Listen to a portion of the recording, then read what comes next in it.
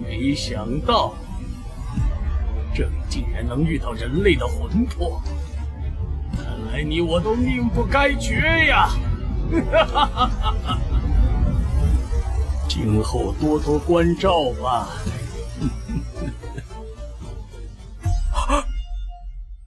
恭喜YY9518066616号魂魄。啊！因为您生前的功德值足够，可用功德值进行抽奖，有机会获得丰厚的投胎奖励。你在说什么呀？这是哪里啊？这里是坐落在大千世界上的洪荒神器往生塔，是魂魄的起点，也是归宿。我是您的转生负责人，工号177633。顺带一提，我的形象是根据您的喜好自动生成的。这是哪门子的整人节目啊？我的腰，我的腰啊！这样解释打消您的疑虑了吗？您现在是非实体的灵魂状态。等等，我好像想起来了。散步的时候，我遇到了一个小女孩落水了，然后我就跳下去救她了。后面就什么也想不起来了。这么说来，我是死掉了吗？啊，那个小女孩呢？最后得救了吗？通过查询您的功德记录，是成功获救了。那就好，那就好，也不算白死。就是老爹老妈，应该会很伤心吧。我平时还劝他们，钱赚的再多也换不回好身体。现在全家最健康的我，反而先死了。下面由我来为您介绍一下，这个是功德兑换抽奖机。能让我先伤感完吗？抽一次消耗8888功德，您的功德值刚好可以抽奖一次，有机会获得稀有转生礼包，原地复活也是有可能的。哎，真的啊？哎呀，老天保佑啊！我这辈子一次奖都没有中过，玩游戏也是飞球，肯定是为了这次否极泰来做准备的呀！给我复活！哈哈，这个气势，有了！恭喜您抽中修真礼包，可以保留记忆进入随机修真世界，并附赠一次100%夺舍成功的能力。啊？啥玩意儿啊？现在为您传送，色魔先生。最好得给我说明一下！哎呀，谁是色魔？不想让我玩玩的话，就别特意生成我喜欢的样子。保留记忆应该不用我解释了。夺舍即是可以用灵魂直接占据他人的身体重生。本礼包为傻瓜式操作，只需内心大喊夺舍，然后冲入目标身体即可。那被夺舍的人，不就是相当于被我干掉了？是的，所以夺舍是有限制的，只能对功德值为负数的人夺舍。功德值负数？那我不是只能当坏蛋了？是的，如果您觉得不妥，也可以放弃礼包使用权。哎，我就是吐槽一下，为民除害也挺好的呀。要除就索性除个大的。哎，你能不能查一下我转生世界里面功德值最低的人，我就夺他的舍了。可以查到，但是您要考虑清楚，在修真世界功德值最低的人，肯定是为祸一方的魔头，杀人如麻，树敌众多，肯定有不少人要他的命。嗨，大魔头应该是有些自保能力的吧？我夺舍之后就直接隐居苟起来就好了。反正魔头应该都是满级神装了。那好吧，夺舍需要您亲自操作，我会把您传送到内人的身旁。正在添加传送位置，所在世界功德值最低之人10米范围内。修真世界的人不会发现我的灵魂体吧？放心，往生塔会在您夺舍成功前屏蔽您的气息。添加成功。啊，那就好。祝您转生愉快，色青狂先生。你呀！工号177633。怎么了？你负责的那个魂魄呢？已经成功转生了。有点奇怪，我这边发现，他虽然是魂魄刚进入往生塔，但死亡时间显示的却是3年前。什么？定点传送完成，请在半个时辰内使用本礼包。嘿嘿嘿，修真世界我来了！我靠，坑爹呢！说好看不到我的呢！女侠饶命啊！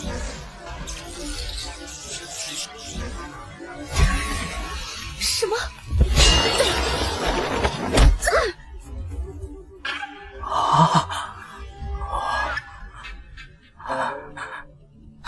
没事吧，大师姐？没事，这困阵级别很高，凭咱们的手段破不开。困阵？原来不是冲着我来的呀！说好把我传到魔头身边的呢，怎么只有2个姑娘？等等，难道是女魔头？我该问一下性别的呀！他们头顶上面的是功德值吗？都是正数，那他们不是我的夺舍对象。没错，这阵法不到金丹后期是破不开的。见过前辈，我们是青云宗的弟子，误入前辈清修之地，还望见谅。是吗？老夫最喜欢你们这些名门正派的修士了。即使如此，还请前辈打开困阵，晚辈也好亲自拜见前辈。看来我的灵魂能穿过这个阵法。不愧是名门可是拜见了，都能说会道的。负10个亿功德，这家伙才是魔头啊！我靠，这得干了多少坏事！正好我舍了他，也能救那2姑娘一命。我这长得也太丑太老了吧，感觉都快入土了呀！下不去手啊！这些毒气是老夫精炼的尸毒，一旦沾染，皮肤溃烂，五脏溶解，最后变成求生不得、求死不能的活死人。什么？困阵中间有个机关，只要注入灵力，就可以把尸毒导出阵法外面。但是，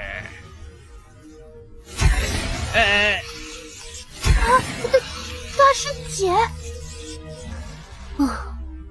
这个也有禁止保护吗？你在做什么？没听见老夫讲的吗？这是可以导出尸毒的机关，你要把它弄坏，是不想活了吗？是啊，大师姐，听前辈把话说完呢。哼，他不是什么前辈，只是以折磨人为乐的邪修罢了。反正他也会说阵法外面有什么无辜之人，自救就要害死别人，然后想看咱们这些自诩正道的修士如何丑态百出，最后都活不了。与其成为他诋毁正道的谈资，还不如坦然赴死好一些。好家伙，这个就是我预判了你的预判吗？都给魔头整不坏了。别担心，只是投影用的金球。有点小聪明啊。的确，这阵法外有老夫抓来的凡人志同，老夫倒要看看你们被尸毒折磨的求生不得、求死不能的时候，还会不会这么清醒？哼，是避毒丹吗？啊，不愧是大师姐，准备的真周全。可笑，区区避毒丹还想防住老夫的尸毒？这不是避毒丹，是我研制的毒药。啊！无色无味，入肌以下，只需吸入几口，便会魂归天外。等一下，大师姐，你拿毒药干什么？我把毒药混到尸毒里，再导出去，可以让那些孩子没有痛苦的离开。送走他们之后，咱们再自裁。啥？哎，别冲动，再想想别的法子。这是我能想到的最优解了。哪里优了？自裁就自裁，干嘛带着那些孩子？被这种邪修抓到，死亡才是最好的解脱。你不忍心看的话，先吸一口。别！不痛的，跟睡觉一样。啊！不要啊！快拿走！这个魔头想找乐子，他抓错人了呀！这位大师姐简直是人间清醒过头了呀！哎呀，瞅就瞅吧，我再不行动的话，不等魔头动手，全场就要被这大师姐给送走了。哼，想死没那么容易。哎，等等，这是什么？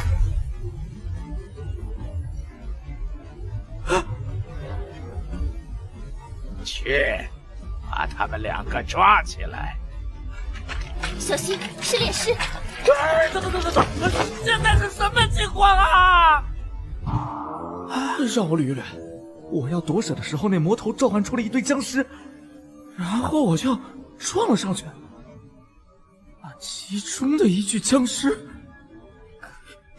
夺舍了。我靠，坑爹呀！这不完犊子了吗？身体也被那魔头操控了。检测到宿主产生自我意识，造化系统启动成功。什么？宿主魂魄肉体同步率过低，正在协助修正。什么情况？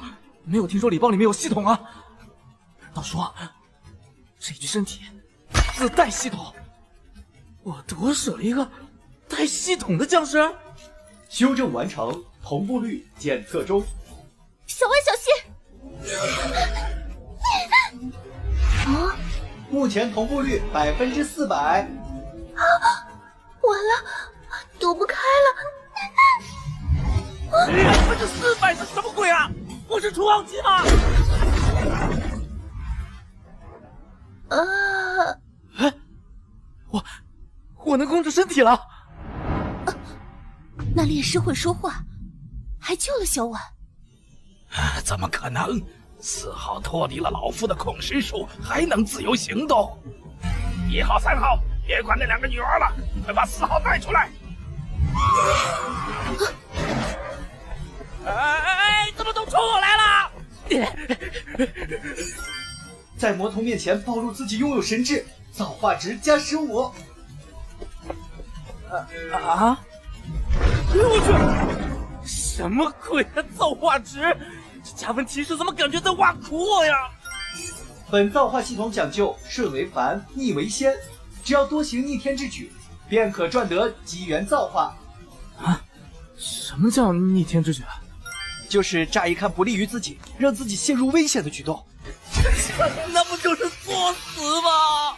错，本系统是向死而生，讲究否极泰来，用霉运换气运，用逆势换长生。长生？那前任宿主是怎么死的？还被人炼成僵尸了？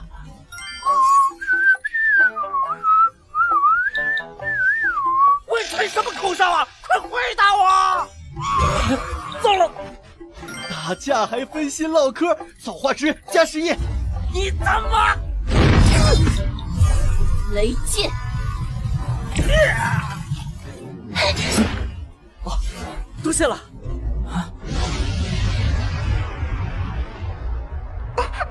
小心，是尸毒，没地方躲了。既然想捣乱，那就先解决了你们。别担心，宿主的炼尸身体不怕尸毒，但那俩姑娘怕呀。我们现在是一条身上的蚂蚱。系统上传有解毒丹脉。我感觉他们还没有信赖到随便吃我给的东西吧？可以等他们晕死了再喂。那不就失去2个战斗力了吗？真麻烦，你自己挑行了吗？差不多该结束战斗了吧？什么？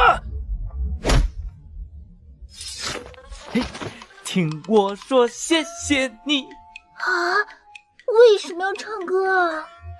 是我们该谢谢你，多亏你的宝衣，不但能抵挡尸毒，还能缓慢修复已经被尸毒腐蚀的身体。你真的是炼尸吗？我从没听说过有能说话的炼尸。这个小看你们了，只动用了炼气期炼尸，看来老夫要认真点儿了。那个4号竟然诞生了神智，真是天助老夫，绝不能让他有任何闪失。去，让个女娃杀了，4号抓活的，别伤到了。小心，又来2个！这股压迫力和师尊差不多，这切丹大圆满的炼尸。想活命就配合我。大师姐，你那邪修的性子，绝对会慢慢提高炼尸水平。看咱们困兽之斗，以此为乐。现在却突然派了2个结丹期的炼尸，我只能想到一种可能：他的目的已经变了，并不是要折磨我们，而是急于抓住你这个特殊炼尸。那2个僵尸真的不动了！我强啊，大师姐！看来被你猜对了。谁是你大师姐？吃大师姐豆腐，造化值+6。神他妈吃豆腐，我是不小心碰到的。你不说我都没有意识到那是熊啊！老夫只是不想陪你们玩了。4号不过炼气期，老夫这里有的是这样的。你们要杀便杀了吧！好。住手！可恶！老夫可以放了你们，把4号留下。先把尸毒散了，禁制法阵打开。哼！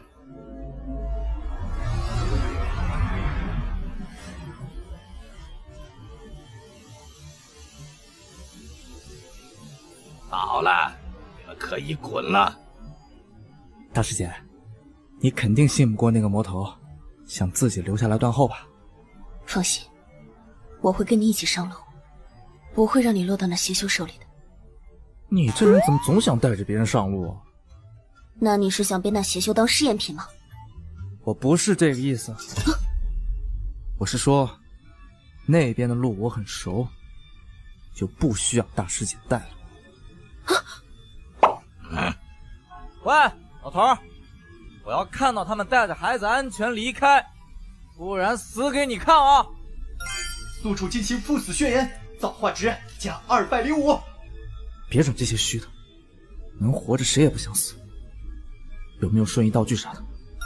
本系统为了让宿主直面困境，获取造化，暂时不出售任何淘宝道具。靠！我算是知道前任宿主是怎么死的了。好，老夫答应你，他们现在就可以滚了。放手吧，大师姐。本来我就是必死的，现在能多救一个你，怎么想都是最优解吧。这回救了5个人，不知道还能不能抽奖了。你有什么未了的愿望吗？想成为亿万富翁，环游世界，再找个大师姐这样的老婆，生个孩子，就叫我替你报仇的。要去，老夫亲手炼化的僵尸，竟然还知道舍己为人。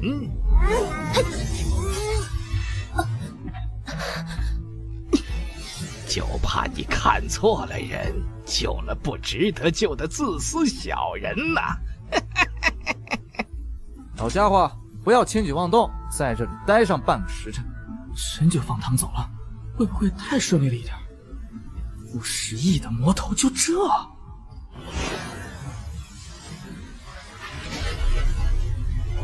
呀，宝仪消失了！切！大师姐，邪修没追上来，那个烈士真的救了咱们。大师姐，你怎么了？走时我看见邪修在背后掐了手印，那是用来远距离勾画法阵的。那炼师在给咱们拖时间，但邪修同样在拖时间。时间一到，阵法成型，再想自裁就难了。那我怕他知道后动摇，也怕那邪修鱼死网破，到最后都没有提醒他。他是故意暴露手印给我看的，是他赢了。在最后莫大的生还希望面前，再多的勇气也变成了追求苟活的私欲。经此一役，我道心留下污底，怕是以后会被心魔反噬了。大师姐，这不是你的错，换做任何人都不可能比师姐你做得更好了。先不说这个了，现在咱们能做的就是尽快回宗门，找师傅大长老他们出山，看看能否救下那烈士。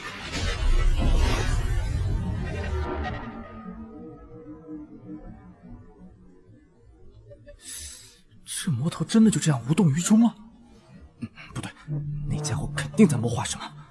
检测到宿主脚下有即将成型的封印阵法。果然，就知道不可能这么顺利。什么？别挣扎了！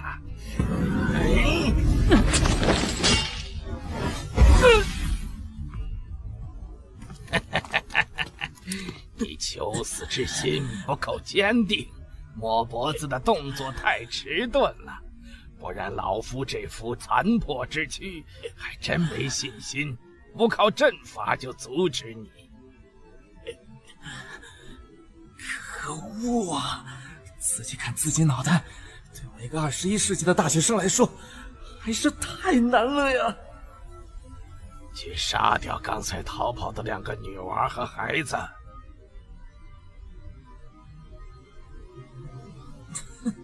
都这么久过去了，追不上追不上也无所谓，老夫已经在那女娃道心上种下心魔，他以后的日子也不会比你好过。什么？你果然被人卖了，还在帮人数钱呢。他们走时，我故意暴露了远程结印手印给那女娃看，但她并没有提醒你，自己逃命了。怎么样？现在是什么心情？是不是替自己觉得不值啊？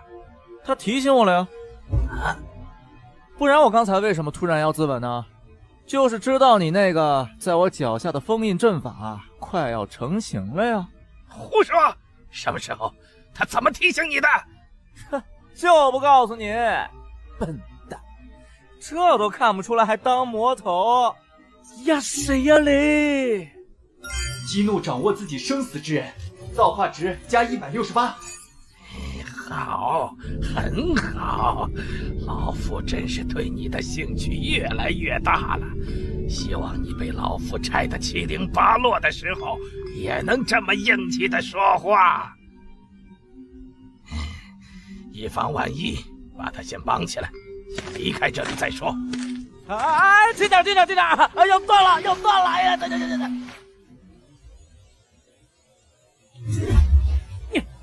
呀，完了！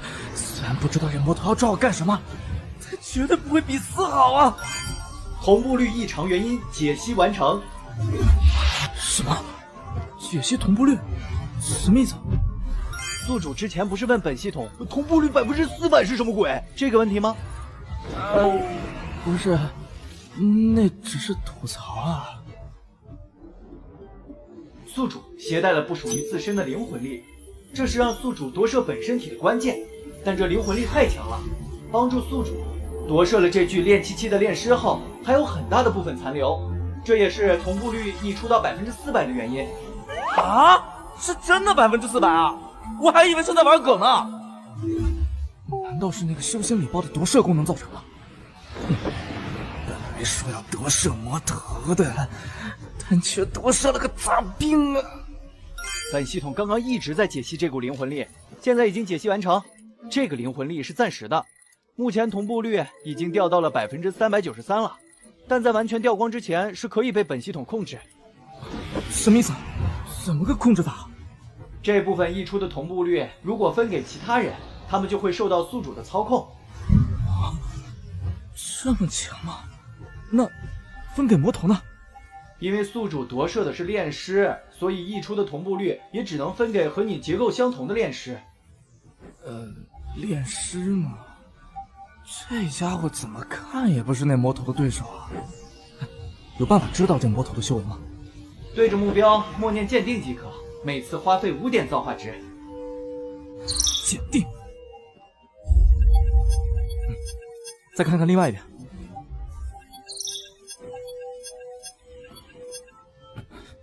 银变器，还好他重伤修为跌落了，对付他，光靠这个大块头炼尸明显不够啊！想脱困，只能赌一把了。系统，把我所有多余的灵魂力都分给这个炼尸。控制这个光头，只需要6%左右的灵魂力就够了。照我说的做，我有我的打算。好吧，分配完毕。你干嘛？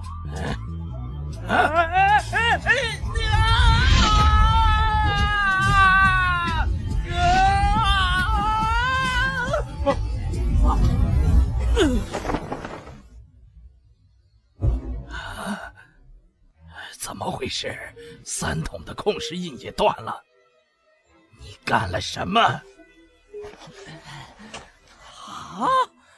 这光头差点把我摔死，我还要问你干什么呢？容易出故障的东西就别放出来了。小崽子，别想耍什么花招！老夫虽然暂时不会杀你，但是有很多办法能让你生不如死。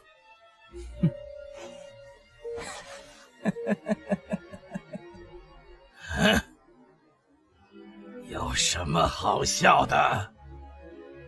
你那戒指里果然还有更厉害的家伙呀！什么？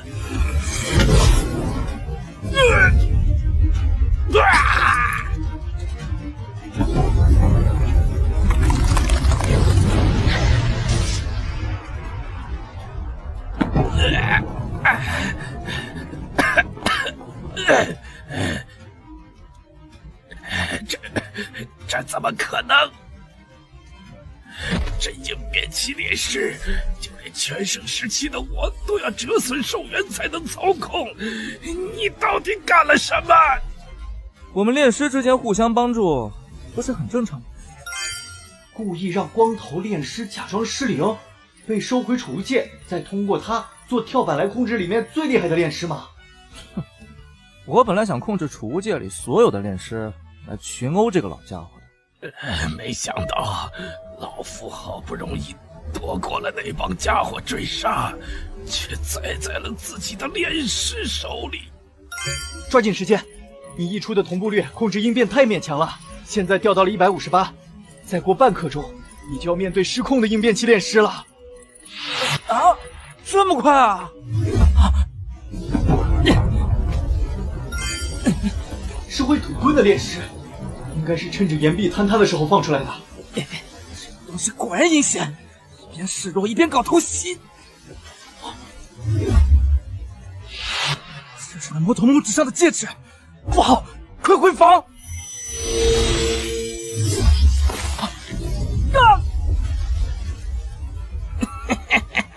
小崽子，可不只有你会用储物戒偷袭。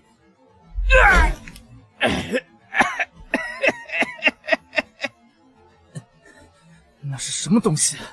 竟然能够轻松穿过阴变器的防护罩，直接钻到我身体里了。是一件大礼，有了这东西，你也会和老夫一样的下场，定会不得好死。杀了！完成越阶击杀杜老魔，造化值加2000。哎，系统，那个家伙射了什么东西进我身体里了？分析完成，是名为祭选阴煞珠的宝物。这颗珠子只要融入紫煞阴邪之物，便能让他们超速再生，不死不灭。拿宿主现在的炼尸身体来说，只要不是灰飞烟灭的伤势，都能起死回生，恢复如初。什么？这老东西怎么会把这么逆天的东西给我呀？他自己怎么不用啊？他虽然是邪修，但本质还是人，没法用，只给自己的炼尸用又很浪费。之前说他被追杀，多半就是因为此物不是他这个境界能拥有的。那他抓我，说不定也是想通过我来找到能合理使用这祭血阴煞珠的办法。有这个可能。宿主虽然得到此神物，但修为太低，没法压制此物气息。一旦被人发现，多半是会被生生炼化取宝的命运。啥？那能弄走吗？宿主已经和那颗珠子彻底融合，本系统也没有办法。那我现在不就相当于移动的天才地宝了？啊，麻烦了呀！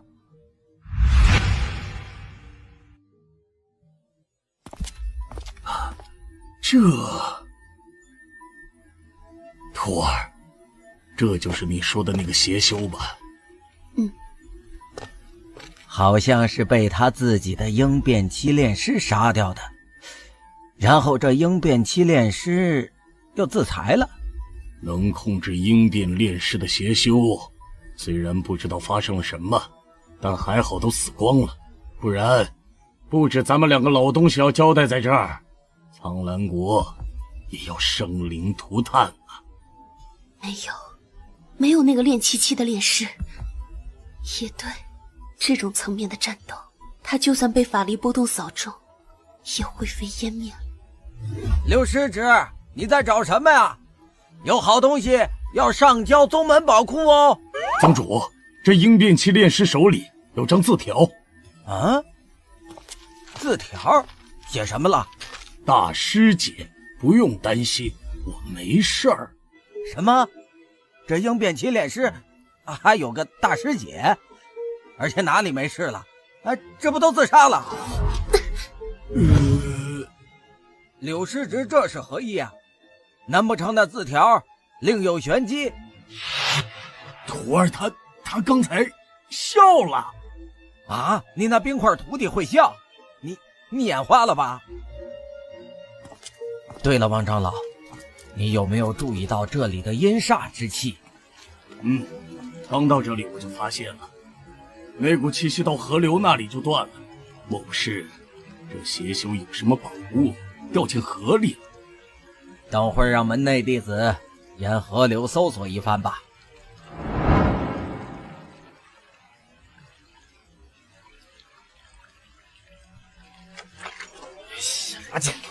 垃圾，都是垃圾。哎呀。本以为这魔头的储物戒指里能有什么掩盖阴煞珠气息的东西，还花了500积分破解和380积分鉴定。哎呀，结果就60万下品灵石有些用处，别的都是堆毒药和邪性的东西，完全就派不上用场。商城里面也没有用得上的道具，不把身上散发阴煞之气的问题解决，我根本哪里都去不了啊！哎呀！可以用左后方那个红色盒子。哦，这个吗？是的。鉴定。这有什么用啊？你是要把我装盒子里吗？可以使用本系统的物品合成功能。啊？物品合成？宿主如果把其他有屏蔽功能的法宝和这个盒子结合，大概率能生成具有屏蔽阴煞珠效果的道具。哦，这个功能好啊！哎呀，不只是阴煞珠啊，我炼尸的身份最好也能隐藏起来。我记得刚才鉴定过一件东西，哎，找到了。我看看啊，先把这个坠子设定成主物品，把盒子设定成副物品，然后合成。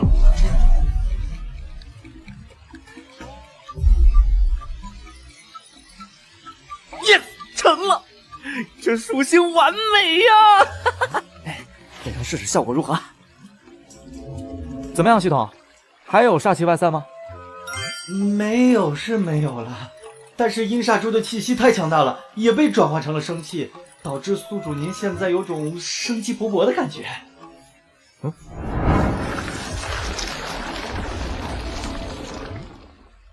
这有什么用啊？我还是活靶子呀！哎呀，宿主不用担心，生气比阴煞之气要好控制得多，只需要购买商城屏蔽气息的法衣就能掩盖住。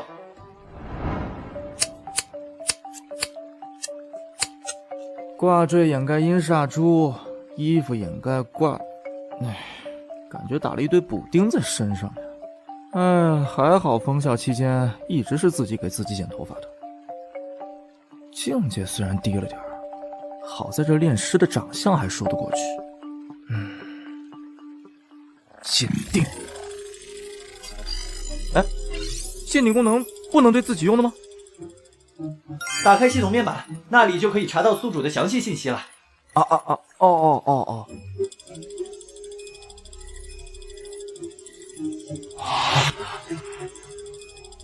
什么鬼啊！生前宇航员是什么意思啊？这里不是修真世界吗？系统，你给我解释一下呀！解释不了。啥？因为我和前任宿主的记忆都受损了。前任宿主是在个小山村方醒的，身负重伤，躺在村长家里，什么都不记得。据村长说，他是昏倒在森林里，被村长女儿发现的。而我只记得自己是造化系统，要收集造化值以及系统各项功能和这个世界的百科知识，但是并不记得自己是如何诞生的，又是为什么出现在前任宿主身上。那前任宿主有你这个金手指，怎么还是死了呀？这个，因为本系统有很严重的 bug。啥？但是宿主来了之后就没触发这个 bug 嘞，难不成我自我修复了？喂，你给我说清楚一点！您有新的系统任务。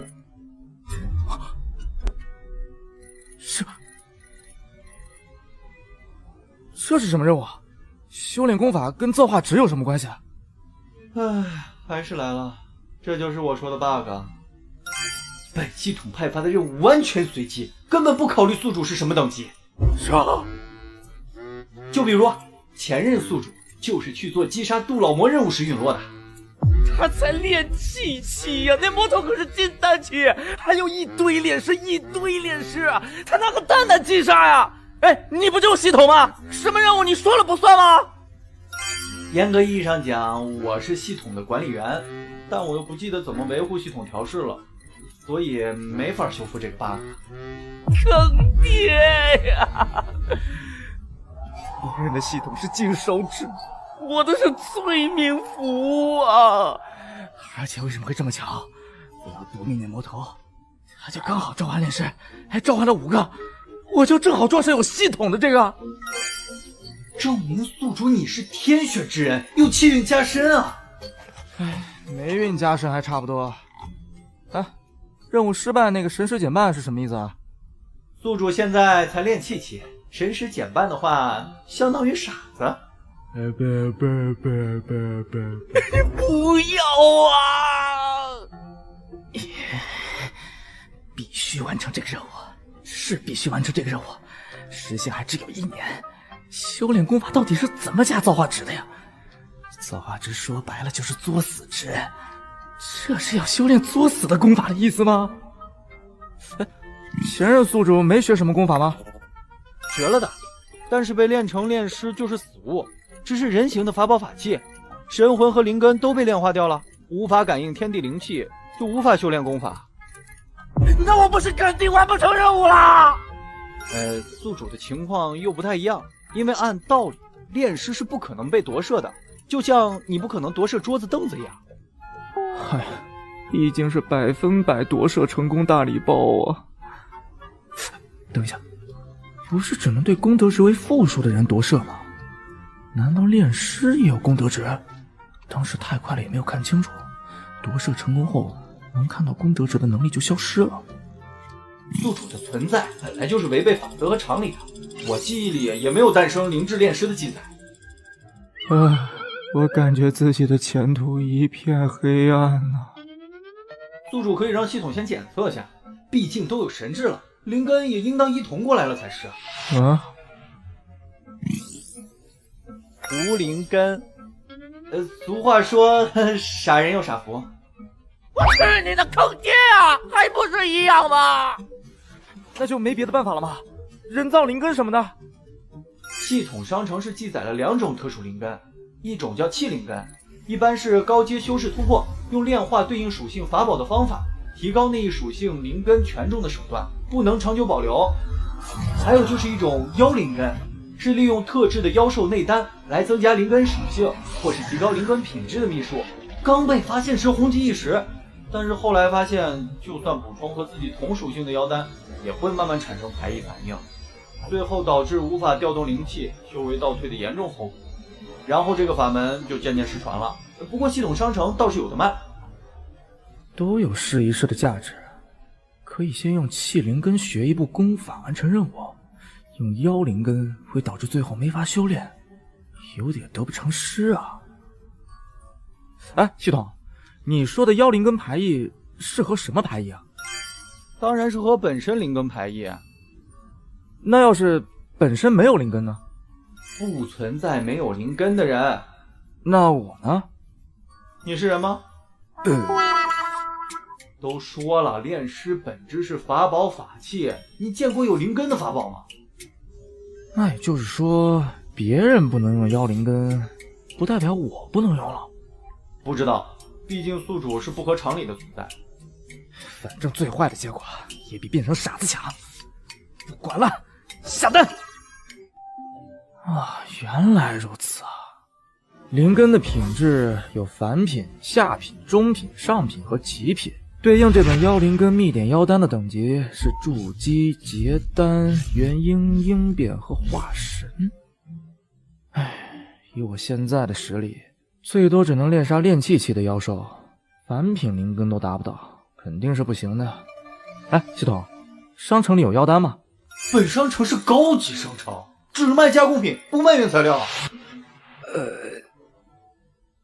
看来得去有修士贸易的地方，看看能不能买到高阶一点的妖丹了。也不知道60万下品灵石够不够。系统，这附近哪里有什么修士方士之类的地方吗？不知道，我和前任宿主苏醒后一直宅在山里，没见过什么世面。你找个当地修士问一下。垃圾，不愧是二手系统。你叫谁二手？那叫你寡妇系统还是未亡人系统呢？我和前任宿主又不是两口子，请停止你的 PUA 行为。当地修士的话，要找他们吗？我记得他们是青云宗的。我知道青云宗，这个大百科里有记载。这片大陆名为天穹神州，有5殿10国。咱们所处的是苍兰国，最有名的修仙势力便是3宗4门。3宗为青云宗、风雷宗、合欢宗，4门是御兽门、万象门。打住！你说这么多我也记不住啊。难怪那丫头遇到魔头要先自报家门呢。原来青云宗这么有名吗？还望见谅。位置在哪里？你知道吗？离这里不算远，以宿主的脚程2个小时应该就能到了。走吧。对了，合欢宗离这里近吗？顺路的话，我想单纯的参观一下。远倒是不远，不过宿主身上不论是生气或是阴煞之气，都特别适合制成合欢宗的南炉鼎。那没事了。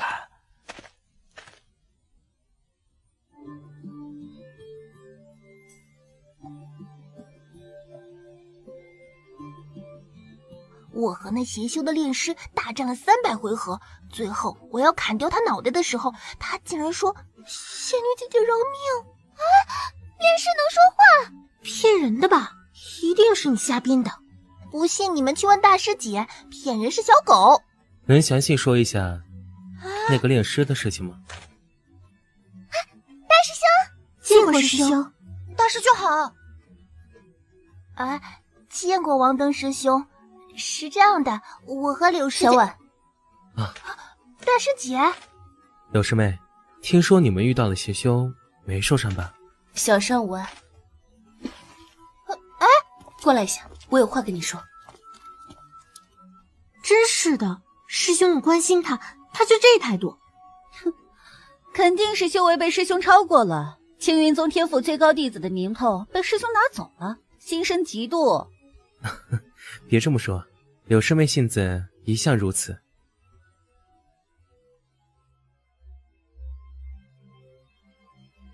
是我的疏忽，忘记和你说了。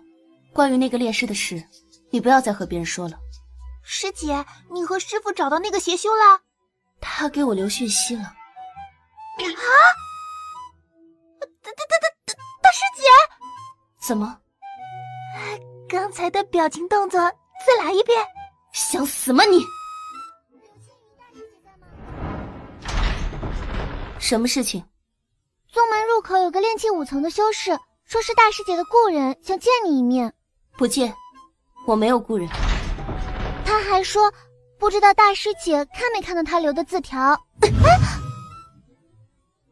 小婉师姐，大师姐这是怎么了？你问我，我问谁去？哟，大师姐，好久不见啊！你不是那人，他人呢？为什么伪装成他的样子？我就是啊，我找了件能屏蔽死气的法器，不然哪敢过来找你啊？我可不想被人当小白鼠。哦，这里不是说话的地方，跟我来。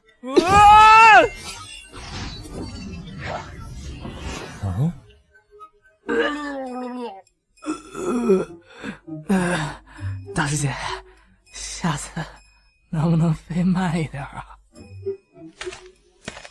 不可思议，从那邪修手下逃出来，你竟然毫发无伤。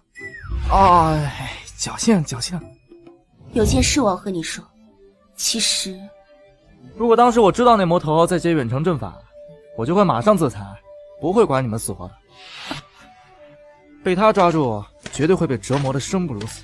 你们对我而言又只是陌生人，如果我没出现，你们本来就是必死之绝，所以我也不欠你们什么。看来你都知道了，我发现了他的阴谋，还是什么也没说的离开了。是啊，那魔头可不会错过这种嘲讽你们的机会。你很失望吧？豁出性命救的竟是我这种自私之人，这样的我根本不配继续活着。哎，你在说什么呀，大师姐？刚才我不是说了吗？还好当时你没提醒我呀，不然我就自裁了，就死了呀。现在也没法站在你面前跟你说话了。大师姐，你是不怕死的，不提醒我，无非就是为了不让师妹和那些孩子们陷入危险。我站在你的立场，同样会这么做，所以也无需为此自责。况且我这个当事人都不介意，你再无法释怀，可就有点矫情了啊。你真的不介意吗？我介意的其实是大师姐你的处事方式啊！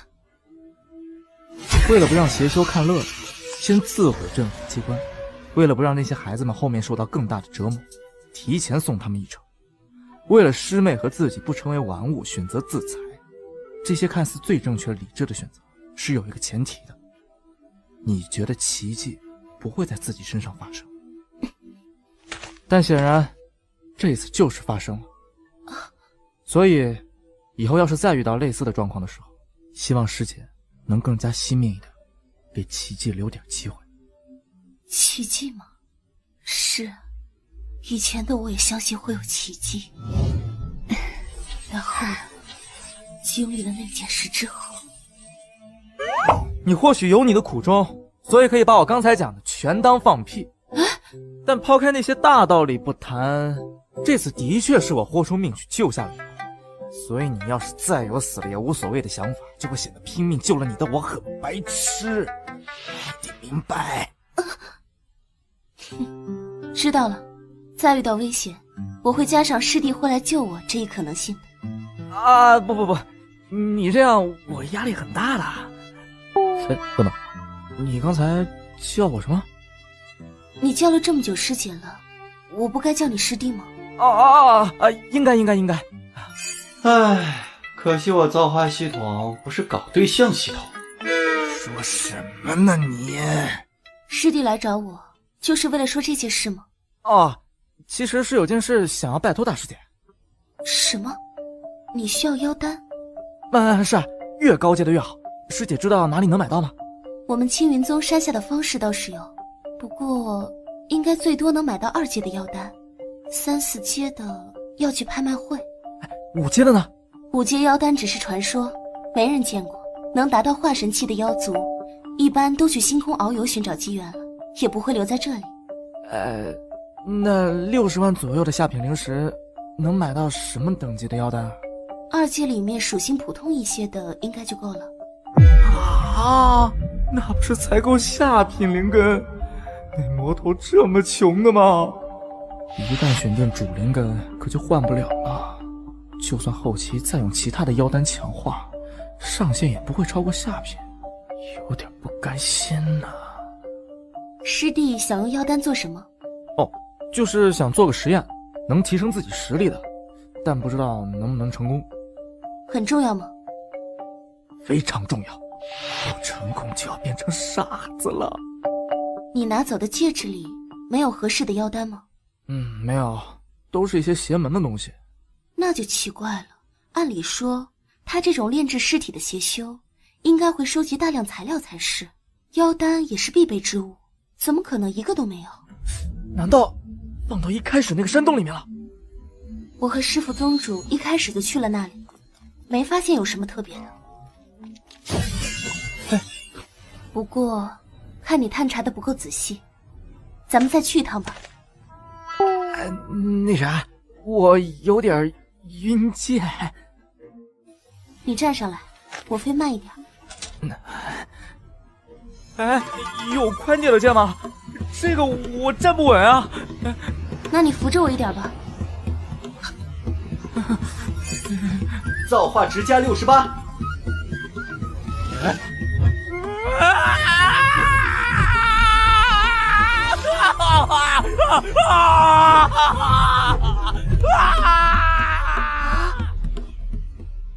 我没眼花吧？大师姐后面是那个炼师，他还搂着大师姐的腰。气死我了！我都没搂过，那个混蛋凭什么？大师姐为什么会同意呀？等等，难道说大师姐她有炼尸癖？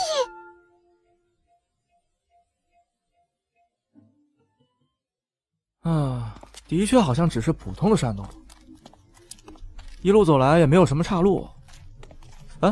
你们当初为什么来这里啊？我是和师妹调查宗门弟子失踪的事，没想到里面会有个邪修，他布置阵法困住我们的这里，就是山洞的尽头了。鹰变期的大修士，没道理窝在这么个普通的山洞里啊。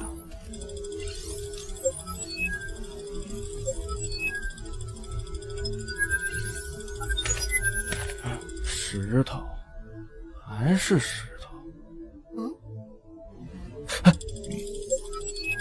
这是什么？师弟，你在做什么？等下我再和你说。系统，薄弱空间壁里的是什么玩意儿？有些上古战场一类的地方，由于大能修士交战会破坏空间法则，导致空间不稳定，会出现空间壁变薄的情况。但是这里又不是上古战场。这里空间法则十分稳固，但只有这一处有变化，那就只有一种可能：有化神以下修士开辟虚空洞府，也就是在虚空乱流中开辟一片稳定的空间。这种洞府会用固定阵法或者法器把自己稳固在虚空乱流中，但后来洞府废弃了或者大能陨落了，稳固阵法和法器在乱流的日积月累的冲刷下发生松动，整个洞府就会慢慢偏移。如果偏移的洞府挤压到了某处本来稳固的主空间，就会出现空间壁变薄的情况。好家伙，化神以上的洞府，这机缘现在可要不起啊！难怪那个魔头会待在这里。新的系统任务提示，又来！获得任务道具洞府钥匙。我去你个大宝贝儿！老子在练气呀、练气期间化神欺负们，怎么不直接让我死啊！完了，全完了！到底怎么了？从刚才就一直自言自语。什么？化神期修士的洞府？但你又是怎么知道的？宗主元婴期神时都没有发现这里空间的问题。你可以当成是我的天赋吧。如果真的是化神洞府，我得快点禀明宗门，估计要让太上长老出关了。我必须得先进去。难道说你一直在隐藏修为？我练气5层啊！师弟何故轻生？哎呀，不是，我也不知道该怎么解释了。我就是有必须要最先进去的理由，去了不一定死，但不去一定会死。我不会现在就进去，但为了满足最先进入的条件，还请师姐替我保命。有3年的时限，还是要先把灵根的问题解决了，把实力提高，生还机会也大一些。可是把这件事禀告宗门是天大的功劳，你妖丹的事情肯定也能解决。不，这件事的优先级别要高于妖丹。那你答应我一件事，我就替你保密。师姐请说。你要来进入这洞府之前，必须通知我。好的，没问题。我推荐宿主可以先进去看一眼，有危险再撤出来。为什么？那个邪修发现了这个洞府，不可能什么都没干。或许他储物戒指里没有任何炼尸用的材料，就与此有关。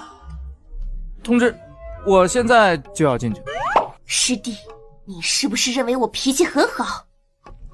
不是，我是进去瞄一眼就出来。我怀疑那个魔头有好东西藏在里面了。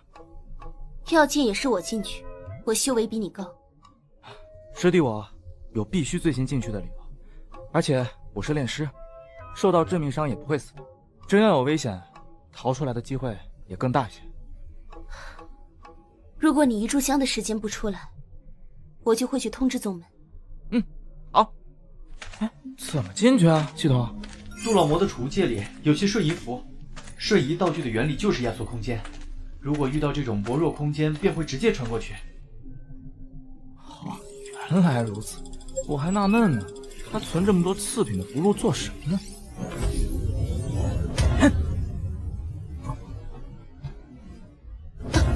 这么快？师姐，你也进来看一下吧。这里就是化神期洞府？不，这里是空间夹缝，前面青黑色的是洞府的外壁。师姐，你看一下上面。好狠啊！是我害死了那些无辜的孩子。师兄，为什么对我出手啊？救命啊！这些是修士魂魄。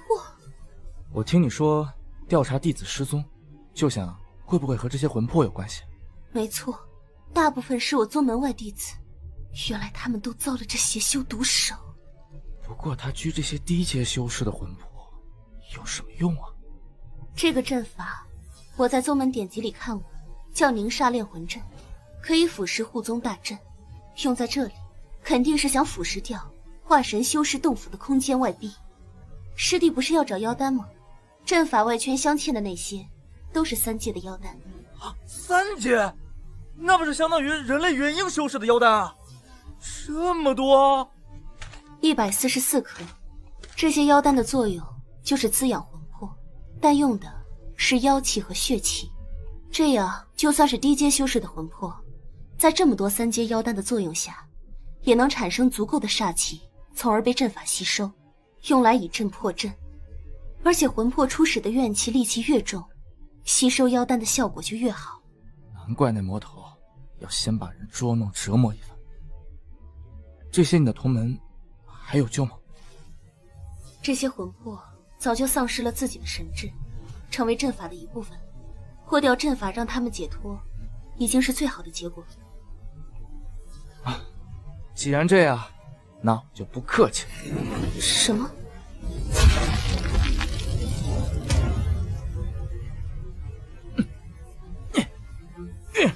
你在干什么？快下来！粘的还挺紧的。没用的，此阵妖气、血气、煞气三位一体，一旦成型，至少需要3位元婴期修士同时。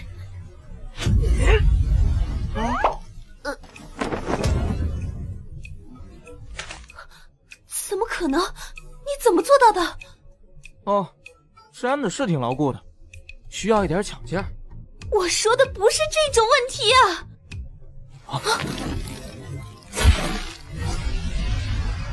阵法的保护罩破了，这些亡魂都得到了解脱。谢谢哥哥姐姐。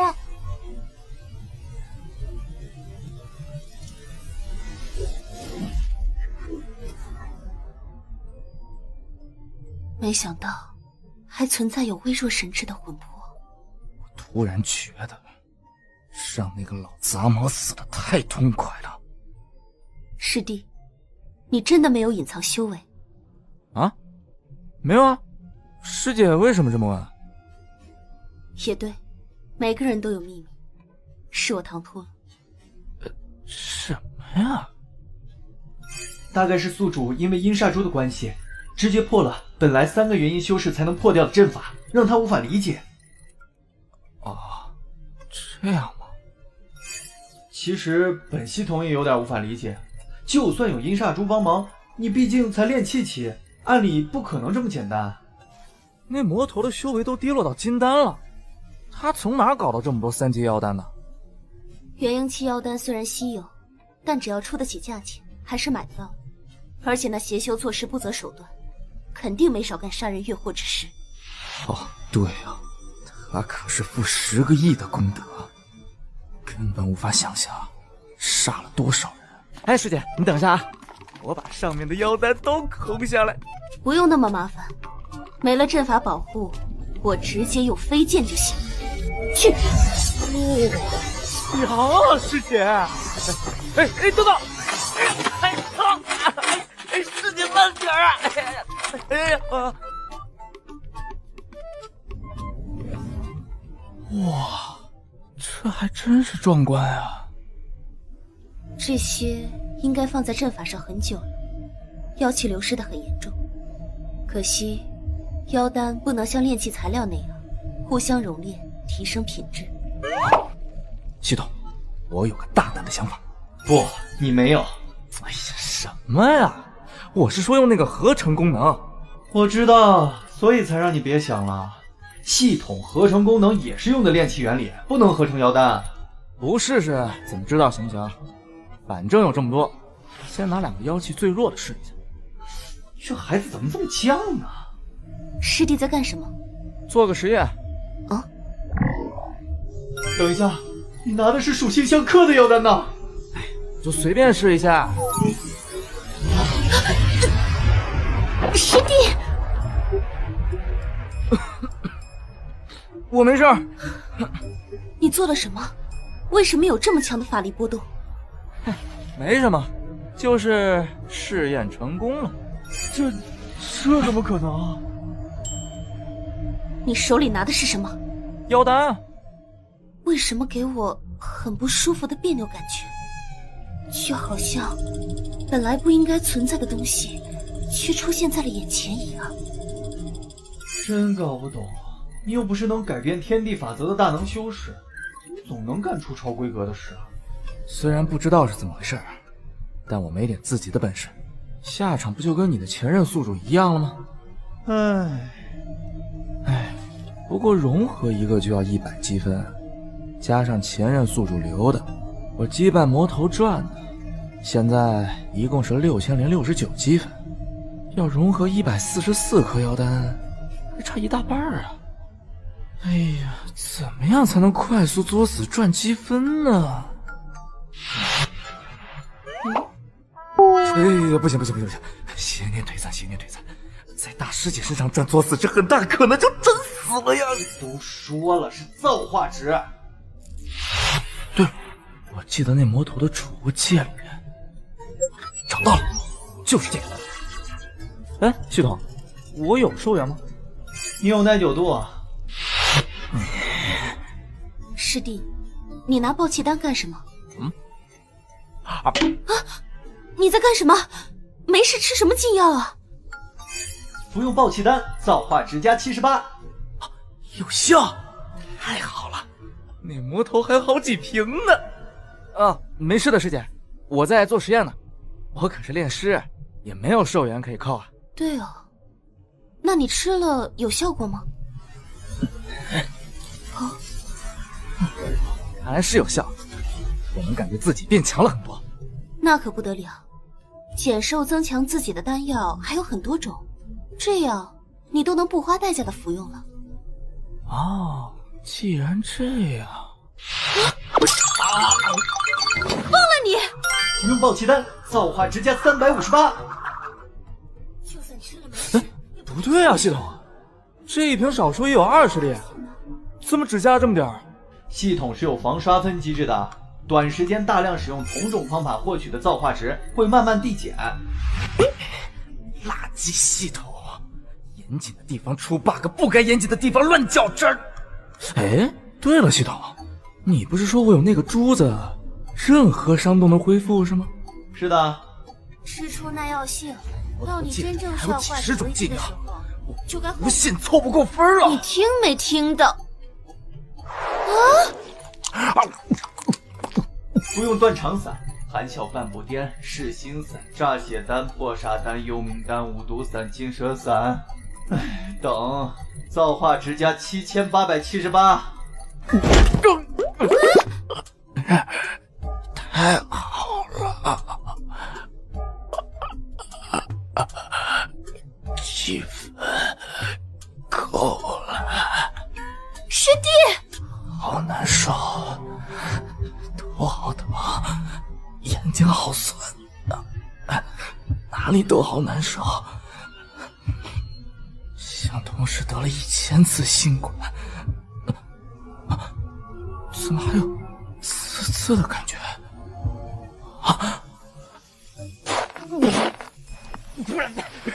哎，师姐，你干什么呀？你不是自杀了吗？我就想着让你入土为安。我没有啊，而且你分明看到我睁眼睛了，你还往我脸上扬土。吃那么多毒药禁药，不是自杀是什么？这一个时辰，我看你经脉碎了长，长了碎，皮肉化了凝，凝了化，身体一会儿溶解，一会儿烧焦，一会儿结冰。啊，这么恐怖吗？还好我晕过去了。哎，我衣服上面这些洞是哪种丹药弄出来的？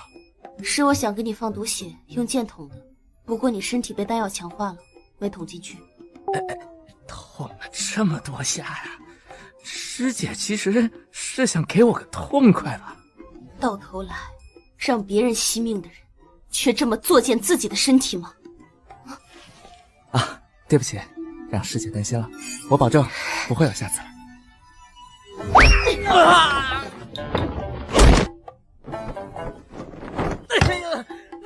疼！师姐，你干什么呀？哎呀！别装了，苏卓，你身上现在10几种丹药的增幅 buff 都没失效呢，站着让你师姐砍他都砍不动你啊！蠢啊你！我不装大师姐怎么会消气呀？哎呀！不管你有什么苦衷，总之再做这种事，不要当着我的面。啊！你的套路没用，人都气跑了。哎，是我冲动了，以为阴煞珠能压制住药效，结果身体会发生那么恐怖的变化，也不知道大师姐这一个时辰是怎么过的，可别留下什么心理阴影啊。积分够了，先让大师姐消消气，我把这些妖丹都合成了再出去吧。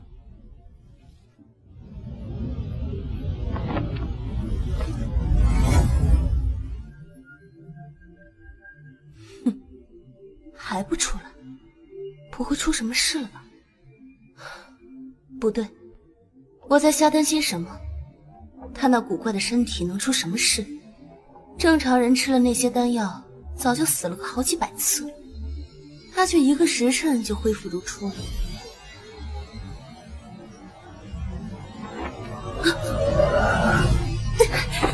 他又干什么了？灵力波动强大到都穿透空间壁了！哎呀！师姐，这是枕头。哎呀，这种时候就不要搞什么反转了呀！按照喜闻乐见的情节发展不好吗？啊？你在里面做了什么？搞出这么大动静？哦，我也吓了一跳，空间壁都差点被合成这东西的能量波动给弄碎了。那是怎么回事？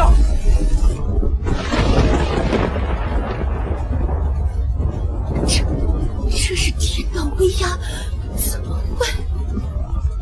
不好，宿主，你合成的这东西招来了雷劫。啥？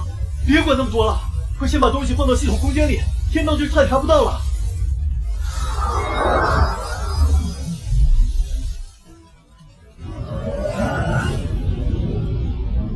威压消散了，天道威压降临，是因为那东西？应该是的。哎，那是什么？竟然会被天道所不容，而且就算放进储物界，威压按道理也不会消散啊。是我融合了全部144盒4阶妖丹后形成的东西。什么？大师姐，你怎么了？师弟，你身上的秘密实在是太多了，我忍住不问，也是很辛苦的。因为现在有些事儿我也解释不清楚，等时机合适，我一定全部告诉师姐。什么人？嘿，这还真巧，竟然在这里碰到千羽师妹。见过大师姐。黄灯、洛晴，你们怎么在这儿？洛师妹对阴变期邪修躲藏在这里的事很好奇，想来看看，又不敢一个人，就约了我一起。贼，拿命来！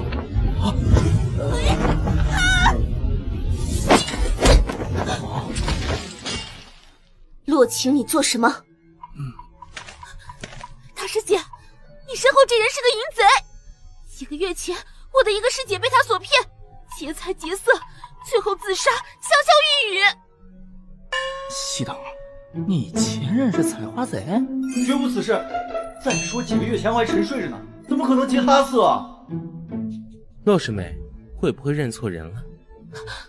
再说，当事人既然是你师姐，你又为何能断定他就是那个淫贼？师姐死前留下那淫贼的画像，我一直带在身上，就是想有朝一日能替他报仇。你了个大婆！这个造型是老子几个时辰前刚拾掇出来的，他师姐哪来的画像啊？原来宿主被人惦记上了。这之中或许有什么误会，不知道道友与柳师妹是什么关系？朋友。认识多久的朋友？5个时辰吧。哎，不是，师姐你要不要这么诚实啊？但我可以替他担保，此人绝不是师妹口中的淫贼。那道友，你可有孪生的兄弟？没有啊。宿主，你也很诚实啊。撒一个谎就要用无数谎来填补。大师姐都说替我担保，我要是说谎被戳穿，反倒是解释不清了。那就说不通了，毕竟道友和这画像上的分明就是同一人啊。不然这样吧，道友，你随我回宗门执法堂，同洛晴师妹一起把此事调查清楚。不可。哦，这是为何？师妹也不想自己的朋友背负污名吧？咱们青云宗执法堂向来严正公明，绝对会还原出事情的真相的。说了不去就是不去。哎，好了好了，大师姐，我来说两句。喂，那张画像拿来给我看一看呗。啊？怎么了？这要求很合理，师妹就给他看看吧。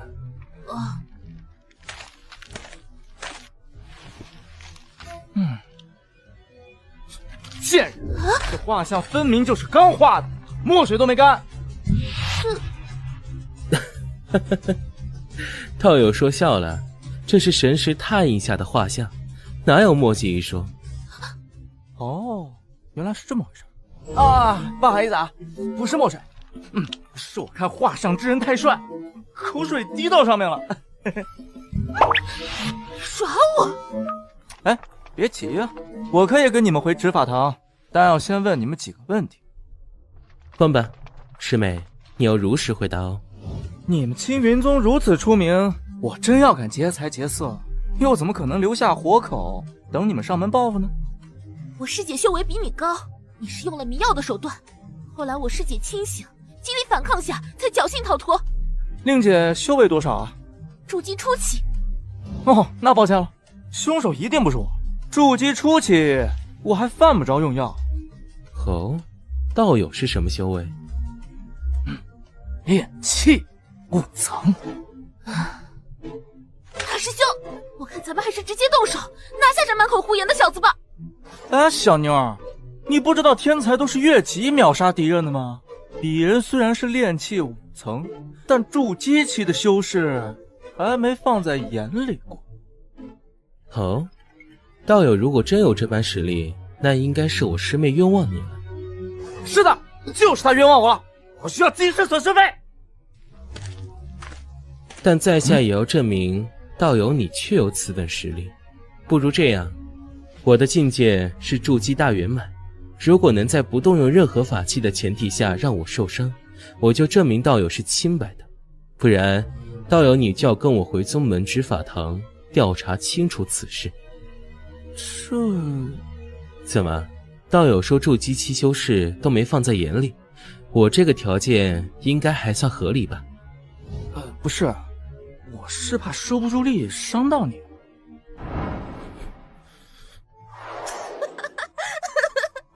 大师姐，你怎么会跟这种傻子交朋友啊？没事的，就算伤了也是我实力不济，不会怪你的。枉我还谋划了一番，原来只是个愣头青嘛。那证明我的清白后，精神损失费怎么算啊？道友想要什么，我会让师妹补偿于你的。我要大师姐当我的女朋友。虎狼之词，造化之加12。我突然觉得他还是有必要去一下执法堂的。我错了，大师姐，我开玩笑的。我要你身上的所有东西，包括衣服加储物法宝。这是道友和我师妹之间的事情，怎么又牵连到在下了？你答不答应吗？不答应，我现在就让大师姐拖住你了。我马上用瞬移符逃跑。这什么人呢？简直是无赖！好，我答应你。但你输了，跟我们回宗门后，柳师妹不得跟去执法堂。你这算什么要求？想屈打成招不成？没事的，大师姐，可以答应的。你在想什么？他分明……别弄残了，他在宗门内还是有些背景的。明白。莫非吃啥还能传染？现在就开始吗？这小子还要柳千云带着飞行，绝对没到达筑基。他们哪里来的自信？是虚张声势。他给柳千云看了下手，他态度就改变了。上面写了什么吗？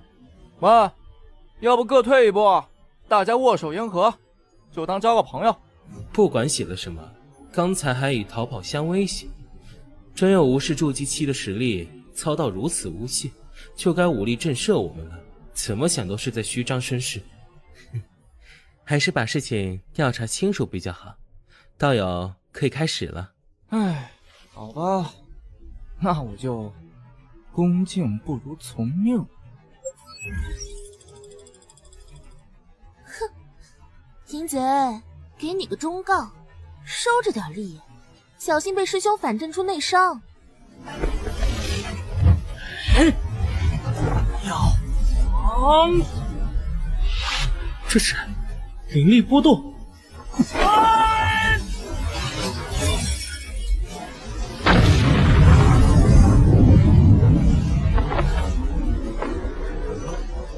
啥？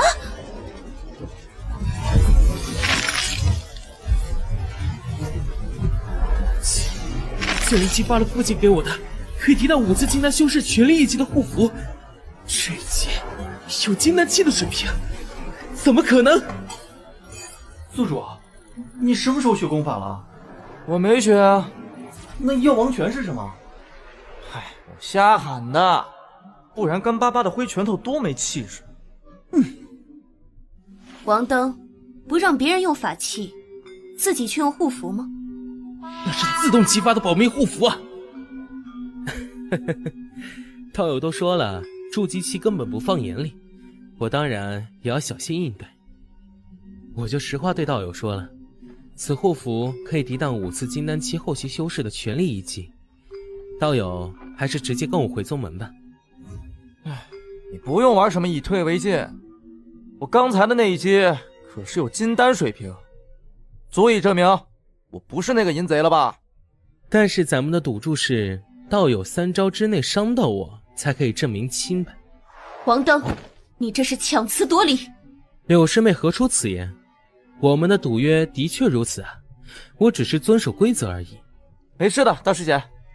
既然这样，那我就继续。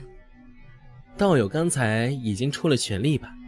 实力达到金丹圆满才能破了我这个护罩的哦。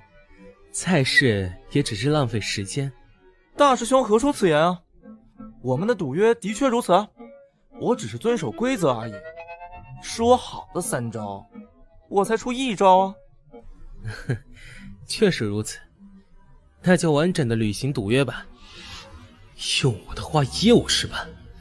你等着，等你到了执法堂，我会让你后悔出生在这个世上。那接好了，这是第2招。贱人，完全一样的招式，知道我的护符珍贵，要故意消耗次数恶心我是吧？10倍药王拳。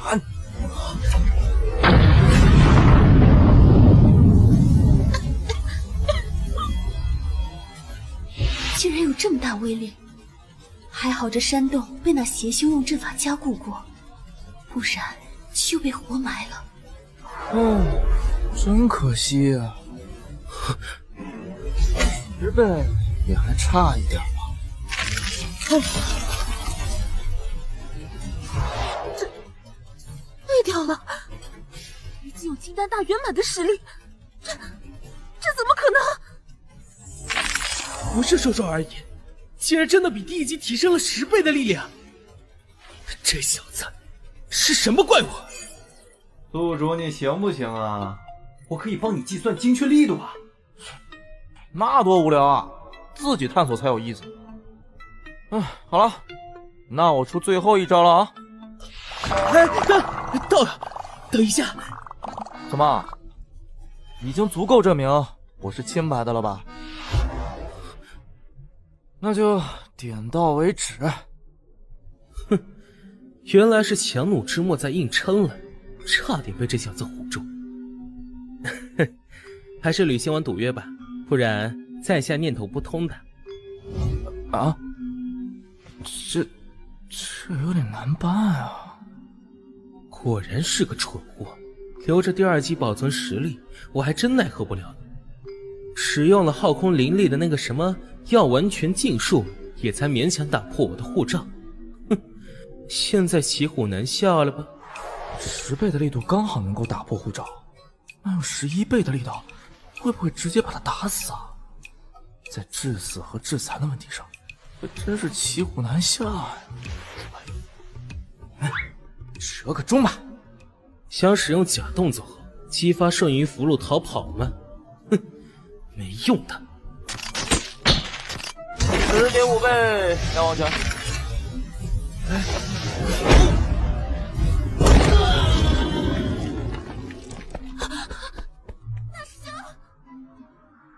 你不会把人打死了吧？嗨，也就破个相吧。他那罩子碎掉的瞬间，我就收力了。挺住啊，大师兄，我这有疗伤丹。嘿呀，飞得可够远的。你们要干什么？别乱来啊！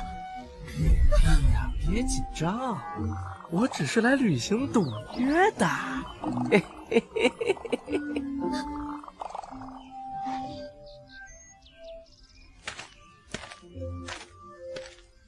啊，人到哪里去了？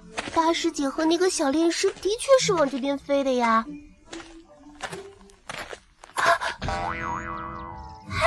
们这是……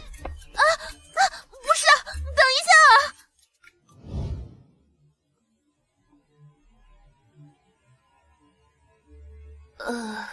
故意引王登和你赌斗，就是为了扒他这身衣服。他看似在当和事佬，实际整个诬陷我的事就是他主导。那个妹子只是工具人，稍微试探一下他就慌了。哎，大师姐，难不成那王登暗恋你？瞎说什么？他和万象门门主的女儿有婚约了呢。我感觉他也不像是因为吃醋才故意刁难我。那他在宗门还有什么背景吗？他父亲是为了宗门战死的，他的爷爷是执法堂大长老。哦，好家伙，烈士遗孤加官二代。那你说他觊觎我什么呀？要说知道了我是炼师，想抓我做研究，那完全可以汇报给你们宗门高层，就说你被邪修炼师蛊惑，让你师傅什么的直接来抓我，这还不用脏他的手。他亲自来演这么一出戏，就是不想暴露我炼师的身份，又对我有所图谋。他看上你了？师姐，别闹。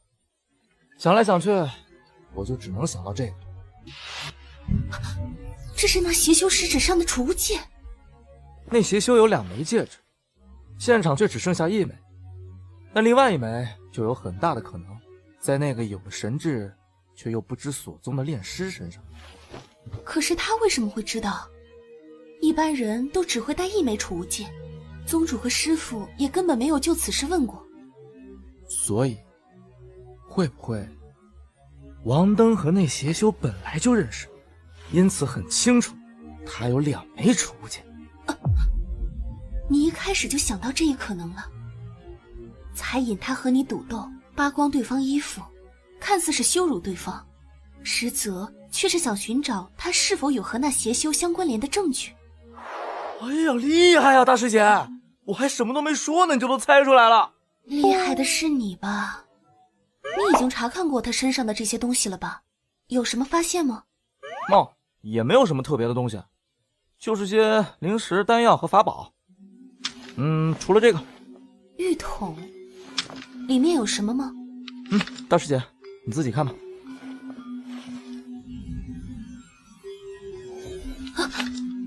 是我宗门外弟子的名单和背景调查资料。王登为什么会带着这东西？师姐宗门失踪的也都是万门弟子吧？师姐，我问一下，弟子失踪这件事在你们宗门得到应有的重视了？不，是我近期认识的一个外门师妹不知所踪，我才注意到。然后我翻看了执法堂的记录，4年前就有很多弟子跟执法堂通报过身边有人失踪的事。执法堂说是全力调查，但事情过了4年也没有什么结果，宗门也没发出过任何提醒弟子的告示。那王登又恰好是执法长老的孙子。你想说执法堂和邪修有勾结，残害同门？或许不只有执法堂。如果那邪修提出跟你宗门共享化神洞府的秘密，代价只是提供一些低阶修士的魂魄，你觉得你们高层能抵挡住诱惑吗？而且只有口头许诺肯定不行，那邪修为了让你们配合，应该会先给一些好处的。你们宗门高层有没有哪个这4年有什么奇遇的，比如得到什么宝贝啊，修为突然暴涨之类的？王登啊，他本来资质平平，4年前只有筑基1层，但却只用了4年提升到了大圆满。宗主和各长老都不吝赞美，说他厚积薄发。你们宗门的水有点深，要不师姐你退宗吧。不行，师尊对我有救命之恩，而且我作为大师姐，我也有义务查明真相，给枉死的师弟师妹们一个交代。既然你不想退，那我就加入你们宗门吧。别胡闹！王登图谋你身上的邪修戒指，你还打伤了他，你加入我宗门不是羊入虎口吗？我也不想的呀。女士回避啊，我给王道友宽个1。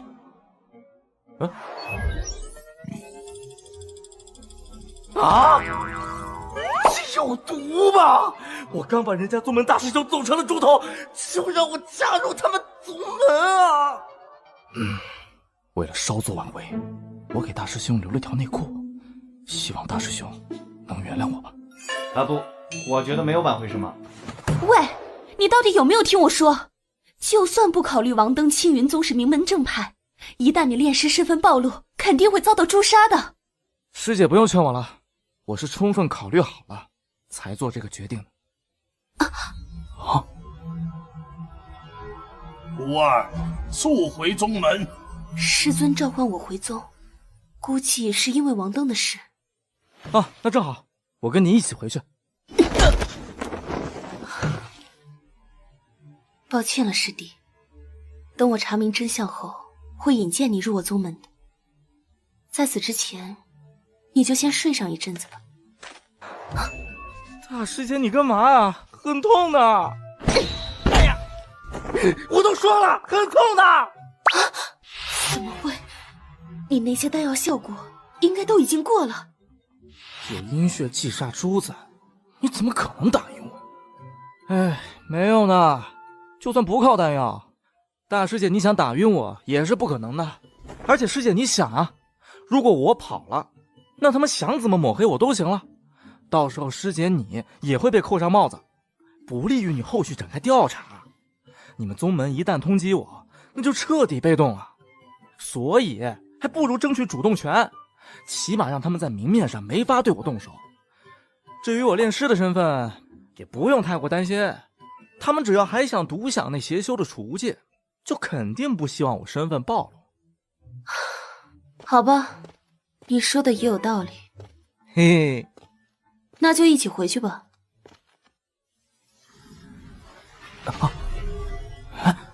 这飞剑怎么比之前的更窄了？难道大师姐其实很想我搂着她吗？别担心，这件把手比较粗糙，睡袋不容易掉。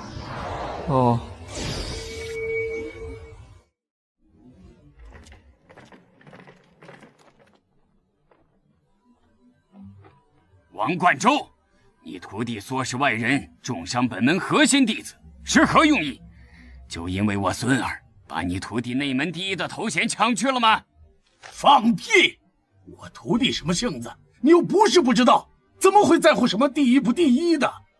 不管怎么样，马上用传音符把你徒弟叫回来，老夫要依照宗门执法堂堂规处置。我徒儿正在探索秘境，一时半会儿回不来。放屁！咱们州哪来的秘境？都别吵了，刘师侄已经到山门口了，我这就将他唤来。什么？见过宗主、师父、师伯。为什么正飞着就突然跑这儿来了？是元婴期的空间挪移神通。哼，你的爱徒不是探索秘境去了吗？柳千羽，你没看为师给你发的传音符吗？看了，不是让徒儿尽快回宗吗？为师分明是说王爵那个老匹夫找茬，让你先在外边避一避。你说谁是老匹夫？嘿嘿，为了让宿主任务顺利，本系统篡改了这老头的传音。你丫的，好歹给我打声招呼啊！红军长老，打伤大师兄的就是这个家伙。小杂碎，拿命来！啊！王爵长老冷静，没查明真相前，还是先不着急动手吧。宗主，我孙儿被伤成这样，极有可能影响日后的修炼呢。我孙儿是下界苍蓝大比的希望，他的婚约还关乎着和万象门结盟之事。这个小杂碎是在断送咱们宗门的前程啊！具体情况如何，还请王登师侄说明一下。是，宗主。事情是这样的。哦，你是说洛晴认定这人是导致其师姐自杀的淫贼，于是你们打算把他带回执法堂调查，他不答应，还开始吹嘘自己的实力，于是你为了证明就和他赌斗。没错，然后他就用一种奇怪的写法，让我们全员都产生了幻觉，又卑鄙偷袭了我，还玷污了洛晴师妹。啥？王登，你想颠倒黑白吗？我当时可也在场呢。柳师妹，他那写法厉害得很，为兄都中了招，你被他蛊惑实属正常。喂，你觉得我是傻子吗？做了那些事还敢来这里？哼，因为在写法的幻觉下，你的确是堂堂正正赢了我，但你不知道我身上有一张破邪护符，虽然开始深陷幻觉，但你玷污洛晴师妹的时候，我清醒了过来，用流影石记录了下来。厉害厉害啊！才这么会功夫，大师兄为了针对我，竟然又做了这么多准备吗？别强装镇定了，要看看里面的内容吗？那就看看呗。哼，如你所愿。嘿嘿嘿，真幸运，又拿下个美人儿。不要！救命啊！够了！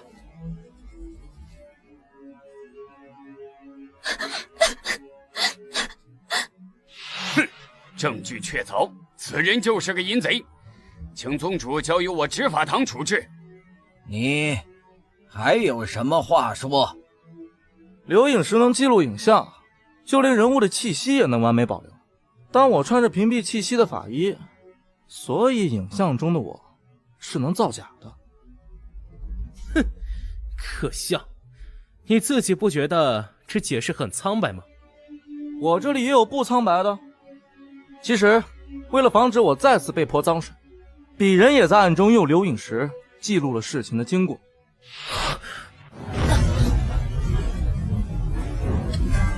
师弟！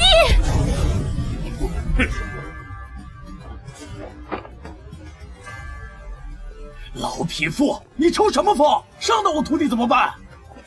我孙儿伤重，每说一个字都要强忍疼痛。这小杂碎有留影石不早拿出来，分明是居心不良。我略施惩戒，怎么了？你这叫略施惩戒？杀人灭口还差不多。死得这么痛快，便宜你小子了。到时候以调查证据为由，把他和柳千云身上的储物法宝都收到执法堂。哦，师姐，你没事吧？中招的是你吧？什么？怎么可能？刚才我起码用了80%力，就算是跟我同境界，毫无防备之下，也不可能只受这么点伤啊。反正留影石碎了，等带你回执法堂，呵呵，老夫会让你把身上的秘密都吐出来的。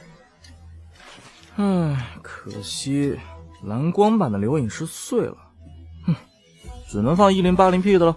啊？什么影像都没有啊！哼，果然是在虚张声势，淫贼，乖乖受降吧！宗主，不好了！什么事？慌慌张张的。宗门上空出现了巨大的大师兄的不雅影像。老铁们，要脱小裤裤了哟！想看的扣波666。那是大师兄，怎么被打成这样了？哎，那人有龙阳之号吗？为什么要扒大师兄的裤衩啊？乖乖，这是留影石，这影像怎么会如此巨大？不只是大，竟然比我重金买的高清飘香楼焰舞留影石还要清晰啊！我靠，还真脱了啊！大师兄的那一活儿，竟然……嘘，小点声，小心被王爵长老听到。哎呀，不好意思，我拿错了，这块才是。大师兄，孙儿，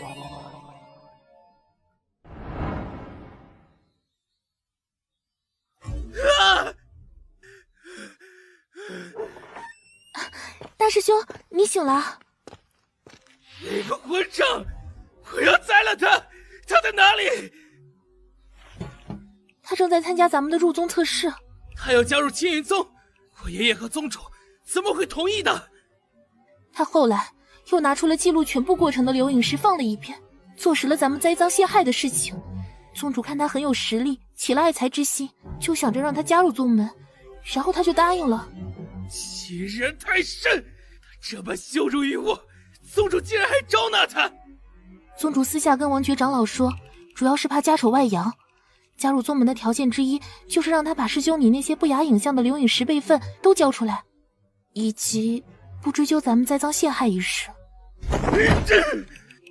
屈服的老东西，竟然被一个练气虚的小杂碎拿捏！测试进行到哪一步了？带我去。大师兄好，见过大师兄。师妹，快看小蚯蚓！恶心，拿走！跑过去的那2个弟子，安排个罪名，发配去悔罪谷。大师兄，他们应该不是有意要……别让我说第2遍。是。哟，这不是王登吗？几天不见，这么拉了？王狂龙，手下败将，嚣张什么？我只是觉得被炼气5层打败的家伙没资格做内门第1人而已。大师兄，我忘记说了，那小子后来播放赌斗比试，最后重伤师兄你的影像，也是用的全宗门都能看到的巨大投影。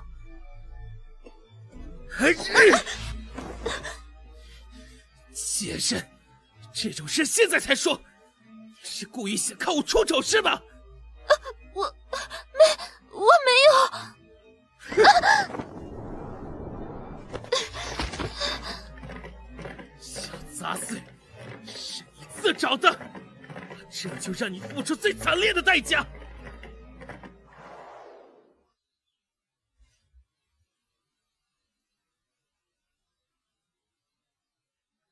爷爷，孙儿，你怎么来了？你的伤需要静养。我咽不下这口气，要是真让他入宗，就是当着全宗门的面扒我的脸皮。本来我想直接击杀他的，但被王冠周那个老东西拦下了。他一旦拜入王冠周名下，那想在宗门内对他动手，几乎是不可能的了。不会让他入宗的，不能独享宝物也无所谓，我要曝光他的身份。今天不出了这口恶气，孙儿必生心魔。可你功法的后半部分，说不定也在那储物戒里。那就要麻烦爷爷你偷偷记下来再传授于我了。只能如此了。你若真的生了心魔，里面的宝物再贵重，也划不来。现在他测试到哪一步了？最后一步了。师弟，这石头名叫噬心石，能防止有居心不良者偷偷混进宗门。用手触摸此石，会把你内心中加入我宗最根本的目的显现出来。一旦通过，你就可以正式拜入我青云宗了。这最根本的目的是系统任务啊！这要是显示出来了，我该怎么解释啊？师弟是想加入宗门，让王登不好对他下手。这显示出来应该没什么问题。为什么要犹豫？难道他还有什么其他目的？放心吧，宿主，有本系统在，这区小垃圾石头休想窥探你的内心，我分分钟就黑进去，你想显示什么就显示什么。真的吗？第一次感觉你这么靠谱啊！本系统一直很靠谱。那帮我显示这个吧。可以的，宿主你可太会了。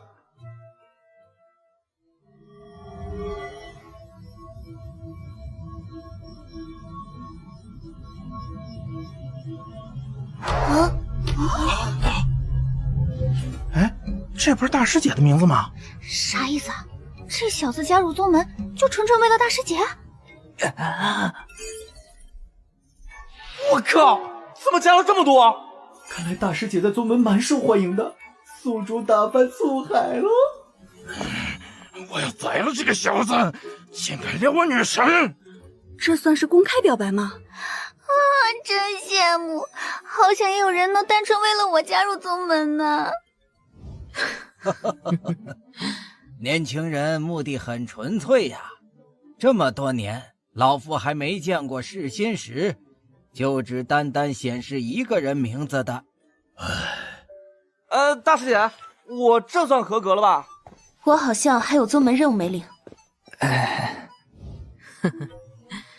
关州长老，你宝贝徒弟看来要被人拐跑了。哼，这臭小子！那就恭喜小友正式加入我青云宗了。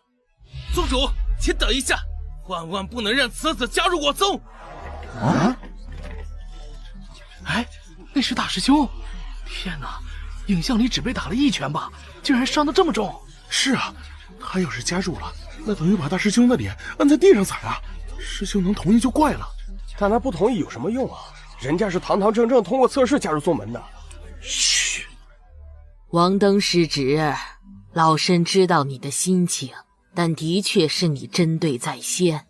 以后大家是同门了，不如就此化干戈为玉帛。刁长老，我不让他加入宗门，并不是个人恩怨，我针对他也有正当的理由。因为此子并不是人类，而是邪修炼制诞生灵智的尸魁。这不会吧？哪有这么灵动的炼尸啊？看不出来呀，一点死气都没有，而且从来都没听说过有自我意识的炼尸啊。之前我只是怀疑，也怕打草惊蛇，就想用怀柔一点的方式把他带回执法堂调查。但现在让我看着这个有可能是邪祟之物的东西拜入我们正派第一宗，我绝不答应。我被人耻笑无所谓，但我绝不会让生我养我的宗门沦为天下之人的笑柄。王登，你认为他是尸魁，宗主会看不出来？被别人拉了面子，就想出这么蹩脚的理由报复吗？我也说了，只是怀疑。如果证明师弟不是炼尸，我当众给他下跪道歉。哼，届时等坐实了他炼尸的身份，就大刑伺候，让他把你也给供出来。等你们都进了宗门大牢，我就当着这小子的面狠狠地灵性你这个他们中的情人。这招可以啊！为了不让宗门蒙羞，宁可让自己受辱。要是真的证明我就是炼尸的话，之前的屈辱也会被一扫而空，反倒让自己成为了保护宗门名誉的英雄。但在邪修洞府时还只是试探，现在为何如此笃定我就是炼尸了？我这种情况可是连系统都没见过。哎，大师姐，你那个师妹去哪了？啊，小婉吗？回宗之后一直没见的，奇怪，这种场合她竟然没来凑热闹。那就说得通了，恐怕不是不来，还是来不了了呀。我怎么可能是炼尸呢？师兄肯定是误会我了，还请给我一个自证清白的机会。你身上带了能屏蔽死气的法宝吧？是啊，怎么了？难道师兄是想让我像你一样当众脱光展示吗？哎，贴脸开大，造化值加53。小崽子，扒了你的皮！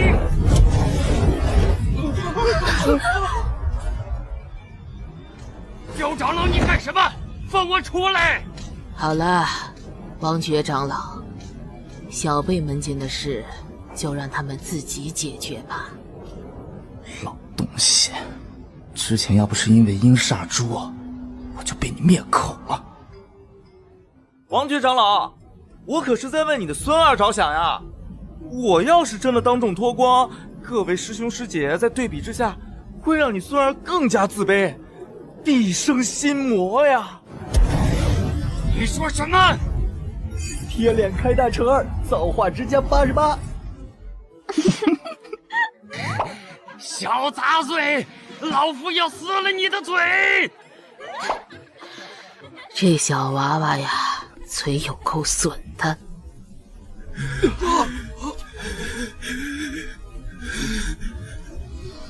杀了你！杀了你！杀了你！杀了你！杀了你！我杀了你！林根！你有胆子的话，就直接在这里测试你的灵根。邪祟死物是没有灵根的，用测灵石一试便知。宗主，此事不可。师弟虽然目前境界很低，但他对战王登的影像已经展现出他惊人的潜力。稍加培养，绝对可以在下界苍蓝大比为我宗争光。而参赛弟子的灵根，为防止被其他宗门针对，比赛前都要保密，只有师傅可以知晓。就算要测，也要回我正阳封测。回你正阳封测，那结果还不是你们说了算？王爵，你这什么意思？觉得老夫会包庇邪祟？那可说不准。你，哎呀，好了，各位前辈，不要吵架了。要我当众测灵根也可以，证明清白后，我也不要大师兄磕头道歉什么的，毕竟都是在为宗门着想嘛。这小子挺有格局的。跟大师兄也算是不打不相识，希望他们日后可以成就一段佳话。只要稍微赔我个300万下品灵石当精神损失费就可以了。你还真敢要！你还真敢要！老夫的俸禄1个月也才1万下品灵石。拿不出来，那不好意思，我还是让我的师尊帮我测了，到时候会通知你们结果的。好，300万就300万，你现在就给我测！老身这里刚好有一块测灵石，我就当个公证人吧。这测灵石可以测试基础的5行灵根以及品质，一种灵根则需要用特殊的测灵石测试，老身这里暂时没有。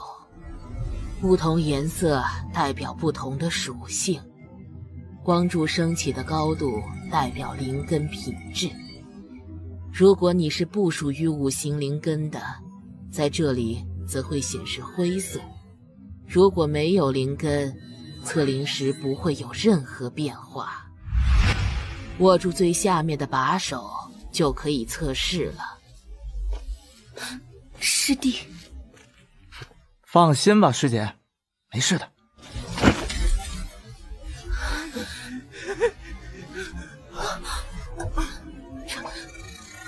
五彩5行杂灵根，不可能！他怎么可能有灵根呢？5行杂灵根，那不是最普通的无法修仙体质吗？他是怎么到炼气5层的？不对，你看，光柱还在上涨。啊，这怎么可能啊？5行杂灵根，只有凡品啊！难道？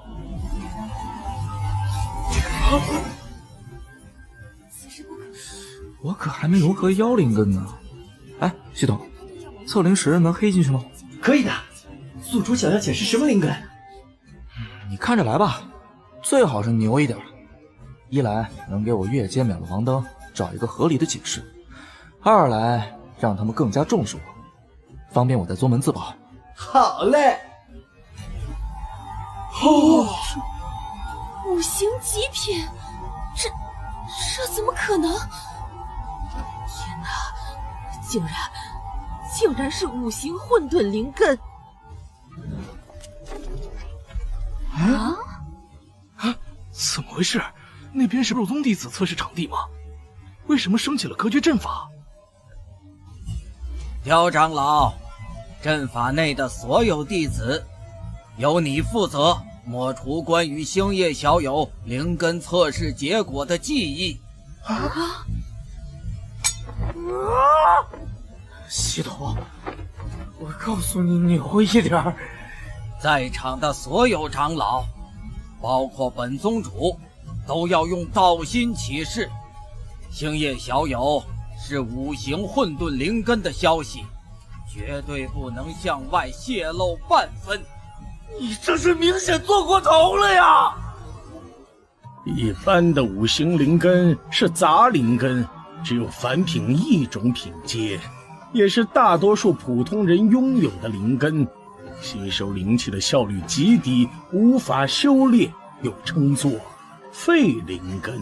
别走啊，给我吃一口！滚不滚？埋老子！但有一种五行灵根例外，那就是五行混沌灵根。欧巴，吃我！吃我！吃我！小飞灵来喽！这种灵根不但吸收单一灵气的速度堪比极品灵根，而且无论主修哪一属性，其他4种属性都会跟着同步增长。五行混沌灵根在天穹神州几万年的历史中只出现过3次，拥有此灵根者，只要中途不夭折，最终一定会成为改写世界格局的至强者。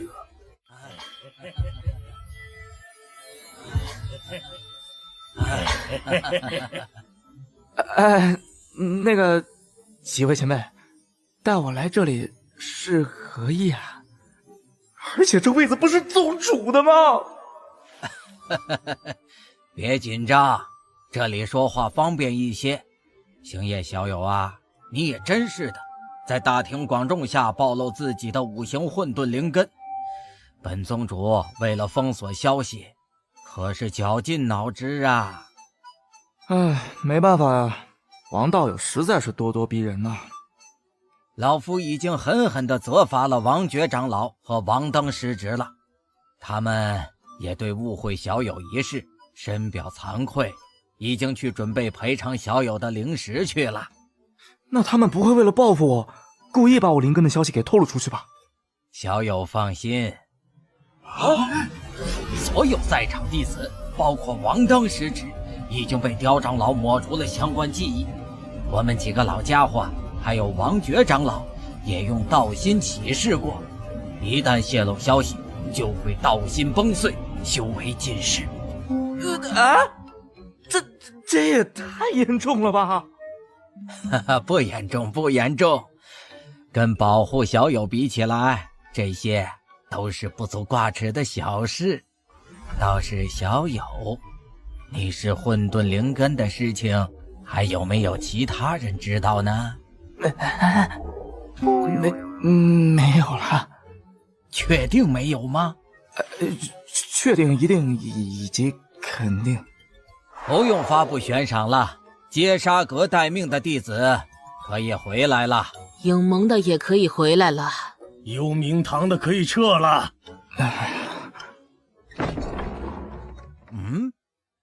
怎么了，柳师侄？不是让你在外面等一下吗？我师妹小婉出事了。什么？黄龙师兄，王登这次脸可丢大了。是啊，说人家是炼师，结果人家还有灵根，还是……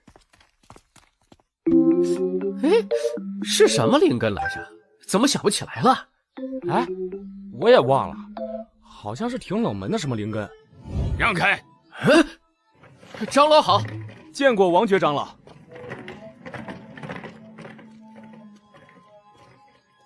他推着的那个是王登吧？怎么伤得更严重了？都胡巴了。看你干的好事！你不是说他是那邪修的炼师，还带着他存有重宝的储物戒吗？结果你竟然开罪了。搞错了又怎样？也是心疼灵石嘛。大不了以后给他安个罪名，发配到回罪谷，孙儿会让他连本带利的吐出来。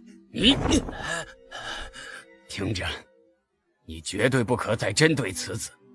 一会儿咱们带着灵石一起去登门道歉。爷爷，你说什么？凭什么？我可是咱们宗门的希望，未来的灿烂大比，我想们的联谊都要靠孙儿。那小子算什么东西？也别让我道歉。我只能告诉你，你要是再针对此子，就是和整个青云宗为敌。爷爷到时候也帮不了你。怎么会？到底发生了什么？他是什么人？他是真正的青云宗的希望。不管拿他，怎么会？他是炼师，我明明有了真眼骨。忍一下，这是对你做事鲁莽的惩罚，也是道歉该有的诚意。哎，好香的烤肉味儿，是来给咱们送午饭的吗？什么鬼啊！我夸烤肉香加什么作死值啊！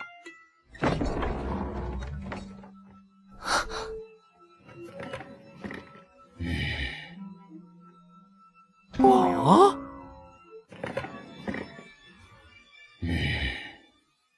哎呀，王爵长老，你也真是，把你孙儿弄那么香做什么呀？都给大师姐整馋了。我没馋。星夜小友，之前都是误会，你也看到了，老夫已经狠狠地教训过他了。除了答应补偿小友的300万灵石，我再加200万，一共500万下品灵石。希望小友能够原谅我孙儿和老夫之前的冒犯。是在下有眼无珠，冤枉了道友，还请道友原谅。哦，行吧，看在你们这么有诚意的份上，我就原谅你们了。灵石，大师姐先替我保管吧。作为彩礼的预付款。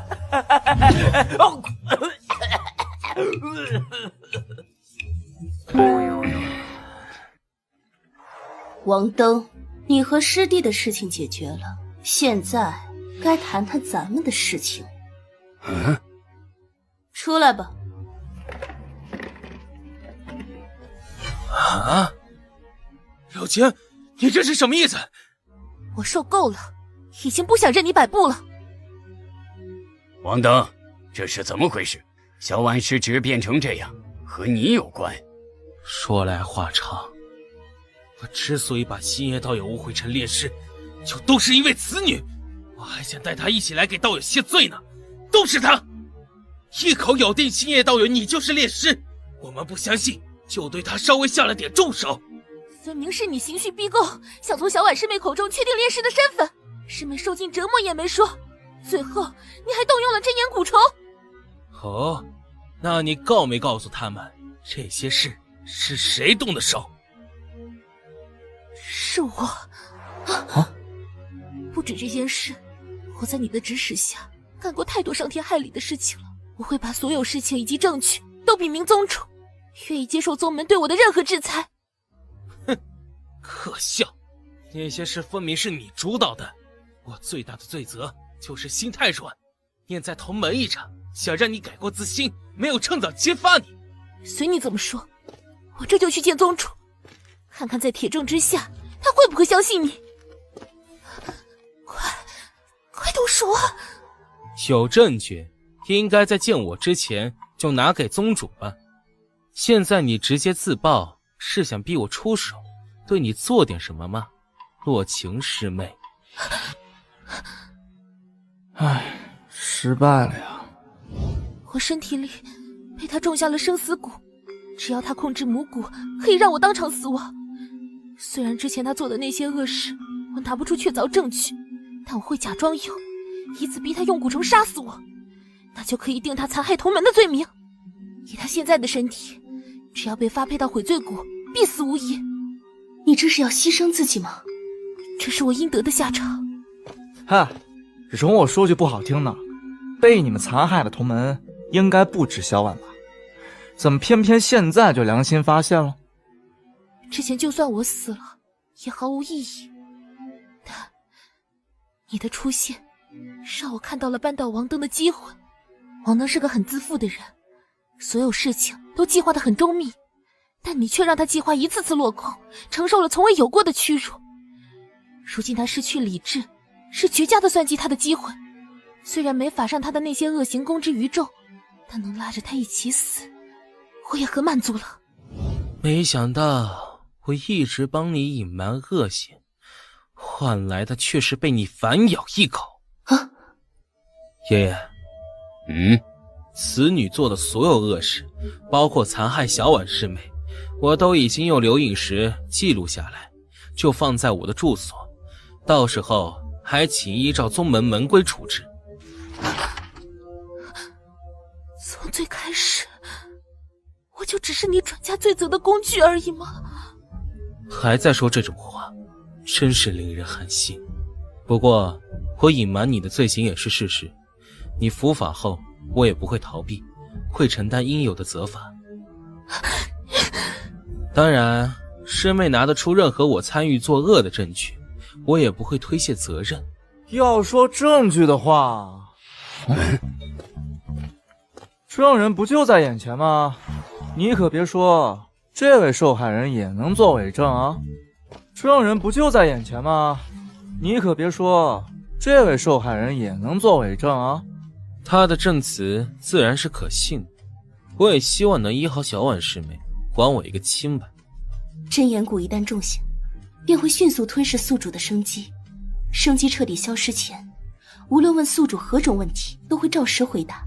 小婉师妹的生机早就被蛊虫吞噬到了临界点，只要移除蛊虫就会毙命，已经没有任何意识了。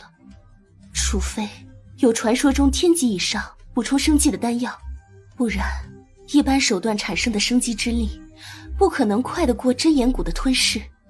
蛊虫若没法摘除，小婉就永远不会醒。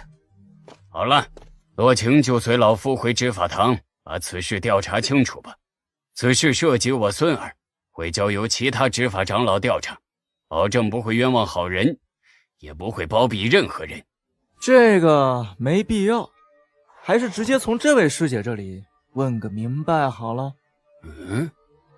星夜小友要做什么？柳师侄已经向你说得很明白了，他现在的状态是不可能对外界做出任何回应的，除非动用搜魂一类的邪法。搜魂？不行，魂魄一旦受损，那就真的变成活死人了。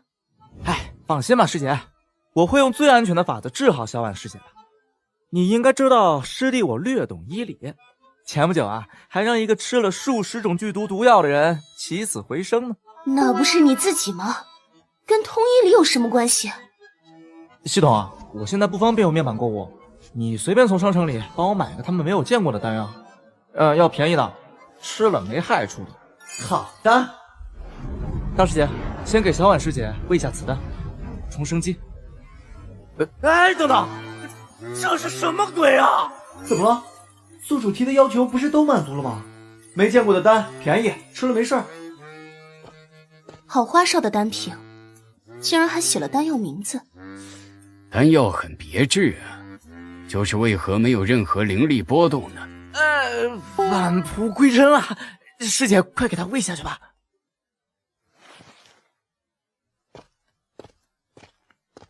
好了，你们退开一些，我要开始施法了。一请胡来，二请黄，三请蟒来，四请长，五请判官，六阎王，最后请个朴老师，小小蛊虫莫猖狂。什么乱七八糟的，故弄玄虚。哎呀，天地三清，道法无常，天地无极，乾坤借法，元阳入体，五毒不侵。就想纯金之体，化元神功，邪魔退散。嘿，宿主，你在搞什么多余操作啊？本系统不是和你说了，用阴阳坠逆变的生气救这小妮子绰绰有余吗？你懂个屁！被我摸一下就活了，那也太惊世骇俗了吧！我迷之操作越多，他们越看不懂，我才越安全。啊！他的生机真的在慢慢恢复，这怎么可能？他做了什么？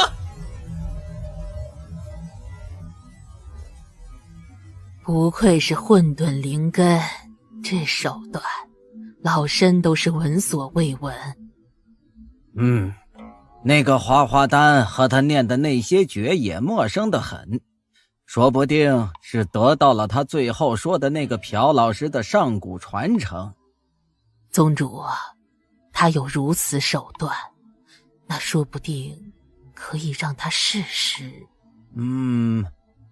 再看看吧，他现在的修为还太低了，而且此法对他的损伤似乎颇大。系统，别吸我灵力了，要被你榨干了。宿主不是让我帮你尽量真实的表现出虚弱的样子吗？已经够了，我看到我太奶了。小婉，你醒了。大师姐，我这是……不可能的，这样果还在他体内，他怎么会清醒？小婉别动，蛊虫竟然主动出来了。小婉体内的生机之力多到蛊虫都无法消化的地步了。师弟，你干什么？蛊虫好不容易出来，你怎么又塞回去了？哪儿去了？找不到了。嘿嘿，小婉师姐，说一件你最大的秘密。趁大师姐洗澡的时候，偷走她的小裤裤收藏。大师姐，我错了。是你，小婉师姐，之前是谁折磨你，还给你种下真言蛊的？是王登大师兄指使洛晴师姐干的。我没有，他胡说。真言蛊可还在他体内，现在小婉师姐说的是100%的真话。王登残害同门，还不认罪？好，这么玩是吧？要死一起死！那小婉，你说你是怎么确定他是炼尸的？将军了！一旦他交代实情，我看你怎么辩解。要是你想阻止或者取出真言蛊，就证明心里有鬼。谁说他是炼尸了？他只是被大师姐美貌迷倒的傻白甜纯情小少男。喂，你之前可不是这么说的。抱歉，之前是逗你玩的，现在说的才是实话。开什么玩笑？之前我也给你种下真言蛊了。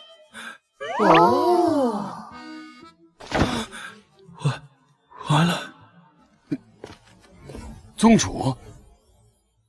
好了，事实很清楚了，王登，你可知罪？是的，宗主，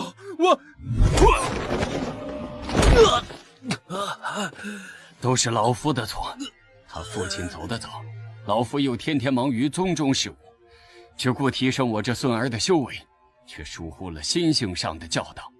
宗主要罚，请一同责罚老夫吧。宗有宗规，王爵，你还是执法堂长老，更应该拎得清才是。王登、洛晴残害同门，按照宗规发配悔罪蛊。太好了，终于！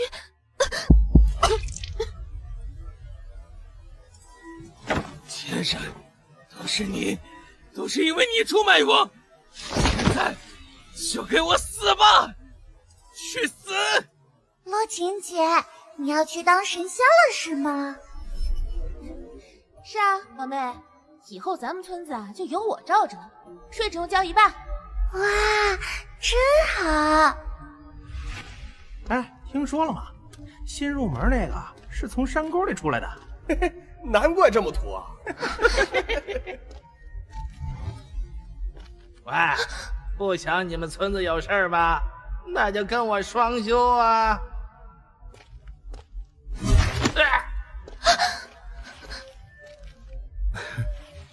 师妹没事吧？站得起来吗？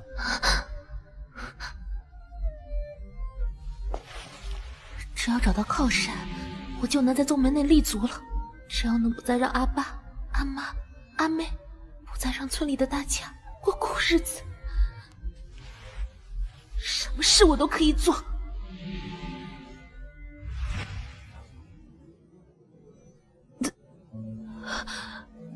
蛊虫已经摧毁了你的心脉，我救不了你，但是可以不让你死的那么快。你还有什么遗言吗？我出物界里的东西，帮我送给我妹妹，就告诉她，姐姐成仙去上界了，不会回来了，让她照顾好阿爸、阿妈。好的，还有吗？当时如果握住的是这只手，该多好。他主动切断了我的生机输送，应该是想说的话都说完了吧。贱女人，死得好！我不只会杀掉你，你的爸妈、妹妹，我也会派人去杀掉的。你要干什么？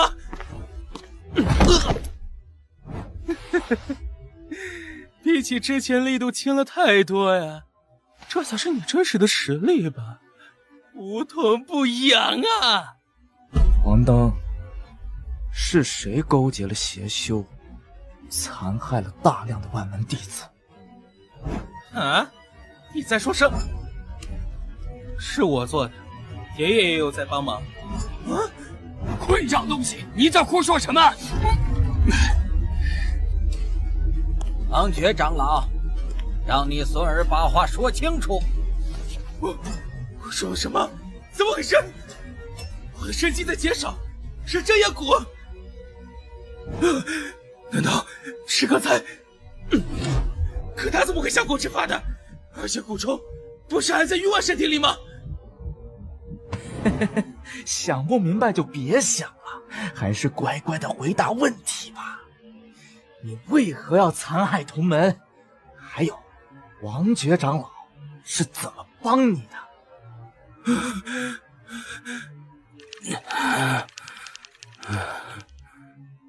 我是4年前执行宗门任务时被邪修所欺，他知道我的身份后，打算利用我收集低阶修士的魂魄。可恶，身体又不听使唤了。他先逼我学习了一套名为蛊王诀的上半部功法，此功法可以让修为突飞猛进，他需要吸收修士精血，不然便会走火入魔。于是我便定期挑一些没有家世背景的外门弟子下手，把他们提供给那个邪修，他会抽走他们的魂魄，留下精血给我修炼。一直只修习上半功法也会走火入魔。他说只要帮他收集够500个人的魂魄，就传我下半部功法。因为一直有外门弟子失踪，有人去执法堂反映，执法堂因为只是查出此事与我有关，所以先告诉了我爷爷。我向爷爷交代了事情，爷爷查明那蛊王诀是一套地级的上蛊功法，只要一直吸收精血，便没有其他的副作用。于是暗中除掉了调查我的执法堂人员。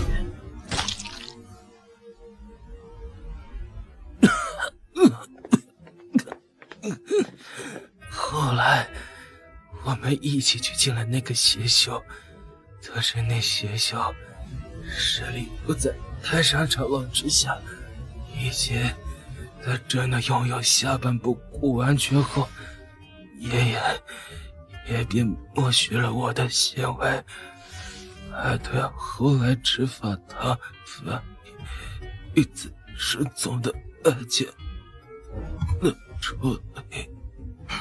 孙儿，哎呀，死不了，只是生机损失有点多，我这就把蛊虫取出来。王爵，想不到你竟然纵容王登，做出此等大逆不道之事。宗主，那些人只是可有可无的打杂外门弟子，我孙儿的实力提升你也看到了，这还只是修习了上半部。够了！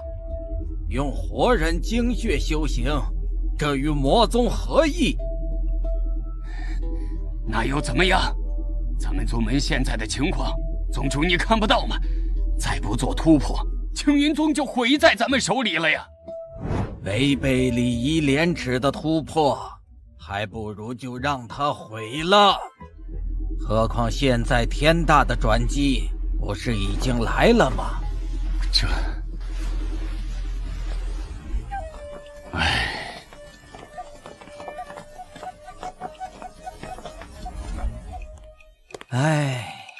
这也是本宗主的失职。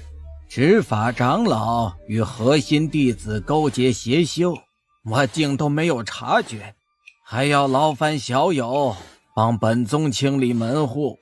应该的，身为弟子，理应维护宗门名誉。对了，这个给你。这是内门弟子的身份玉牌，恭喜星夜小友正式加入我青云宗。任务完成，造化值加800，抽奖次数加1。总算是完成了一个任务。宗主打算怎么处理王氏祖孙？一起去悔罪谷吗？悔罪谷只是针对金丹期以下弟子的，而且那里是给罪不至死之人去的地方，有很大的生存机会。他们犯下这等大罪，是要直接关进宗门天牢，等候长老会判决的，最轻也是废除修为。而且王爵知道小有灵根的事情，所以我是不会让他走出天牢的。宗主费心了。刘师侄，你带星夜小友去藏经阁、宝器阁挑选功法和法器吧。没事的，师姐，你带他去吧。我虽然还是浑身虚弱，站不起来，但还是可以自己推轮椅回正阳峰的。你还是留下来照顾你师妹吧，告诉我位置，我自己去就好了。算你小子有点眼力劲儿，不枉本姑娘替你保守秘密。来，张嘴啊，嘴，洗澡水不烫吧？这可是千载难逢的机会，要好好的体验跟大师姐的爱人世界。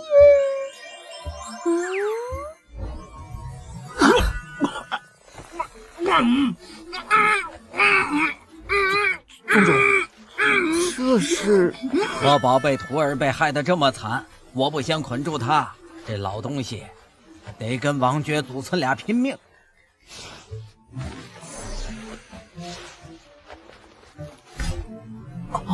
哎呀，徒儿，苦了你了！为师饶不了王当那个小崽子。你放心，为师一定用无微不至的照料治愈你身体和心灵的伤痛啊！这次真是多亏了小友，老夫欠你一个人情。师傅客气了。走，为师先带你去丹房调理一番。不要啊！本宗主也去忙了。柳师侄啊，你多带星夜小友去宗门逛逛，逛完宗门就去城里逛逛。老夫观星看出今夜有流星雨，后山运灵池对你们开放一天，很适合一边泡温泉一边欣赏美景。宗主今天话还真多啊！是啊。走吧，我带你过个入宗流程。要用飞剑吗？功法阁、灵气阁都离这里很远。那个我差不多也习惯了，不用睡袋应该也可以。不过要是站不稳，还是要借大师姐的腰扶一下的。大师姐，这样会不会太费灵力了？不会。本以为要抓到王登和执法堂勾结邪修的证据困难重重，我都做好了长期调查的打算，竟然被你一入宗就解决了。嘿，我也没有想到能这么顺利，奈何王道友送助攻啊！真言骨也太好用了一点。不是你和小婉的演技出众，也没那么容易给他成功下蛊吧？果然被师姐发现了吗？把东西收到储物空间会有法力波动，但你收纳融合妖丹的那时候却没有，所以你那时看似是塞回蛊虫，实则是被你用收纳妖丹的法子转移走了。这样既规避了暴露自己身份的风险，又能利用收走的蛊虫暗算王登，然后只需要暗中让小婉配合你，演绎出蛊虫还在他身体里的戏就可以了。虽然只有金丹期才能神识传音，但也可以这样，在指尖用灵力震动模拟声带发声，因为是在耳朵里，即使用微弱到无法察觉的灵力也能听清楚，再加上外边还被你堵着，所以我们都没有发现。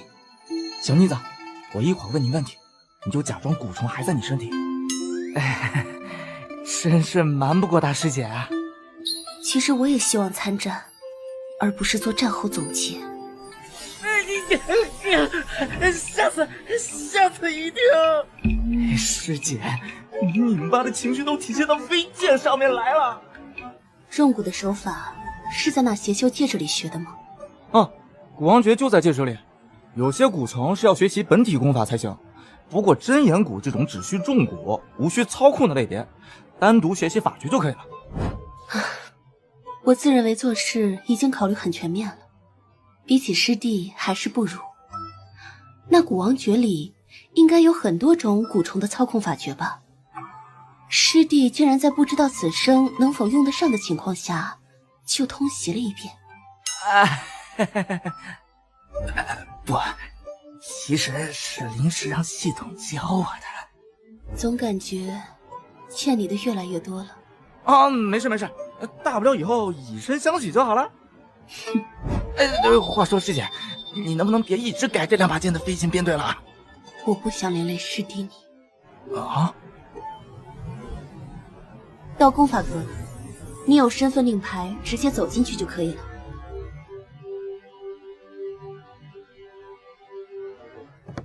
宿主，本系统扫描过了，这里有好几部功法，都能满足任务1的需求。修炼加作死值呢？系统商城里面没有这种功法吗？系统规定不可以从商城直接购买任务物品。垃圾，净搞一些坑人规定。对了，正好这里没人，给我把那个抽奖抽了吧。好的。24倍即可开启神秘礼盒。还整得花里胡哨的，不会有坑爹的谢谢惠顾吧？任务奖励的抽奖是必触发的。那还行。恭喜获得系统软件传音新机器。啥玩意儿？以下是功能介绍。这什么修仙电炸神器啊！等等，这不是系统你自带的功能吗？我记得你之前篡改过大师姐师傅的传音呢。我只能接收更改贴近宿主的玉佩传音，对实时传音是没有办法，也没有这么多功能。原来是这样的吗？不错，感觉这东西挺好玩的，用法很灵活。这么快，你选什么功法了？选了3部。为什么都是副作用极大的术法？尤其是这个神伤诀，能改变神识形态功底。虽然能重创对方识海，但每次发动也会令自己神识大损，失去战斗力，是很鸡肋的功法。没事没事，我也不一定学，就是研究一下。走吧，去灵气阁。这师弟什么都好，就是有受虐倾向。师弟，我突然觉得还是睡袋舒服。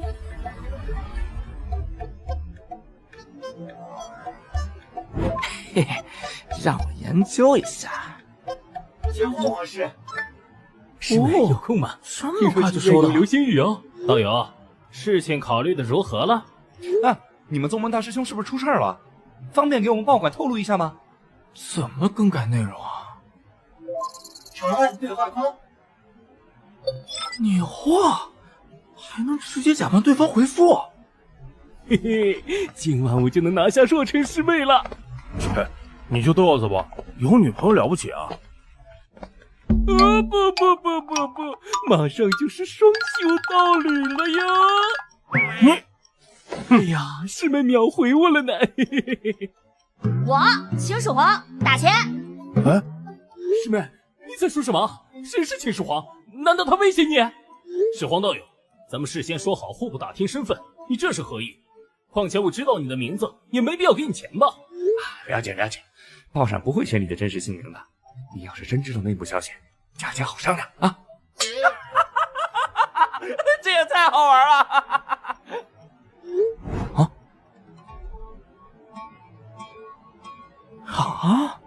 这谁啊？竟然用命令的口气跟宗主说话。查头像可以查看发送人信息。青无极？大师姐，咱们宗门有一个叫青无极的前辈吗？我们宗门的太上长老叫青无极，怎么了吗？那个，我用不用去拜见一下他呀？他老人家必死关了，没有决定宗门存亡的大事是不会出来的。哦，原来如此，所以才用传音玉佩交流吗？必死关那就好办了，想软禁我门都没有。先设置成特别关注，发到青无极和从青无极发出的消息都要先传到我这儿。还有附加消费啊！怎么样，宗主？太上长老那边有消息吗？还没有，也不知道他老人家的状态。有回复了。请选混沌灵根的拥有者，必须让其处在量子叠加的不可观测状态。集体天赋气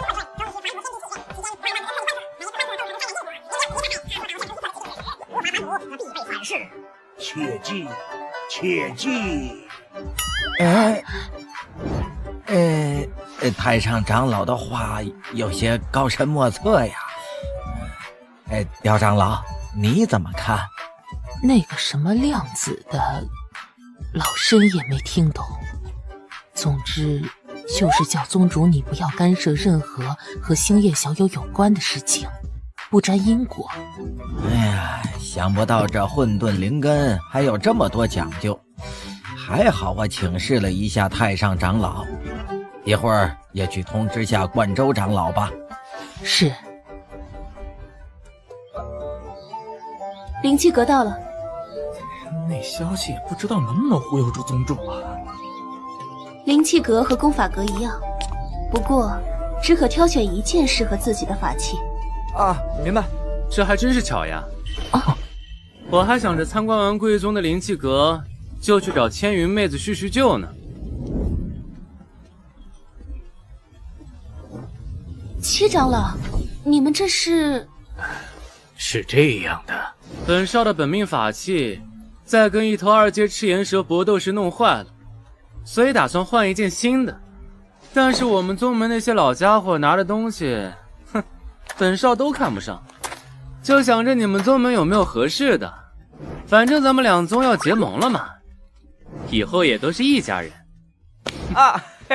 家人，你好。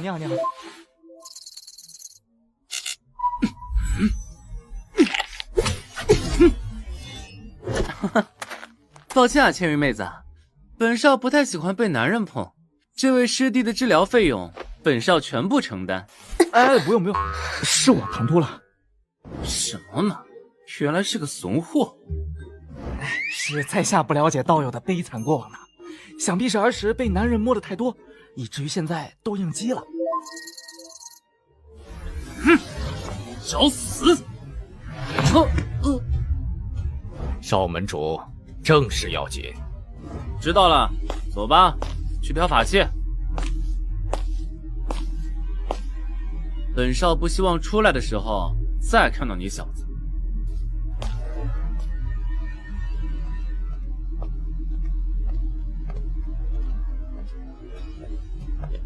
你们是来选入宗法器的吧？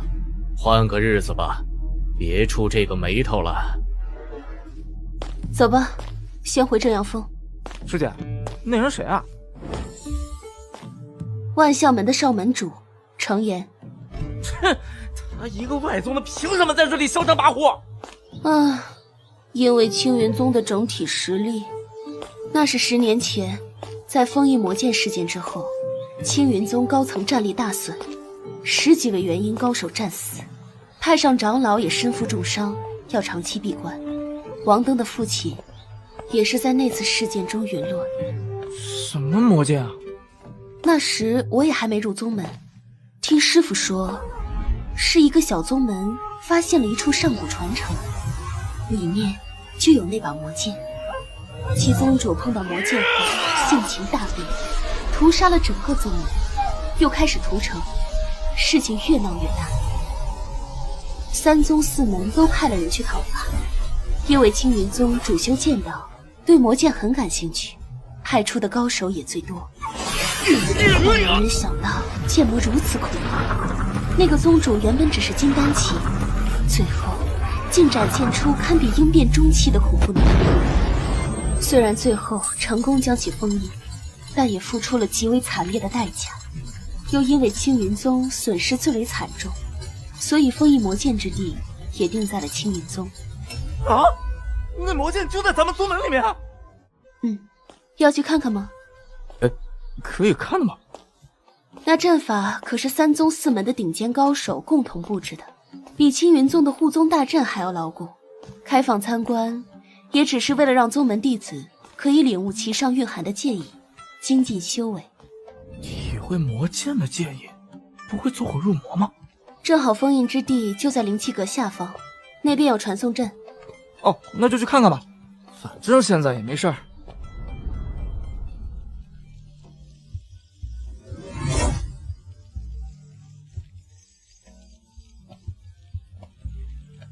哇，好热呀！这封印阵法调动了岩浆地火的能量，如果此处地脉能量枯竭，就要转移封印地了。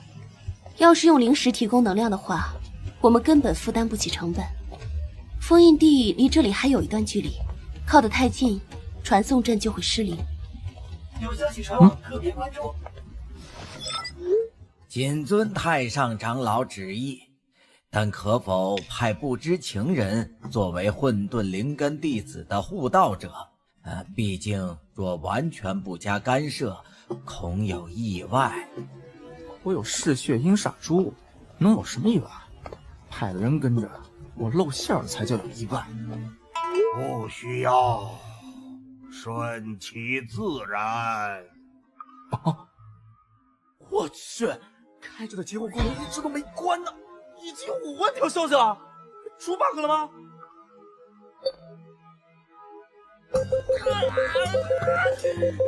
愁死了！啊，是什么啊？为什么都是没有内容的空白消息？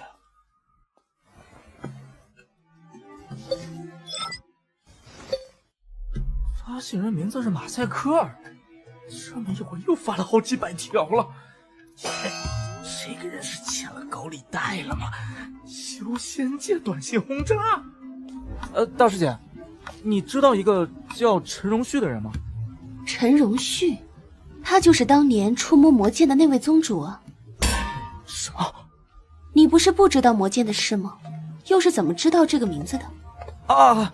因为变成炼师，记忆有点混乱。那个陈荣旭后来怎么样了？当然是灰飞烟灭了。这是怎么回事啊？为什么会有人往已死之人的传音玉佩里疯狂发空白内容的消息啊？我记得收藏之后就可以定位收信人和发信人的位置了。有了，我倒要看看是谁在发这些消息。开启定位导航模式，目标发信人，现在开始为您导航。哦，这么高级！前方直行20米，入口右转。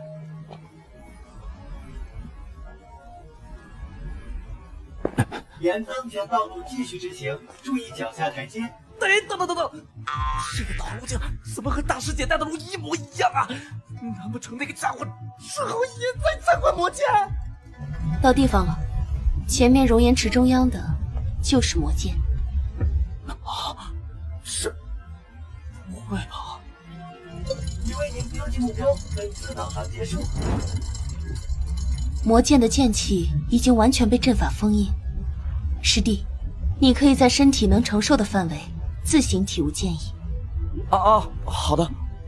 哎，西东，怎么回事啊？难不成这魔剑下面藏了个老王？哇，软件定位的发信人就是这把魔剑。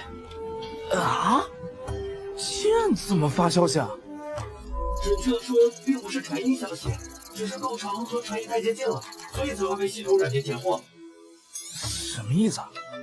玉佩传音的原理其实就是把声音通过传音玉佩转化成能远距离传播的灵力波，在另端传音玉佩还原成声音。这不跟电话一样吗？这把魔剑则是以剑体充当玉佩的功能，把灵剑的神识变成灵力波传出去。那是干嘛呀？而且封印阵法都不管的吗？也没人发现？可能是向某人求援，这个就是针对魔器，以及阻止外人接近。如果设计成为灵力波后屏蔽，那方圆百里的传音都会受到影响。灵力波在修仙界和空气一样普通，只要有修士活动就会产生，没人会在意的。也没人能想到你们魔剑会发消息。原来如此。大师姐，我有点难受，想回去休息一下。好的。看来领悟剑意这种事，以师弟的修为还太早了。别犯蠢，不是不希望他卷进来吗？又为何如此希望他能快点变强？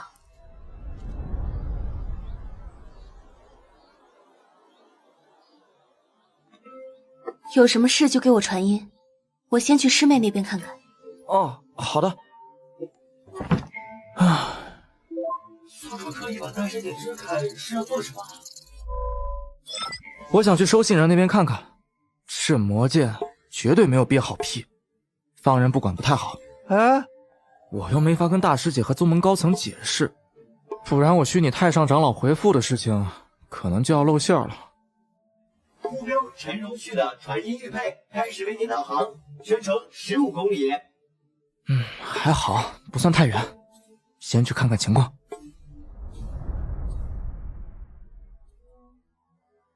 宗主，星夜小友刚刚独自出了宗门。刁长老，不是说了不要观测吗？可是，没什么可是，你难道信不过太上长老？不敢。就这样吧，别干涉混沌灵根的任何事情，勿视、勿听、勿言。是。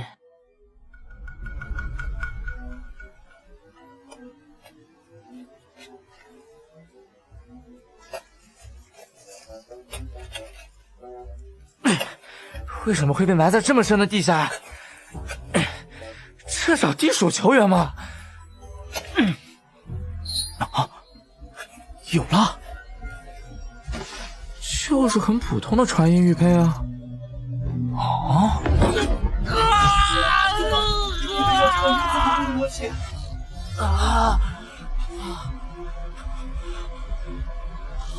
鬼，好恨。今天几乎从来如此变形式，素质坚持不了。我为什么要大半夜来荒郊野里玩个破玉佩啊？跟着大师姐去看流星雨，它不像吗？啊！手好痒，好想摸键盘。我要在某博某书某音上面跟人激情互喷。看来对尸体的影响有限。鉴定，该死的！为什么这玉佩上面也会有魔气啊？垃圾系统，附加消费一堆。上，给老子狠狠的上！宿主，你能别在莫名其妙的地方发狠吗？像个精神病。升级成功。啥？这玉佩里面怎么会有魔剑剑灵？我知道了，那个魔剑剑灵发的不是什么神识，他是把自己给发出去了。什么？这把剑灵把自己的神魂分成了无数份，用传音的方式发送到这个玉佩里，再进行整合，这样他就摆脱了魔剑，然后以这个玉佩作为新的载体脱困了。啊，这种事情也能办得到吗？理论上或许可行，但实际操作起来变数太大了。那把魔剑和这块玉佩肯定都进行过特殊的改造，能把神魂变成灵力波发出，插在玉佩上进行还原，还肯定不是第一次这么干了。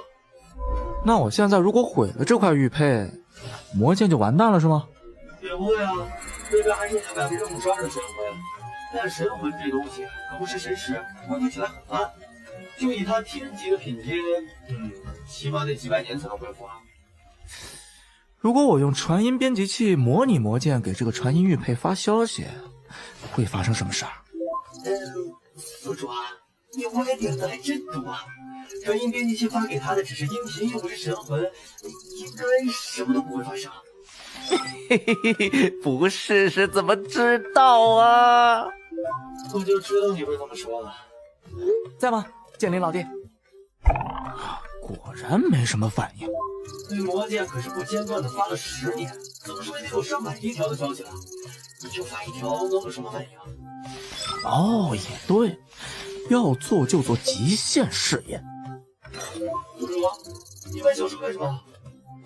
给我把文本扫描进传音编辑器里。啊？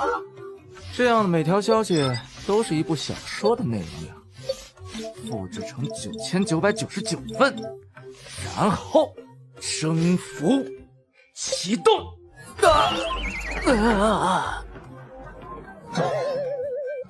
有一个人前来买瓜，这脑袋瓜保熟吗？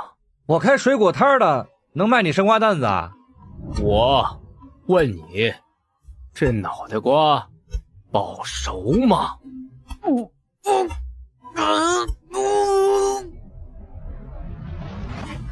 别拍了，脑浆子都要被拍散了！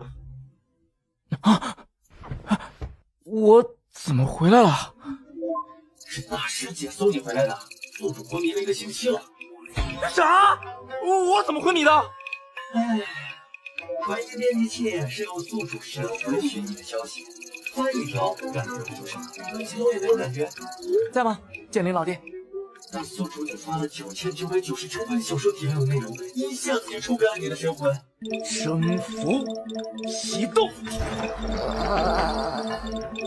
在噬血银杀珠的作用下，宿主的神魂又不能用来发消息。这里一行试验，宿主的神魂在反复重复全都死。累了，毁灭吧！你倒是打断一下呀！我是想打断的，但我发现宿主的神魂在补全那个剑灵神魂。啊！本来是不可能的，人跟剑灵神魂相差巨大，但不知为何宿主的就可以，所以本系统也好奇最后会怎么样。坑爹呀！你这是在拿我做试验呢！哎，那后来呢？剑灵怎么样了？师姐没碰到那个魔气玉佩吧？嘿嘿，我已经把玉佩收进系统空间了。剑灵也已经被宿主补全了神魂，同样在系统空间里。快给我看看！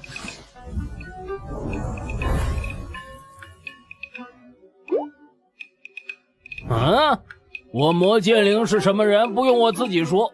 邢大哥，今天你补全神魂是给我面子，我能来是给足你面子。什么毛病啊？这是？应该是喝了9999倍征服发生了某些反应。年轻人，不要太气盛了。哎，小师弟醒了，在和谁说话？自言自语了。哎，小婉师姐，你身体没事了吗？没大碍了，倒是你怎么回事？昏倒在荒郊野外的大坑里，不是师姐发现，你都得被野兽吃了。出了点意外。哎，大师姐呢？师姐作为弟子代表去参加和万象门的会议了。啊？什么会啊？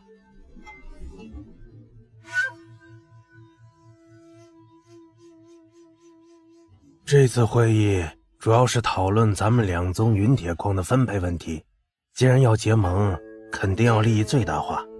1星期前，少主你拜访了青云宗的灵气阁吧？有什么感想呢？不太行，跟我们万象门差太多了。放肆！这里都是你的长辈，注意你说话的方式。父亲，我是实话实说呀。我上周也跟青云宗的7长老约好了，今天会有我们2个宗门间炼制法器的比试。今天不是决定陨铁矿的分配吗？怎么扯到法器比试上了？陨铁矿主要就是用于各宗门的炼器，既然咱们要结盟，那肯定是根据各宗门炼器水平分配，利益才能最大化。当然也不是说谁分得多，谁就独占陨铁矿。咱们2个宗门还是要按照自己持有陨铁矿的比例来炼制对应数量的法器，然后再平均分配给门内的弟子。那岂不是分得越多，还要出力越多？那是自然。不过，如果我们炼制的法器分给贵宗弟子，就需要贵宗弟子完成万象门发布的任务，反之亦然。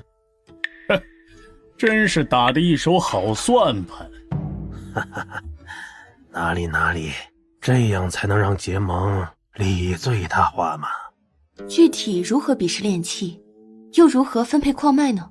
是这样的，我宗门下有5条陨铁矿脉，贵宗有6条，咱们各自挑选宗内炼器水平最高者，可以是1人，也可以是多人，每人有2个时辰的时间，用相同的材料，总共可炼制11件法器。炼制完成后，让这11件法器互相比试，根据胜负比例抽签分配矿脉。那你们一场都不赢的话，11条矿脉就都是我们的了。没错。7长老，靠你了，把他们狠狠拿下。好啦，场地那边准备完了，咱们可以过去了。宗主，星夜弟子也想去观摩一下。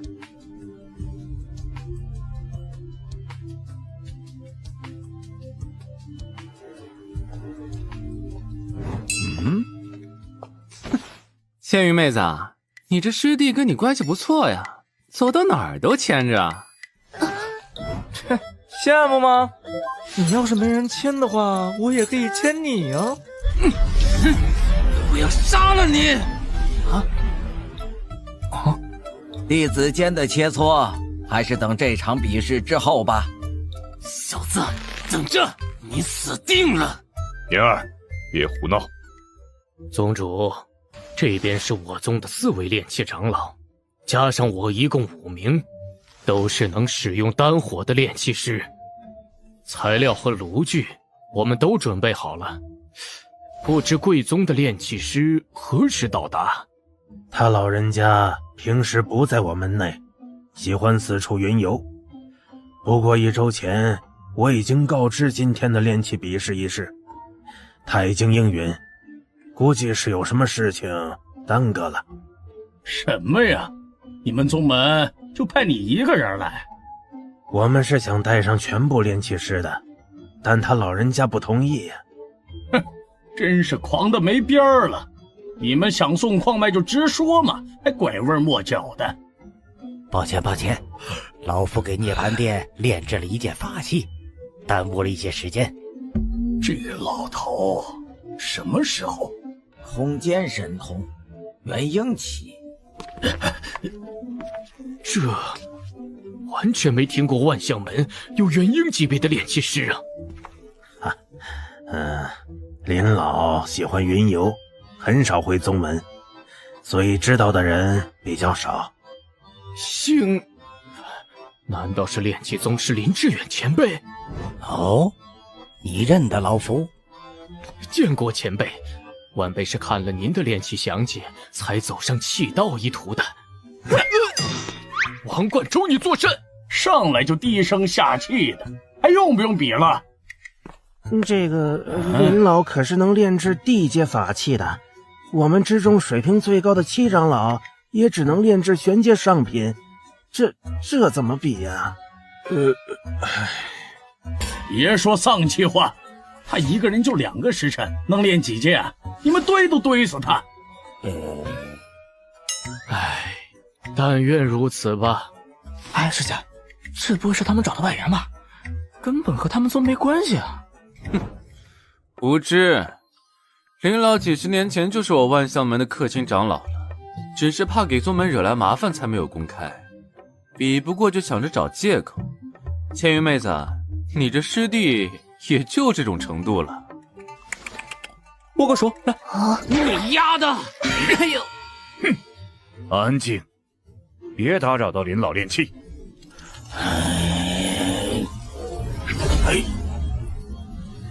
元婴期炼制法器都不用炼气炉的呀？这应该是他吸纳的特殊火焰，温度完全不外散，连质量最好的炼气炉也做不到这点，麻烦了。哎，输了也没什么的吧？他们宗有这么厉害的炼气师，铁矿都给他们帮咱们炼气也挺好的。没你想的那么简单，你先跟我出来一下。啊？怎么了，师姐？牵扯到宗门利益的事，我就不跟你分析了，就只说和师弟你有关的。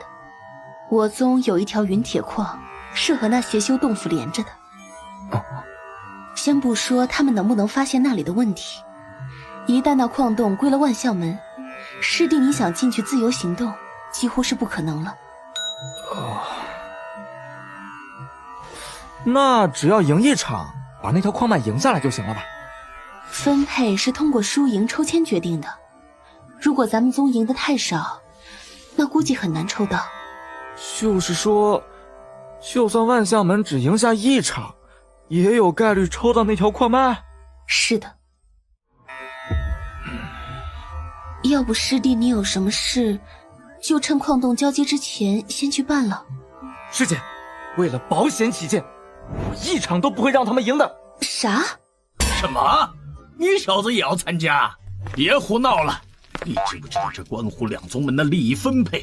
输一次就是输一条云铁矿啊！把你卖了都……不对，卖了好像赔得起呀、毕竟是混沌灵根啊！啊！星夜小友年纪轻轻，也懂炼气之术啊！就跟医术一样，略通一二。嘿嘿。那就这样，反正每个人都有2个时辰的炼气时长，你先在这里观摩一下。小友觉得自己练的品阶可以高过各位长老，那就试上一试。就按宗主说的。你当是过家家呢？你要是能练出高阶法器，本少把脑袋摘下来给你。那倒不用，你剃个光头，给大家乐呵乐呵就得了。白痴！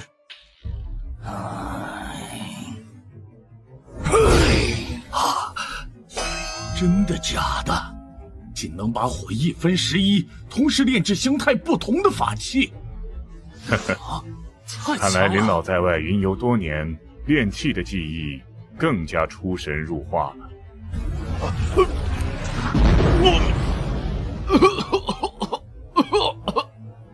李长老，你怎么还练炸炉了？对手是林老前辈，压力实在是太大了。你歇着去吧，别在这动摇军心。哎，这位前辈，能教一下晚辈怎么用炼气炉吗？炉子都不会用，还想跟林老比？都说了安静。宗主，这人是？啊，是新加入的内门弟子。既然他感兴趣，李长老，你就教教他吧。哦，好。是这样的，你们要丹火，先要注入灵力，勾动地火。哦。师弟又想干什么？炼气这种事可不是一朝一夕学得会的。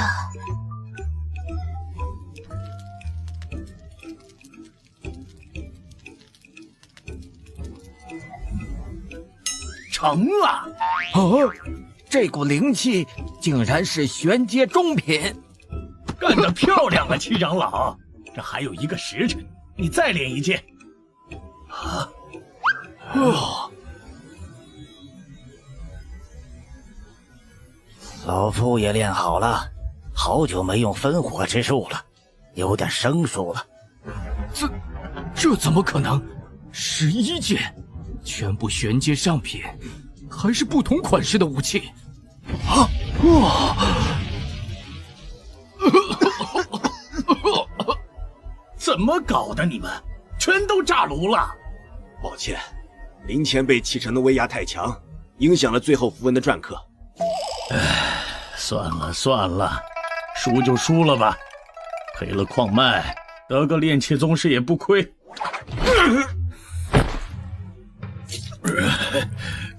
师父，无礼小辈，竟敢把老夫同矿脉相比！前辈息怒，关州长老他嘴比脑子快，不是有心的。哼，之前他就对老夫出言不逊，老夫可是一忍再忍。王冠州，还不给前辈赔罪？林前辈，是我的错，说话不过脑子。跪下磕3个头，这事就算过去了。你不用闹这么僵吧？不跪也行，以后贵宗的法器跟老夫没有关系，也别指望老夫向贵宗的炼气师传授任何技巧。申请替跪。没你的事。也罢，我这性格一直在给宗门惹麻烦，这次就当是个教训了。宗主，冠州长老，本宗主虽然做什么都会优先考虑宗门利益，但有些事是不能用利益衡量的。你记住，青云宗的青云是穷且益坚，不堕青云之志的青云。宗主，宗门损失从你俸禄里扣。你还是让我跪吧。好，好得很。多少人给老夫把头磕破了，求我出手，老夫都没有答应。希望你们宗门弟子都没有法器用的时候，还能这么有骨气。哎呀呀，这地火有点难控制啊！你在干什么？法器炼制的比试不是还没结束呢吗？我试一试。不要胡闹了，林前辈炼制的可是11件玄阶上品法器。他不是什么前辈，只是个有点本事的小心眼老头。啊！小辈猖狂！糟了，是神识攻击！小崽子，老夫搅散你的识海！林老，您怎么了？没大碍。小友，你没事吧？没事啊，怎么了？这小子是什么怪物？区区炼气期的识海，神魂到底经历过什么，才会变成那个鬼样子？厉门主林志远，我宗弟子已经参与比试，你们如果再行干扰，矿脉分配一事就此作罢。哼，清玄，你不是开玩笑吧？让他跟林老比？哼，他们想自取其辱也好，厉门主用留影石记录下来，过后就让天下人看看，青云宗现在就是个笑话。你打算炼制何种类型的法器？7大武器之首。哼，故弄玄虚，老夫金银器道800载，都没听过有什么7大武器。林老，这小子就是个失心疯，咱一会儿等着看他怎么给宗门丢脸就得了。哎，何种法器竟然有如此多的部件，这样稳定性堪忧啊！哦，好了，黑体搞定。等等，逍遥，现在云铁内的杂质还很多，你用的只是炼气炉自带的地火，起码需要再炼精10次左右。我就炼制1件法器，时间还比那老登长，赢了也不光彩。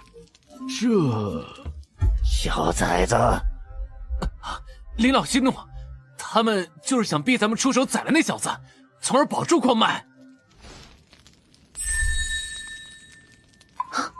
到最后一步，篆刻铭文。铭文是炼器中最难的点，能不能让法器灵力运转流畅，调动天地灵气发挥更大的威能，都要靠最后的铭文。铭文的种类繁多，组合方式数不胜数，但有任何微小的误差，都会让法器的品质大打折扣。一般都是把放大的铭文先在器炉上刻画，再用神石包裹，逐渐缩小，最后铭刻在炉内的法器上。师弟这么有自信，难道是掌握了什么了不得的铭文？你在干嘛？怎么了？光头长老说了，最后要铭文的呀。屁的铭文，你这是铁匠铺的刻字吧？铭文不是刻字吗？我不行了，这太极品了，简直浪费时间。啊！怎么会？加刻字为什么也会有继承的法力波动？不对，跟继承的波动不太一样，感知不到法器的等级。啊，老头儿，去哪里啊？是要弃权吗？折叠凳，自取其辱。去，小心！啊！什么？这怎么可能？一击就拍断了玄阶上品法器。这样子就算赢了一场吧。这凳子是地阶的。为什么是板凳啊？你小子能拍碎玄阶上品，那起码是地阶呀！为师用的法器都只是玄阶上品，你竟然练一个地阶板凳，暴殄天物啊！作弊了吧？就算法器高了一个等级，但控制它的可是元婴期的灵老，也不至于会被拍断吧？这是法器比试，又不是比武切磋，规则就是只能用最低限度的灵力操控法器。这种胡来的手法，怎么可能练出地阶法器？你呀，记得剃光头啊！请自动涉嫌刷分，本次造化值减半。哈哈哈！想不到青云宗竟然有你这么个扮猪吃老虎的炼器高手坐镇。青云宗主为了让老夫掉以轻心，可真是演得一出好戏呀！王博士，我没有。小子，别得意的太早了，老夫可还有1个时辰的炼气时长没有用呢。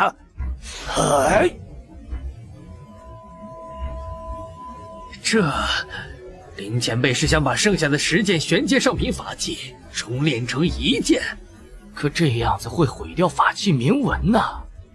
燃魂术，这是燃烧精血提升神识的秘法。天，竟然把1件铭刻的法器上的铭文剥离再重组，这需要何等庞大的神识，何等精细的操控啊！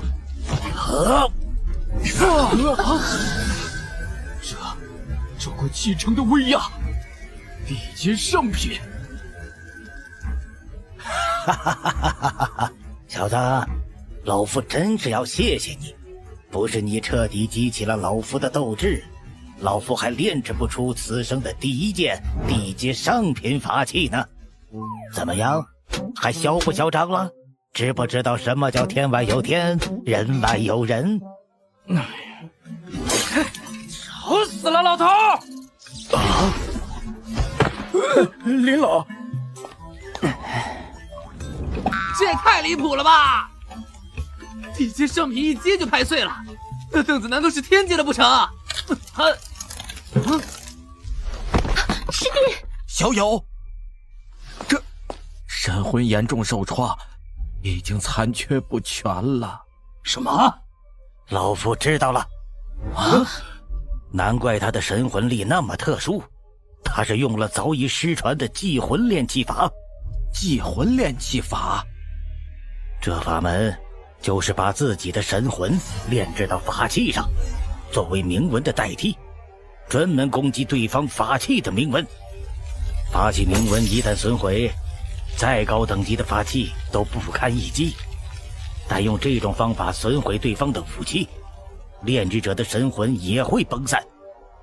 本来这炼器之法就需要万中无一的特异神魂体质，每次炼成的法器一旦用于摧毁对方法器，就等于毁了炼制者的神魂，得不偿失，所以就渐渐失传了。哼，好算计！知道我万象门就只来了林老一位炼器师，不惜牺牲自己激怒林老，让林老用出损耗极大的燃魂咒。林老现在暂时不能炼器了，你们却还有5名炼器师。唉，哼，谁让你们那么自信，就带1个炼器师来？好，我们愿赌服输，就按你们胜10场平1场的结果分配吧。林老，这怎么？人家为了这场胜利，可是牺牲了一个特殊神魄。这种神魂本来重点培养，一定是一位超过老夫的炼器师。可惜，有些人就是目光短浅。啊！慢走不送。那就不打扰了，明天我们会过来进行矿脉交接的。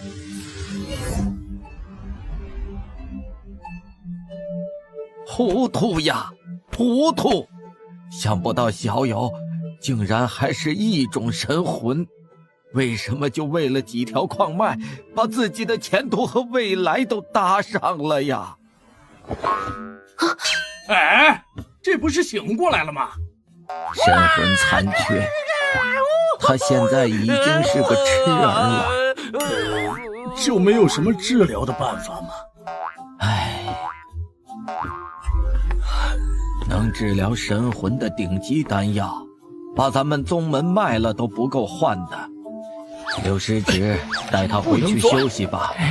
他是为了宗门变成这样的，就算无法医治，咱们也不能亏待小友。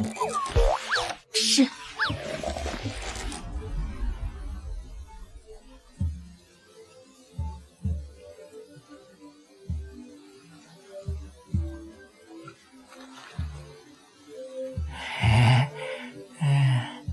师姐，找个男师弟帮他洗啊。他是炼师，你又不是不知道。不行，那我来洗，不能脏了师姐的手。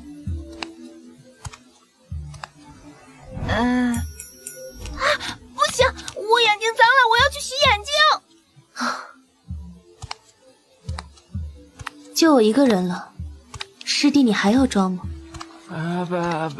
还是说，师弟需要受到一些刺激，才会恢复意识？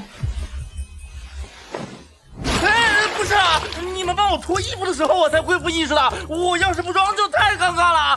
师姐，快把衣服给穿上了，小心赶。还有意见？师姐为何要戏耍在下呀？我又没说里面什么都没穿。那在下要是继续装下去，师姐又当如何应对啊？我会把这件也脱掉，然后如果师弟你有了不该有的反应，我就少了一位师弟，多了一位师妹。师姐，不要开这么恐怖的玩笑啊！把衣服穿上吧，我在外面等你。你快把你的冠军戴上，魔剑灵消化不了外在的煞气了。好久没吃过这么精纯的煞气了。兄弟，我长你个几万岁，你就叫我林哥吧。怎么回事啊？为什么我又晕倒了？都是你非要把邪修储界里的所有法器老和尚给你那破凳子造成的。哎，什么叫破凳子呀？那叫致敬7大武器之首，好吧？就是因为你那凳子质量太次了，就算有系统功能融合很多高阶法器，也才能勉强成为地阶下品。哦，我想起来了，拍断了玄阶法器后，为了对付那把地阶上品宝剑，我只好把魔剑灵给融合了进去，导致折凳超负荷了。都说了叫我林哥。就在凳子快散架的时候，我破罐子破摔，用它砸下了那把剑，然后我就断片了。砸向那剑的时候，你的凳子就应该碎了。但宿主的潜意识调用了魔剑灵属于你那52%的神魂，保护住了凳子，所以相当于你用神魂硬刚了地阶上品宝剑。啥？那些神魂我不是给分出去了吗？没错，但这部分神魂还是跟本体保有联系。那个元婴期老头进入你的识海的时候，你的神魂就调用了魔剑灵的力量。这点儿，拿去。同样的，魔剑灵在硬刚法器受损时，也用你的神魂来弥补损伤了。借点儿。那这剑灵我还不能随便用啊，不然打着打着我自己变成痴呆了。老弟啊，你只动用我这部分神魂就没事了。啊？真的吗？是的，只是魔气会外放，让宿主成为正道修士的空敌。哥带你混魔道很有前途的。不了，等我哪天黑化了再说吧。剑灵虽然没法用在法器上了，但在妖丹招引雷劫的问题解决之前，可以先炼化成为宿主的气灵根作为过渡。哦，师弟还没好吗？啊，来了。哎，对了，师姐，你怎么知道我是在装傻的？我在野外发现你的时候，你神魂都空了，还不是恢复的好好的。啊，是这样啊。哎，那我晕倒之后发生什么事了？比试结果怎么算呢？我用流影石录下来了，你看吧。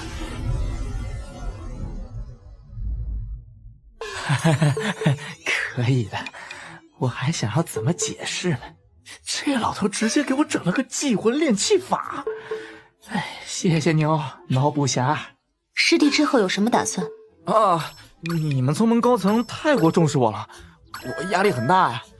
而且万象门那边要是知道我恢复了，肯定也会因为心理不平衡找茬。我就维持现状，装成一个快乐的傻子就好了。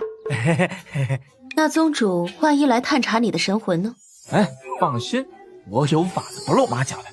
到时候林哥你就稍微自残一下。人不能，至少不该。哦，对了，反正王登的麻烦也解决了。师姐，你不如跟宗门说，带我出去旅游，做康复治疗，公费游玩，岂不美哉啊？这也是我想说的。哦，师姐也想跟我来一场说走就走的旅行吗？啊，不是，我是说王登的事。4天前你还在昏迷的时候，他和王爵长老稍稍遇害了。什么？他们不是被关在天牢里了吗？怎么遇害的？他们的体内被种下了和洛晴一样的生死蛊，有人远距离操控蛊虫，将他们杀死了。但是我之前用真言蛊问了王登啊，应该没有其他同伙了才是。王登，是谁勾结了邪修，残害了大量的万门弟子？可能是师弟你的提问方式。我们只知道谁与邪修残害同门，并不知道还有谁在其他地方向邪修提供帮助。哎呀，我应该直接问他邪修有几个同党的呀！哎呀，这怨不得你，现在一切交给宗门高层就好。哎，那是不是可以谈公费旅游的事了？咱们宗要和万象门结盟，我作为大师姐有好多事情要出面，暂时没法离开。痛吗？忙点好啊。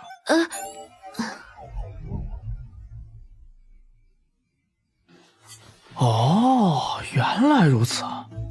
法器可以通过这种法门变成伪器灵的存在，然后被自身的灵根吸收，用来增加属性权重。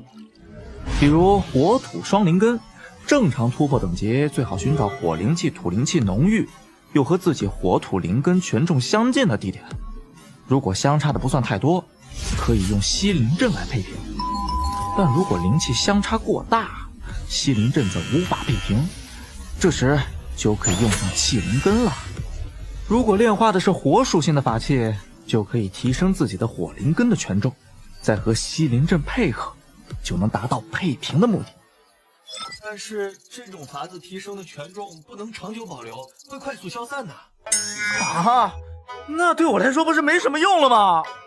不，正因为宿主的特殊性，气灵根才能在宿主身上发挥超长的作用。什么叫在我这发挥超长作用？这秘典里只写了怎么把法器炼成伪气灵被灵根吸收，都没有写真气灵的事儿。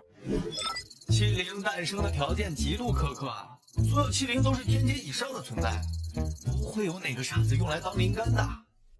所以你为什么让我当那个傻子呢？宿主又不一样，你现在严重缺少自保的手段，没灵根就没办法吸收灵气，没法修炼功法，永远只能是炼气武堂。虽然死不了，但万一被高等级修士发现你的秘密，那将会生不如死。那我要是炼化了它，灵根能维持多久？老弟，哥是魔剑灵，拿哥当灵根呢？你要当魔修吗？哦，他这么说哎。你只炼化他身体里属于你那52%的部分就可以了。而且根据之前的经验推断，宿主的神魂无论怎样改变形态，都可以和本体神魂保有联系。虽然宿主的神魂变成气灵根也会消散，但经过计算，恢复的速度是远远快过消散的速度的。啊，妙啊！果然是只有我才能用的法子。老弟，之前寄存哥的那块玉佩呢？剥离你全部的神魂，哥会沉睡，让我回到玉佩里。你本体那边好像察觉到了什么，从你离开后，就再也没有往这里发过消息了。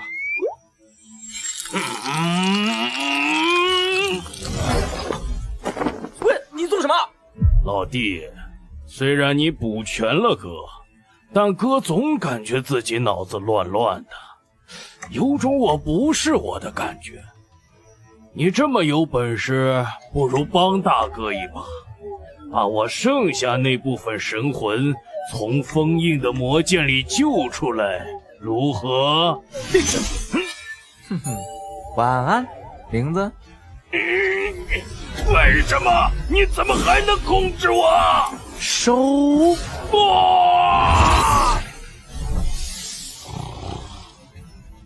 别以为我没发现，你一直在偷偷摸摸的同化我的神魂。不过很可惜，我的神魂有点特殊，被你同化的部分，我可以很轻易的复原。没这么做，就是想看看你要整什么幺蛾子。宿主打算什么时候炼化麒麟根啊？就现在吧，免得夜长梦多。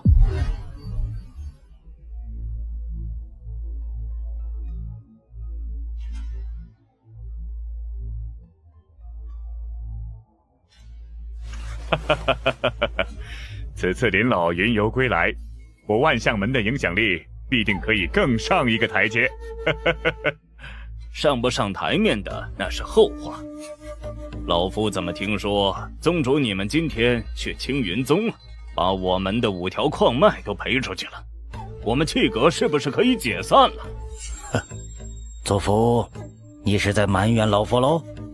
炼气比试的留影石你也看过了，换上你能赢过祭魂炼气？我是赢不过，但是当时为了保险，我可是挑了本门10位炼气长老，让他们随你一起去青云宗。不知道是谁信誓旦旦说自己一人足矣的。你好了好了，2位长老都别动气。虽然我们这次赔上了全部的矿脉，但合约里写了，他们需要承担我们的全部炼器份额。但咱们也要完成青云宗的宗门任务，给人家打工啊！任务我们肯定能完成，但到时候他们没法提供足够的法器，需要赔付法器价值双倍的灵石。以青云宗江河日下的实力，是不可能炼出足够我们修士使用的法器的。到时候他们会求我们把矿脉收回去，或是征用我们的炼器师，话语权自然会重新回到我们手上。而且他们还配上了一个能用祭魂炼器法的异种神魂弟子。异种神魂呢，稍加培养就能站在气道顶峰的存在。他要是还活着的话，青云宗倒是能吃得下这10几条矿脉。不过可惜被老夫给毁了，变成了痴傻。祖父，若是你带着你那10人一起去，那小子是不会用祭魂炼器跟老夫拼命的。到时候咱们赢了矿脉，却让这小子发展起来的话，不出10年，只靠炼器一道，青云宗都能压得咱们喘不过气来。哼，哈哈哈哈！这波属实是林老前辈高瞻远瞩了，帮我们解决了一个潜在的危机。哼，我可不像有些人目光短浅，只注重眼前小利。什么？怎么了，贾执事？宗主，咱们在青云宗的人传来了消息，说是有人剑意突破，引发天地异象。什么？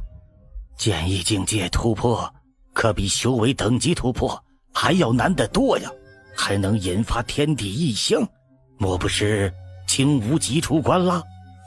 这里有他传回来的流影石，看看便知。啊！天哪，剑意化形，这不是青无极，好年轻啊！怎么从来没有听说过青云宗有此等剑道天才？这怎么可能？为什么会是这小子？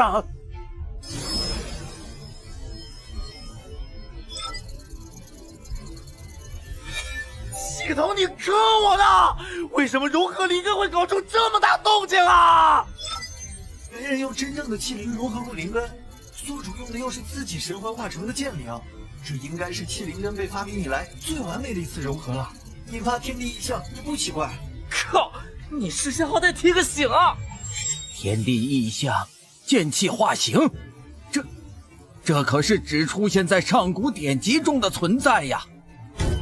哈哈哈哈哈哈！小友这是破后而立，天佑我青云宗啊！师弟，说好的装傻呢？你这也高调过头了。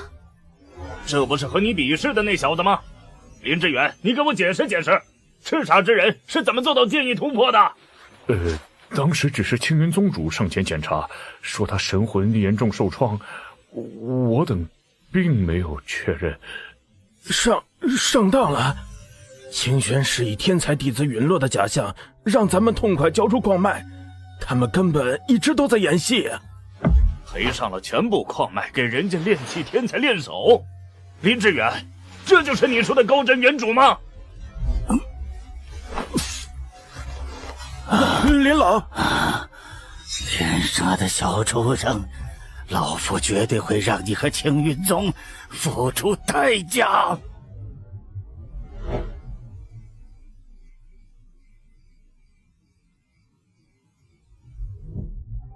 哥，你在做什么？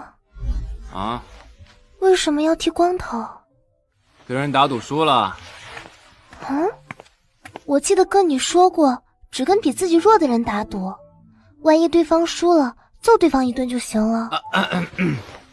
他是比我弱，不过我挺佩服他的，为了保护想保护的东西，可以豁出性命。就当是用头发祭奠一下这位被我认可的对手了。哥，你说的该不会是青云宗用祭魂炼器法赢了林老的那位吧？就是他，神魂残缺，变成傻子了。可我刚听说他那是装的，就是为了骗父亲和林老痛快割让矿脉。什么？你听谁说的？贾执事啊，而且贾执事还说他是万年难遇的剑道天才，刚刚剑意突破引发了天地异象，林老得知上当都被气吐血了。哥。小姐，门主找您。我哥他没事的，少门主应该已经习惯了。啊？父亲，贾执事说您找我。心儿，王登出事了。据清玄说，他爷爷带他出去历练，遇到了邪修，虽然成功将邪修诛杀，但两人也中了邪修的巫蛊之术，双双殒命了。三人的遗体，父亲都确认过了吗？啊，确认过了。这样吗？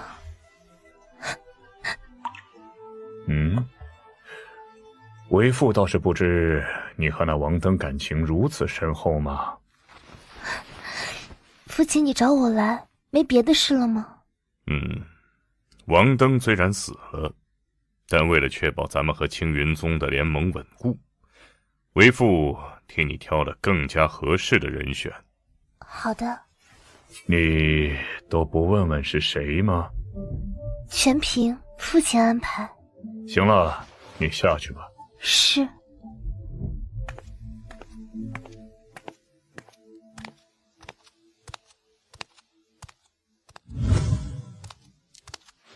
门主，小姐她怎么说？她连对象是谁都不关心就答应了。10年前那件事之后，整个人就跟丢了魂似的呀。贾执事，心儿既然已经同意了，你就可以说一说后续的计划了。我不觉得为了那小子开罪林志远是明智之举。林老欠了老门主一个人情，才答应做万象门一个甲子的客卿长老，这还有不足2年，期限就到了。而青云宗这位叫星夜的气道剑道双料天才，可是拥有无限的可能，而且鄙人查过了，他是最近半个月才加入青云宗的，对青云宗没什么感情基础，再加上他空有天赋，脑子确实不太聪明。哦，这何以见得呢？他如果够聪明，会选择继续装成痴傻，在青云宗暗中的培养下提升实力。清玄也估计是这样告诉他的，但他显然没有听清玄宗主的话，不进入闭关静室，直接在大庭广众之下突破剑意，无非是年轻气盛，想刺激林老，替他师父报那一耳光的仇。这种完全没有心机的愣头青是最好操控的。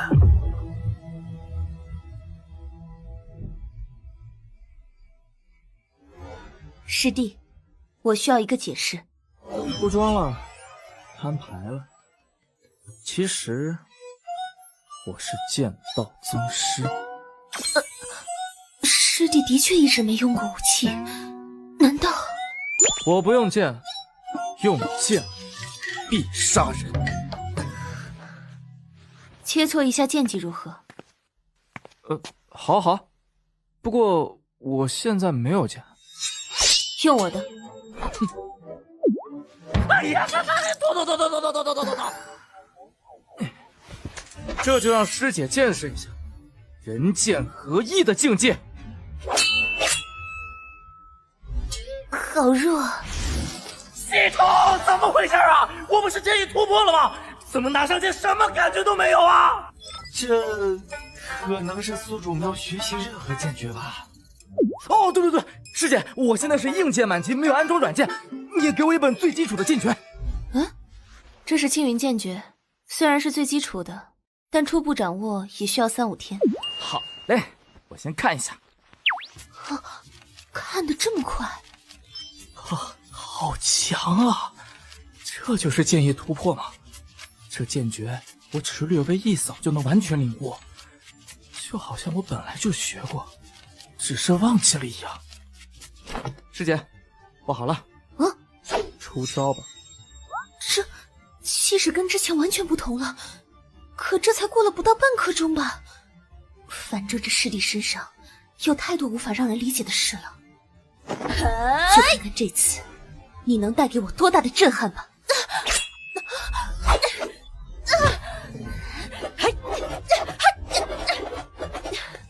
师弟，你在干什么？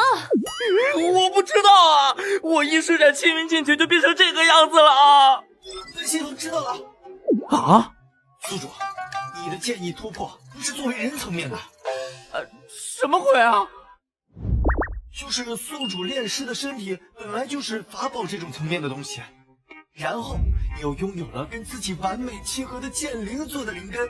I have 炼尸 ，I have 剑灵根。然后宿主就作为绝世好剑发出了冲霄的剑意，从而引发了异象。坑爹呀！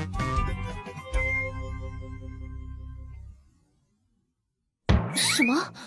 你不是剑意突破，是把自己练成剑了？可以这么理解。也就是师弟，你施展剑诀御剑，御的最优先级是自己。别说，让我静静。80！师弟，你不要对我的灵气做出任何抵抗。啊？干什么？御剑术。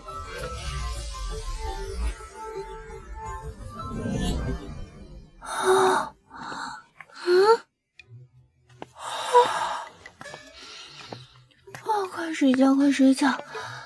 失眠不足，我都产生幻觉了。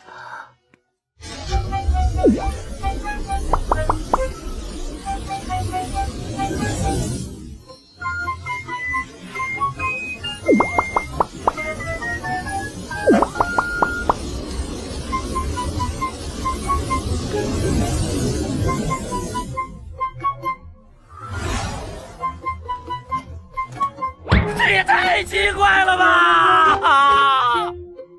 居然真的可以，我从未如此丝滑的使用飞剑。师弟，你的操作感也太好了，令人欲罢不能啊！师姐，你不要说这种让人误会的话呀。这样多方便啊！以后可以不用睡袋飞剑或者多重御剑了。容我去，万一师姐习惯了，以后也一直要求在上面，该怎么办？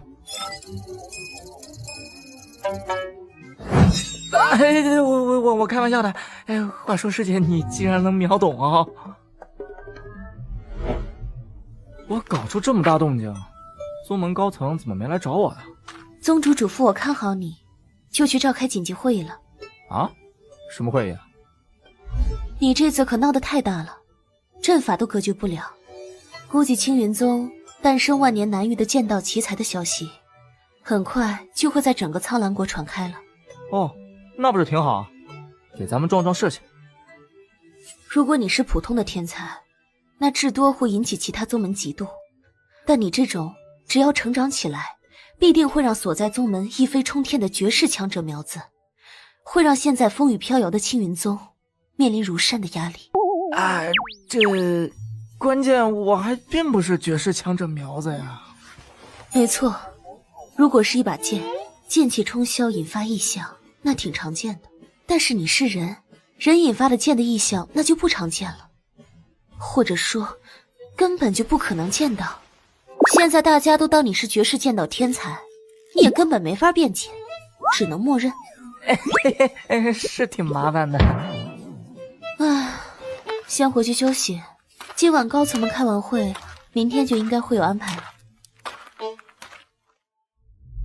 宗主，师父，这就是你们讨论出的法子吗？让师弟代替王登和万象门结姻？这是厉门主提出来的，当然也要看星夜小友的意思。王登师兄才刚刚身故，这不太好吧？师侄不必介意，心儿对王登并没有什么感情。说句不好听的，两人的婚约只是为了能让结盟更加稳固罢了。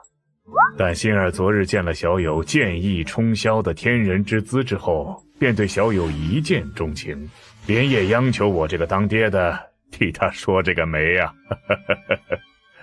这叫一见钟情？你姑娘都在打瞌睡了。心儿，你不是有话要对星夜师直说吗？哦。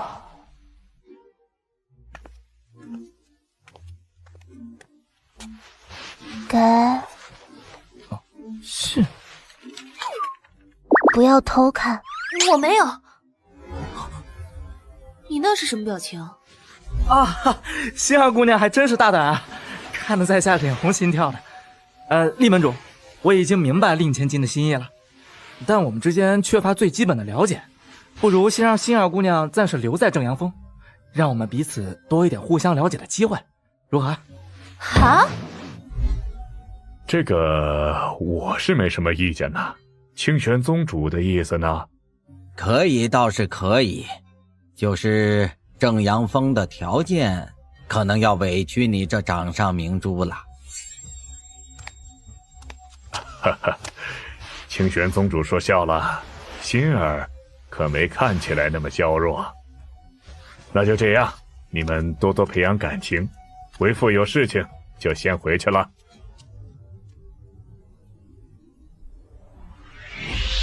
厉门主，今天不是交接矿脉的日子吗？呵呵，不急，一开始咱不就说好了吗？心儿大婚当日，你我宗门才正式递交结盟，到时候就一起办了。清玄宗主想尽快促成结盟，就多多撮合下二人吧。宗主，他只是看中了星夜的潜力，想用结姻的方式拉拢到他们万象门那边呀。无妨，我对柳师侄有信心。宗主，你难道想让我徒儿对李门主女儿下手？万万不可呀！哎呀，难怪你快300岁了，还没有道侣。什么呀？这跟我有没有道侣有什么关系啊？咦，心儿姑娘，怎么就剩你自己了？他们人呢？白衣服师姐把星夜师兄骑走了。啊？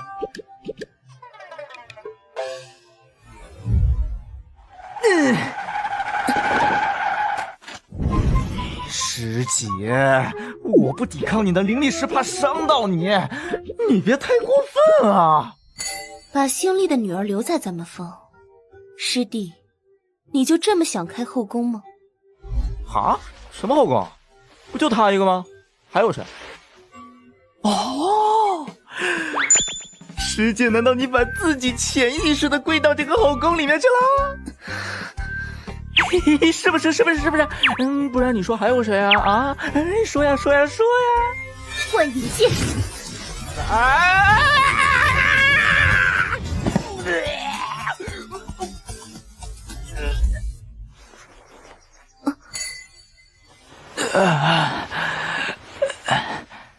师姐，你看看吧，那个星儿写的。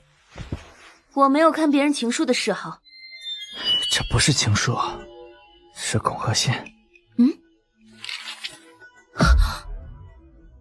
4号，难道指你最开始戴的那个面具？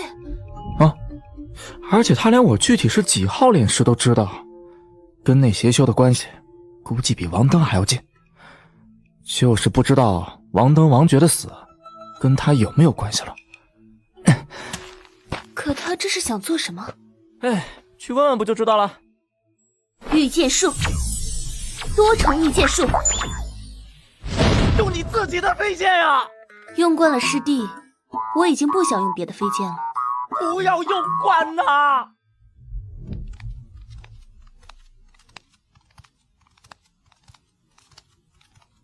哎，那不是昨天剑意突破的那个弟子吗？啊！我天哪！我听说他在练气期，怎么会御空飞行啊？青云剑诀自己，1功好，100公里耗能10灵石。有什么东西怎么从正阳峰洒下来了？传单？比武招亲？这是什么鬼啊？你到底想干嘛呀？好久不见，4号，还记得我吗？我不是4号，叫我星夜吧。这样吗？没有被炼制时候的记忆了吗？我再问你一遍，你想做什么？比武招亲。就是问你为什么呀？偷听可不好啊。哦，没关系，他们是我们这边的，都知道我的真实身份。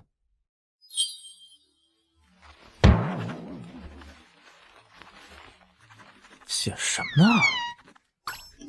瞎写什么呢？我这个人不喜欢拐弯抹角的，你有什么目的？比武招亲是一个考验，你能击败所有的挑战者，我就告诉你。那如果我输了呢？公开你炼师的身份。你自己也跟邪修士同伙，曝光了师弟，你也跑不了。无所谓了，你师弟打乱了我的计划，负责也是应该的。啊？什么计划？赢了比武招亲就告诉你，加油吧。可恶，我最烦谜语人了。我看他就是在吓唬人，他门主之女的身份会和师弟同归于尽。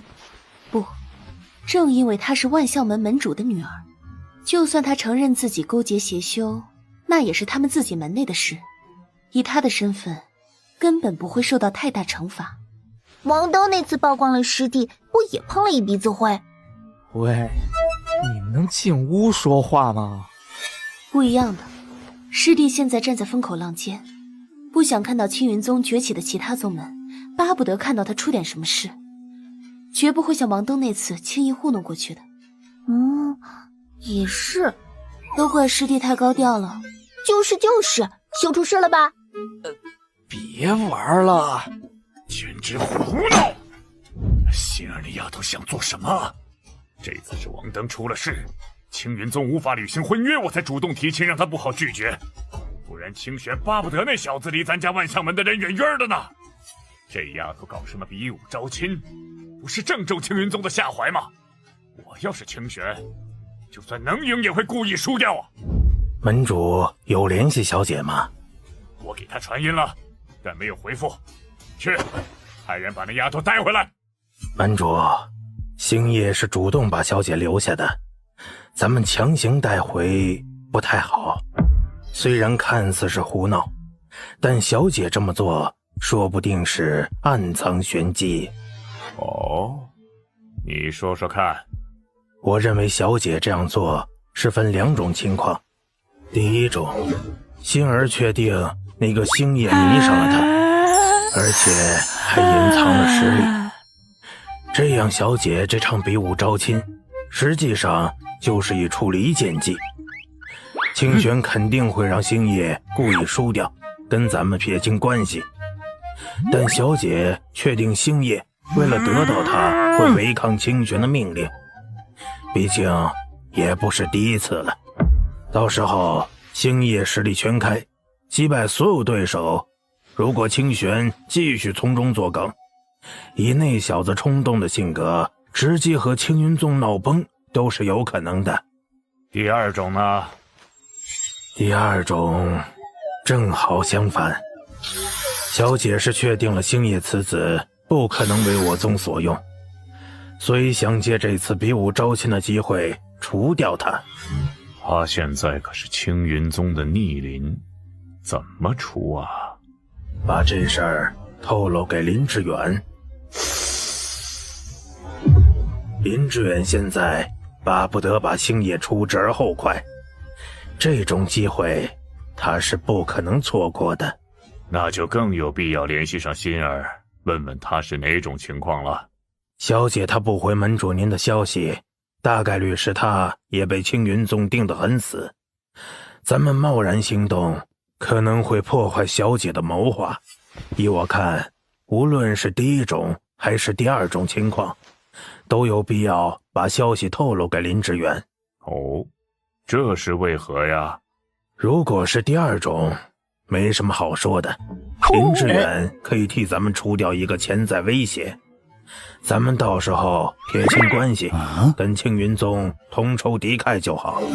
如果是第一种，只需提前让小姐做好准备，穿上护体宝衣，在关键时刻为星夜小友挡下致命一击即可。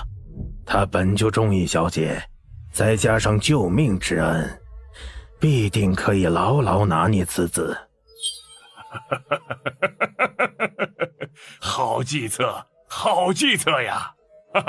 有贾执事这样的智囊，何愁我万象门不兴旺？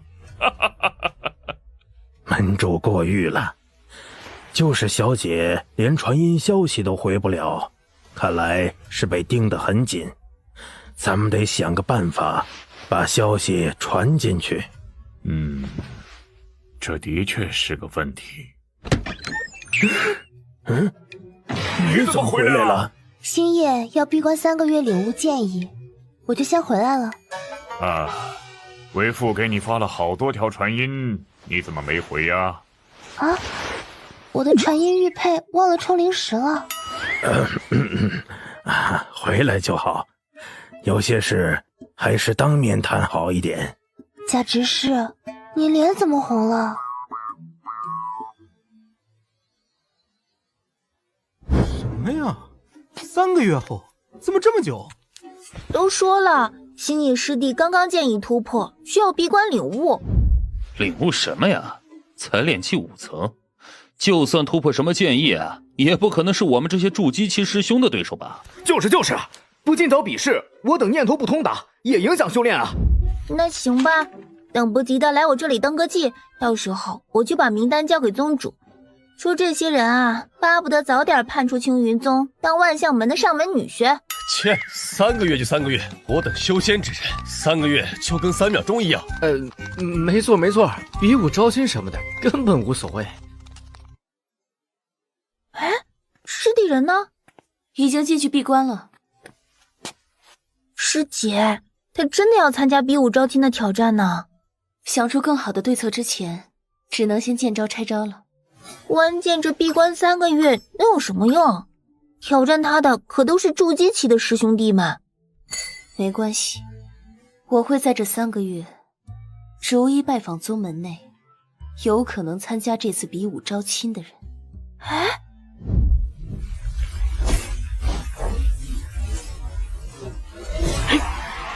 修炼血遁术累计达到305点造化值，任务完成，抽奖次数+1。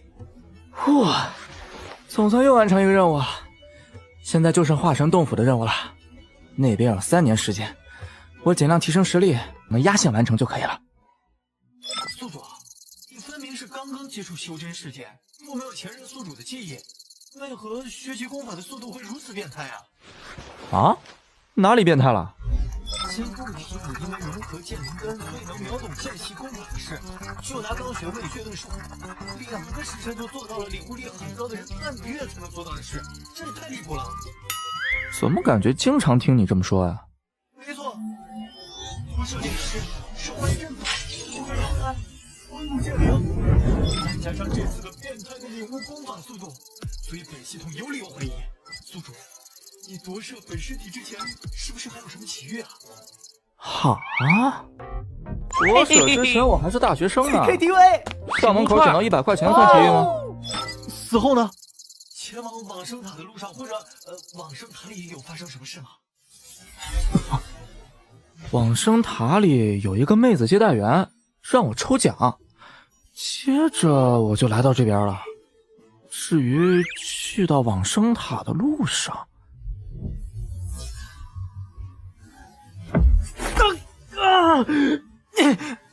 怎么了，宿主？好像想起什么来了，但脑子突然疼得要命。可恶，到底是什么？就差一点就可能想起来了。醒醒，宿主别醒了，你神魂的状态不太对劲啊！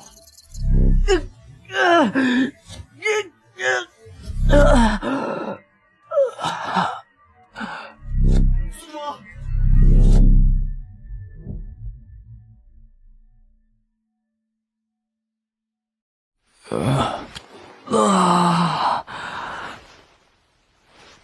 系统，我是不是又昏迷了很久啊？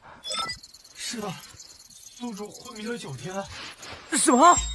我神魂被抽空了5000次那回，才昏迷了1星期啊！宿主这次神魂受到了某种不明力量的干涉，修复得很慢。什么意思？打个比方，你的神魂是电脑，被抽空这种算是物理层面的攻击，相当于把电脑拿掉。这种情况是血清很难修复，但这次是电脑外表毫发无损，但内部中了病毒，失血印杀中对这种情况就无能为力了。多亏了本系统用这9天破解了那股不明力量，宿主才能醒过来的。那股不明力量是什么东西啊？可能是本系统的其他 bug。总之，宿主如果再想起什么东西就头疼的话，就千万不要再深入回想了。这次是本系统侥幸才能破解成功，如果再来一次，可能宿主就永远都醒不过来了。这也太坑了！本系统有点累，可能要休息一阵子。什么？不用担心，严格来说呢，我只是系统管理员。在我休眠期间，系统空间、系统商城任务发放，不需要我的权限也能运作。哎，等等，你怎么了？为什么要休眠？就说了，是破解那个法则之力消耗的算力有点超负荷，休息一阵子就好了。喂，等一下，这是什么 bug 呀？为什么你修复自己的 bug 会累成这样？而且真能修复的话，我希望你修复一下乱发任务的 bug 呀！说是系统 bug， 不是怕你担心吗？系统在吗？说句话呀！这病毒不单感染了，连我也中招了呀！啊，真的休眠了呀？啊！这个礼盒跟上次的差别有点大呀。什么？奇怪，我根本没有派送这次的抽奖啊！可恶啊！所以才要切断我和外界的联系吗？宿主别打开，有阴谋啊！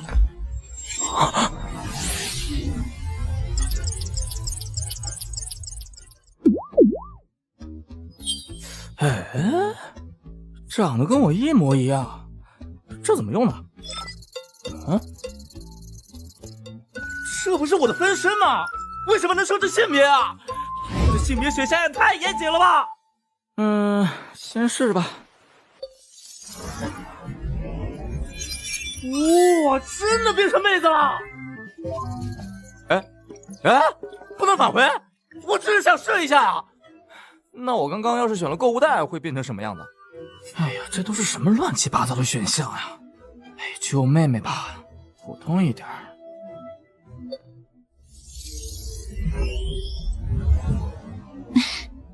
初次见面，我是您的妹妹心灵。好家伙，名字都起好了。能介绍一下你的用法吗？哥哥想怎么使用我都是可以的哦，我不会反抗的哦。你在说什么呀？我是在问你，你不是辅助修炼的分身吗？要怎么个辅助法啊？哦，你是说这个？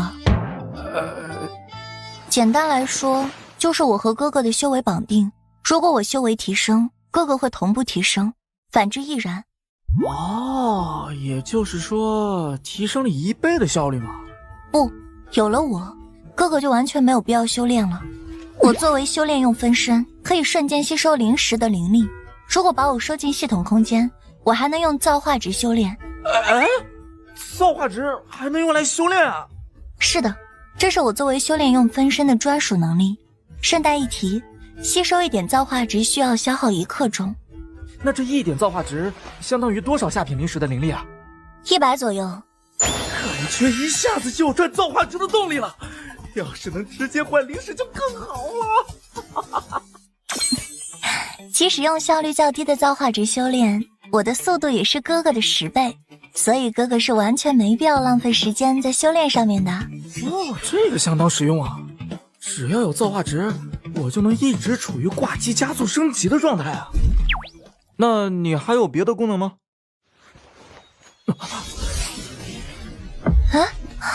这是咱们交换身体了。因为我的神魂是从哥哥身上分离出来的，所以可以通过交换神魂的方式来互换身体。好神奇啊！这功能也挺不错哎，可以在需要隐藏身份的时候用。时间宝贵，如果没有其他事情，哥哥就把我收进系统空间吧，我要开始修炼了。好。可恶，宿主不要听他的呀！完全没有听说过造化值还能炼化的，这里面绝对有阴谋啊！哦，对了，系统空间里的灵石以后说不定还有用，你就先用造化值修炼吧。好的。你是谁？接近宿主有什么目的？哼，切断我和系统外界通讯的人也是你吧？这里本就不属于你。可恶，和系统空间的通讯也被干扰了。啊！已经虚弱到这种地步了吗？都怪哥哥之前胡乱使用的力量。我借的那个东西也被放进了这里了。啊！找到了。他拿融合妖丹做什么？什么？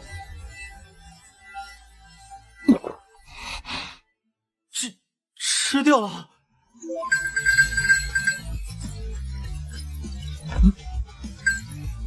啥？哎呀，哥，这么一会儿不见就想我了吗？你做了什么？我为什么一下子提升了一个大境界？不是不让你用灵石修炼的吗？我没有灵石啊，只是把系统空间的融合妖丹给炼化了。感应不到啊！这真的没有了？谁让你炼化的呀？那是我以后留着替换林哥用的，你想让你哥一直当个贱人吗？而且那可是144个元婴妖兽的丹药，为什么我才从炼器提升到筑基呀？我不是吸收里面的力量，我也是当灵根用的。啊！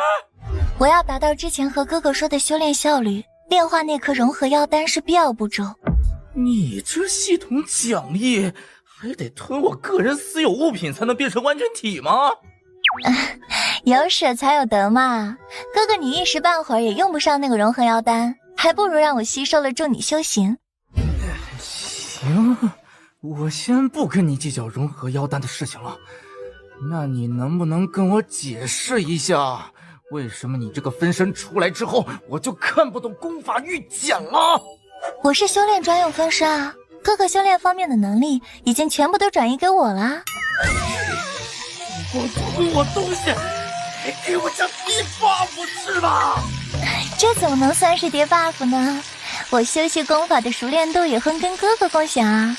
妹妹，我这是把修仙中最枯燥的修炼部分承包了，哥哥你就负责人前显圣、装逼打脸、广开后宫，多找嫂子儿孙满堂就行啦。你既然这么说，那你就是我的亲妹妹啦！哎呀，我这当哥哥的也没什么好送给你，这是我从师姐那借来的功法御简，就全部送给你了。谢谢师弟，出来一下。哦，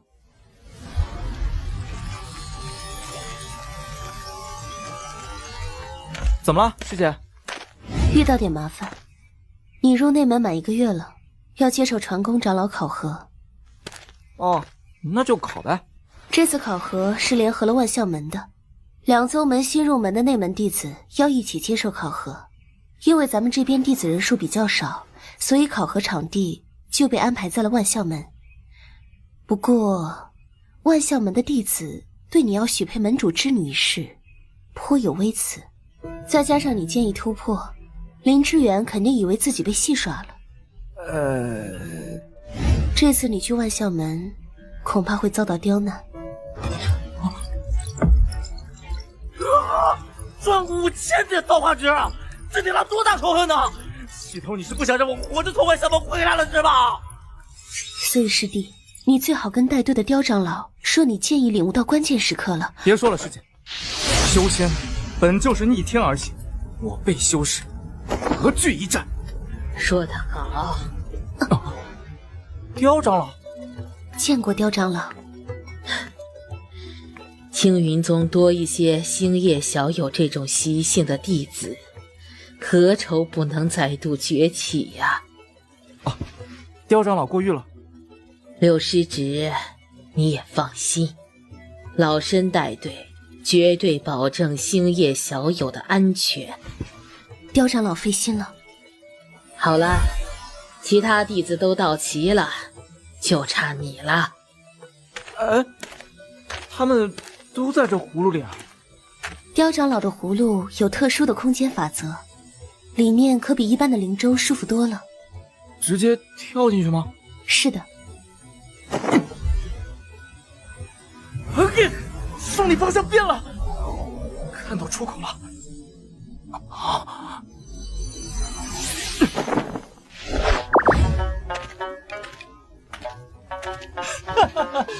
看看我的风仙帕抓到谁了，还以为万年难遇的剑道天才多了不起呢，就这。嘿嘿，黄师兄放他出来吧，他可别在里面吓尿裤子了。那黄师兄的风仙帕可就要被糟蹋了。什么？他怎么出来的？这血雾，血遁术。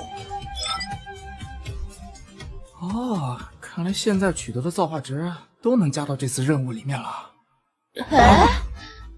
疯了吗这小子？血遁术不是生死关头保命用的吗？这可需要燃烧精血，每次使用都会境界跌落，损伤根基啊！没事，都怪在下没有见过什么世面，太慌张了，以为遇到了敌袭呢。各位师兄师姐只是想跟在下开个玩笑的，对不对？是，对大家都没有，我们就是开个玩笑。哎呀，师弟，你这血遁术用的可把我们吓到了。那也就是说，在场的所有人都参与了这个玩笑了哈。哎呀，我肯定是不会怪各位师兄师姐的，但是等出去之后呢，宗主和长老如果知道我这个剑道天才因为你们的玩笑损伤了根基，他们会有什么反应，就不是我可以妄加揣测的啦。妈蛋，这小子故意下套把我们扯进来了！靠，我就是个看热闹的，怎么还看出事了？太卑鄙了，太阴险了！不错，效果拔群呢。大家真的是无心的，师弟能不能不要告诉宗主和长老呀？哦，可以啊，不过我这根基受损也不好交代啊，不如大家凑点零食给我，让我买一些进补的丹药吧。敲诈勒索啊，这是！可恶啊，好想打他呀！这也太无耻了！各位同门糊涂呀，我怎么完全不知道什么血遁术？这位师弟根基受损，大概是练功出了岔子，跟在场的各位没有任何关系。师弟可不要血口喷人啊！对啊，他就一个人，咱们这么多人呢，看长老是信他还是信咱们？是啊，他的理由也站不住脚，再怎么慌，不到生死攸关，也没人会用血遁术啊！请看 VCR。哎呀，师弟，你这血遁术用的可把我们吓到了！这小子竟然还录了留影师！这什么人呐？无耻，太无耻了！蠢货，你要是当着长老的面拿出来，我还真拿你没办法。好，黄师兄，快把他留影师抢过来！四斩！找死！嘿，这是什么招数啊？姿势好诡异啊！根本没有发力点，应该没什么威力。可黄师兄看起来很痛苦的样子，他可是穿了玄阶上品的护体宝衣啊！我要杀了你！这是星夜在闭关的过程中研发的攻击手段，把自己身体的每个部分都当成剑，然后使用多重御剑术加以控制。有着能让身体变得异常灵活、行动轨迹难以捉摸的特点。除此之外，在体术攻击的基础上叠加剑法攻击，给敌人造成既被揍了一拳，又仿佛被捅了一剑的双重暴击伤害。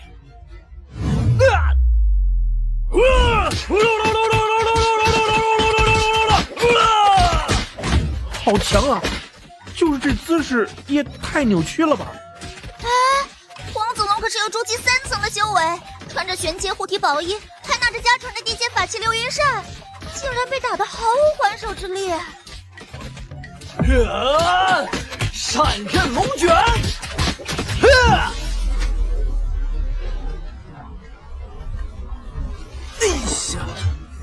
搞这么大风，发型都被你给吹乱。你根本不是练气系。是啊，我也没说自己是练气啊。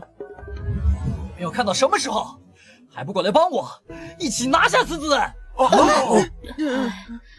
哎，谁要是来帮忙的话，我就用血遁术跑到外面，直接把流影石交给长老。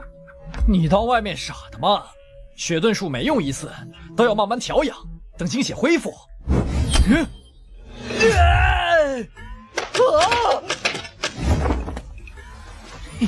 刺激不？这小子是怪物吗？哪有连着用血遁术的？他血晶是大风刮来的吗？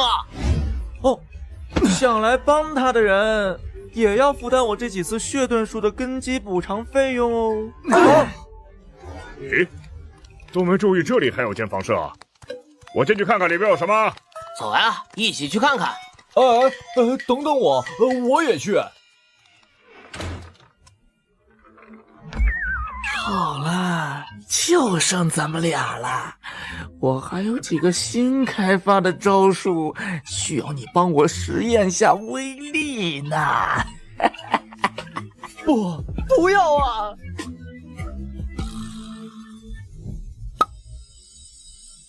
好了，咱们到地方了。黄子龙，你这怎么搞的？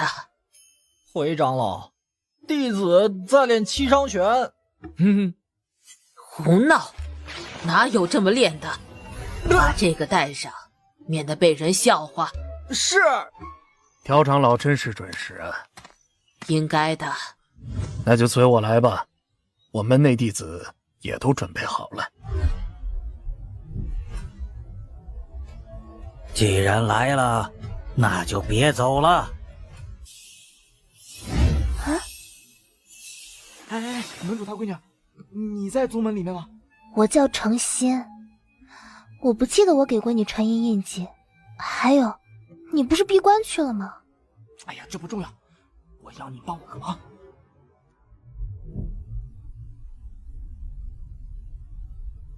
这次两宗门联合的新晋内门弟子考核由我主持，考核不合格者将由内门转为外门，而成绩第1名可以随行参加今年的苍蓝大比。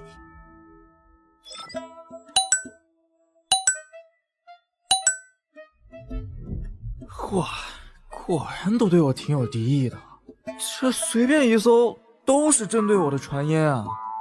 哼，这样子的话就好办多了。全体目光向我看齐，我宣布个事儿，我就是诚心的未婚夫星夜，想巴结我这个未来门主女婿的，要赶紧抓紧时间呐！过了这个村儿就没有这个店啦！这小子太嚣张了吧！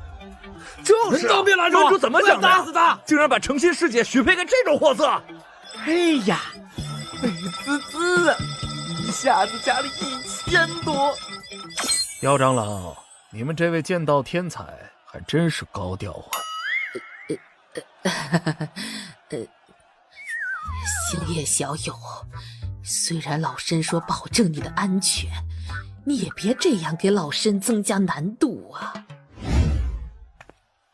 啊，是诚心师姐，师姐来了。嘿，程心师姐为了对抗婚约，都自己发比武招亲传单了，肯定是烦死这小子了。刚才他大言不惭的话，师姐肯定听到了，快当面狠狠的羞辱他，让他别癞蛤蟆想吃天鹅肉了。星夜老公加油！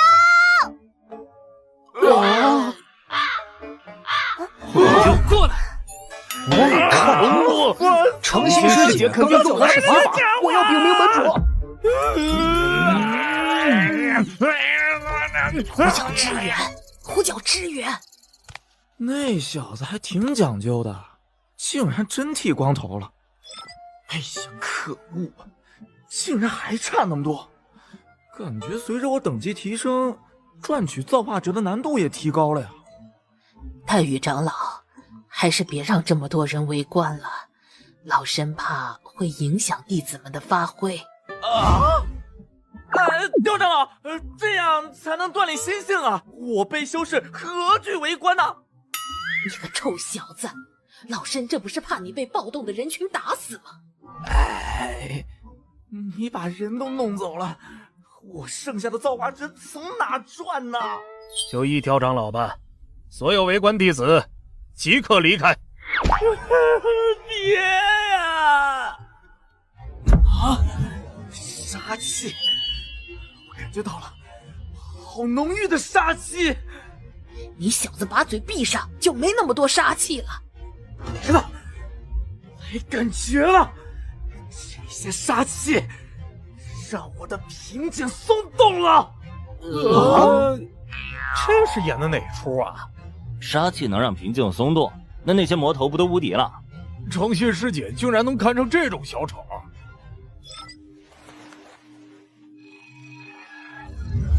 啊！这是筑基期的气息，你真的突破了？这怎么可能？这等级还在提升，筑基1层，筑基2层，筑基3层。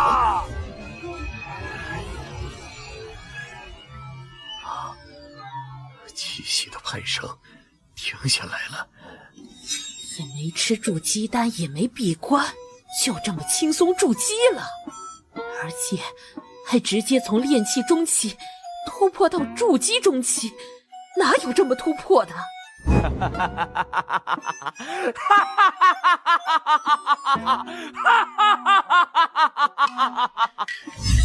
真是太感谢了！感谢在场的所有人用了杀气。我受不了了！就算被捉法，我又宰了他，算我一个。蠢货，在别人地盘还这么嚣张，引起众怒了吧？等下我再点把火，争取引发暴乱，然后本少再趁乱弄死你。哎呀，也要感谢我的兄弟黄子龙，一直不求回报的当我的陪练，让我对掌握的所有功法都有所精进的。想祸水东引，手法太低级了点。真当别人家内门弟子都是傻子吗？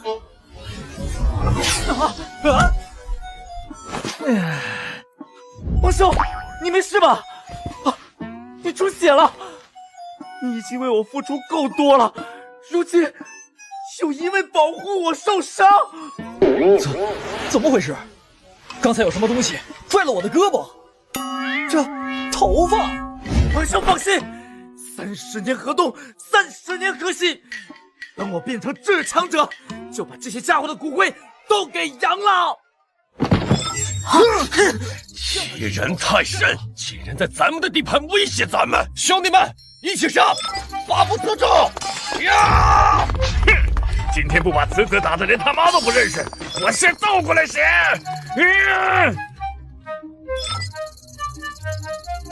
干什么？不是，你要造反吗？武器跳墙了，小心波及到你！快用我给你的那张上古传送符离开此地！好，在下先走一步。可恶！这小子竟然用血遁术跑了！他兄弟还在，制住他！别让他激发上古传送符！不是，我没有。等等，各位冷静，听我解释啊！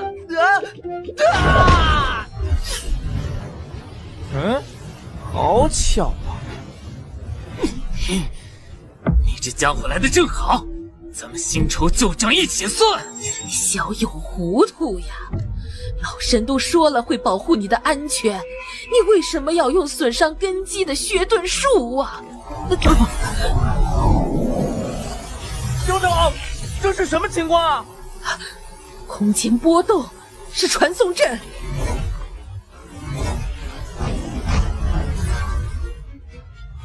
这是哪儿？哎呀，竟然一次来了这么多人！林前辈，你这是何意？小崽子，之前戏耍了老夫，是不是觉得很过瘾呢？啊！跟清玄一起演戏，装成痴傻，让老夫交出矿脉，再高调的建议突破，来打老夫的脸，很好玩吗？哦不，您多虑了，我根本没拿您当回事。林前辈，你德高望重，何必跟一个小辈计较呢？不，林老这叫报仇不隔夜，如此才能念头通达，延年益寿。哈哈，少门主很懂老夫吗？这外头没兄妹什么事了，我们就先走了。林老，您慢慢刨着这小子吧。少门主也别急着走，得罪老夫的可不只有此子，还有跟他一起演戏的清玄宗主啊！让这小子生不如死很容易，但是想报复清玄那老家伙，还需要少门主的帮忙呀。林老说笑了，这您应该去找我父亲啊。你父亲为了讨好这小崽子，都把自己闺女许配给他了，所以老夫只能指望少门主了。那不知林老想让晚辈做什么？如果少门主和令妹都被星夜所害，那门主他一定会取消结盟，直接攻打青云宗吧。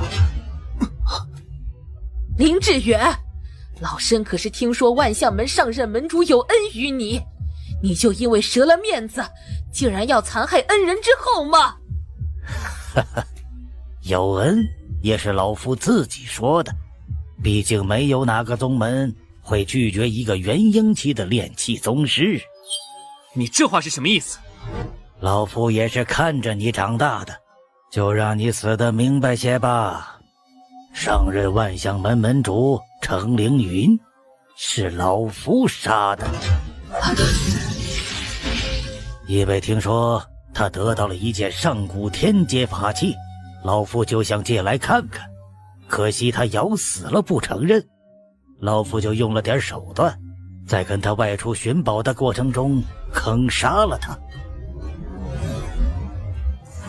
最后我用搜魂得知，他得到的是记录了天阶法器地点的藏宝图，他没告诉任何人这个消息，只是把那藏宝图存进了宗门藏宝库的暗格里。你当时说被我爷爷夺舍相救，所以想要报恩。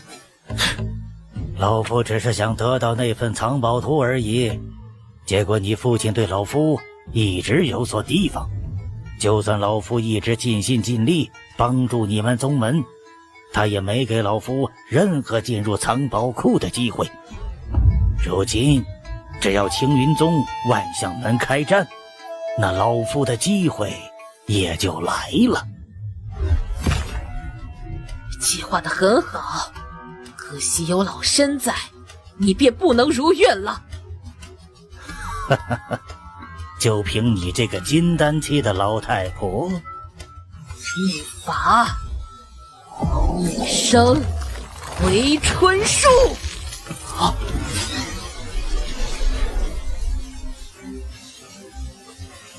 好浓郁，生机激烈。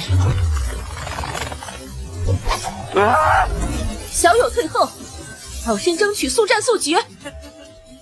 又长老，哈哈，本来以为青云宗就剩下5位元婴期了，原来还藏了你这么一个底牌吗？这秘法本来不是给我自己用的，不过老身答应了要保护星夜小友，就不会食言。啊！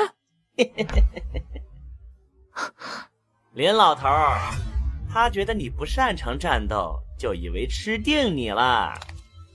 哼，真是愚蠢！炼气师的厉害之处，可一直都不是战斗，而是人脉呀。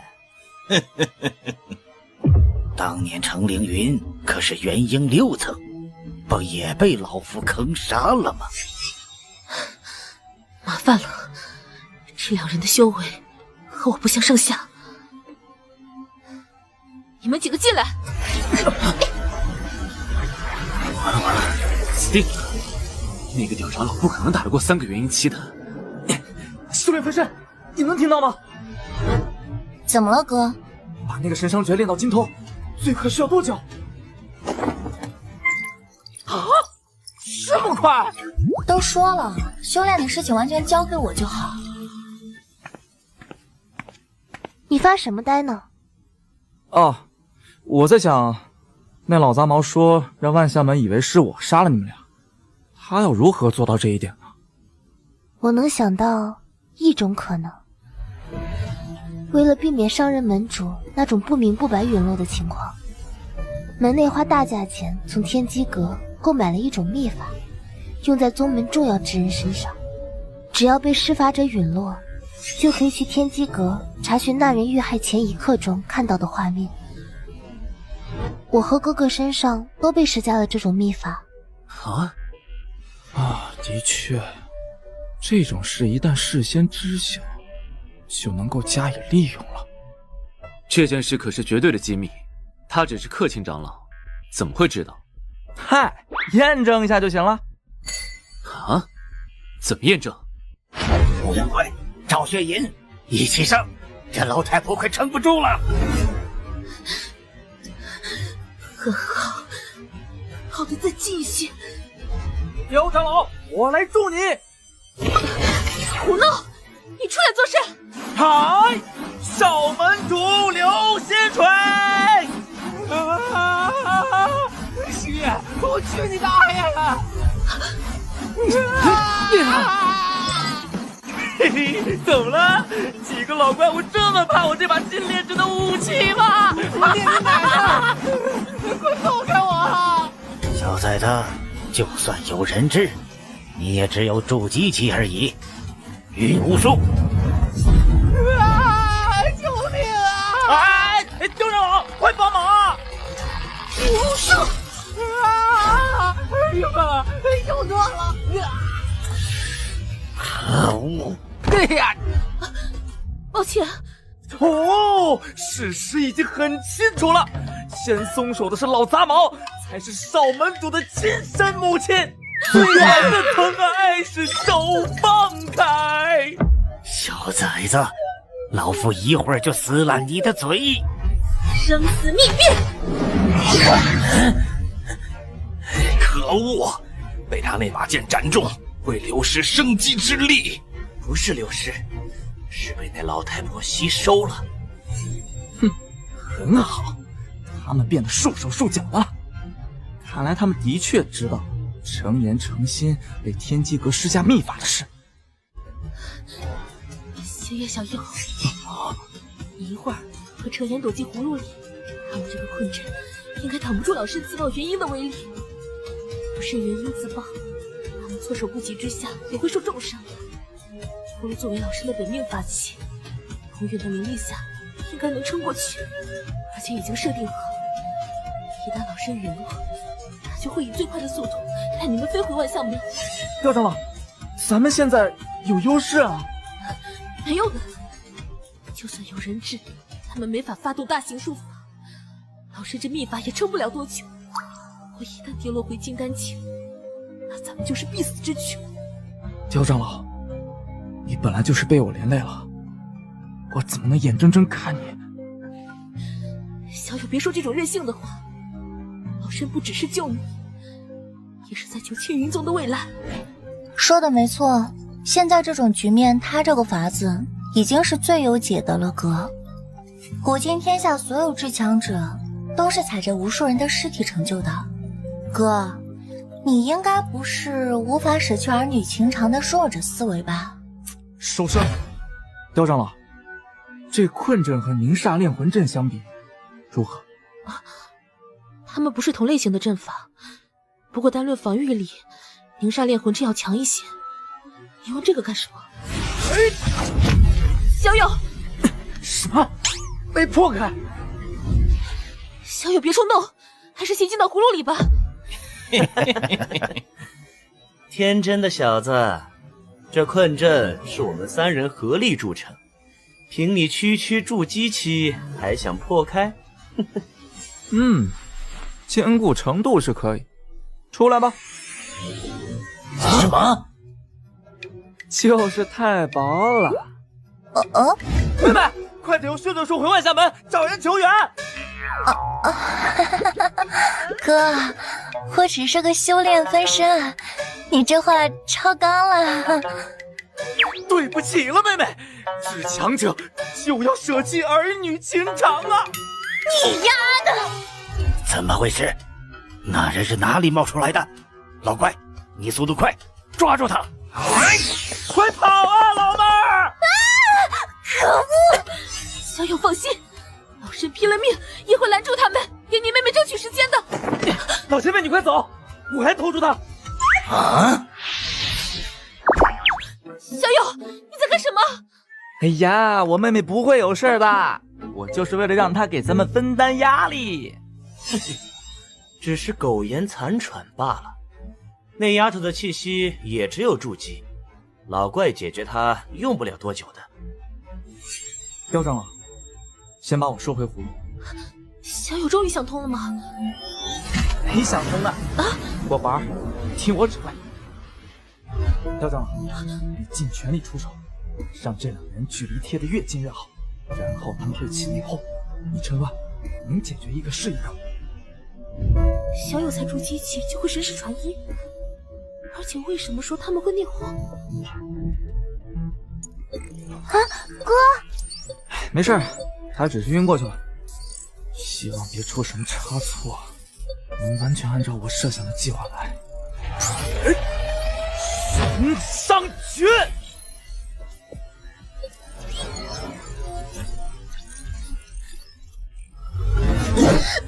这老太婆力量在减弱，撑不了太久了。林志远，你竟然敢算计咱家！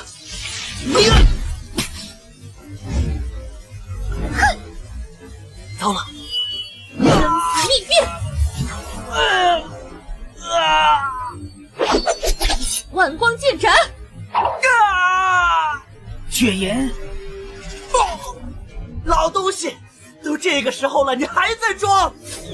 他家死也要拉你当垫背的！可恶，他想原形自爆！你发什么疯？老夫怎么你了？可恶！收！咱家做鬼也不会放过你！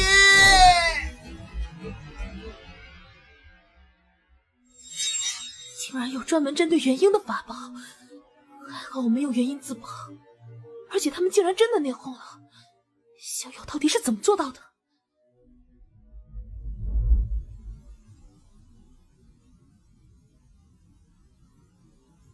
现在什么情况？怎么都晕倒了？神伤诀的原理是先污染自己识海内的神识，让其变成类似病毒的存在，然后用病毒神识注入到对方的识海，让对方识海紊乱，无法调动灵力，不过自己也会失去战斗力。但使用前提是和对方境界差别不大，因为识海存在自我防卫机制，低等级修士的神识攻击是无法击溃高等级修士的神识防御的。但有一种情况例外，那就是神识传音。神识传音虽然也是发送神识，但声音信息所占用的神识是极其微小的，所以正常情况下，修士的识海对传音是不设防的，默认接收。但传音编辑器打破了这一规则，可一次性发送携带海量信息的神识传音，所以星夜就想到，能不能先使用神伤诀，再通过传音编辑器把自己病毒神识以海量信息为载体发送出去，从而达到绕开神识防御，直接在对方识海引爆神伤诀的目的。当然，还要利用编辑器伪装成是林志远给赵邪影发送神识传音，让赵邪影误以为是林志远发动神伤诀偷袭了自己。如果二人距离够近，赵邪影有很大概率含怒在林志远措手不及之下将其重伤，这样只要刁长老能抓住机会，就有很大概率能直接解决一人。如果计划成功，战局也会彻底扭转。你到底做了什么？我也想知道啊，小优，你做了什么？这也太深了吧！但是老师要支撑不住了，这秘法的时效快过去了，现在的修为都跌到元婴1层了。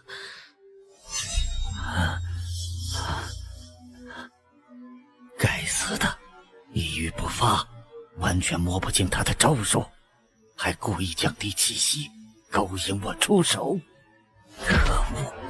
青云宗怎么还藏了这么个怪物？还好，困阵他应该暂时破不开。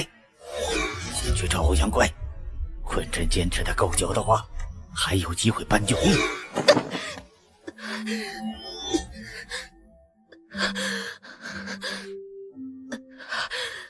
还好，林志远疑心重，被吓退了。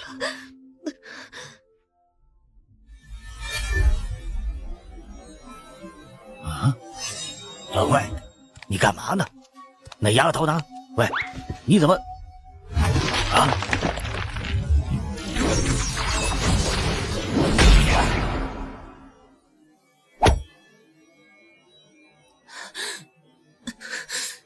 可恶，破不开！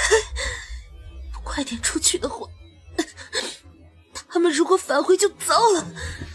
不能浪费小优制造的逃生机会，要趁修为还没跌落回金丹之前。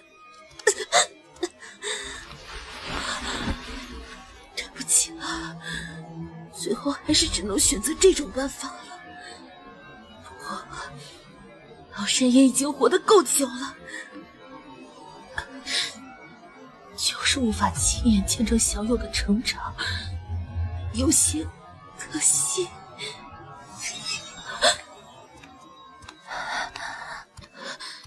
小友的妹妹什么时候来的？老身怎么一点都没有察觉？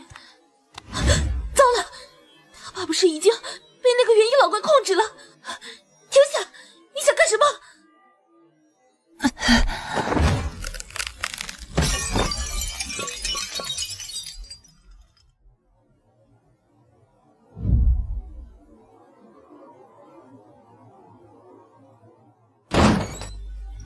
啊，柳师姐，我师弟呢？听说他受伤了，严不严重？蛮严重的，被人群殴了。啊！竟然伤成这副样子，不可饶恕！哎，师姐，你怎么了？你完了，都是你，把师姐老相好弄得这么惨。啊！师姐，对不起啊，我不知道你跟黄子龙师兄是老相好。那是谁啊？没有相好，我都不认识他。不认识还不可饶恕。那时我把他当成星夜师弟了。啊？哦，原来我才是师姐的老相好啊！叫姐姐可以让你当二房。可恶的星夜，今天你绝对要给本少一个说法！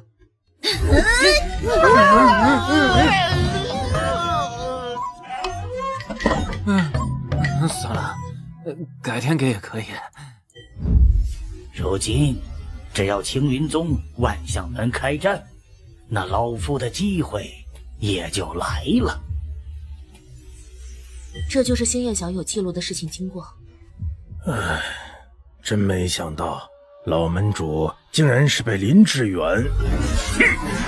这个老畜生，本门主竟然一直把杀父仇人奉为座上宾，我万象门从此与他不死不休。我能理解厉门主的心情，但如果他狗急跳墙，把天阶法器的消息传出去，恐怕对咱们不利呀。哼，这就是那老东西说的父亲留下的地图。要不是5年前宗门藏宝库的阵法升级，本门主也发现不了那处暗格。这上面的地点是？看来清玄宗主也发现了，这图上记录的天阶法器，就是现如今被封印在你宗地底的那把魔剑。啊！10年前，此地被那个叫竹山宗的小门派发现，引发了魔剑之乱。魔剑虽然也是天阶，但魔族的炼器体系跟咱们完全不同，没有任何参考价值。林志远要是知道自己追寻这么多年的东西，竟然就是现在那把供人随意参观的魔剑，不知道会作何感想。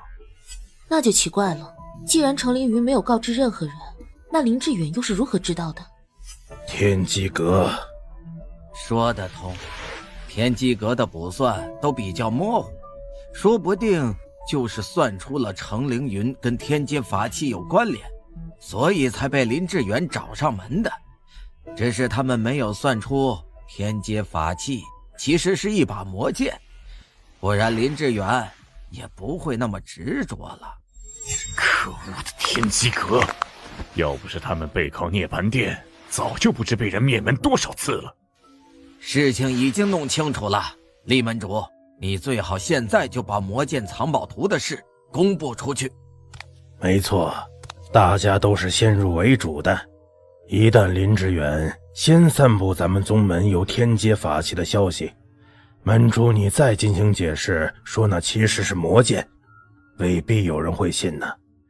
但咱们率先公布，老门主为天下人考虑，雪藏魔剑地点，却被林志远奸贼所害，然后咱们两宗发布联合通缉，这样就能让林志远失去先机了。好，就算抓不住他，本门主也要让他后半生只能当缩头乌龟。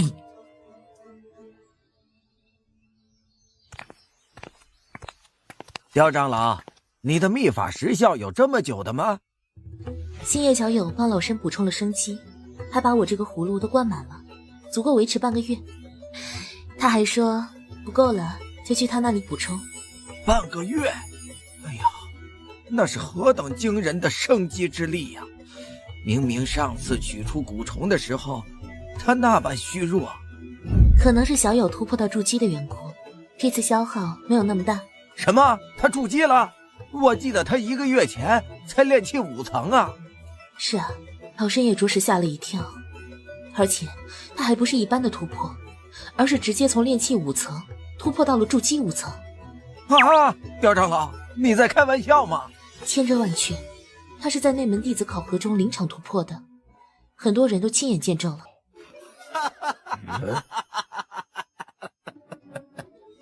是清玄宗主的笑声，这是遇到什么好事了？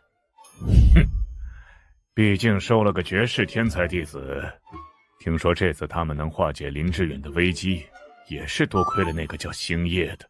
不可思议，跨大境界突破已经惊为天人，竟还能以筑基期的实力左右元婴级别的战局。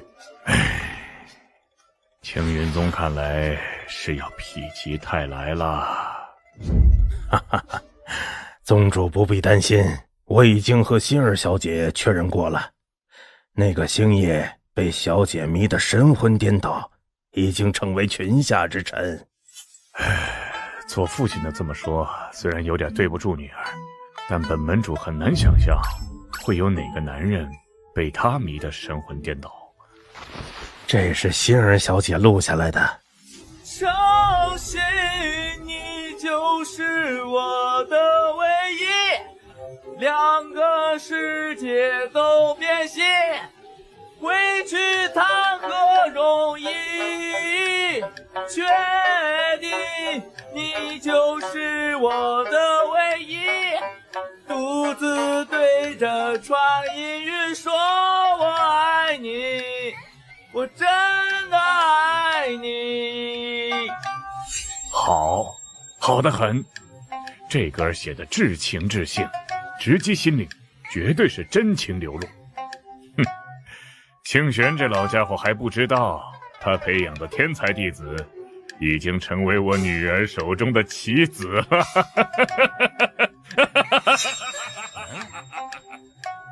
程令门主怎么也笑上了？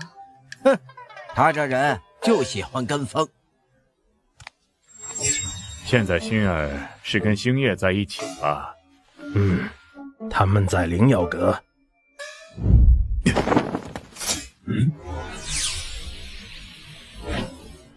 那不是青云宗的柳千云吗？怎么生这么大气啊？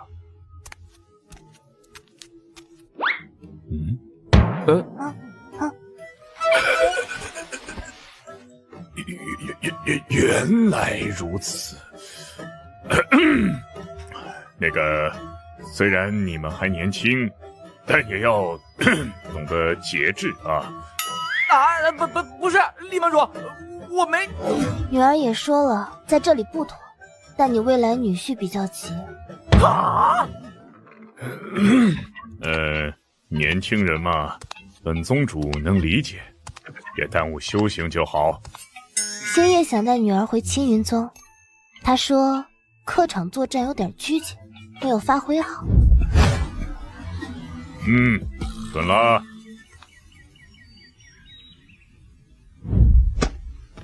门主，他们二人关系如何？如胶似漆。为何凭空误人清白？父亲越觉得咱们关系好，我的自由度就越高。什么时候回青云宗？等刁长老通知。哦，我知道你肯定对我身上的秘密很好奇。切，好奇你就会说吗？作为合作的诚意，先向你坦白一件事吧。刘饮石，难道是和那个邪修有关系的？喂，在这里放，被人看到的话。其实让你唱这首歌的时候，我偷偷录了刘饮石。你丫的找茬是吧？作为你帮我在演武场的感谢，我也可以帮你做一件事。那就唱一首情歌，要加我的名字进去。你提这种奇怪的要求，就是想录下来要挟我吧？没，觉得好听就录下来了。星夜小友，老身这边忙完了，一起回宗门吧。好。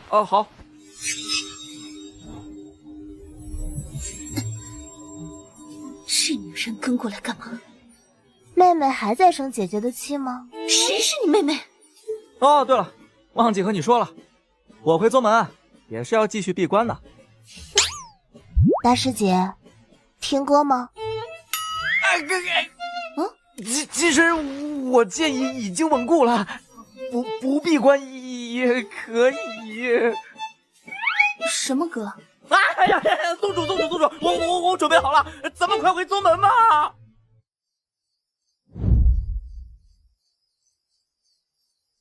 哎呀，都想我这张床了，太舒服了。但为什么没有回到家的放松感觉呢？这是为什么呀？你该说说有什么目的了。师弟这回可是左右了元婴级别的战局，你觉得再参加你那个过家家一样的比武招亲还有意义吗？可消息我都发了。没关系，星夜师弟闭关期间，我已经拜访了所有筑基期以上的同门，就算正常举办，也都是去打假赛。这次的事件，你的表现的确远超过我的预期，是没有考验的必要了。所以呢，通过考验有什么说法呀？我需要你帮我弄到5名，分别是金木水火土天灵根、元婴期修士精血。你是失心疯了吗？师弟才刚筑基。这个不用担心，不需要真的杀掉元婴修士。合欢宗有一种门内才能接触到的秘法，需要高阶修士的精血辅助修炼，所以他们历代门主、长老陨落前都会把全身精血抽出，保存在祖地，供后人修炼。只要能成为合欢宗内门，就有一次进入祖地的机会。可合欢宗向来只招收女弟子，师弟怎么进？也收男弟子的，只不过是作为采补炉鼎的。以你的天赋，很容易就能成为高级炉鼎，进入内门。不，我没有那种天赋啊！就算真的能做到，师弟凭什么要冒这么大风险帮你？只因为你有他是炼师的把柄吗？这还不够吗？不够。师弟的天赋你也看到了，你公布他的炼师身份，他大不了离开天穹州去无尽海，那里还更适合他修行。你舍得抛下你师姐去无尽海吗？不舍得。大不了我和他一起去。师姐，你终于同意私奔了。我在给你争取主动权，你能不能别乱捣乱？好吧，那我再加一个条件，你生前的储物戒在我这里，你帮我得到精血，我就还给你。啊？这具身体生前的储物戒，哎呀，可恶！系统要是没有断联的话，就能问问里面有什么了。怎么，里面有重要的东西？也不是了。那要怎么证明那戒指在你那儿呢？你说说，里面有什么？有一封你和苍兰国3公主的婚书。什么？这么重要的事情，垃圾系统竟然不告诉我！师弟和苍兰国公主有婚书，他们已经成婚了。这是我瞎编的。这丫的到底想不想合作呀？我只是试探一下，为什么感觉你也不知道里面有什么东西？变成炼师以后，很多生前的记忆都缺失了。是这样吗？是啊。也对，一具炼师总不可能是被夺舍了。那这个东西你还记得吗？这是在你储物戒里的鉴定，好像是法器残片，但材料很特殊，林志远都没见过。造化系统的外壳碎片，系统外壳，这是什么东西？我身上的系统有实体吗？怎么了，师弟？这的确是我戒指里面的东西。所以说你和那个邪修是什么关系？他在我小时候救过我一次，我也帮了他一些忙。知道他是邪修，你还帮他？而且那邪修的性格，救你也肯定是有所图谋。不管有没有图谋，反正他已经死了。而且一开始我只是帮他牵线御兽门购置妖丹，中间就没有联系了。直到4年前我才又找到他。理由呢？我想复活2个死于魔剑之乱的人。我可从来没有听说过有能复活死人的术法。是的，我查遍这边修仙界的典籍，也没有相关记载。但杜老不是这个修仙界的，他来自更高等的修真星，说是被人追杀才逃到这里的。我见识过他的手段，感觉他所言非虚。就算是真的，你也是与虎谋皮。无所谓了，只要他能帮到我。然后呢？你成功了吗？只差最后一步，找到5名至少达到元婴期的金木水火土天灵根修士的精血。本来杜老有办法弄到，但他却死了。收到他死讯的时候，我真的很绝望。后来从刘永石上看到你作为他的炼师竟有了神智，还完成了剑意突破。一开始接触你，是怀疑你被杜老夺舍了。虽然没听说过能夺舍炼师的，但杜老毕竟来自更高等的修真星。不过接触下来发现，你不是他。于是，我抱着死马当活马医的心理，想看看你能不能帮到我。结果你的表现远超我的预期。威胁也好，恳求也罢，现在我只能把希望寄托在你的身上了。你真的能帮我弄到精血，我可以答应你任何事情。那我有几个问题想要问你，请讲。王登、王爵祖孙二人是你杀的吗？不是，不过最初是我设计让杜老抓住王登的。什么？你知不知道他们和邪修勾结，残害了我多少同门？我和杜老当时打了个赌，如果王登被抓后宁死不从，拒绝杜老的要求，那就抹除他的记忆，放了他，杜老也不会对你们宗门的弟子下手。但很可惜，他就是个废物。这么说，那邪修还有其他的同党杀了王氏祖孙？这我就不知道了。第二个问题，你怎么知道我是炼师的？我2年前去拜访杜老时，刚好他在炼制你。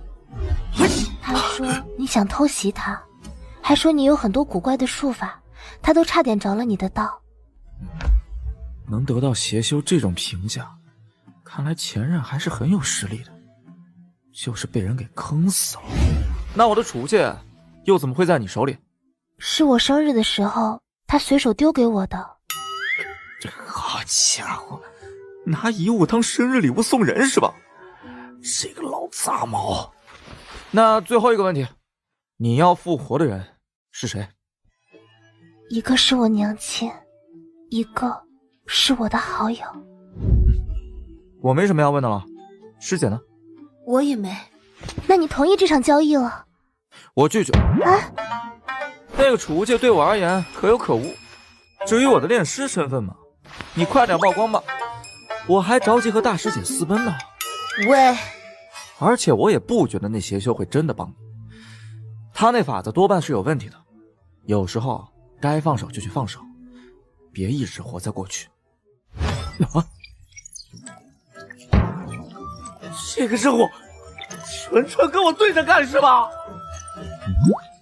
任务刷新券，这个有用啊！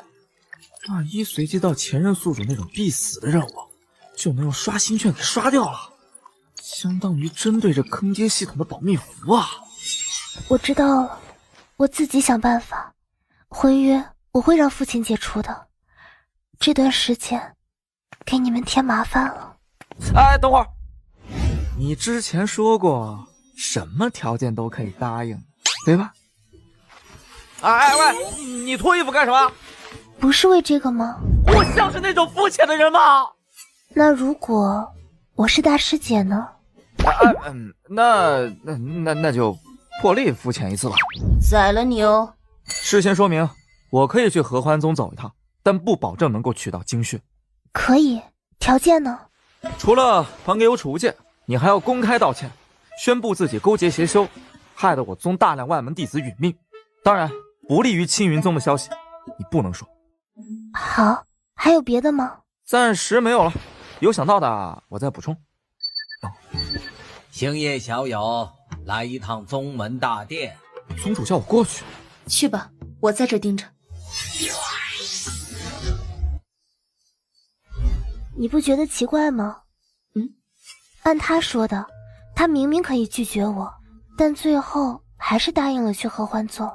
你想说什么？我一旦承认了那些罪行，现在两宗结盟之际，会给门内带来难以估量的损失。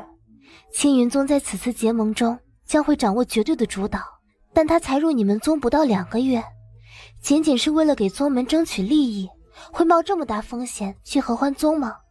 加上他之前说你终于同意跟他私奔了，你到底想说什么？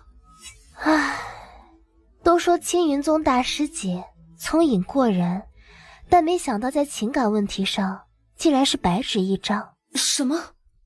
他之前应该就提出过带你远走高飞吧，但你应该用宗门对你有恩，你不能走，这种理由拒绝了。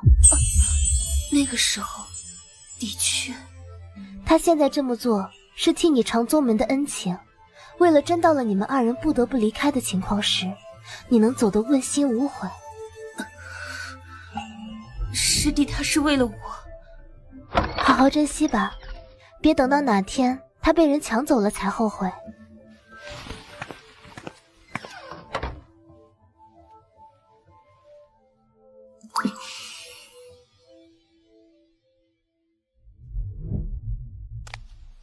弟子见过宗主，见过刁长老。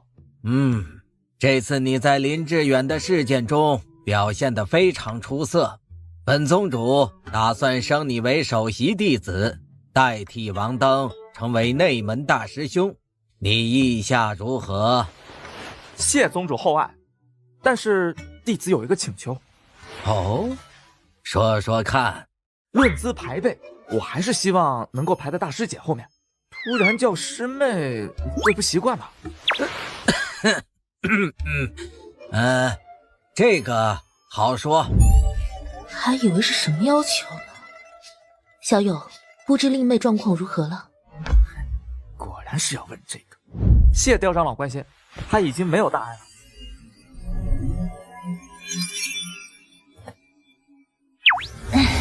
又怎么啦，哥？臭小子，都说了我要闭关恢复。有点事。啊？是在储物戒里吗？上次出现的时候都没有法力波动，难道是被那个阵法影响了？刁长老之前因为怕林志远折返，就紧急带你们回了万象门，也没来得及细问。啊，这个让你坑我，这回看你怎么解释。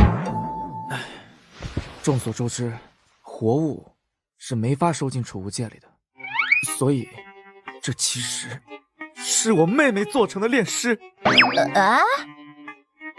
我妹妹辛大花2年前失踪，我一直在寻找她。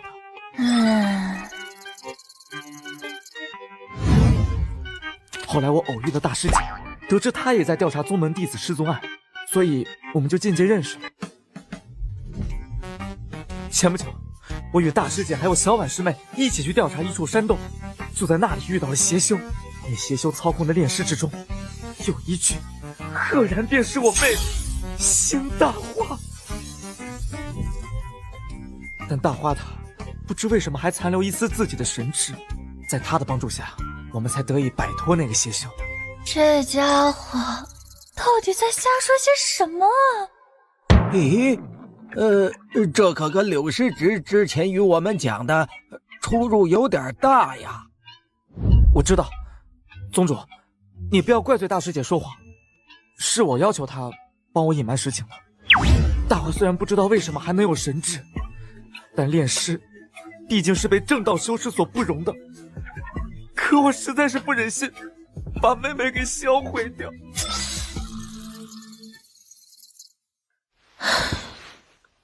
这心情，老身能理解。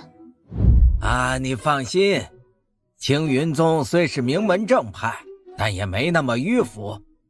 这样吧，只要你不影响修炼，不在外人面前暴露，令妹的事我们可以睁一只眼闭一只眼。真的吗？太好了！哎，大花，快谢谢宗主和刁长老啊！谢谢。其实还有一件事，本宗主蛮好奇的，令妹是怎么甩开元婴期修士的追杀，又是如何破开刁长老都无法破开的阵法的呢？其实我也没来得及问呢，给我们解释一下吧，大花。其实我也忘记了呢，变成炼尸后的记忆啊，总是断断续续的呢。忘了，一点印象都没有吗？宗主长老，你们也别怪他，毕竟炼尸诞生神智这种事情从未有过先例，出现异常了也情有可原的。是的。所以，为了了解大花身上发生了什么，我就把她留在这里了。还请宗主还有刁长老帮弟子查明妹妹身上的谜团。这不太好吧？这毕竟是小友宁的妹妹。是啊，哥哥，万一研究到了最后，把我变成普通炼师了，那可就糟糕了。也对呀，是我考虑不周了。我本来是想，如果大花这种情况可以复制的话，那所有即将寿终正寝的高阶修士都可以通过把自己变成炼师，从而达到永生不死的境界了。啊！哎呀，看来还是弟子太天真了呀。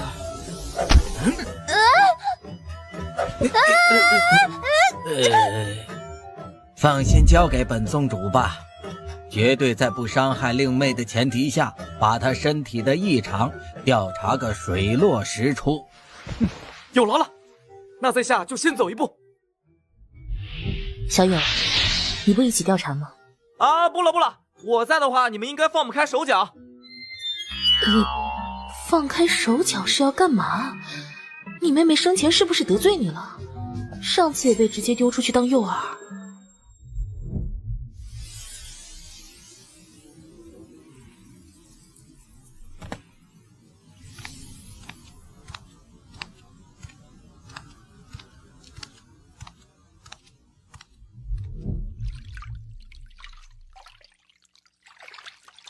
什么？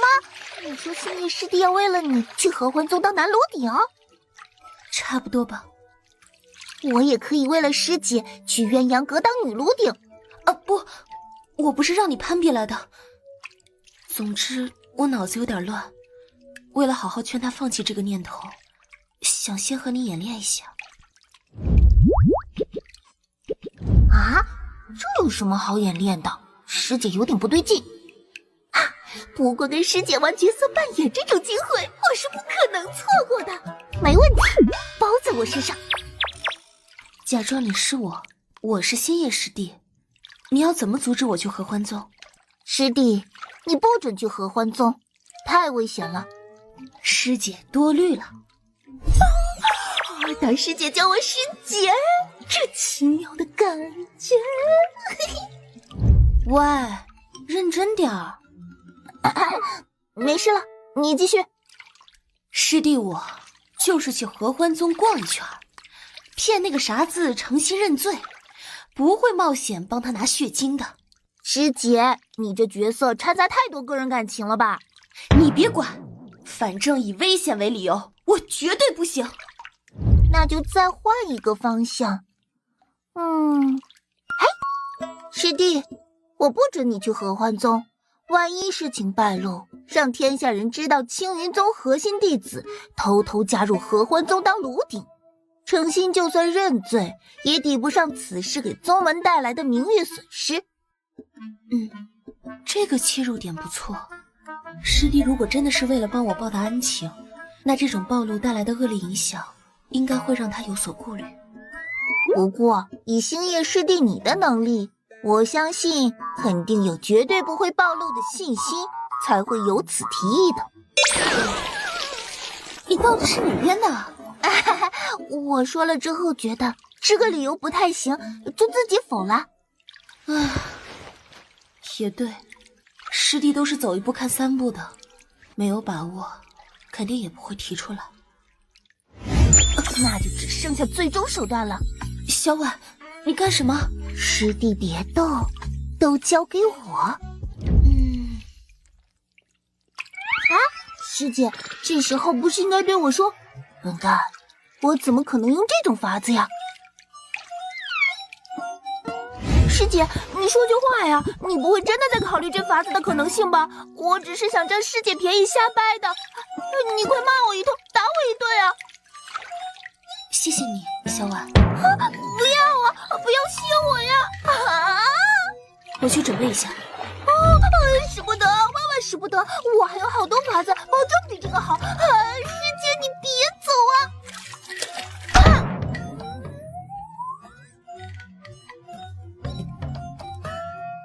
完了，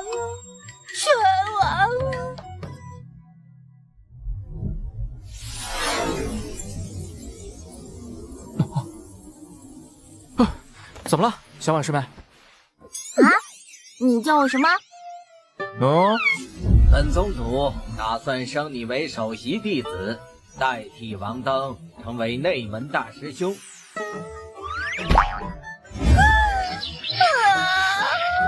可恶！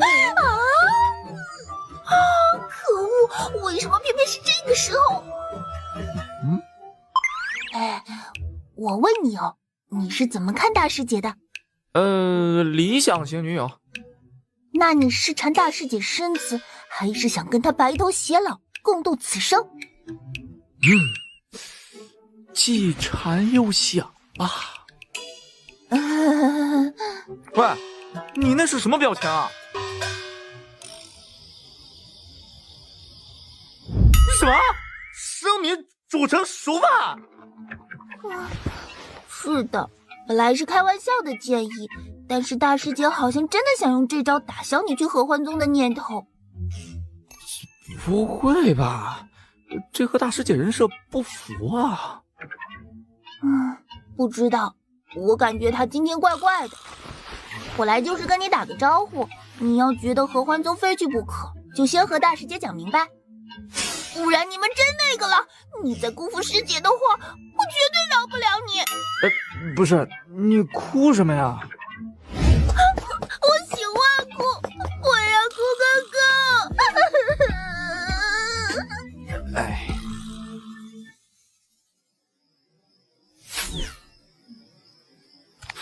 这妮子竟然瞎扯淡，大师姐怎么可能会做那种事？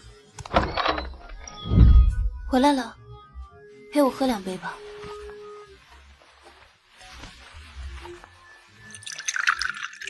等着，这大半夜的，为什么？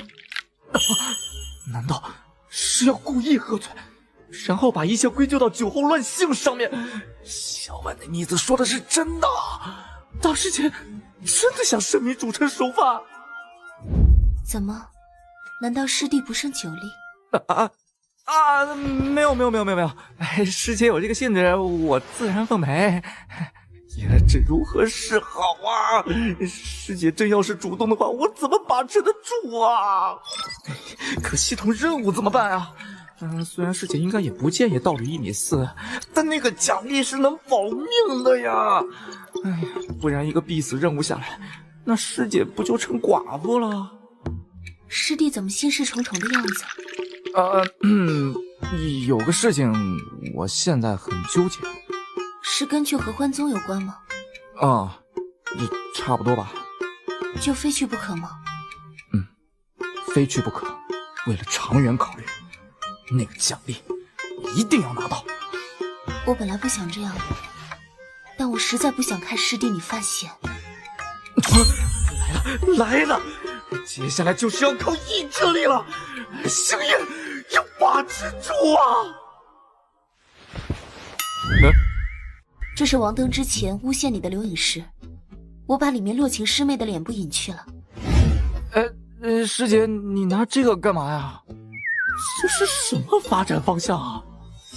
师弟如果执意要去，我就会让这留影石的内容在合欢宗流传开。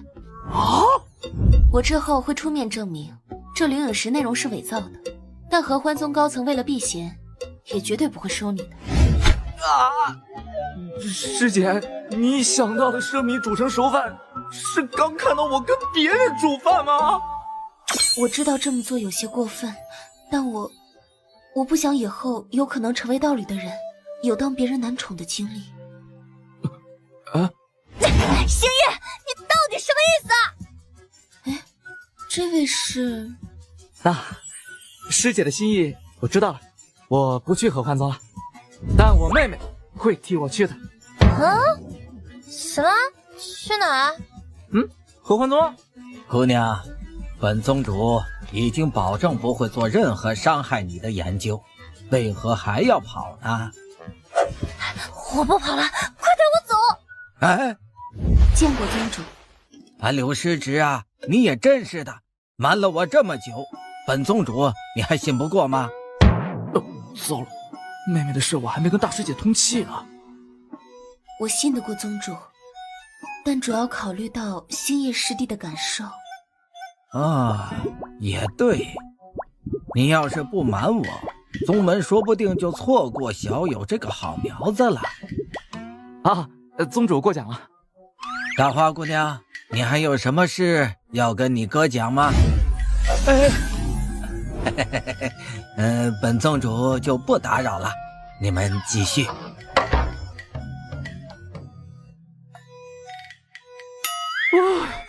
还好师姐你反应快，不然就要穿帮了。所以说，到底怎么回事？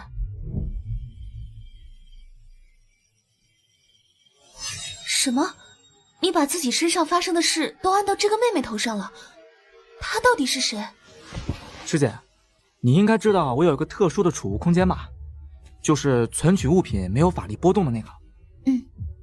这个妹妹就是在这个空间里放着的，只不过一开始我以为她只是一具炼尸，但在上次我闭关的时候，她突然就醒过来了，还说自己是我妹妹。只是我们都记忆残缺，我不记得自己有过妹妹，也不知道那个储物空间是怎么回事。她也只记得我是她哥，别的什么都不知道。她如果同意代替你去合欢宗，倒是没有身份暴露的风险了。是啊。所以说，师弟，你该不会是一开始就打算让你妹妹去合欢宗吧？没有啊，我是想自己去的。就这么想当南炉鼎？主要是想看看师姐的反应吧。因为一直都是我在口花花，也没有得到过师姐的什么回应，所以也想借此机会看看师姐心里是怎么想的。时候不早了，我回去了。师姐，你的酒。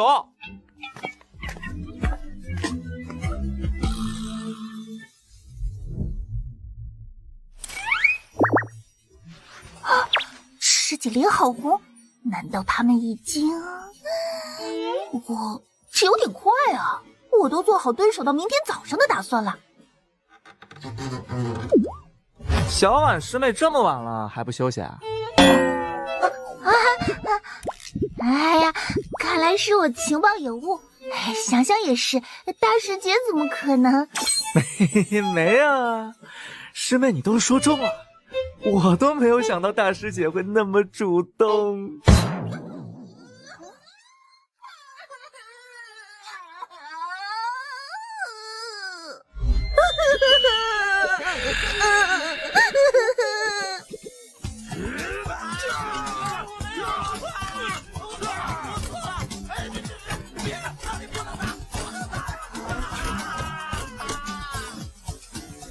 现在情况就是这样呢。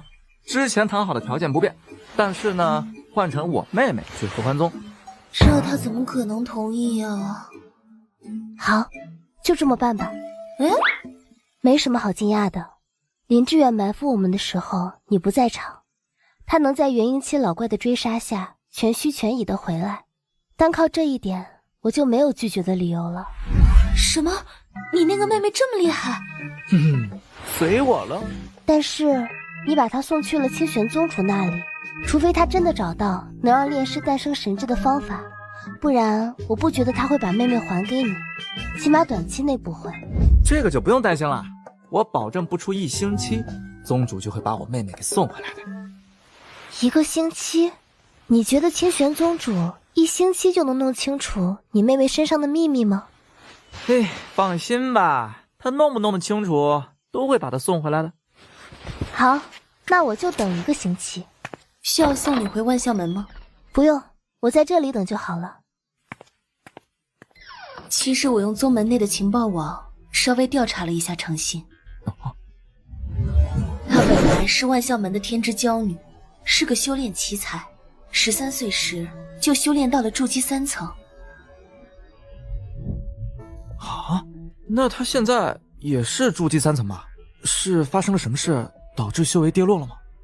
不是修为跌落，自从10年前魔剑之乱后，他的境界就止步不前了。怎么回事？他有一位特别要好的朋友叫陈畅，而那位好友的父亲叫陈荣旭。陈荣旭摸了魔剑，从而引发了魔剑之乱的小门派宗主。没错，魔剑之乱中，程心的这位好友，以及程心的母亲，都死在了魔化后的陈荣旭手中。难道是受了打击之后才导致修为止步的？外界的说法也是这样子的，但我有不同的观点。或许魔剑之乱的引发和程心有关。魔剑之乱后，有人探查过存放魔剑的地点，即使在魔剑已经被拿走，很多机关阵法无法开启的情况下，还是陨落了2名元婴期修士。那当年陈荣旭又是怎么凭借金丹期的修为拿到魔剑的呢？的确，当时大家也只觉得他是运气特别好，恰好避开了大多数的杀阵。但万象门今天公布了一条消息，说一个假死前，万象门老门主就发现藏有魔剑的秘境地图了，因察觉到此地不详，选择雪藏地图，却遭到林志远谋害。那有没有一种可能，因为某种原因，程心在他爷爷藏起前就看到过那张地图，还记了下来，之后跟陈畅透露了这件事，后来又被其父陈荣旭知道了。的确，有地图的话就能避开那些危险。这推测要是真的，万象门可就要完蛋了。是啊，所以说师弟，你不用怕被那个女人要挟，咱们掌握的把柄可比她的厉害多了。是呢。好恐怖啊！得罪谁也不能得罪师姐呀。那这样想，他修为止步也能说得通了吧？那么多人因为自己死掉，换做我也没法修炼了。但真有复活法术的话，他就只选择复活2个人吗？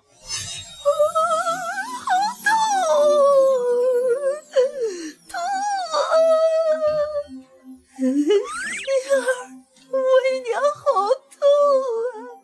别啰嗦了，大婶，你都痛了10年了，也不差这几天。话说你相中的那个星夜小郎君，真的能弄到让我们复活的精血？陈畅，要我说几遍，我们只是合作。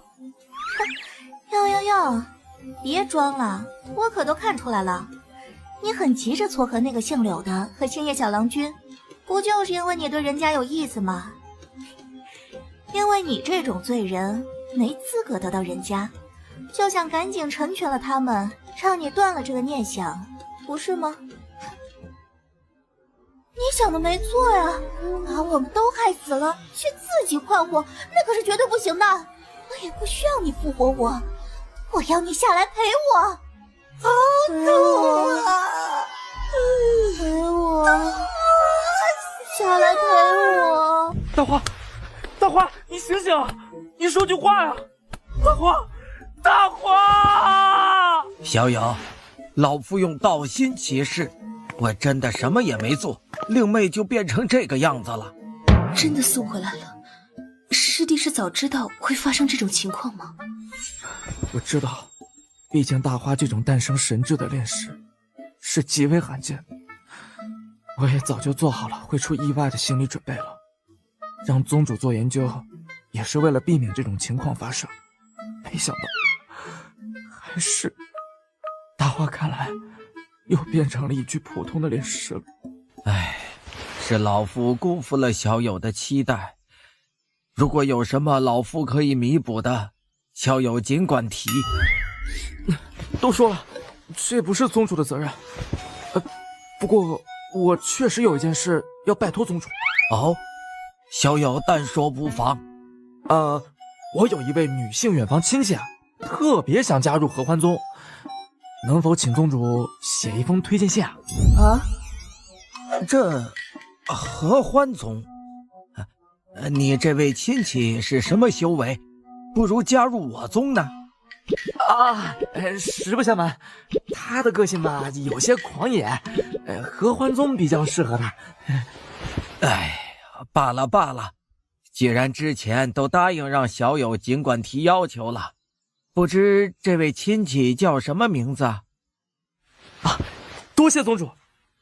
他叫星灵。不单送回了妹妹，还利用清玄宗主的愧疚心理要来了推荐函。嘿嘿，承让。不过，你有办法把你妹妹恢复吗？当然了。不过恢复后啊，我会耗空灵力和神魂，到时候还要麻烦师姐你把我搬到闭关静室。如果宗主或者谁要找我的话，就说我突破太快，境界不稳，需要闭关1年，不然会有损根基。好。哎呀，既要不让师姐担心，又要完成系统任务，那就只能换个身份进入合欢宗了。交换！哥，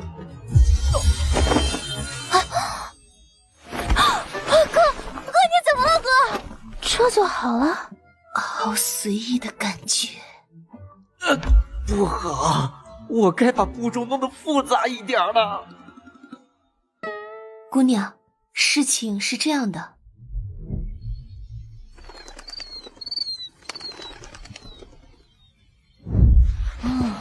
明白了，那就按哥哥的计划进行吧。你哥哥也交代了，要尊重你的个人意愿，不想去也没关系，没人能威胁咱们。有什么不想去的？那边可是师哥炉鼎，随便挑啊。二位姐姐要是有了道侣，也肯定会选择双修，而不是枯燥的自己闭关吧？我送师姐去静室了。有道理。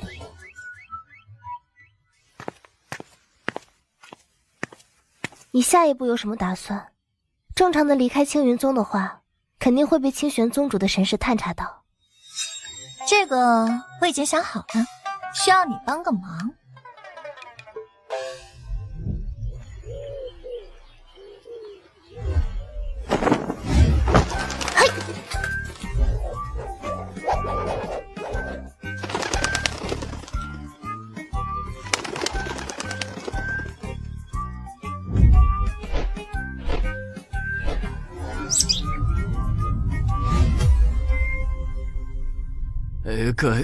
各位壮士，不知道有什么可以效劳的？你就是淡仙村的村长啊？是的。帮主。不是让你的鸟看看有没有人逃跑吗？飞下来干嘛？帮主，我从小就训练旋风抓金子，珠宝那些闪闪发光的东西，他也一直把这事儿当第一优先级。你再说一句废话，老子就把你手上的和裤裆下面的鸟一起剁了。旋风它飞下来，是因为抓到了一只飞鸟，它脚上绑着这枚戒指。帮主请看。哦，这，这是仙家的储戒呀！帮主他怎么认识仙家的东西啊？你新来的吧？帮主好多年前捡到了一本仙法，自学成了仙家神通，才组建了咱们黑风帮。帮主当年得到仙家功法，今天又天降仙家宝器，仙缘如此深厚，一定可以带领咱们黑风帮走向巅峰。到时候开宗立派，咱们就都是仙人了。好，说得好。恭喜上仙再得福缘。村里人已经按照上仙的要求都来这里集合了，不知上仙有何吩咐？老规矩，抢到的财物上交8成，女人随便玩玩，不能带走，不要留活口。上仙，你也算在我村得到的仙缘，这样不妥吧？村长爷爷。仙缘找的是老子，跟你们村子有个屁的关系！我姐姐是仙人，她知道了是不会放过你们的。小月，小孩子不懂事，您别和他一般见识。你姐姐是不是加入了青云宗啊？你怎么知道？不对，你知道还……就是你那仙人姐姐得罪了人，我才对你们村子下手的呀。而且她已经死了，但被她得罪的人不解气，才让我把你们都杀了。不可没骗你哦，我还知道，你那个神仙姐姐是靠跟男人睡觉才混进的内门。小崽子，你找死！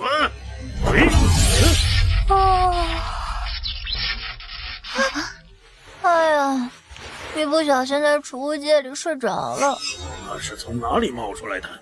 我可是用了80力套，正常人脑袋早就被拍碎了。小姑娘，你们这么多人是在干嘛？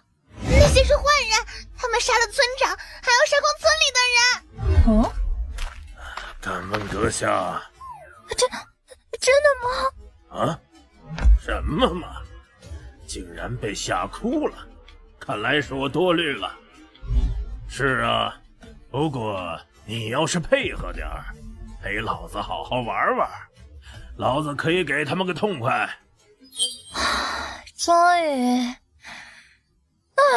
终于被我遇到正常一点的千劫了。啊？一直以来的敌人不是比我高好几个段位的，就是有些背景不好下重手的。虽然最后都有惊无险的解决了，但是真的好累啊。偶尔我也想不用动脑的开开无双割割草啊。说什么呢你？脑子坏了吗？来吧，一起上，给我爽一下。哈哈哈哈哈！还挺野的。放心，老子结束了就轮到兄弟们，不会浪费你这个美人的。这不是我的储物戒吗？怎么戴在你手上？公主，一起上，杀了他！上啊！扁他！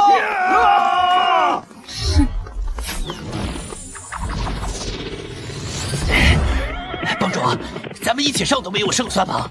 少废话，快点跑！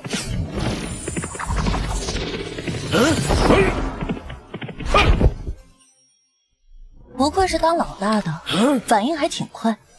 可恶，一帮废物，这么一会儿都拖不住吗？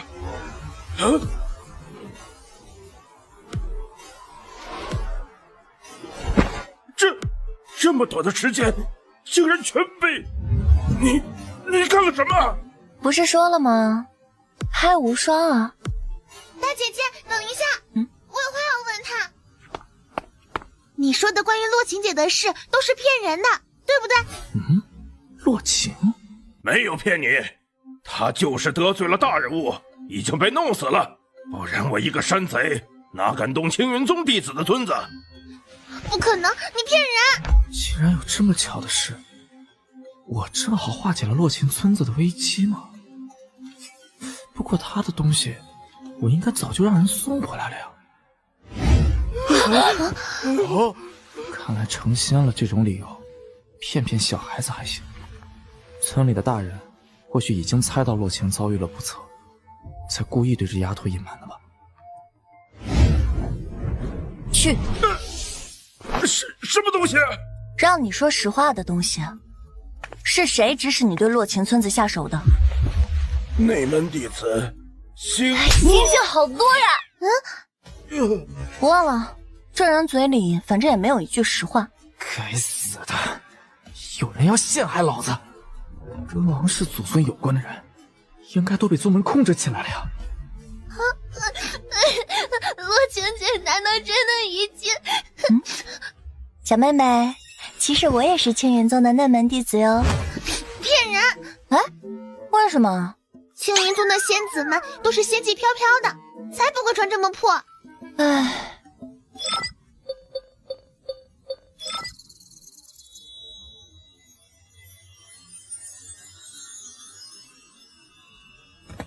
哇！这也太花哨了。你真的跟姐姐是同门吗？是啊，别听那个山贼胡扯，你洛晴姐已经飞升去上界了。有些人因为嫉妒她，所以想要对你们村下手。这几根头发送给你了，每根都融入了我的一丝神魂，能听懂基本的指令，足以应对筑基中期以下的敌人。要替你姐保护好村子啊！杀了很多人啊，跟杜老魔那次不一样，这回是我亲自动手的。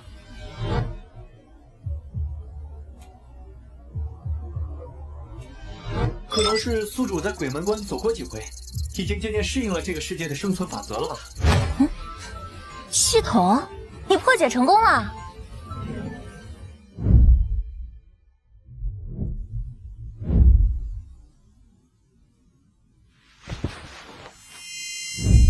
哎，系统，能听见我说话吗？有了，你果然不是什么休眠，到底是个什么情况啊？他确实不对劲。之前的我分明是毫不费力的手撕了宁煞炼魂阵，但是现在的实力提升到筑基了，却破不开比他还要弱的困阵，反而是那个分身轻轻松松的就破开了。所以后面我趁分身昏迷期间做了一些实验，包括拿系统的合成功能合成妖丹，还有尝试用自己的一部分神魂融进系统空间的那个残缺剑灵，结果都失败了。所以我有理由怀疑，我身上那些连你都搞不懂的异常原因，就是因为这个分身的存在。以前的他不知道以何种形式存在于我的身体里，连身为系统的你都没有察觉到。现如今他因为某种目的把自己实体化了，同时也带走了属于他的那些异常能力。他既然这么厉害，我就会想，会不会连你的休眠也和他有关系？所以我就支开了他，想着再用噬心石做个测试。的确是他切断了我跟外部的直接通信，但我还是有权限黑进噬心石。他应该没有想到你能用这种法子跟我联系。那他到底是个什么东西啊？不清楚，不过他似乎知道我的来历。他的操作权限虽然高于我，但是系统能被他影响的部分却很小，这种感觉很奇怪。哼，就好像只知道发号施令的领导，但却不清楚下级的活要怎么干吗？既然之前一直是跟我共生的隐藏状态，为什么突然要实体化呢？因为完全复制宿主生成的这个分身，可以吸收本系统的造化值。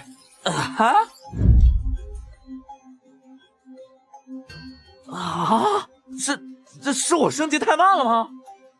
但造化值是本系统的力量来源，本来宿主赚取的造化值又在本系统消费，是一个良好的循环过程，但他却能直接攫取造化值提升自己。虽然宿主也能跟着提升，但本系统的力量却会被削弱。一旦他提升超过系统的时候，就可以抹杀宿主的神魂，将宿主和本系统一起变成提升他实力的养料。那怎么办？趁他现在还没那么强，干掉他吗？他现在虽然不是全盛时期，但也不是宿主能对付的存在。那我只能坐以待毙了吗？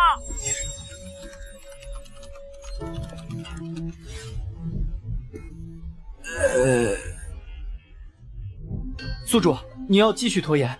他刚解决一个元婴期的敌人，力量损耗很大，如果不回系统空间吸收造化值，过不了多久又会陷入休眠状态。反正他不回系统空间就会一直休眠，那就让他永远这样好了。为什么呀？他不知道用什么办法把宿主的全部修炼能力和你的本体进行了切割。你不放他回系统空间，就别想提升境界和学习剑法以外的功法了。妹妹，我这是把修仙中最枯燥的修炼部分承包了。可恶！说什么我完全不用操心修炼的事，结果是用这个来拿捏我。也不用太担心，系统的功能现在并不是完全解放的状态。在收集满10万造化之后，会进行第一波升级，到时候肯定会有反制手段。10万？多久啊？之前就有技术啊？这样吗？那我看看还差多少。这不是只要完成这次合欢宗的任务就能达标了吗？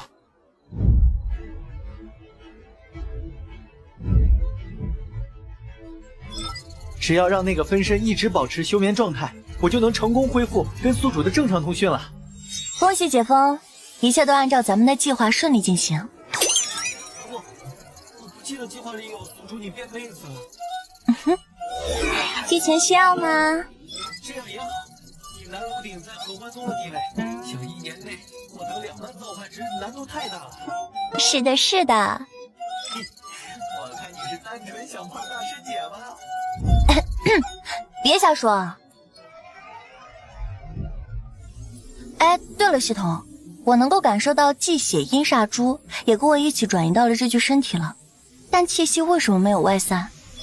你这具分身从选料用量上讲，跟你本体一模一样的。这话怎么听着怪怪的？那是因为宿主还有自己的个人错觉。虽说材料相同，但炼制的手法可比那邪修层级高出太多了，所以宿主压制不了阴煞珠，这具身体可以压制。原来如此，难怪操作起来比我本体都丝滑，可惜被我改成了女款了，不然我就换号了。毕竟是那个来历不明的存在弄出来的东西，宿主能不用还是不用的好。前面是合欢宗下属的仙城，是禁飞区域。啥？仙城？虽然叫仙城，但大部分居民也都是凡人。不过入住仙城的条件苛刻，这里就是向修士提供娱乐和贸易的场所。青云宗也有自己的仙城，只是宿主没有去过。这么，那就先去这里打听一下加入合欢宗的条件吧。宿主不是有青云宗宗主的推荐函吗？那是实在没办法进合欢宗时才拿出来用的。宗主人还蛮好的，我万一在合欢宗闯了什么祸，岂不是连累了他？非合欢宗弟子入城需缴纳500灵石。给。剩下的道友拿去喝酒。小女想要知道如何加入合欢宗。进城直走有合欢宗设立的执事堂，你去那里问吧。多谢。哎呦，不错嘛，王哥，遇到富婆了呀？什么富婆？小浪蹄子罢了。丫的，这不是刚好500灵石吗？剩下的拿去喝酒，没剩下就别喝了。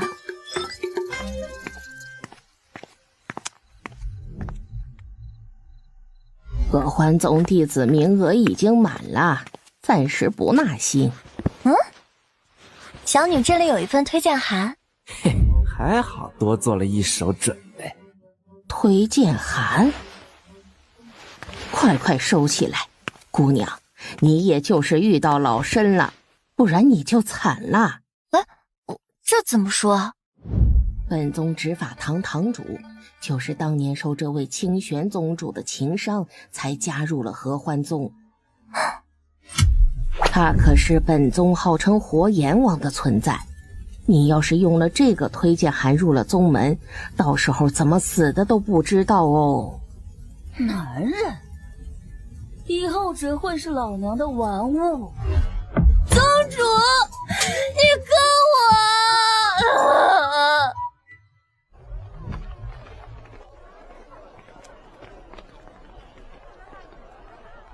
完了，任务完不成了，要变1.4米了，以后只能买桶装吃饭做小孩那种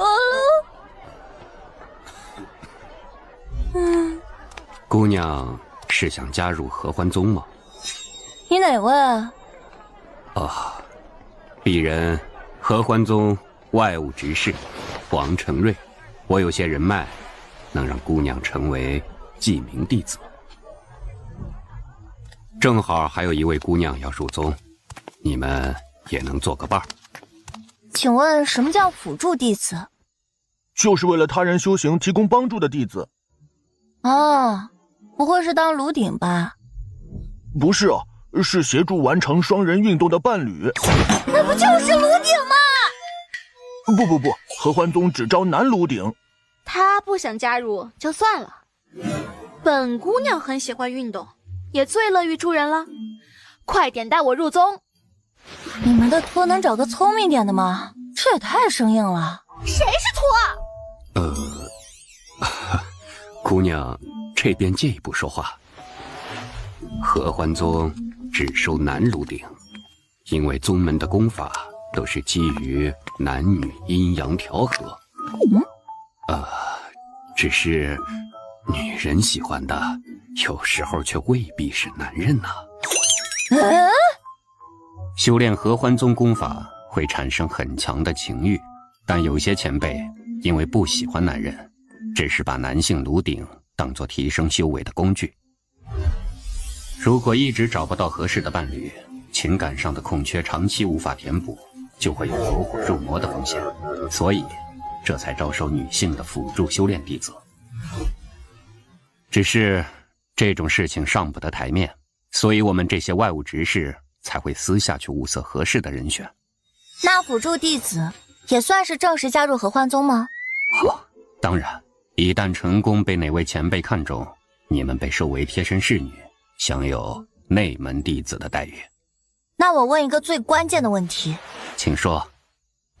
那些前辈漂亮吗？不会是老太太吧？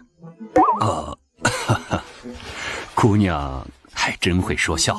合欢宗功法有驻颜功效，修炼越精深，会越显年轻的。报名表填好啦。星莲姑娘、蓝月姑娘，走吧，我带你们去集合点。嗯，他不是托吗？你才是托！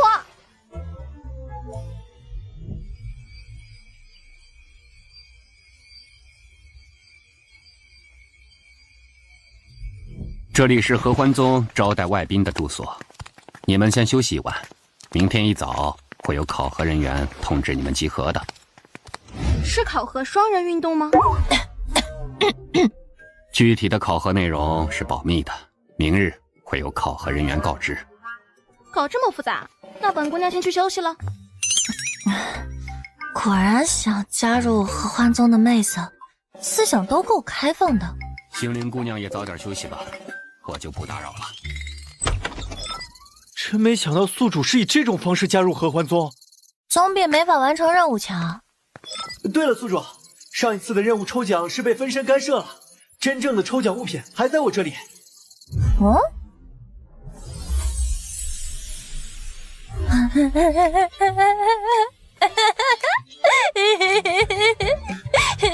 有必要这么高兴吗？你不知道吗？矮小的女孩运气不会太差啊。宿主，你正常一点儿。给我出货呀！恭喜获得神魂提取器。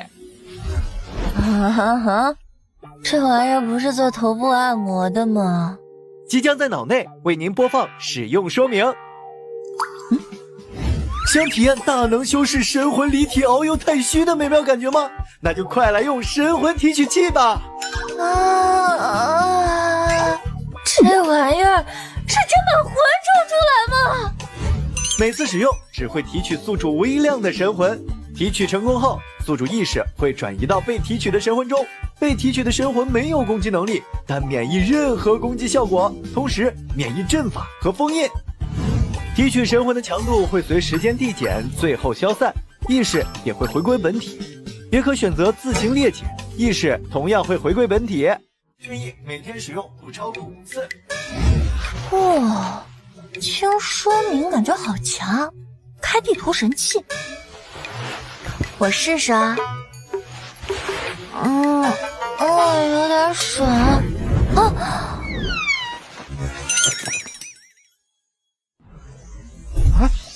怎么还是我本来的样子？他们只是身体交换，又不是神魂交换。不过宿主，你这神魂怎么长得跟心魔似的？啥？不光长相，宿主神魂受到血气阴煞中的影响，导致气息都跟心魔差不多了。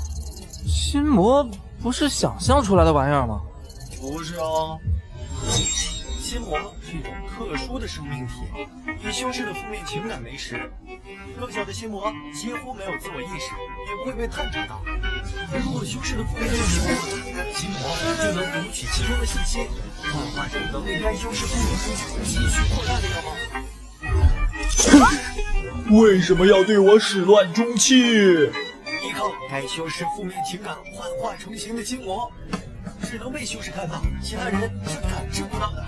你要继续。你怎么了？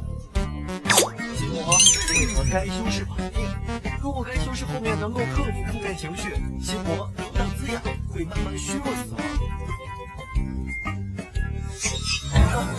大多数情况都是心魔越来越强，最后还得修饰走火入魔，甚至在突破之时深陨道消。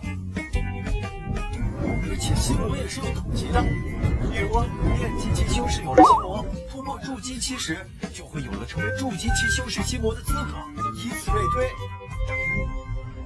哦，那这么说，心魔就是类似于寄生虫一类的存在吗？是的，宿主现在的状态就跟资料里记载的心魔有8、9成像，只不过宿主谁都能看得到。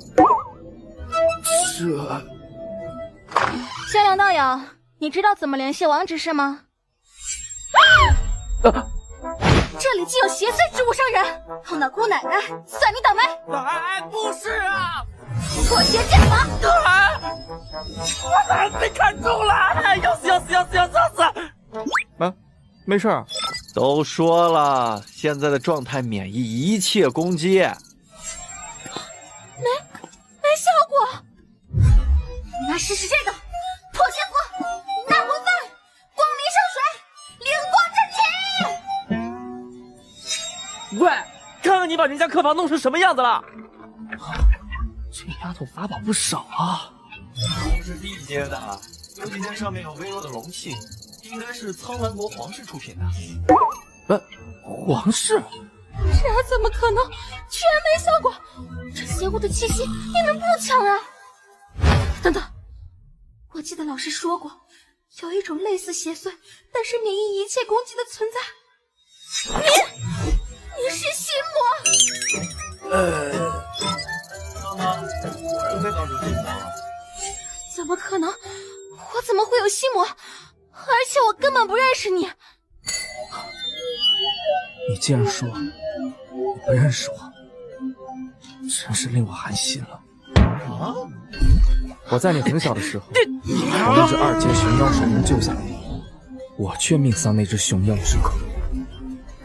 后来我的双亲和娘子打探到了你跟皇室有关系，他们就去苍兰国皇城讨要说法，结果被皇城的侍卫当成骗子，活活打死，只留下我那5岁的妹妹，从此成了孤儿。不可能，我完全不知道有这种事。你肯定不知道啊！以你的身份，上面的人怎么会让你有这种心结存在？他们封印了你关于我的所有记忆，就是怕你诞生心魔，影响修炼。但他们不知道，潜意识中的记忆是无法封印的。虽然你本人没有察觉到，但你的潜意识所散发的愧疚和自责的情感，却让我慢慢的成长。直到今天，我终于拥有了实体，能跟你对话交流了。对不起，可我真的不知道。我问你，你究竟跟皇室有什么关系？竟然哭了。你是心魔，你不知道吗？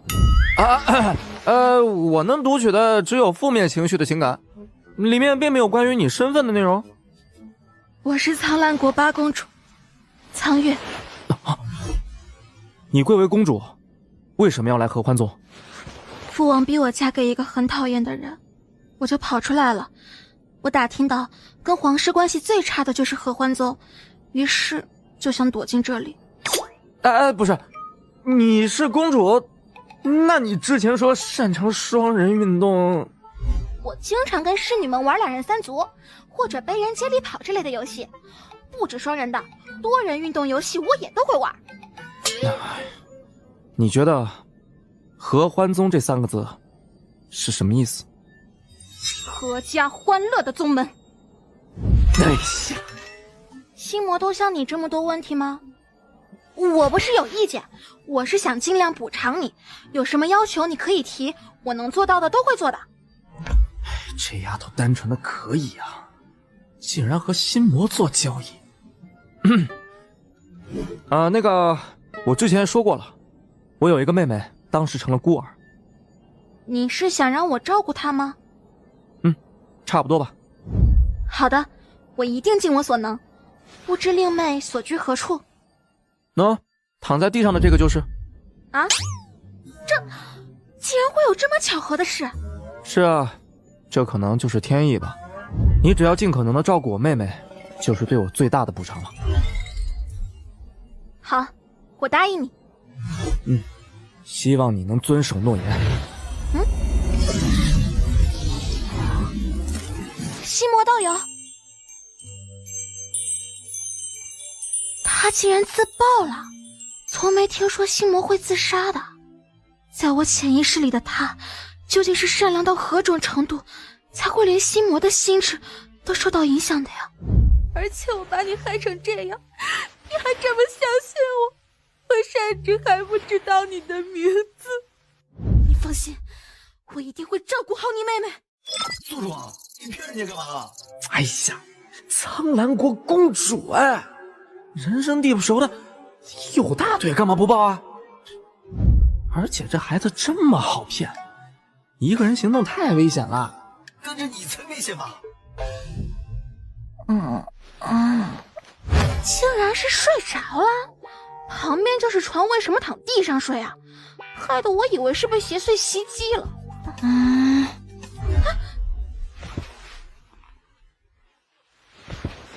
蓝月道友，你这是干什么？不是那个，我看你躺在地上，怕你着凉。你可真逗啊，都住机期了还会着凉。所以你都住机期了，为什么睡地上？哎，这屋子怎么弄成这样了？这其实是我储物界的空间法阵坏掉了，产生了爆炸。啊，那你没事吧？有没有伤到？多善良，多单纯的姑娘，竟然丝毫没有怀疑，反而关心起我了。蓝月姑娘来我这儿是有什么事情吗？没，就是想跟你交个朋友。好啊，那以后就多多关照啦。多好的女孩呀，童年经历了那些，还能保持这种阳光开朗的性格。西魔道友，你放心，我会把她当自己的亲妹妹对待的。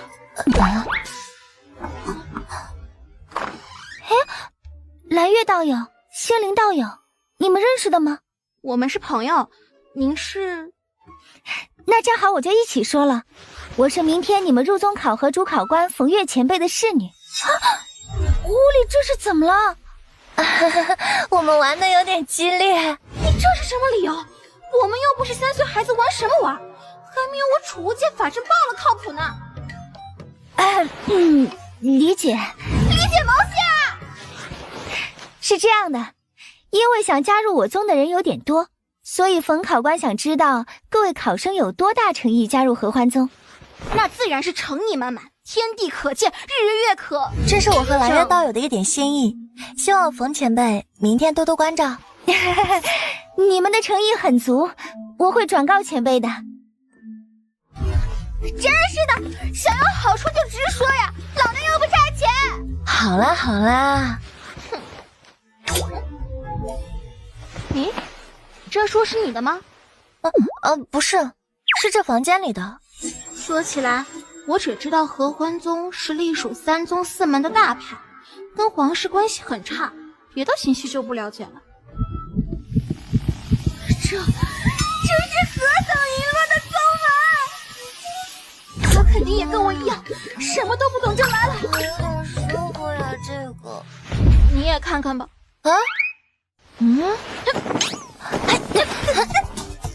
搞毛啊！他这么单纯善良，我给他看这种东西，岂不是玷污了他纯洁的内心？时候不早了，我先回去休息了。那本书明天见。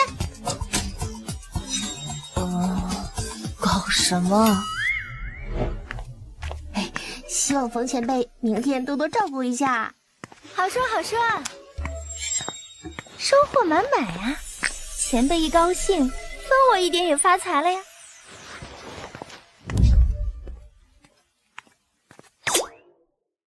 蓝月道友，怎么了？把我和心灵的那份还回来，我们会靠自己的实力入宗，不会弄这种歪门邪道。这身体也蛮好的，起码不用一直穿着屏蔽法衣睡觉了。哎呀，稳了呀！给了那么多好处费，明天肯定能轻松过关。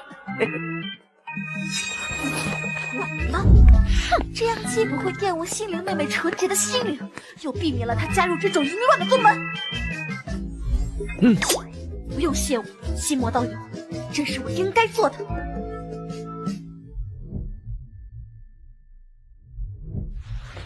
早呀，心灵道友。早。你怎么了？笑得这么开心？咦，没有吧？请参加辅助弟子测试的道友到山下广场集合，一起去吧。二位姑娘留步。王执事，怎么了？你们俩不用去测试了。啊？为啥？没关系的，西灵妹妹，我已经打听好了，青云宗现在正在招收弟子，那边又是名门正派，最适合咱们加入了。吕堂主很欣赏你们昨天的表现，你们不需要测试，可以直接成为吕堂主的侍女。吕堂主不是冯前辈吗？冯前辈是考官，吕堂主是我们合欢宗执法堂的堂主，能被吕堂主选中，二位的前途不可限量啊！执法堂堂主，他不是宗主的老相好吗？他还是个双。王执事可否说明一下，小女可不知道自己做了什么让吕堂主欣赏的事。那自然是你们对所会之人的态度了。吕堂主向来刚正不阿，他希望自己的侍女也能做到两袖清风，一身正气。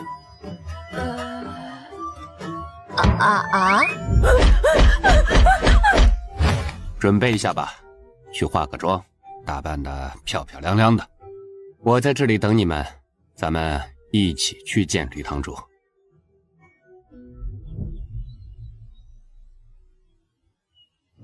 对不起，西魔道友，我把事情搞砸了。本来想带你妹妹逃离魔窟，结果直接跑骚了。完了！什么叫做欣赏我对所会人的态度？欣赏我所会的最多吗？绝对是那个老太婆泄密，让那女人知道我跟宗主的关系了。这是想要把我弄去身边，好好炮制我。豪志，你干嘛带上那个公主啊？嗨，你不懂，他要报复宗主，肯定需要传话。后，最后。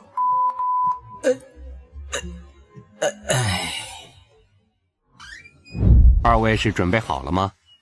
搞砸了！你们俩是找入殓师化的妆吗？怎么跟大限将至了似的？哎呀，我来给你们画啊！吕堂主脾气可不大好，你们弄成这副鬼样子，那可是会连累我的。堂主，王执事带人来了，进来吧。来，笑一个。见过吕堂主。他们中风了吗？吕堂主，他们久仰你的大名，都有些紧张。找你的。谢吕堂主。你先带他们去我住处沐浴吧，我随后就到。是。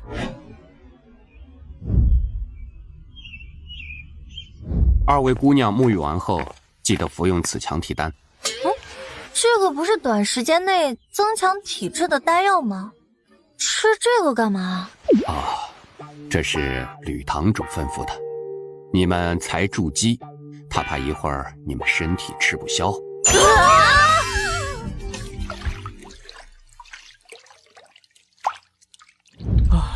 果然是个活阎王啊！这是怕不小心把我给弄死吗？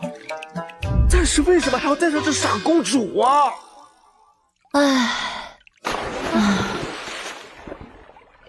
不起了，蓝月道友，大概是我把你连累了。孩子竟然以为是自己的问题，该说对不起的是我呀！哎，你说什么呢？跟你有什么关系啊？西伦道友，我下面说的话可能会颠覆你的三观，你要有心理准备。啊？难道是跟皇室有关的什么秘辛？合欢宗其实并不是阖家欢乐的宗门的意思。这样吗？都到了这步田地，我再瞒着也没用了，你自己看看吧。唉，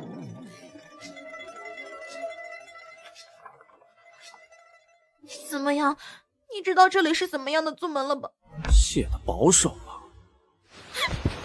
为了咱们不落入这魔窟，我才把西陵道友你送出去的好处费又要回来了。啊！我吵着这样就能在不污染你心灵的前提下脱离合欢宗，结果都被我搞砸了。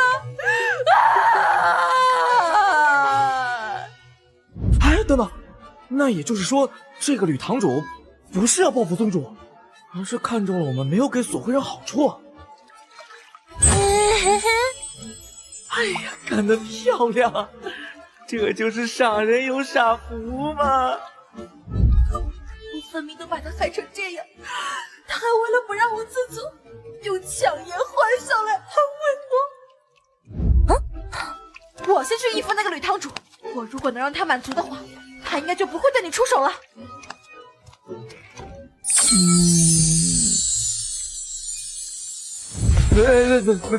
不行，不能想，太刺激了。西陵道友，快来！三人行，必有我师焉。发生了什么？吕堂主的样子很奇怪，我叫不醒他。好烫，他怎么了？系统？经脉错乱，灵气阻滞，这是走火入魔了。得叫修为比他高的人给他梳理经络，不然就危险了。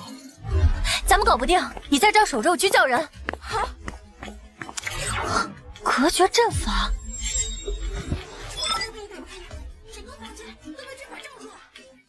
果然传音也用不了。这是怎么回事？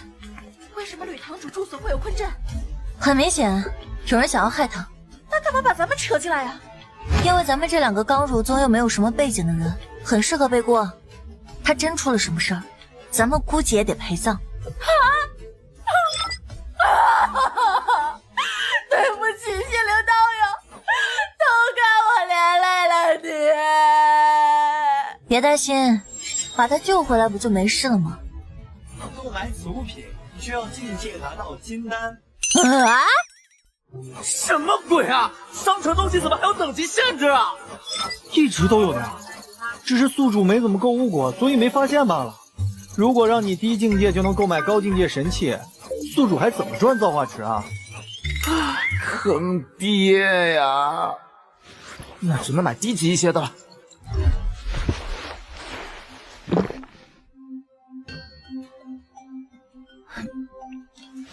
有用哎，他醒了。药效不够，吕堂主马上又会陷入昏迷的。趁清醒这段时间，稳出幕后主使。吕堂主，你知道是谁想害？吕堂主，快给我拿证明加入宗门的身份玉佩。唉，幸好赶上了。又晕过去了呀！而且因为动用灵力给你刻玉佩，还让他伤势加重了，这才更解释不清了。你这种时候用身份有什么用啊？因为救了他，就意味着得罪了想弄死他的大人物，赚了造化值却没算在任务里，我不是亏大了。唉，星轮道友，都是我的责任，让你卷进这种事。又说这个？不过你放心，我保证咱们最后会没事的。出去后就向合欢宗高层公开我的身份。我很高兴能交到心灵道友你这个朋友。我一旦被带回去，此生大概就再也没有相见的机会了。对不住了，心魔道友，我没法承诺了。别想太多了，睡会儿吧，公主殿下。宿主打算用魂体出去叫人帮忙？是啊，我只是出去找一个没有信号屏蔽的地方，到时候用传音编辑器的群发功能求援就行了。什么？被攻击了？不是说我这个状态是免伤的吗？奇怪，没有探测到这里有其他人的气息啊。鉴定，是用什么隐身法宝藏起来了吗？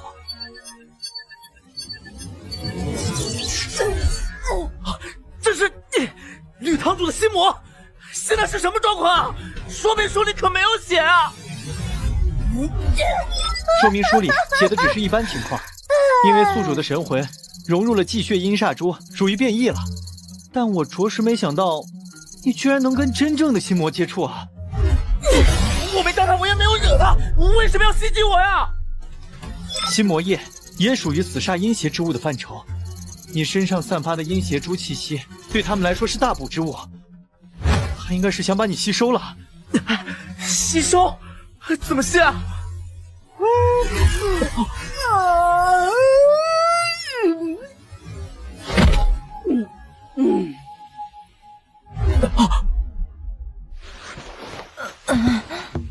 吃不完了吗？我一神魂出窍就被那心魔吞了，我还怎么救援？喂喂，我现在不是魂魄状态，也没有开鉴定功能，怎么还能看到他呀？这大概是因为他吞了你携带的祭血阴煞珠属性的神魂，体内有了你的骨肉，所以才能被你感应到。你这说明虎狼之词，但是光看到也没用啊，我也拿他没办法。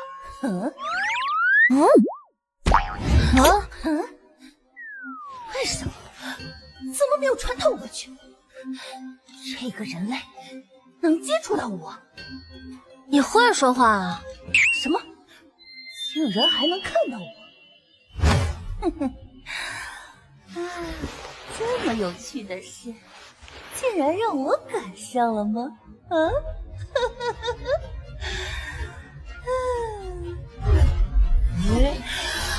老娘可还不知道人类是什么滋味呢！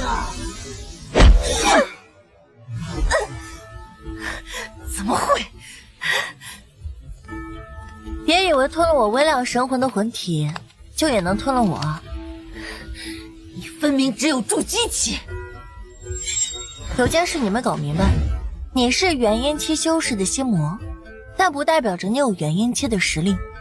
不过心魔不可能有跟修士直接对战的机会，你对自己实力误判也很正常。哼，这么说，你跟我的同类交手过？没有啊，你是我的第一次。啊？从看见你开始，我可是一点积分都没增加。啊？那就说明你对我毫无威胁。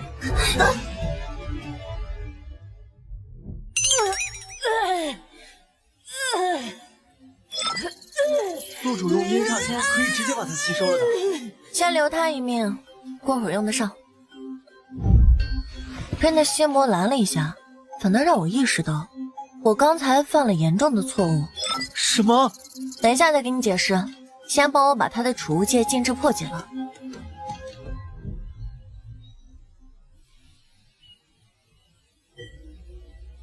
哇，可别再遇到其他心魔了。不用担心，心魔没那么常见的，而且成型的心魔也没办法离开寄生的修士单独行动。那我就放心了。好了，到这里就没有信号屏蔽了。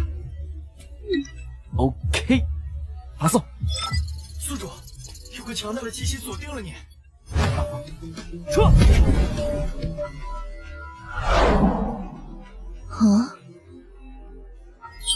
奇怪，我分明感应到这里出现了邪物的气息。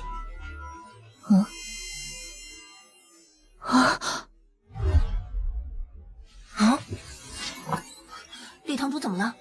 那条传音消息是谁发的？啊，是我。这是什么意思？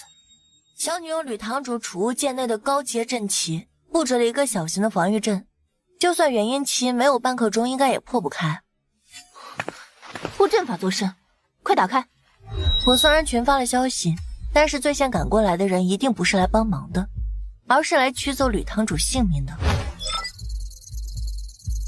小贝，休要胡言乱语。原因有2个，做局想弄死吕堂主的人，肯定不会离这儿太远，不然也没办法掌握开启困阵的时机。第2点就是一旦计划有变，他必须第一个出现，把这里存在过困阵的痕迹抹除，顺便除掉我们这2个知情人。小贝，你是什么人？我是吕堂主刚招的侍女心灵。怎么回事？吕淼怎么了？见过宗主。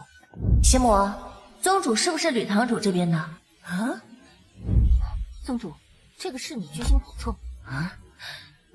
这小娃竟然能跟我神识传音，这怎么做到的？哼！吕淼死了，我可就自由了，才不会告诉你实话。宗主不是？你最好考虑清楚再回答。如果吕堂主有个3长2短，我马上把你吞了，让你永远消失。宗主是吕淼宗内关系最近之人。吕堂主生死未卜，他竟然用阵法阻拦我救治。哼！小贝自作聪明，你确认不了宗内谁能信任，姓吕的一样要死。宗主快请进。啊！你不能进哦。你，孙堂主，你在屋外守着吧，不要让其他人进来打扰。心灵是吧？本堂主记住了。欢迎下次光临。宗主，吕堂主他经脉错行，灵力大乱，不过好在没伤到根基，加上发现的足够及时，由我来调理，不出半个月应该就能恢复了。哦，那就好。你跟孙堂主的对话我都听到了。以侍女的身份直接开罪元婴期的孙堂主，你是嫌自己的命太长吗？哎呀，那不是为了赚积分吗？宗主，他要同宗相残，您直接把他处理掉，我不就安全了吗？没你想的那么简单。你这丫头的性格，本宗主很喜欢。说实话，跟在淼淼身边，她很难护住你的。不如来当本宗主的侍女吧。怎么样？待遇方面，我这边也比淼淼高1倍啊。宗主，恕小女无法答应。哦，为何？这身份令牌是吕堂主不惜灵力反噬为我刻下的，侍女理当侍奉在主人左右，有头脑便替主人出谋划策，趋利避害；有武力便以自身为盾，替主人阻挡危险，必要时舍身取义。再说了，一味的躲在主人身后，让主人遮风挡雨，那不是合格的侍女，只是宠物罢了。安全了，我还怎么赚造化值？哎呀，淼淼，虽然是帮你试探一下，但这女孩回答的也太好了吧？啥？搞得人家真想挖墙脚了。不可以。发生什么事了？我怎么睡着了？这是什么情况？想要的话，这个给你。不要，看起来傻傻的。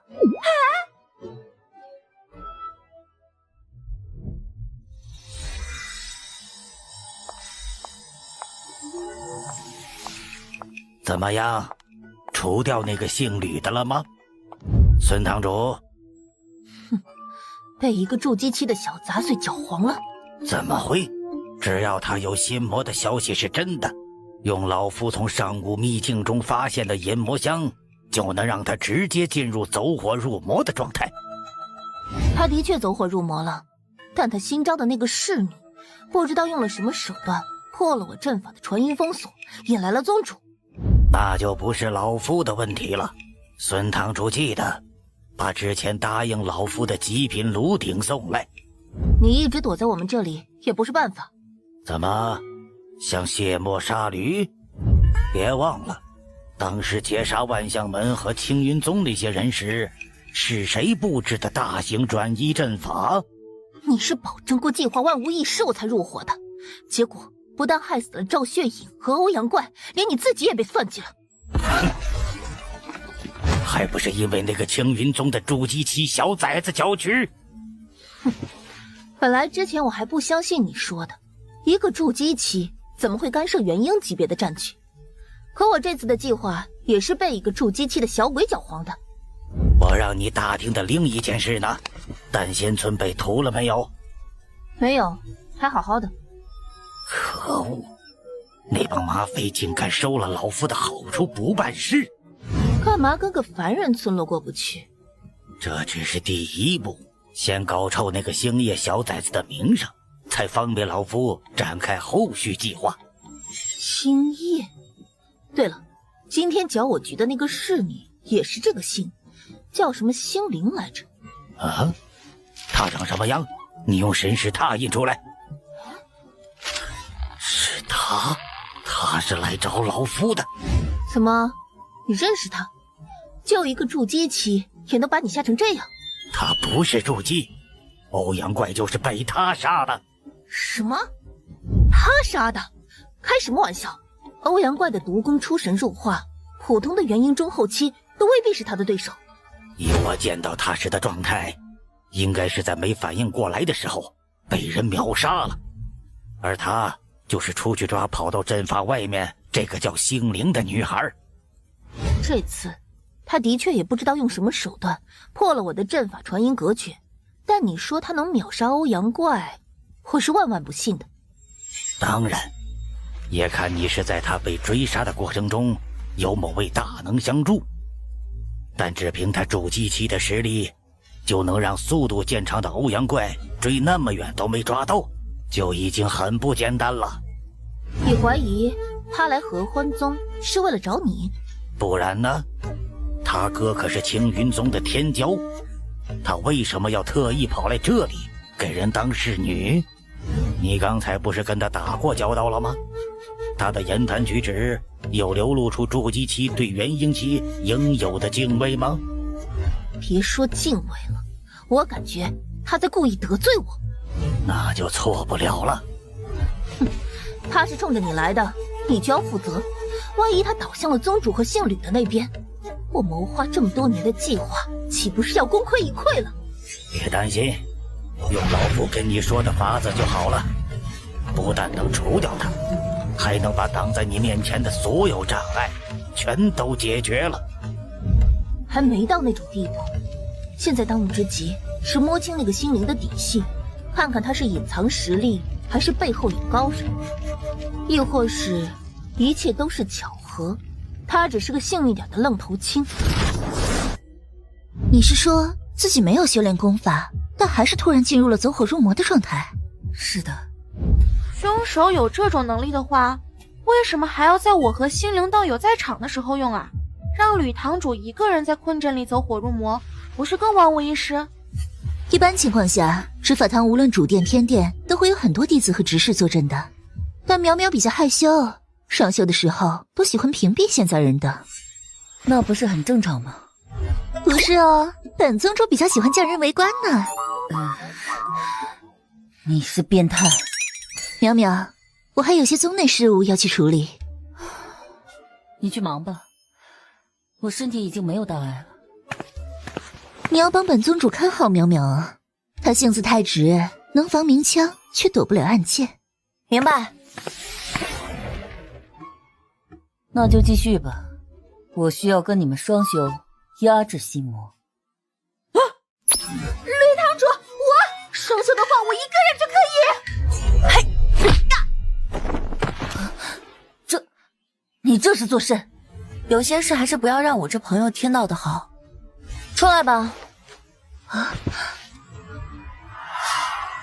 吕堂主，如你所见，你的心魔已经是我的了。不是，等一下，这是怎么回事？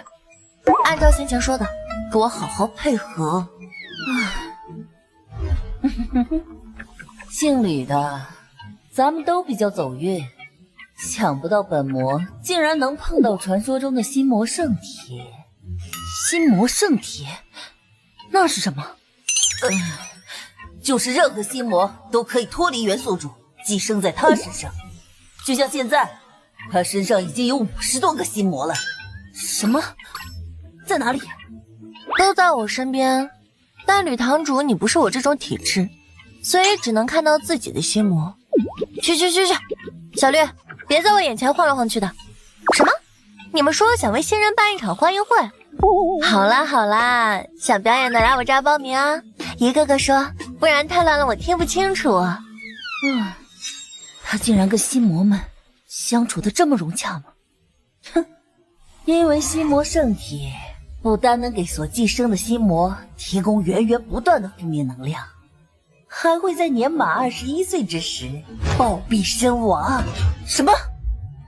没错，他们在我这儿吃得饱睡得好，等我21了，他们就全部都自由了，所以也不需要勾心斗角的想着如何置我于死地了。你这心魔一开始就是想过来干扰我，让我快点死，然后被我这里住惯了的其他心魔揍成这副样子的。你今年多大？20岁零3个月。啊，没错，我的寿命只剩下9个月了。我是个孤儿，自己反正只能活21年，就想着尽可能多的帮助受心魔所困的修士去除心魔。但随着大限的时间将近，回顾自己这短暂的一生，又觉得很不甘心。我也想像普通女孩一样加入喜欢的宗门，甚是志同道合的伙伴，能被长辈宠爱，能被师兄师姐关怀。所以才来加入我们合欢宗吗？我听说这里是最尊重女修士个人意志的宗门，所以就想着起码在我所剩无多的这段时间，好好的为自己活一次。你放心，帮我驱除心魔，本堂主欠了你一个天大的人情，你还有什么愿望，我都会尽量满足。谢谢吕堂主。就等你这句话呢。怎么了？宗主说有急事，叫我去议事厅。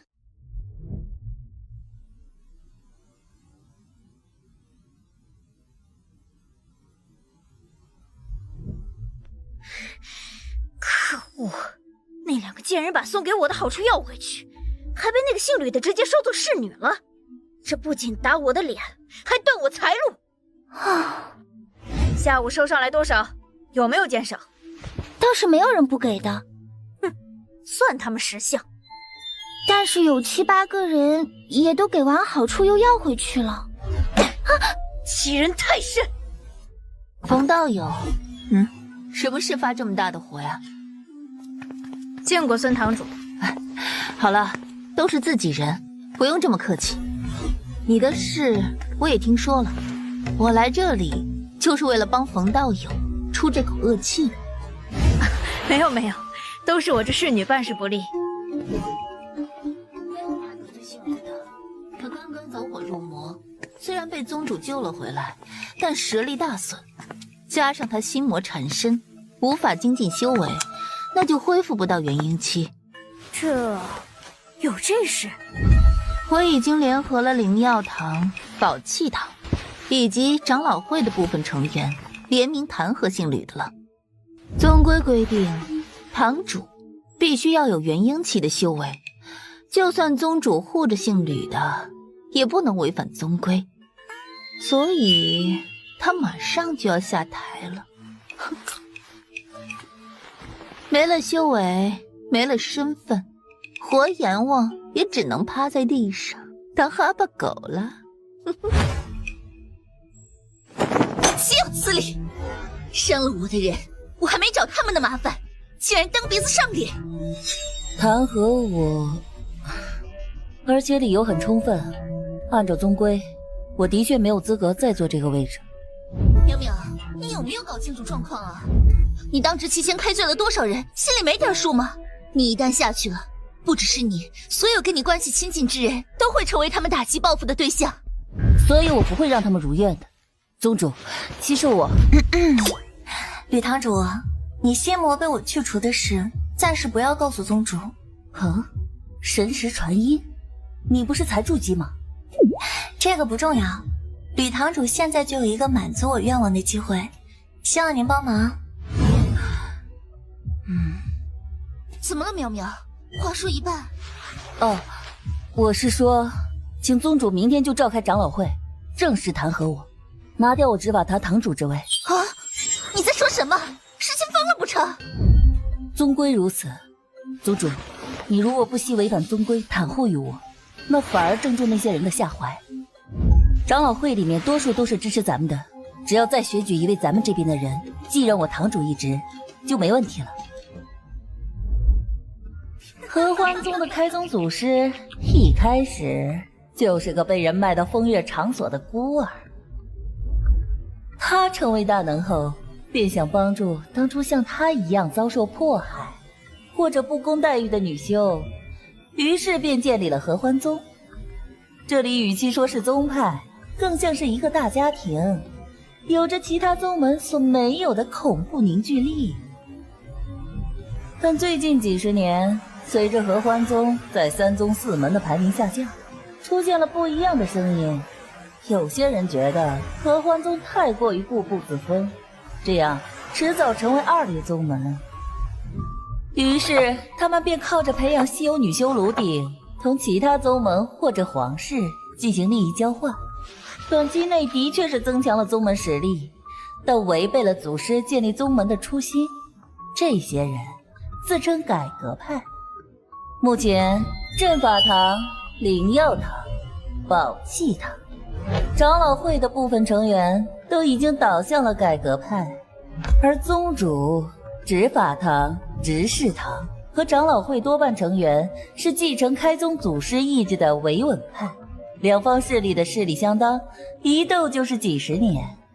但随着改革派拉拢的势力变多，维稳派则渐渐地显出颓势。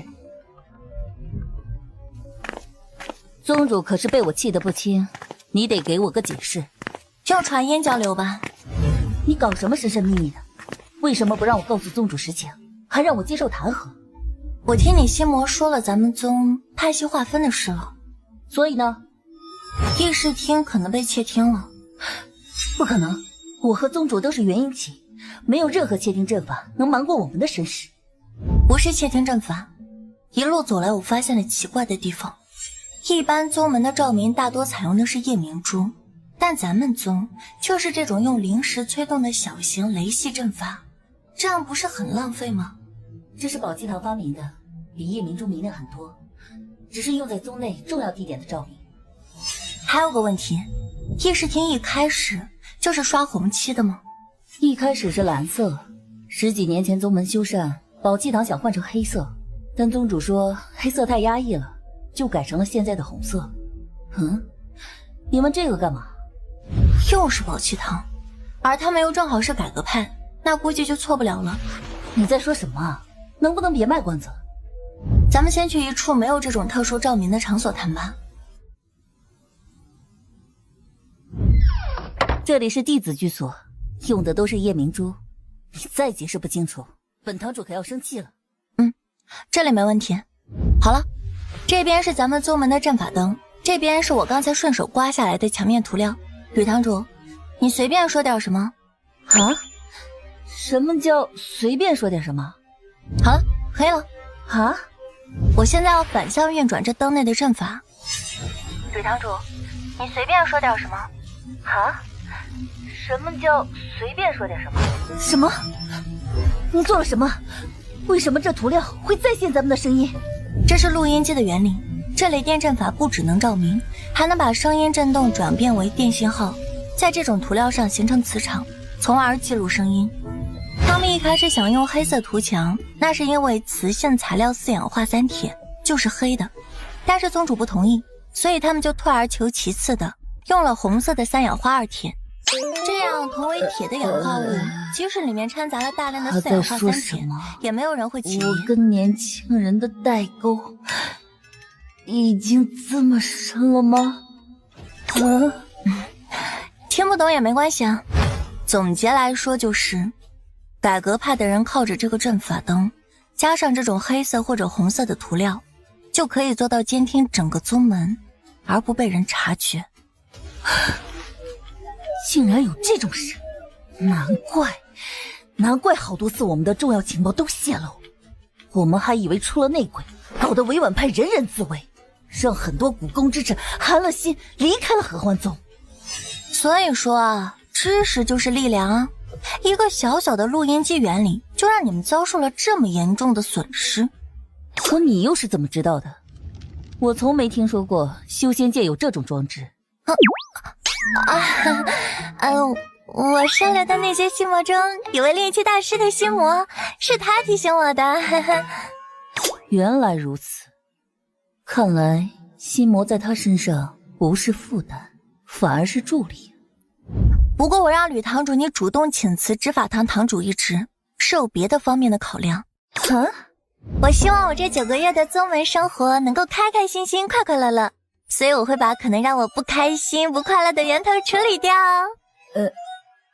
不过我毕竟才筑基期，后面的计划还需要吕堂主配合。要怎么做？明天的宗门大会，吕堂主你要被顺利弹劾，这是计划的第一步。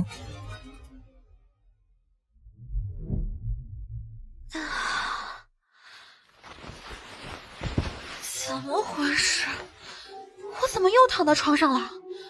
咦，天都黑了。今天就这样，明天我早8点过来。好。你醒了啊？我好像是刚准备现身，就失去意识了。怎么了？干嘛盯着我看啊？难道是心灵道友巧晕了我，然后替我承受了所有？好累啊！真没想到一入宗就要对付元婴级别的家伙。心灵道友的身体都被掏空了，本来就是我的责任，你还这样舍己为人，是想让我内疚死吗？用脑过度了，得快点靠睡眠补充下脑细胞啊。那个，吕堂主那边已经没事了吗？怎么会没事啊？明天才是关键。什么？明天还要来一次吗？你放心，心灵道友，明天的那份，我绝不会再让你替我承受了。见过吕堂主。我说了，我是来找心灵的。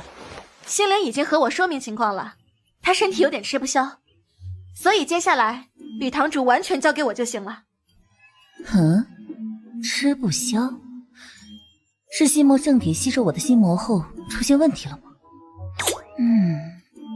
看来那样做还是会对身体有影响吗？你们哪样做的呀？他说今天就交给你了是吗？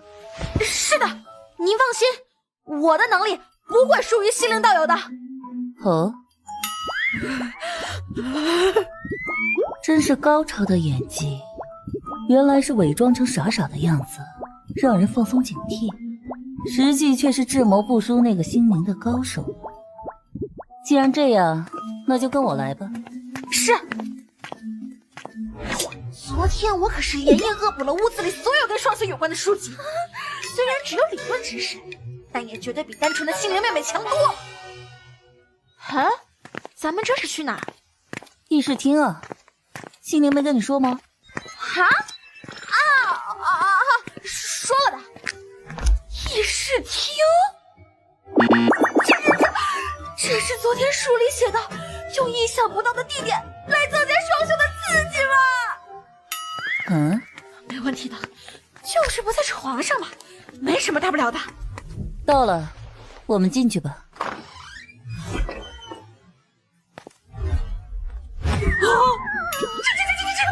我知道，这个我也知道，这是书里写的，加入围观的人可以巨幅的增加修炼的速度。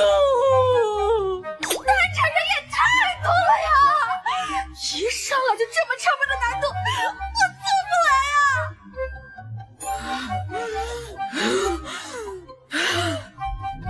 不可以！比起心魔道友的遭遇，我承受的这点屈辱和委屈根本不算什么。而且心灵妹妹在昨天经历的事，说不定比我现在还难以承受。她都什么都没有抱怨，我怎么能在这里退缩？好了，既然人到齐了，那就开始吧。来吧！呀！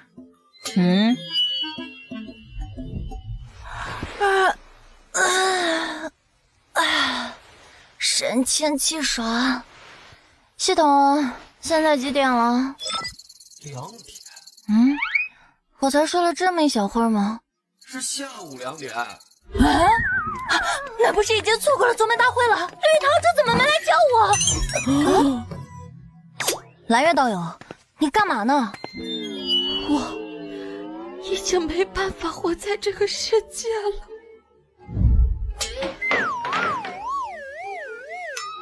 都筑基了，这样是死不掉的吧？那这样呢？哎，住手！你来真的？到底是怎么回事？不要拦我，让我死啊！所以说，你是把宗门大会当成了双修的一环了？别说了，让我死吧，我不想活了。那吕堂主人呢？应该是去处理职位交接的事宜了。他被成功弹劾了吗？新上任的是哪个？好像是叫孙思婷。啊？怎么会是他？他不是阵法堂堂主吗？是啊，但宗规里没写堂主职位不能兼任。这是怎么回事啊？吕堂主明明说，就算被弹劾，接任的肯定也是稳稳派的成员。我也不太清楚，貌似是有几个本来是吕堂主这边的长老会成员倒戈去了对面，所以票数上失利了。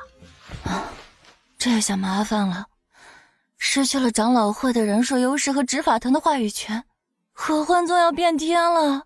唉。仙灵道友，蓝月道友，你们果然在这儿。咦，你不是那个考官的侍女吗？有什么事吗？你们俩快跟我走，我带你们离开合欢宗。啊？合欢宗多堂联名举报前执法堂存在严重的舞弊行为，整个宗门内的前执法堂成员都要被禁足接受调查，外派任务的成员也都被紧急召回了。你们现在不走就走不了了。啊？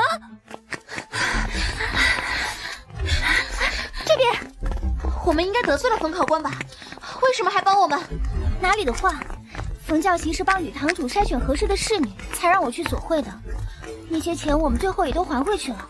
吕堂主被控制前，特意嘱咐了教习要把你们捞出去。心魔，他说的是实话吗？他在放屁！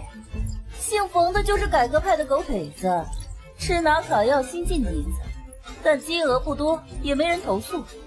吕淼从来没正眼瞧过他。好，我知道了。哎，还有，我想跟你商量个事儿。在这特殊空间，我虽然不会消散，但一直好饿啊。你能不能让我回吕淼身边？反正你也要离开合欢宗啊。那把你吃掉我的那些阴煞之气还给我。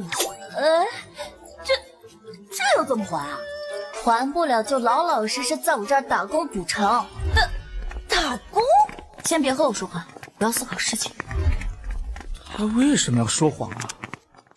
要说得罪了姓冯的要报复我，那根本不需要带我走。单单是前任堂主侍女这个头衔，他在宗门内就能随便找个理由弄死我了。吕堂主任呢？听说也被禁足了，宗主想保他，但被大长老拦下来了。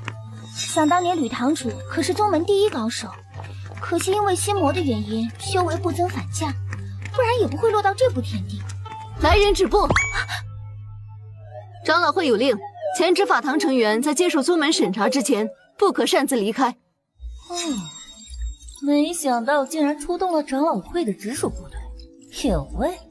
哼，前执法堂成员惨了，落在他们手里，不死也要脱层皮。前辈，我们是在执行特殊任务，这里有手信。长老会直属吗？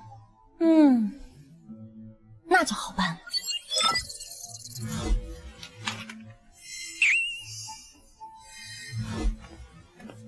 啊？你身后的人就是星灵和蓝月？是的。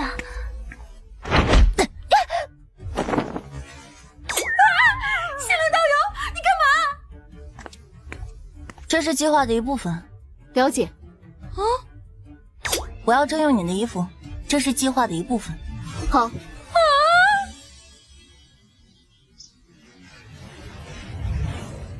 心灵道友，你和那个前辈认识啊？不认识啊。那他为什么对你言听计从的？因为这是计划的一部分。所以说，计划是什么呀？还有你干嘛巧遇那个侍女？她不是来帮我们的吗？我信不过他，蓝月道友你也是，不要别人说什么你就信什么。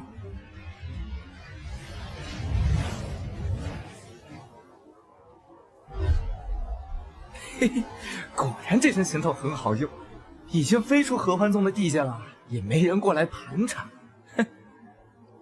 时候不早了，先找个地方落脚吧。啊！小心！心灵道友，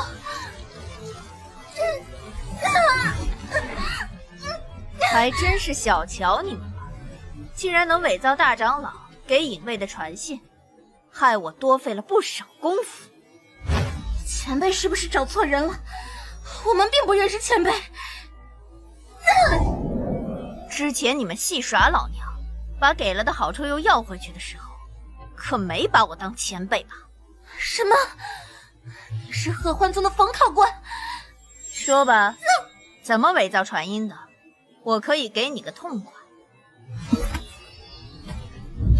这是头发，竟然带着如此浓郁的剑气，不输于玄阶飞剑了。不过也只是雕虫小技。什么？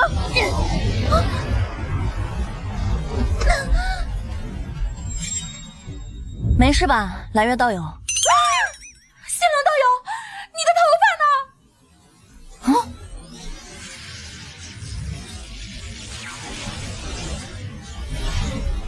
想砸碎，老娘要宰了你！不还手！谢顿输了，我要看看你能坚持多久。这样下去不行，我非打不到就死不了。这公主可是一发都扛不住。蓝月，一会儿我数到1，你就对我使用你最强的剑诀攻击那个女人。什么？对你用？速度提升了，是加快了精血的燃烧吗？没用的，区区筑基，就算精血燃尽，也逃不出我的神识锁定。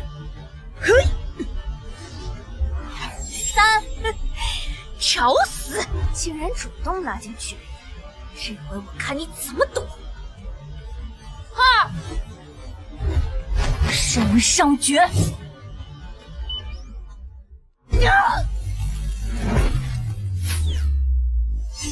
苍寒破天诀！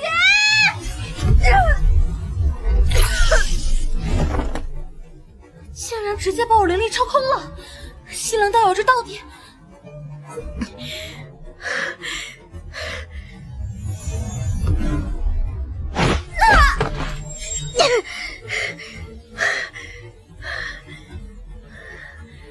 还好老娘用的被动激发地阶玄杖，他用的什么手段？竟然能绕开我的神识防御，直接进攻识海，害我无法调动灵力，差点就栽在2个筑基杂碎手里了。别紧张嘛，咱们现在的情况一样，我没法调动灵力，你们的灵力也耗空了，所以就来一场酣畅淋漓的体术对决吧。等你的同伴醒了，就用你残破的尸体给他一个惊喜。不要！哼，少虚张声势，你根本就没有驾驭法宝的灵力了。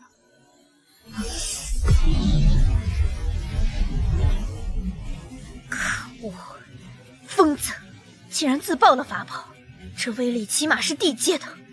啊，什么？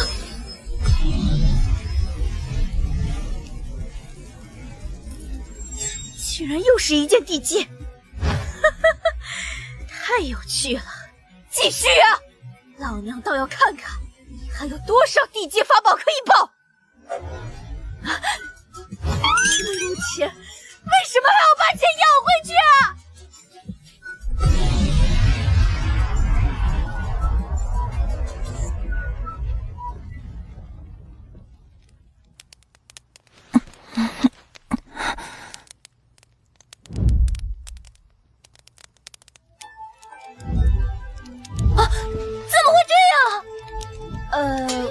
我在这儿。啊，他是那个教习，怎么变成这个鬼样子了？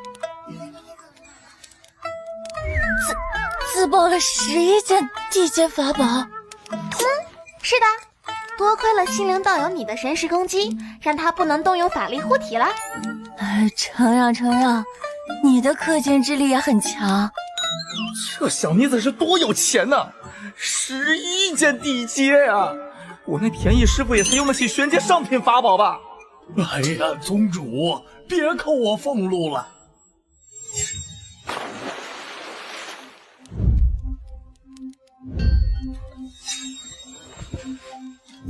能说话吗？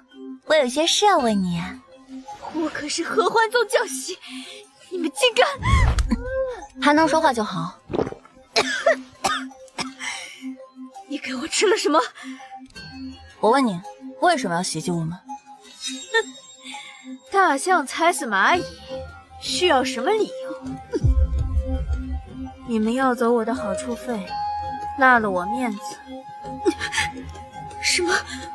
嘴巴不听使唤了？就因为这种小事，就追到这么远来杀我们？我只是想教训你们，灭口的指示是孙堂主下的。可恶！快停下来！那为什么要让你那个侍女演绎出要救我们的戏，直接动手不就好了？是孙堂主的指示，他说如果你答应跟侍女离开合欢宗，就把你们引到指定地点除掉。如果你不同意离开，就千万不要对你们出手。为什么？不知道，他没有告诉我。这可有意思了。可恶，我的体内生机在减少，你用了什么邪法？蓝月，合欢宗是回不去了，你有什么打算吗？我听说青云宗在招收新弟子，要不要一起去？千元宗嘛，倒是可以。不过我要先去办些事，咱们到时候在千元宗会合吧。要办什么事？我可以一起吗？可以啊。因为快到父母亲和哥哥的忌日了，我想要回老家祭拜一下。啊？那我还是在青云宗等你吧。好，那我们回头见啊。那就千元宗见。好。宗主干嘛兜了一大圈又回来了？这不是为了把公主忽悠走吗？现在这个情况，我又不能带着她回合欢宗。救救我！不愧是金丹圆满，能扛住真元谷这么久。救救我！救救我！我什么都愿意做。系统，有控制别人的功法吗？商城里有10几种，不过最适合宿主的是奴印法。可以在对方识海种下奴印印记，只需心念一动，对方就会识海崩散。还可以实时监视种下奴印之人的所见所闻，但前提是对方完全开放识海，不做防备，不然只要有丝毫的防备，都会导致种印失败。好，就用这个。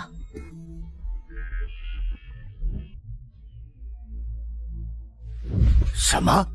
已经把那个星灵除掉了？还不知道，不过我的人已经去追杀他了。什么境界？金丹圆满。哼，上一个追杀他的可是元婴期的。我提前让人去试探了，说是宗内很危险，要带他逃走。如果真像你说的，他是来找你的，那他肯定不会答应，毕竟他的目的没有达到。而且他要是真那么强，宗内也没人能威胁到他。然后呢？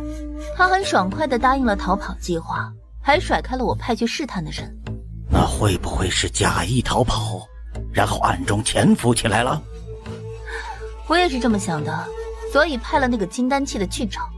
如果找不到，那就要警惕起来了。但他很快就找到了，刚才跟我传音说发现了对方的踪迹，而且已经逃出合欢宗的管辖范围了。所以他是真的想逃跑？是啊，看来你是哪里搞错了。欧阳老怪的死或许跟他并没有关系。但愿如此，那老夫就静待你那手下除掉他的好消息了。你刚说他就传消息回来了。孙堂主，任务失败了，那个心灵是个隐藏实力的顶尖高手。啊！发生什么事了？你现在在哪儿？传音讯号中断了。果然，老夫就知道，这下大遭惊蛇了。他既然能给我传音，应该暂时安全。当务之急，先找到他，把事情问清楚。主人，你交代的话我还没说完。说多错多，反正目的也达到了。啊？什么目的？不该问的少问。是。宗主，你怎么就成顶尖高手了？你问我，我问谁去？我是看他一个元婴期对付我这个筑基还这么拐弯抹角的，就试探了一下，没想到被我猜对了。你怎么知道猜对了？如果是一个金丹圆满的人说一个筑基期是绝世高手，你会怎么回应？那他不正常。是啊，可那孙堂主却很认真地问发生什么事了，这不奇怪吗？的确，不过只凭这点，嘿，当然了，还需要进一步佐证，所以请给我那伪装成绝世高手的功法。并没有这种功法，那就自己造呗。之前不是得了一个功法 DIY 券吗 ？DIY 也要符合修仙界的规则。啊，这个东西怎么在面板里？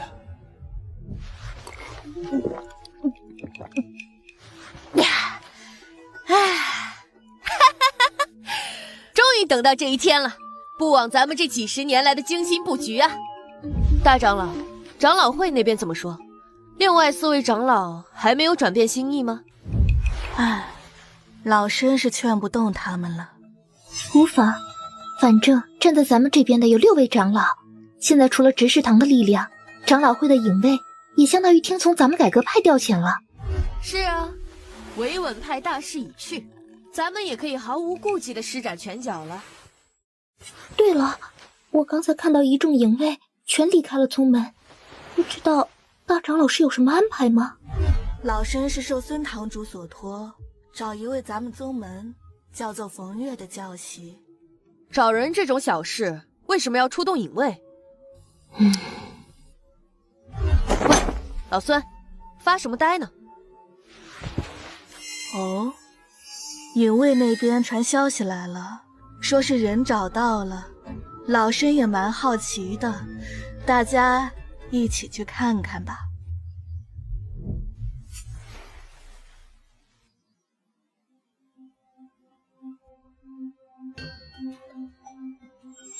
这伤的也太严重了。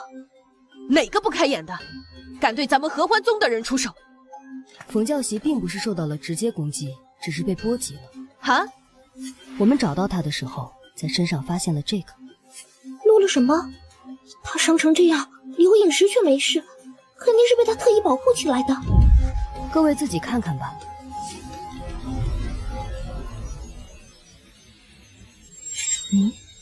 这人不是姓吕的新招那个侍女吗？怎么可能？这，你们都感觉到了吗？虽然被留影时记录下来的气息很微弱，但错不了。这是天道威压。他莫非是要渡劫？可应变突破化神才需要渡天雷劫，他不是才筑基期吗？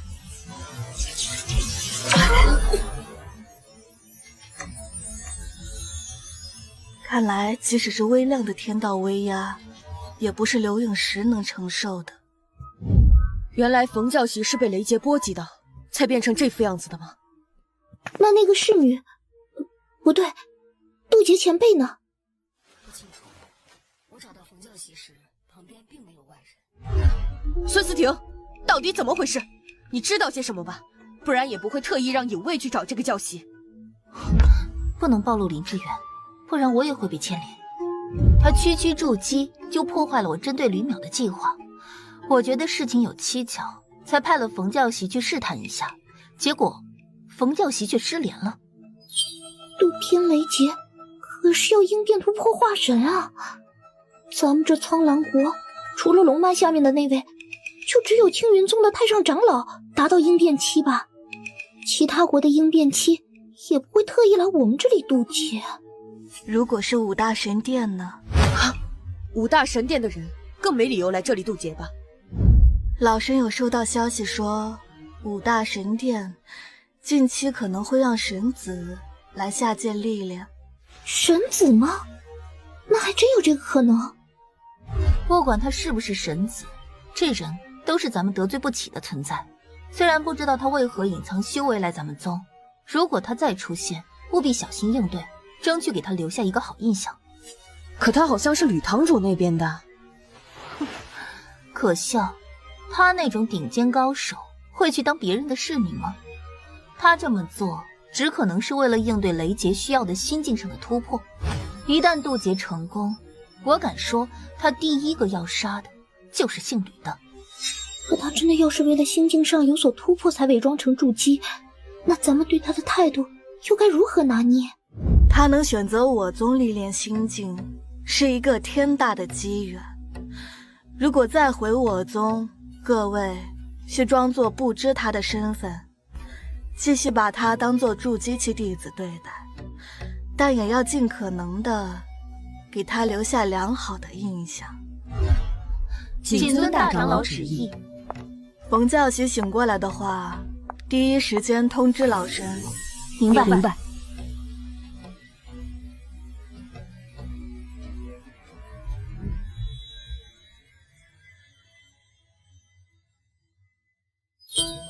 神子嘛，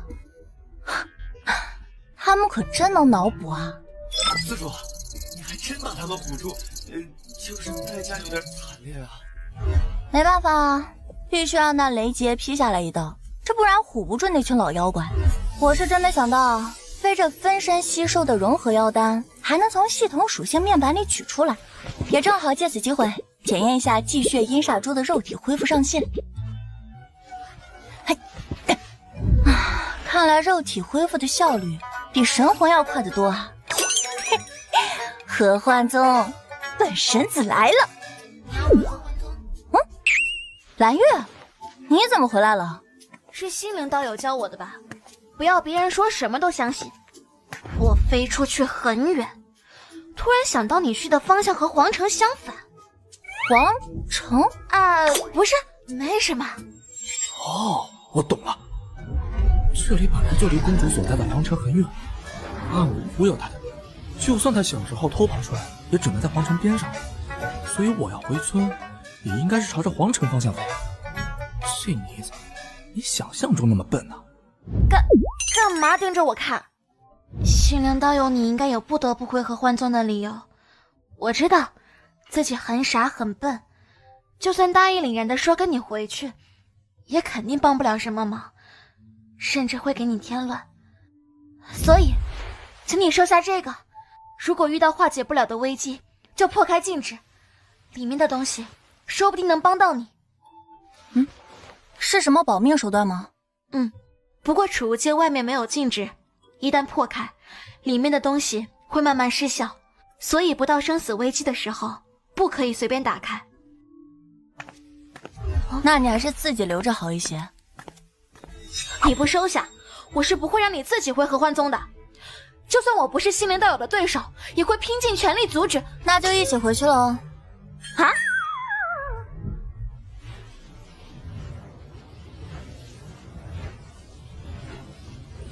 心灵道友，你到底在想什么？既然同意我跟着你，当时为什么要骗我？因为局面不一样了，我没法保证你跟我分开后遇不到危险，但我能保证待在我身边绝对安全。啊？到了合欢村仙城了，下去赚博积分。哼，什么绝对安全呀？西魔道友，你妹妹真能吹牛。不过之前跟她分开的时候，心里突然感觉空落落的。现在虽然知道跟她回合欢宗会很危险，却特别的安心。入城可以不用给零食？是啊，只需要小妹你陪陪我。啊？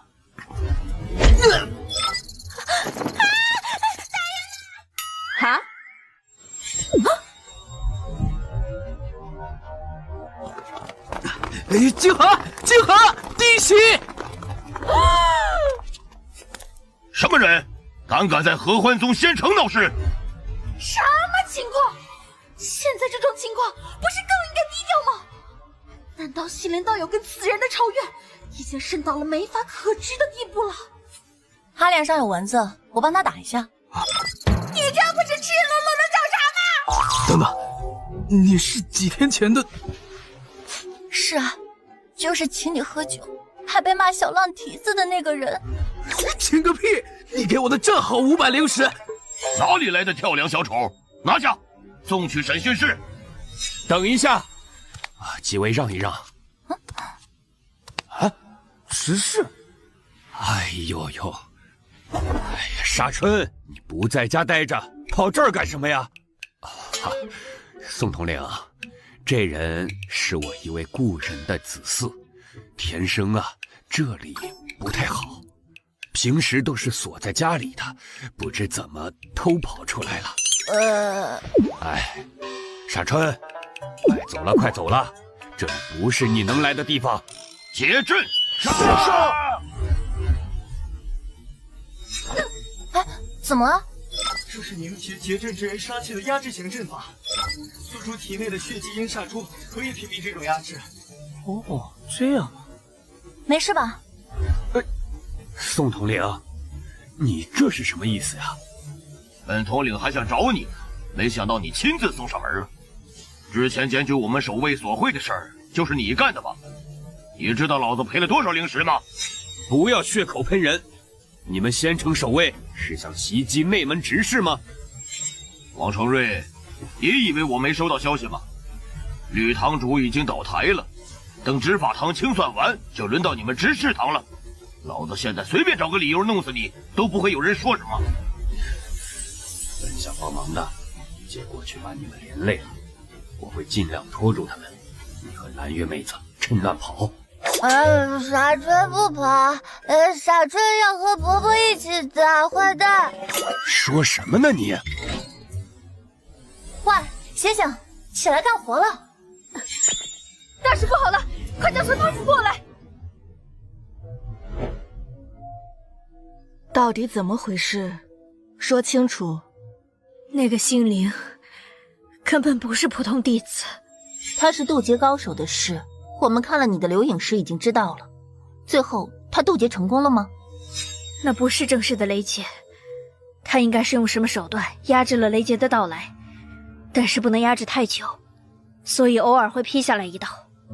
这些事你又是如何得知？而且以他的修为，不可能没察觉到你在透露留影石吧？我之所以能找到他，就是因为发现了远处的劫云。等我靠近时，他已经被雷劫锁定，所以无暇顾及我。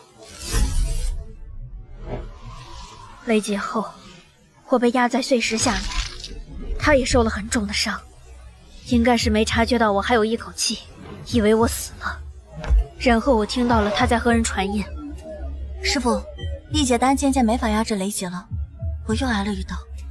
你要抓紧时间完成血祭，切记要用女性修士的阴性精血。徒儿知道，所以才选了合欢宗。其他国家女性为主的宗门我也调查清楚了，全部血迹的话，应该能助我功法大成，度过雷劫。切记，你的功法虽重杀戮，但极其讲究因果。你如果乱开杀戒，必被功法反噬。徒儿明白，现已伪装成地阶修士，高调行事，就是引对方先对我动杀念，我便可顺理成章的出手了。后面我就失去意识了。血迹，还有血迹咱们整个合欢宗，竟有这种事！此人来我宗不是天大的机缘，反而是天大的灾祸。快出动所有隐卫，务必最快时间搞清楚这个心灵的动向。大长老，守在仙城的隐卫传来消息，仙城正门执事堂的人和守卫起了冲突。现在没时间管这些小事。但是他描述其中一人的外貌和流影石里面那个心灵极其相似。啊！哎，你别想着舍己为人，你们一个都跑不了。老子最喜欢玩天残地缺了。可恶，被阵法影响了灵力运转。别说逃跑了，星灵和蓝月一直待在这阵法里都要撑不住的。星灵妹子呢？啊！星灵，好快！他没有受到凝沙阵影响吗？不过外散的气息顶多筑基呀，还赤手空拳，没有法器。嘿！果然是个傻子，喜欢找死。自爆左拳。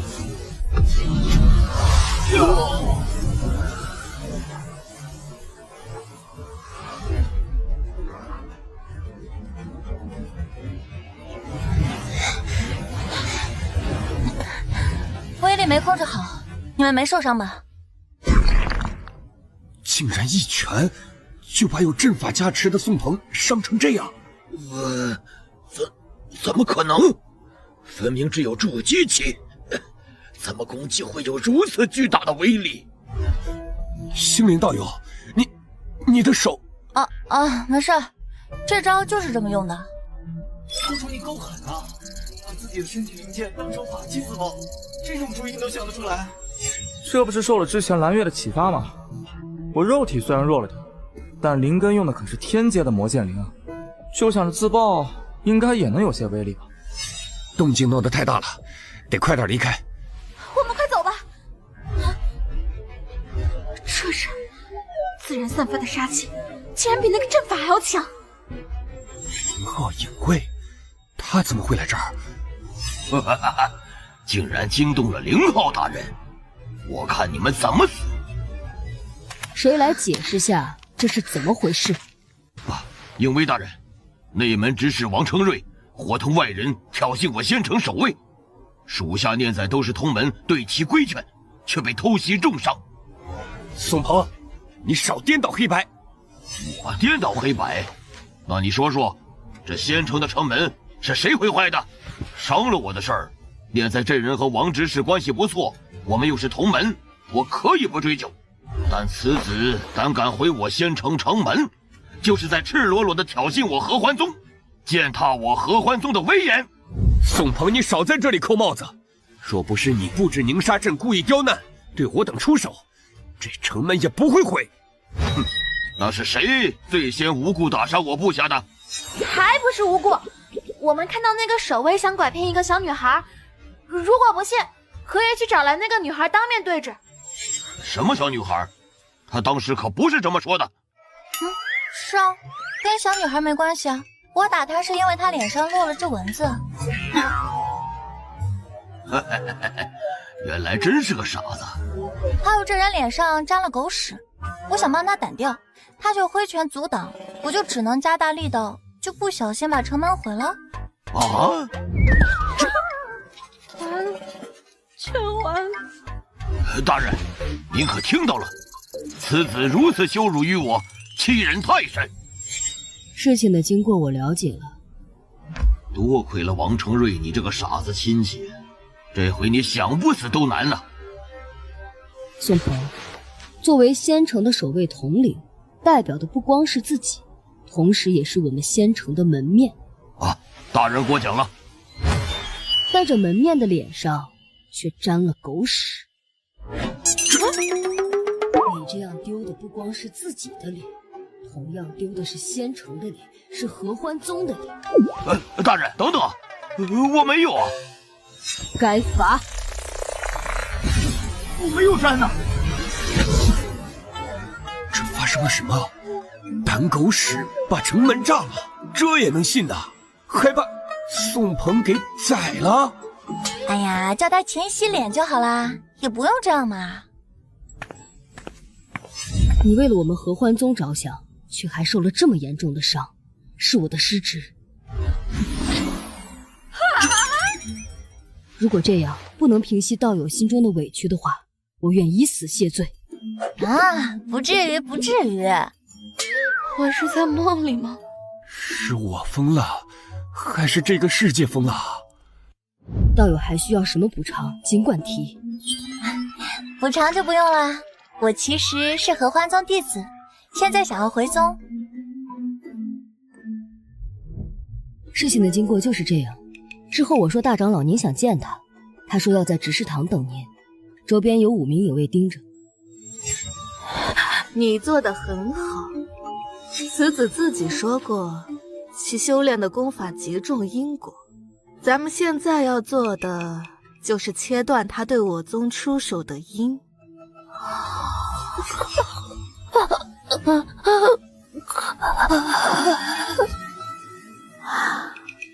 可一直这样也不是办法，一个守卫统领杀就杀了，但他要是把矛头指向宗内骨干，老身已经派单长老去往圣殿，告诉他们我苍兰国来了一个将要渡天雷劫的魔族。他是魔族？可魔族不是几千年前都被放逐到了幽冥海了吗？不管他是不是，武圣殿都不会坐视不理。5大圣殿除了对抗魔族的态度高度统一，其他方面可是斗得水深火热，而且都自诩名门正派。就算他不是魔族，而是哪个修炼邪法的圣殿神子，其他4圣殿肯定也不会放过这种打压对方神子的机会的。大长老高见。所以一定要在圣殿使者到来之前稳住那个心灵，抹杀一切他可能对我宗出手的理由。遵命。老身先去会一会他，知己知彼，才能更好的制定策略。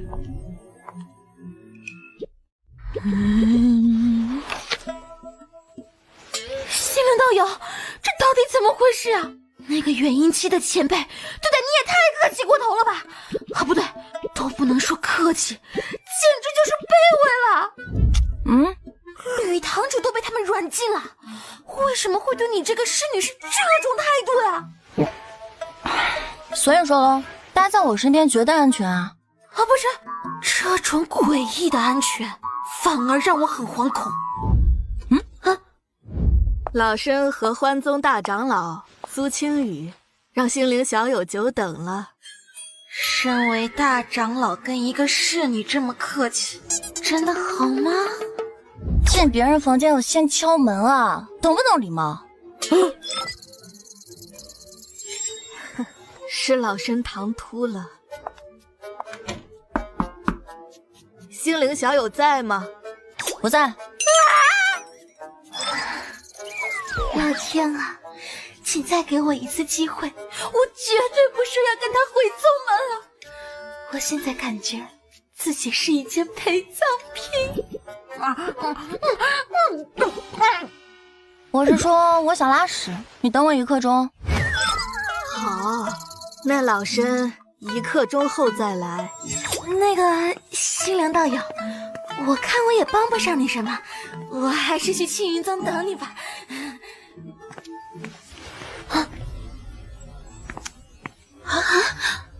老身这是流影石，怎么会有这么巨大的影像？难道是契堂先发明的？房间要先敲门啊，懂不懂礼貌？心灵小友在吗？不在。那家伙是什么人，竟敢如此羞辱大长老？欺人太甚！肯七夕也就有筑基，是哪个大势力的子嗣吗？竟然如此跋扈！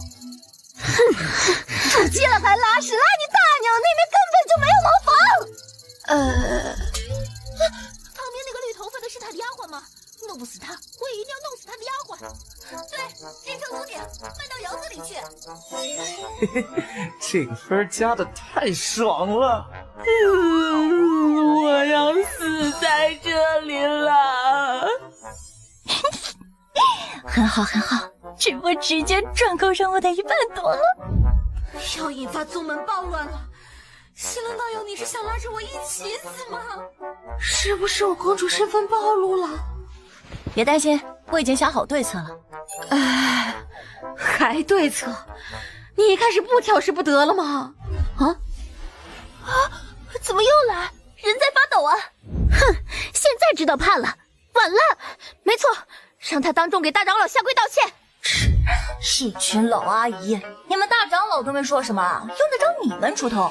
谁再逼逼赖赖，我直接把他生魂抽空，衣服扒光送给城门口乞丐流浪汉。这样就没问题了。哪里没问题了呀？杀了他！我要杀了他！管他什么身份，老娘都绝不让他活着走出合欢宗。此子欺人太甚。大长老息怒，等圣殿使者到了，就是他的死期。没错，让隐卫稳住宗内弟子，这人的目的就是引起宗内弟子暴乱，好给他对我宗出手制造理由。是。来了好多黑斗篷的家伙！成了！好了，来月道友，我事情办完了，咱们去千元宗吧。你回来就是为了得罪整个合欢宗的吗？干嘛着急离开？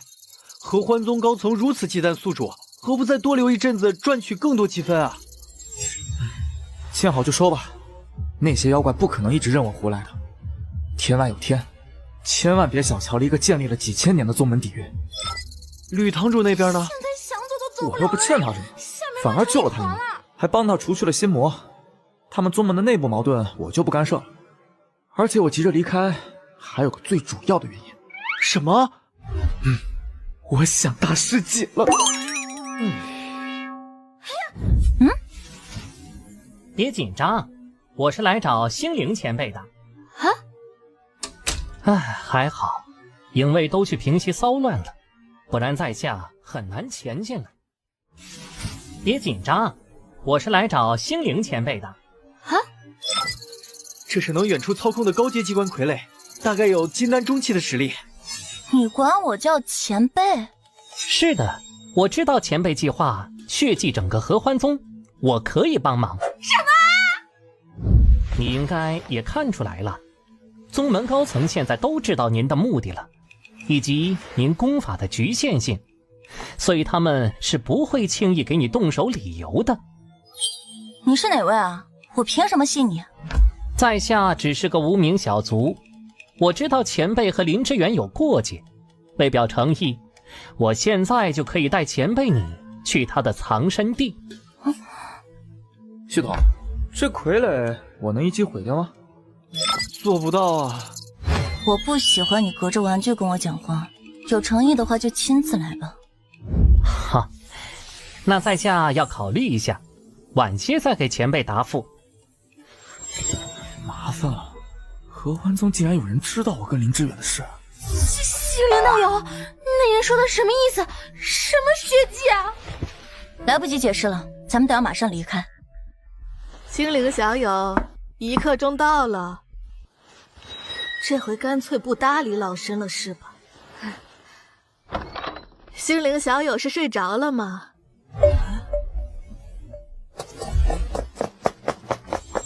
哎，心魔，你确定这执法堂的密道只有吕淼和宗主知道吗？确定，但你就这么凭空消失，他们肯定也能猜到有密道，找到这里只是时间问题。该死，没想到要这么快跑路，早知道我就说我要拉屎拉1个时辰了。宿主，干嘛这么急着跑啊？不跑就来不及了，我暴露了。啊！那个傀儡就是来试探我的，如果真如我自己说的那样，我的功法极重因果，那我肯定会想报复跟我有过节的林志远，没有理由拒绝。但我真跟他去见林志远，就会有2种情况：一，他在骗我，没见到林志远，那我应该暴怒，起码得毁了这傀儡泄愤，但我做不到。2，他真带我去见了林志远，那我就更没办法了，又不能靠虚张声势弄死他。的确啊。怎么了？冯教习被杀了，奴印的控制断了。啊！奇怪了，要是怀疑冯教习被我买通，应该先严刑逼供才是，直接杀掉是什么情况？坏了，宿主，他们8成是要搜魂术一类的术法。直接问死人是吧？真够狠的，看来我要彻底暴露了。哎，小友，我记得你有法子还能穿透所有禁制阵法是吧？你要干嘛？做个交易如何？我有个情报，或许能帮你摆脱现在的困境。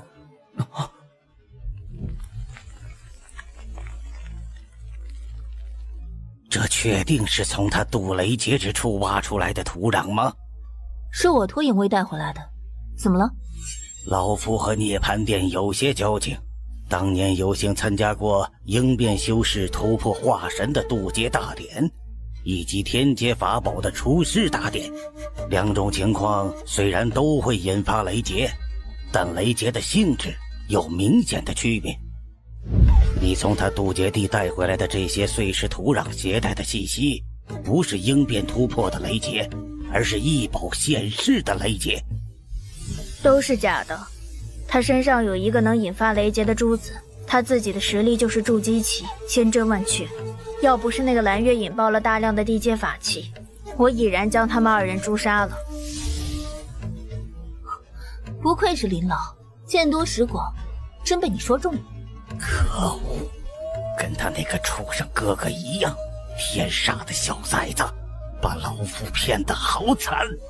他能杀掉欧阳怪，8成也是靠着那个能引发雷劫的至宝，但冯月差点将其杀掉，他都没用。你觉得是为什么？能让筑基击杀元婴的至宝，绝对有诸多限制，肯定是杀了欧阳怪以后，短期都没法再用了。保险起见，就先动用你炼制的这些机关傀儡，把它弄废了，咱们再出场。可以。能引发天劫的至宝啊，那绝对是天劫无疑了。倒是你，不打算把这事儿透露给改革派的其他人吗？哼，我哪派都不是，我渴望的是翻手为云，覆手为雨的实力和潜力。现在达成目的的机会就摆在眼前，我干嘛还要和那些被宗门观念束缚住的家伙们为伍呢？刚好老夫追求的是气道的极致，对权力这种东西没什么兴趣。林老放心，只要得到那重宝，扫平所有碍事的家伙，咱们便可以肆无忌惮地榨干这传承了1000年的大宗派了。现在要想想怎么绕开宗门内的其他人，把那个星灵引出去。真是瞌睡了有人送枕头。影卫那边传消息来说，星灵和同行之人不见了。什么？不见了？不是有很多影卫盯着他吗？是啊，8成是走了执法堂内的什么机关密道，毕竟他之前是吕淼的侍女，还深得信任。可恶，快派你的人去执法堂，得比他们先找到密道入口。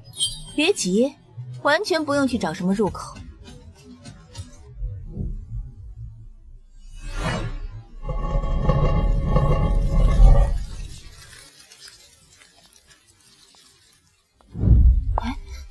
竟然没人看守，都被调去执法堂寻找密道了吗？这样也好，不是万不得已，我也不想动手杀影卫。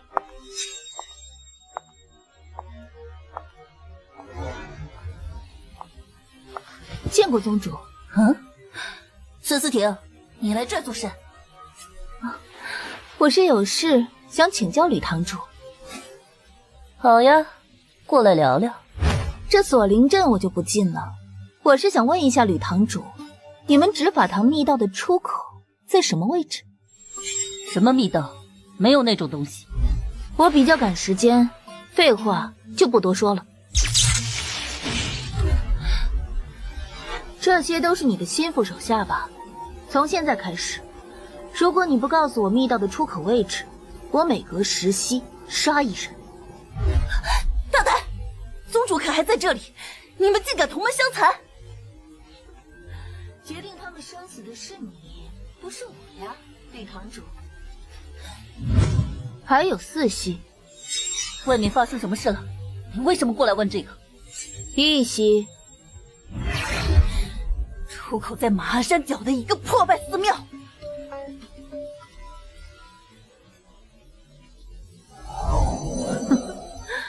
那我就不叨扰二位了。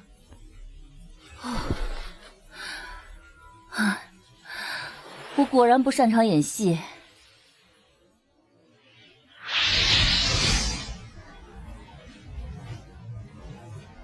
前辈，这是急着去哪里呀？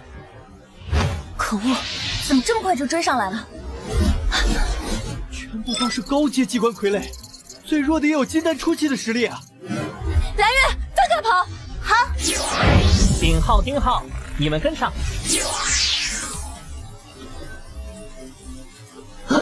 啊！给我爆！刀子绝了吗？可恶，一个都没拦住吗？顾好你自己吧，前辈。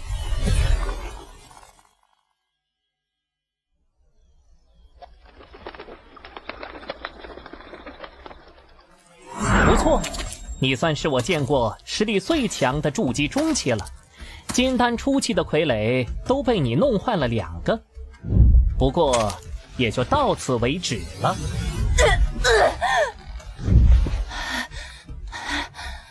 很好，气还破了，他已经是个废人了。小崽子，你和你哥可是把老夫骗得好惨呐！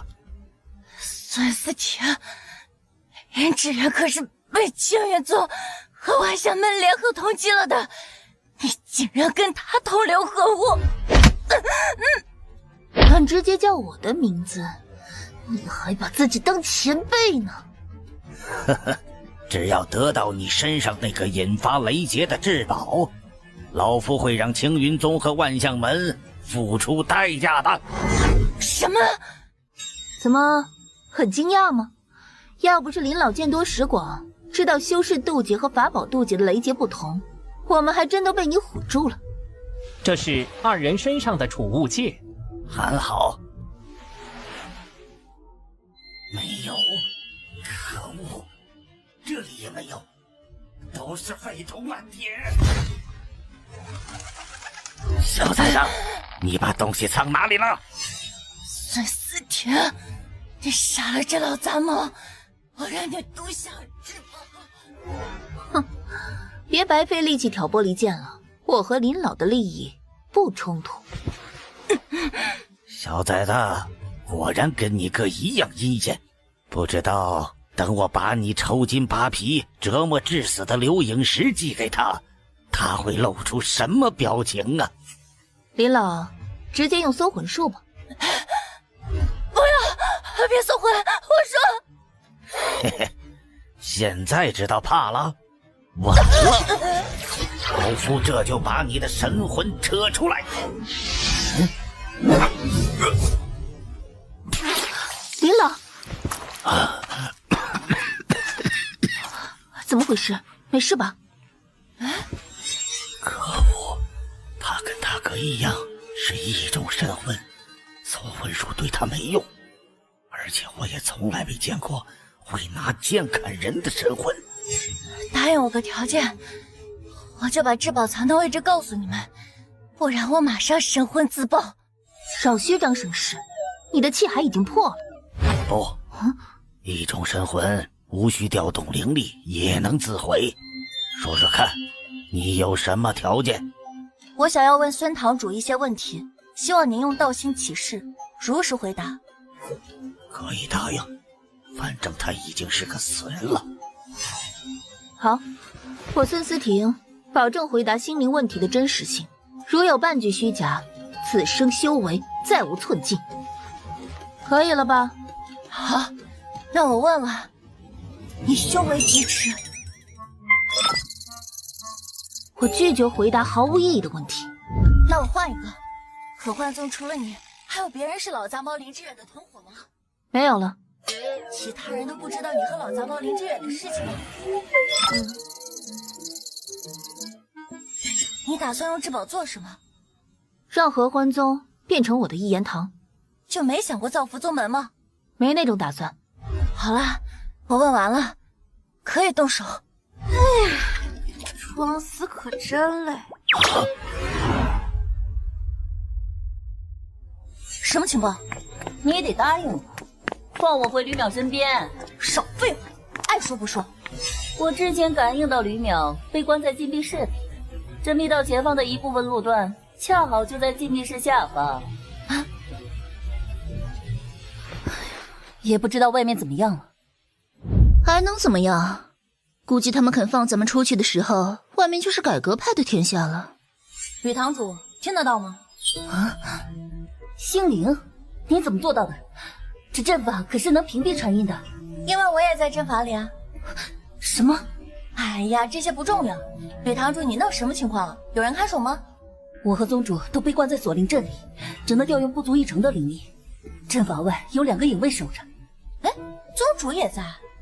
是啊，他来看望我的时候，被大长老和一众影卫偷袭，也被困在这法阵里了。这阵法有什么破解办法吗？这个是连通护宗大阵的子阵，不只能压制阵中之人的修为，还有极强的防御力，只能靠看守的2个影卫手中的阵旗打开。那阵法外面的人能看到阵法里面的情况吗？可以的。那他们能够隔着阵法感应到阵法之中人的修为吗？感应不到，这阵法能屏蔽神识探查。怎么了，淼淼？表情怪怪的。那就好办了，吕堂主，我要你跟宗主配合我演一出戏。我是你的话，就会继续装死。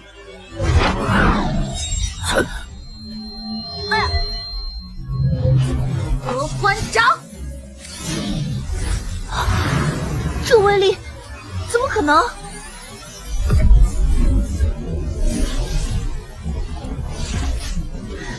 这是合欢掌，冯教习的和这个比，简直就是手枪跟导弹的差别啊！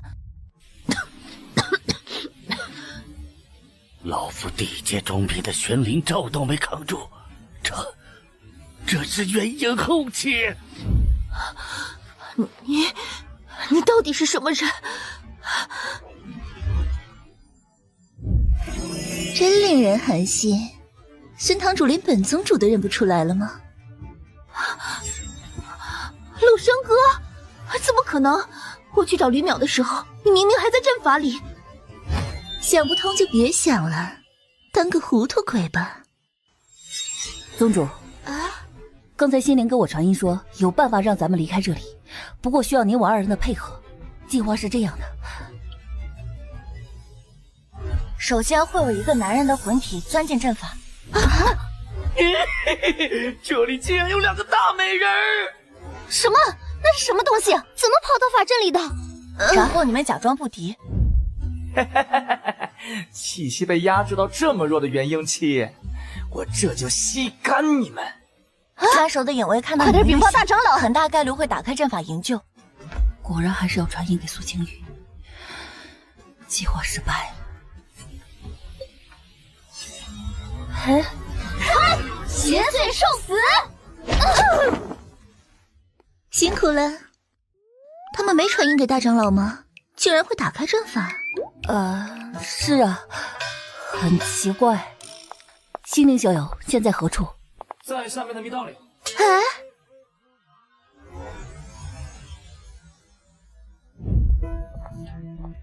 蓝月这是怎么了？啊，他没事儿，只是被我敲晕了。啊？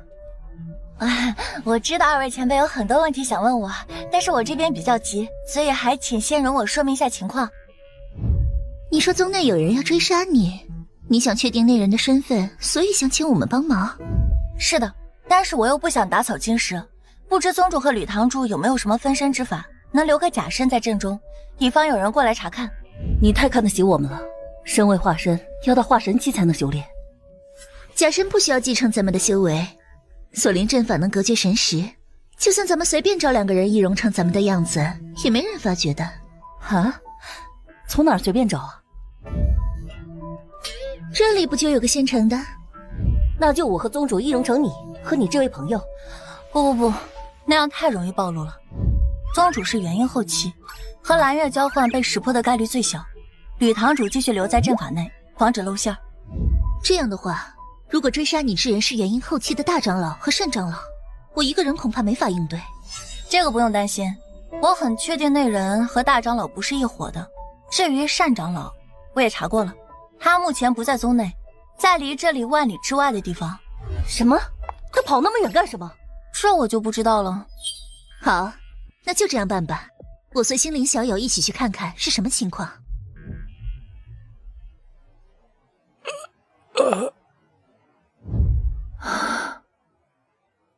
宗主，都解决了吗？这老头还挺难对付的，稀奇古怪的法宝一大堆，差点让他跑了。按你说的，我把东西弄得很大，大长老他们被引来了。好啊，那就继续按照计划进行。系统，释放阴煞珠的气息，力度控制在能对元婴后期产生影响就可以了。好。什么？这何等恐怖！这是屠杀了多少高阶修士，才能形成此等威压的煞气？苏青羽，你来的正好，快来帮忙！这人竟然是一个隐藏起来的绝世高手，我不是他的对手。一宗之主对我出手，那就意味着你们合欢宗向我宣战了。我终于得到可以削减你们宗的阴了。什么？你对他出手了？是他挑衅在先。可恶，失策了！他竟然放出被困在阵中的洛生哥来当做突破口。你尽量拖住他，我回去开始。大长老，咱们不帮宗主吗？咱们再出手才是真的无法挽回了。现在回宗还有一线生机。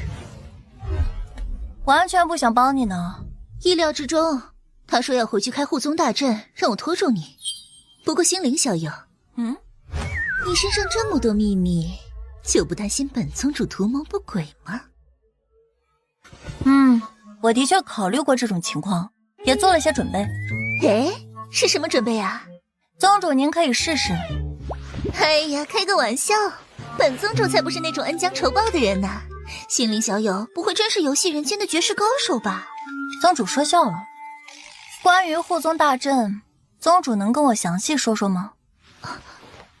保护宗门的阵法有什么好说的？各宗都差不多。开启后，除了外面的人进不去，里面的人能出来吗？你是问这个？阵法有3种形态，第一种是蓝色防御模式，外面的进不来，但里面的可以出去。第二种是戒严状态，红色，里面的人出不去，外面的人也进不来。第3种紫色是困阵模式，里面的人出不去，外面的能进来。切换形态的条件呢？需要10位阵师通过阵旗和法诀就能切换，但是护宗大阵的开启、关闭以及切换模式都需要至少2刻钟时间。这样吗？心灵小友有什么打算吗？我记得孙思甜就是阵法堂的堂主吧？通知，宗门有紧急事项宣布。合欢宗内门外门所有长老弟子，请于半刻钟内到宗门外广场集合，迟到者严惩。什么情况？宣布事项，干嘛要去宗门外？谁知道？已经通知所有改革派的核心成员按兵不动了。大长老，这样真的好吗？我没把握护宗大阵能拦住他，只能用他的功法特性赌一把了。只要咱们这些核心能活下来，就还有东山再起的希望。洛生哥，你可得负起责任，尽量拖得久一点。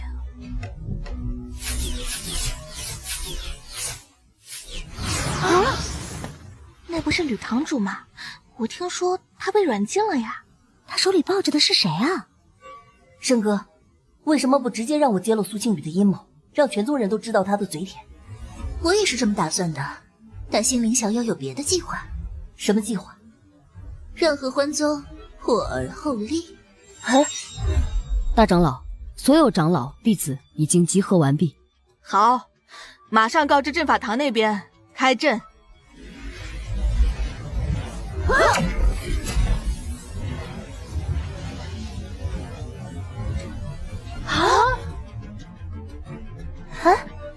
怎么回事？这不是护宗大阵吗？把我们结合在外面，然后开护宗大阵是什么意思啊？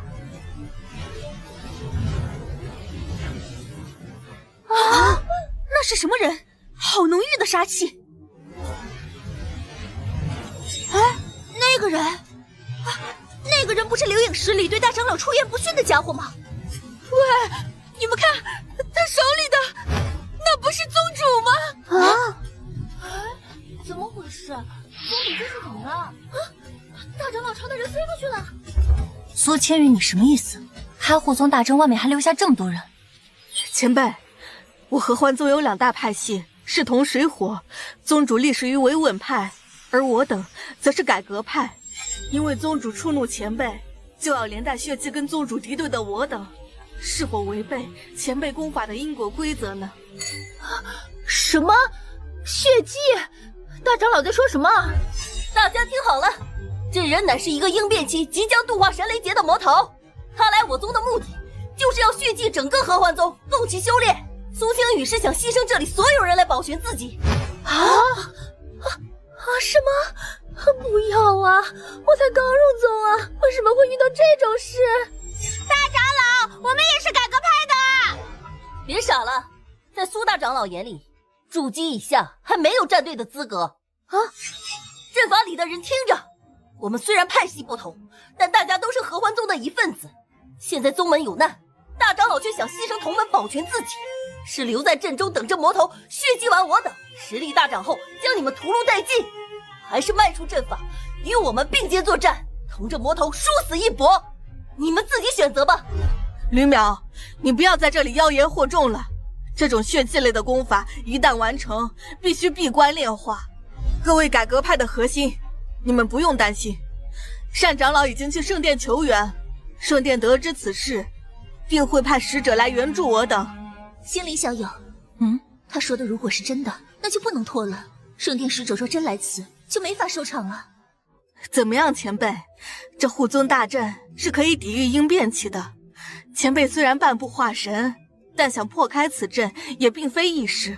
如果破阵期间，圣殿使者正好赶到，对前辈也是个麻烦。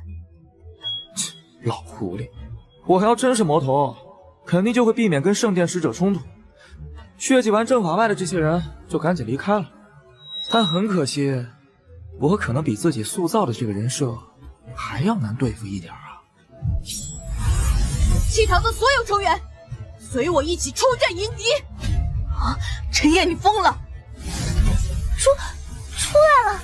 陈堂主真的从护宗大阵出来了！老娘是气堂堂主，宗里人都死光了，我还练哪门子气？你堂内的其他人好像不是这么想的呢。干什么？都想当缩头乌龟？给老娘滚出来！算了，陈堂主，人各有志，不要再强求了。不过要出阵的话，算老身一个吧。外面好多都是老身学生，老身也没法眼睁睁看着这么多孩子为了老身去送死。风导师太帅了！风导师，疯婆子，可不能让你一个人出风头。老身也半只脚踏进棺材，死不死什么的无所谓了。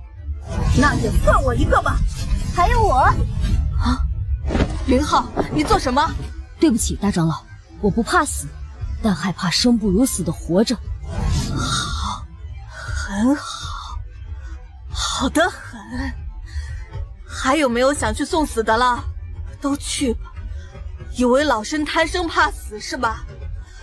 老身还不都是为了宗门的延续？那你出来呀，上下的人也能延续宗门。唉，前辈就不要说这些风凉话了，快点做个选择吧。大家跟我一起上！等一下，该死，陈燕这个二愣子！姓吕的，等什么？先制定个战术啊！直接冲上去送死吗？哦，也对。护宗大阵里没有想出来的了吗？那如果我说待在阵中的人会先死，你们会不会出来呢？哼，想多骗点人出去，充当你血祭的材料吗？前辈还是别白费功夫了，还留在阵中的都是聪明人。我最后数10个数，想出来的人抓紧时间。10、9、8。心里小友到底想怎么做？不知道呀。5，他也没告诉我详细计划。3、2、1，时间到。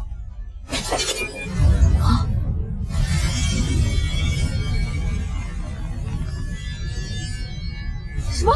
怎么回事？阵法反转了！咦，阵法变成紫色了？紫色那不是困阵了吗？阵法堂搞什么鬼？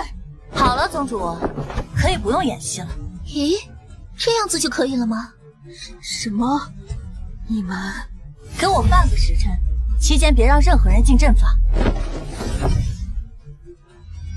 哎，又覆盖了一层平地阵法，这是要做什么？秀，你做了什么？没做什么，就是在你打开护宗大阵之前，就让阵法堂的堂主和一个老头通过执法堂的密道潜入进去了而已啊。堂主，这样就可以了吧？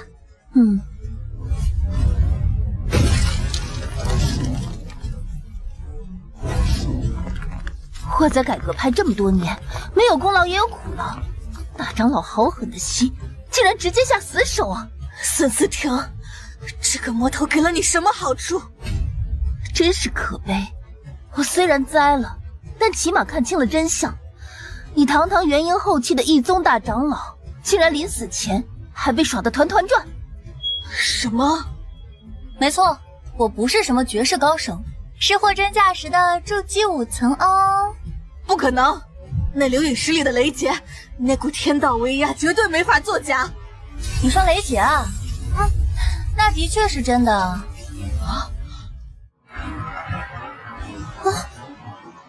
哎，怎么回事？这哪来的乌云？不对，这不是普通的乌云，这个气息，这是劫云！所有人马上撤离到百里以外。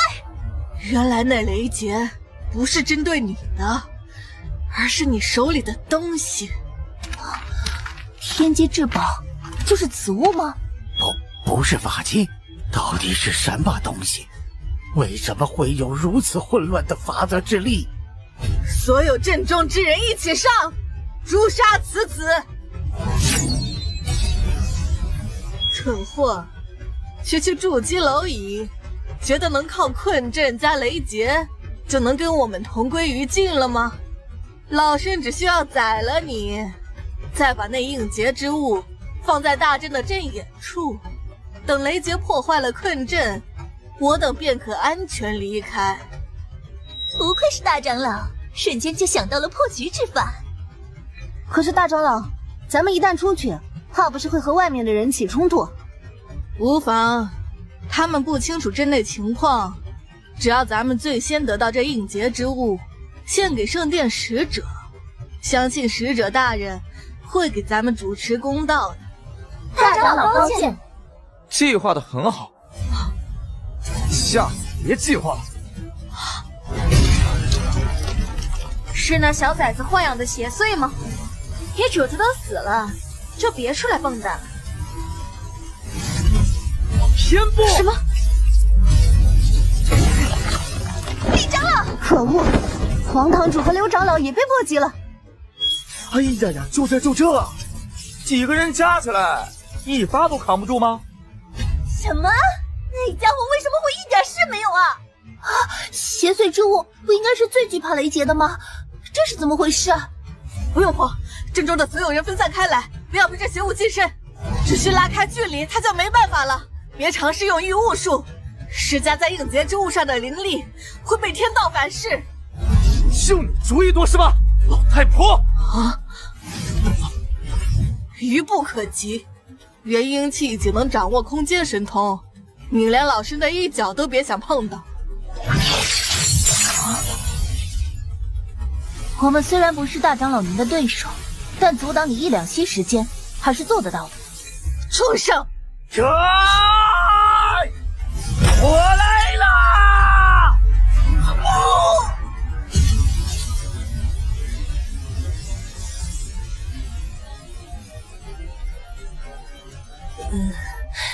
这雷劫是心灵小友弄出来的，他怎么做到的？他还真的有能引发雷劫的至宝，但他为什么能控制雷劫出现的时间？只听说过修士修炼平地天机的功法延缓雷劫降临，可从没听说过有能让已经被天劫锁定的宝物延迟渡劫的法子。哎，阵法解除了，看那，劫云也在慢慢消散。宗门怎么变成这个样子了？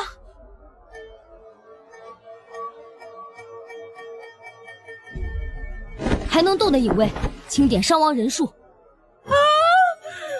老娘的气堂！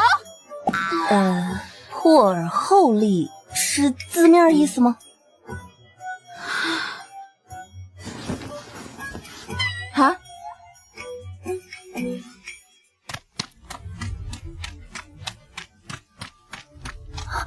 怎么做到的？被那么多金丹元婴期一起攻击，都快化成灰了，还能慢慢恢复？不该问的别问。大长老重伤，其他改革派的成员也被雷劫劈死劈残了大半。宗主抓住此次机会，改革派将再无翻身之日。真没想到，一个千年大宗的格局，竟然被一个突然出现的筑基小辈改变了。我不理解，你立了这么大功，干嘛还着急跑？我死掉才好让你们宗门的人跟圣殿交差，还有我暴露的秘密有点多。就算信得过宗主，也说不定有像你和老杂毛一样对我有非分之想的人。哼，没我们帮助，你的计划也没法顺利进行。对，是老杂毛好心，跟我种的农业没关系啊。是你答应老夫让我研究你的应劫至宝，老夫才同意你种印的。那你要研究吗？那东西根本不是法器，老夫研究个屁！我也没说是法器啊。倒是你没提什么条件，就愿意让我施加奴印了呢？我只是想活着。多年以后，孙思婷会明白，让心灵种下奴印是其此生做过最正确的决定。你在干什么？加个旁白，让你心里好受点。啊，更难受了。谢谢。宿主啊，你之前一直比较忙，我就没说。怎么了？系统升级所需的2万积分已经达成了。啊！但系统升级的时候，系统的所有功能都会停用，包括系统空间和宿主你经常用到的传音编辑器。已经学会的功法，诸如奴印这种不会受影响。那升级需要多久？大约要半年时间。这么久吗？唉，修炼分身的问题，还是越早解决越好。出去以后找个隐蔽的地方，我要闭关半年。半年后再回合欢宗吗？不，回青云宗。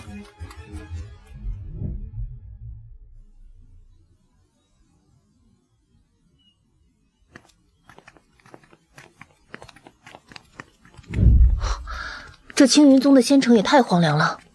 是啊，城门守卫都没有。老张，请问一下啊，青云城是出了什么变故吗？大部分商户都搬去万象城了。啊？为何？说不得。老张，天凉了，这些钱拿过去买酒，暖暖身子。听说，我只是听说啊，因为青云宗和万象门联姻的那个男弟子出事儿了，然后万象门那边就经常派人来找麻烦，我们这下属仙城也遭了殃，总有人来闹事。大部分老板不是关门就是受到威胁，被迫搬去了税收比这里高好多的万象。人呢？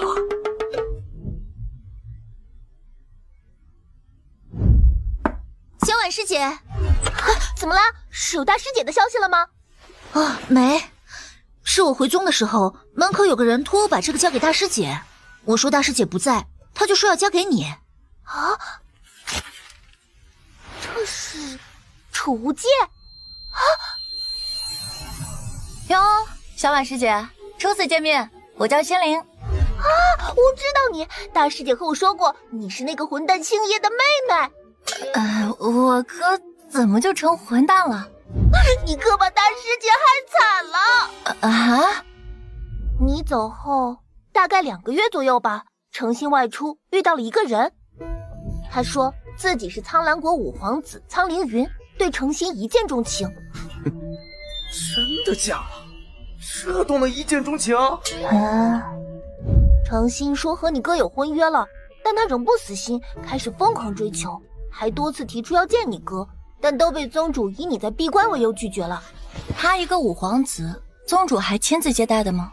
因为他是皇子里面天赋最高者，50岁不到，现在已经是金丹圆满了，是公认的最有可能继承苍兰国皇位之人。好吧，不知道蓝月那丫头跟这哥哥关系怎么样？皇室跟各大宗门每年都有学习交流会，今年的交流会，苍凌云也来了，然后就强闯了你哥的闭关室。宗门不管的吗？不是不管，是来不及管。也不知道他从哪里打探到了你哥闭关的地方，在皇室队伍距离那里不远处突然暴起，然后用一件地阶上品的研报符轰开了你哥闭关场所的墙壁。小子，这回你当不了缩头乌龟了吧？你哥是炼师，为了让你醒过来，又抽空了灵力加神魂力，在常人眼中跟死了没有区别。喂，不是吧？这人死了呀？你们宗门是要拿着小白脸跟万象门配阴婚吗？师姐见他羞辱你哥，根本不顾境界差距的冲了上去。好恐怖的杀气！他跟大师姐关系也这么好的吗？你没事吧？继续说，后来怎么样了？大师姐倒是伤得不重，但她含怒出手的那一击被苍凌云的攻击带偏了，正好击中了皇室队伍中一个练气期的少年，使其当场殒命。而那少年的身份是二皇子的小儿子。什么？本来这件事就是错在五皇子乱闯禁闭室，攻击也是被他带偏了才会害死人，但皇室那边硬是把罪责推到了大师姐头上，要咱们宗门给个说法。再加上与万象门联姻的你哥意外身亡，厉门主先是火速答应了五皇子的上门提亲，又跟皇室一起来咱们宗门找麻烦，说让2人婚约者都意外身亡，分明没把他们万象门放在眼里，要取消结盟，还要我们归还全部的云铁矿脉，连带大师姐害死皇孙一事，提出了我们根本负担不起的赔偿诉求。等等，这种情况大师姐人呢？她不会……徒儿，我和师父跟你的想法一样，怕大师姐的性子会为了给宗门减轻压力，做出一命抵一命这种傻事，所以想把她关起来。但她说：“放心吧，我很惜命的。”这种话我们怎么可能信？所以就和师父轮流盯着她。师姐说她惜命，难道是因为我的那些话？在之后的谈判会上，师姐提出给她98天的时间，只要时间一过，她就随五皇子去皇城受审。万象门的赔偿事宜也要98天后再谈。本来五皇子是不答应的，但诚心也跟着求情，外加上宗主还了本属于万象门的云铁矿脉，五皇子和厉门主才同意等98天。但前提是这期间要把大师姐关在万象门，以防逃跑。这事什么时候发生的？12天了，期间我一直发传音，师姐也没有回复，师姐也没说争取这98天有什么意义。从12天前算，98天后正好是我离开宗门1年。我哥的身体呢？在宗门大殿，不过刁长老一直在那里守着。我去见我哥了，如果有人问起，别说我来过。等一下。不会是就想这么飞去宗门大殿吧？我之前说过了，闭关1年，师姐是在等我。放心吧，那些趁我不在欺负你、欺负咱们宗门的家伙，我会一个一个把账给讨回来的。道有何人？为何擅闯我青云宗？大司啊，是以元婴期。星夜小友，到底发生什么了？老身是绝不相信你会这样不明不白陨落的。难道是混沌灵根的结束吗？什么？小混！竟然是冲着星夜小友来的。宗主，这是……没有攻击到的手感，逃去哪里了？捕捉他逃跑路径的空间波动，没有。什么？刚才那人不是用空间神通逃走的，是凭空消失了。这怎么可能？宿主，你太冲动了！明明有更温和的法子，你这样子要怎么收场啊？温和都太久了，我等不了。大师姐可还在万象门关着。太好了，老身就知道小友你不会有事的。但先前为何会进入假死状态啊？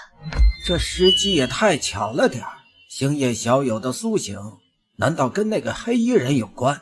对不起，宗主，刁长老，都是因为弟子让宗门受委屈了。小友知道宗门发生的事？是的，弟子马上就让五皇子和万象门受加倍的委屈。啊！等等，星夜小友，你身上到底发生什么事了？还有那个黑色斗篷，这地阶上品的养魂丹。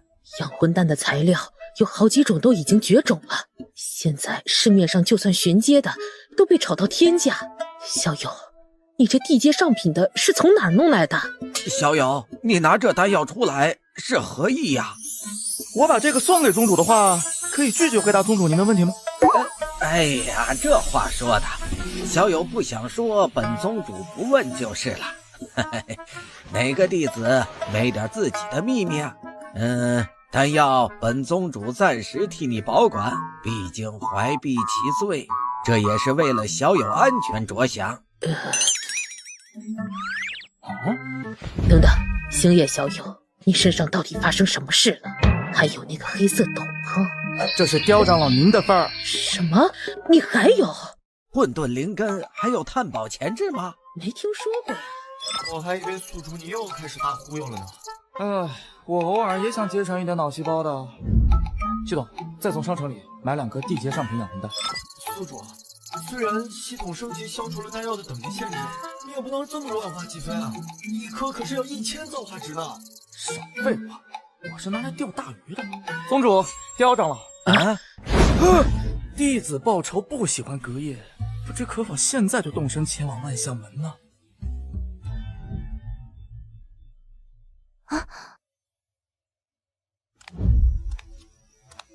心儿姑娘，你没必要这么委屈自己的。我说我要跟千云妹妹待在一起，别管我叫妹妹。大房不管二房叫妹妹叫什么？你闭嘴！苍灵鱼，你做什么？什么大房二房的？心儿姑娘是想我娶她当小老婆，那不能先应过。住手！你再动她一下，我马上自裁。哎呀，我就开个玩笑，原来你们关系这么好的吗？放心吧，我对这种货色没兴趣，我只爱心儿姑娘你一个。但你也别恃宠而骄，因为本王的脾气可不大好。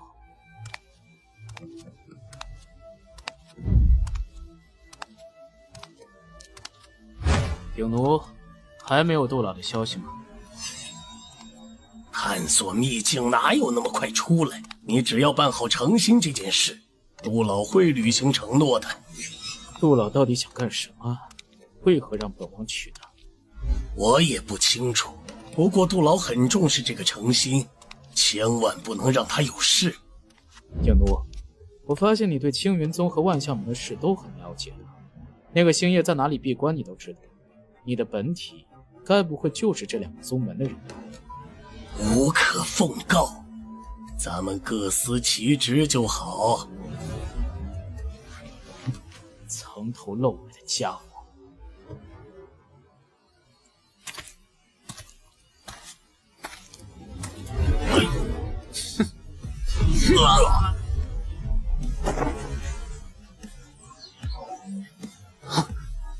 喂，是程岩吧？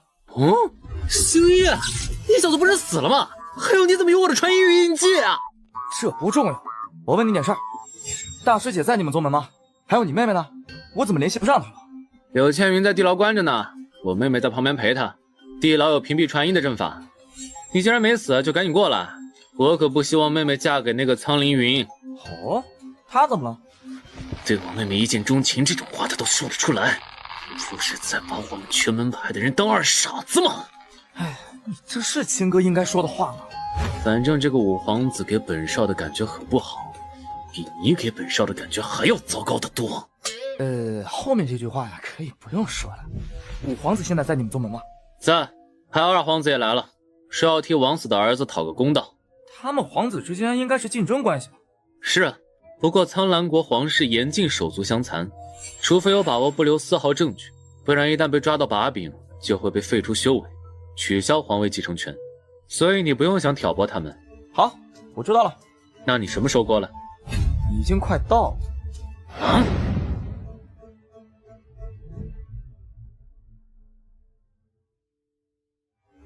为什么答应害死乌儿的那个贱人条件？反正他被关在我宗的地牢内，跑不了的。二皇子有急事的话，可以先回皇城。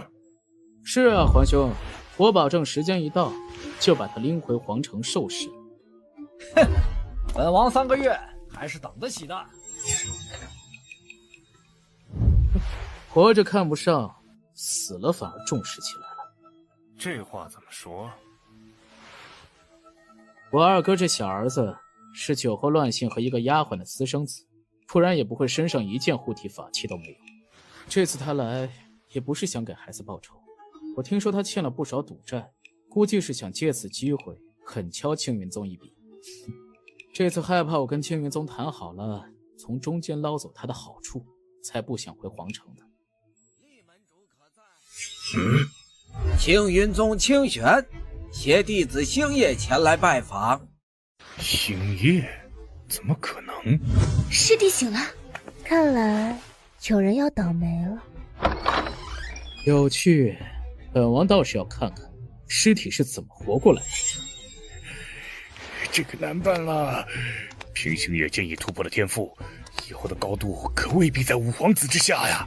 宗主，这时候可不能摇摆不定了。星夜虽然是天才，但咱们这次可是把他和青云宗都彻底得罪了。我知道，但如果星夜此子以后成了气候，恐对我宗不利呀。那只能趁此机会杀了他，或者废了他了。真没想到，一个死人竟然活过来了，还是青云宗也开始研究炼尸术了。宗主，麻烦您控制住他，别做得太过了。我是苍兰国五皇子，你们想做什么？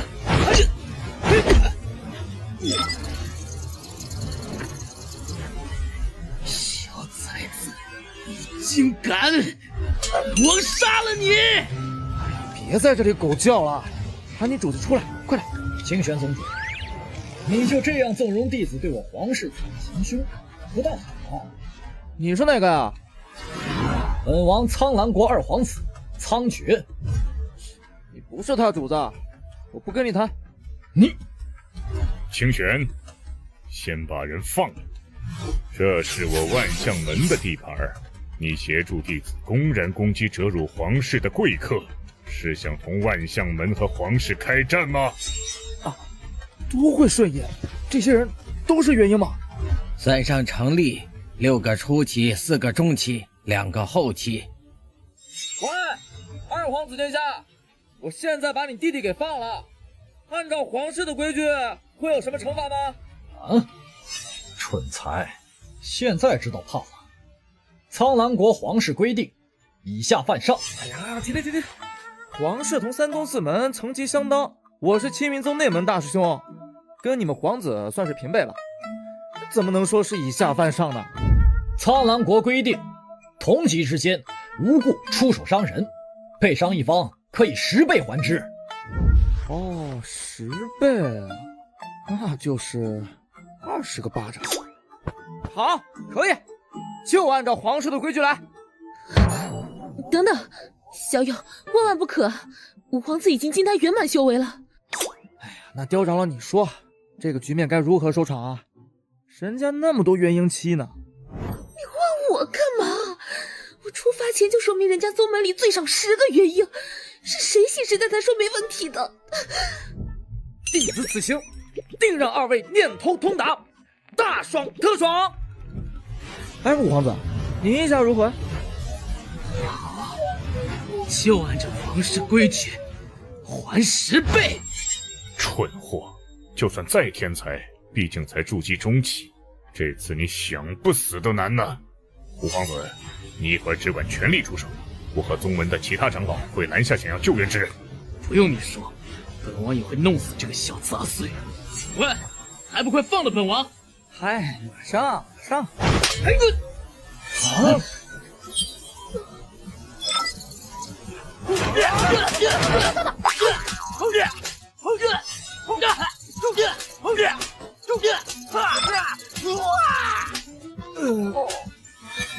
嘿嘿，好了，算上之前的2个巴掌，现在嘛，刚好是20个巴掌。干什么表情这么狰狞啊？我闭关之前就在净室内布置了自动留影装置。五皇子闯进来，无缘无故的打了我2巴掌，我就想着来还个2巴掌，这事情就算了。但是五皇子您自己说的要按照皇室的规则还10倍，我也就只能恭敬不如从命了。哎呀，这我绝对是先查清楚皇室的规矩，才来给五皇子挖坑的，一如既往的阴险狡诈。嘿嘿，那咱们现在可就是两清了。我放了你，你就不能还手了，不然我就还按照规矩还10倍。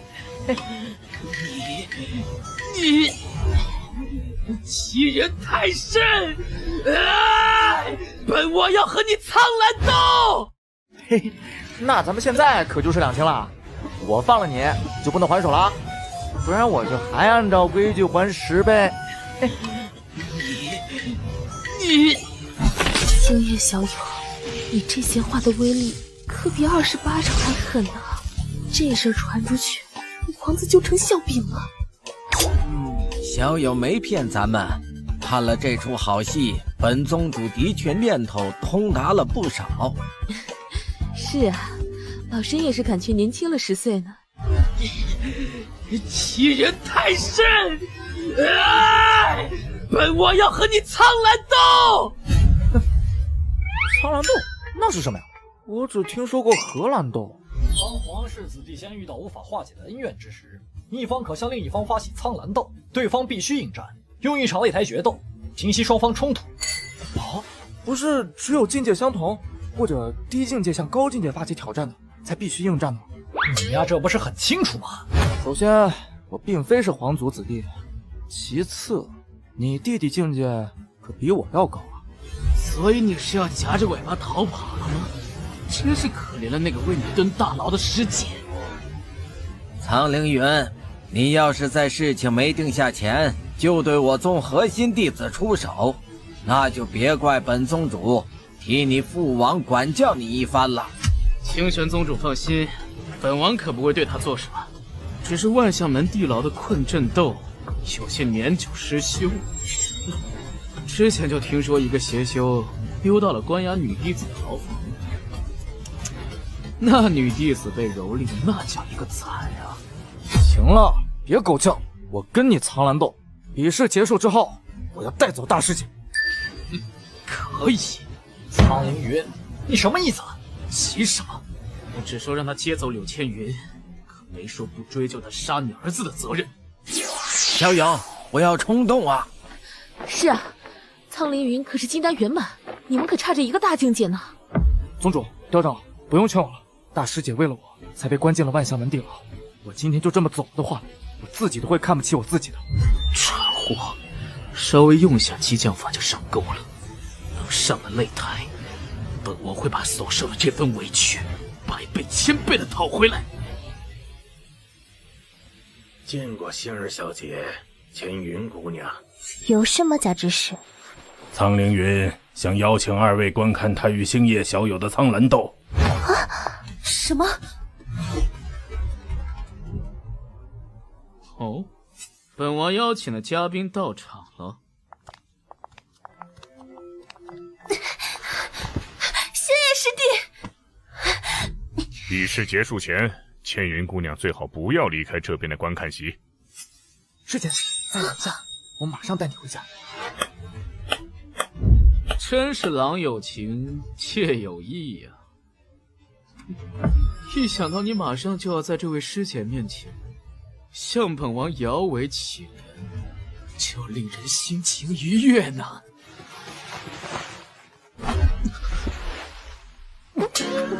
我绝对要宰了你！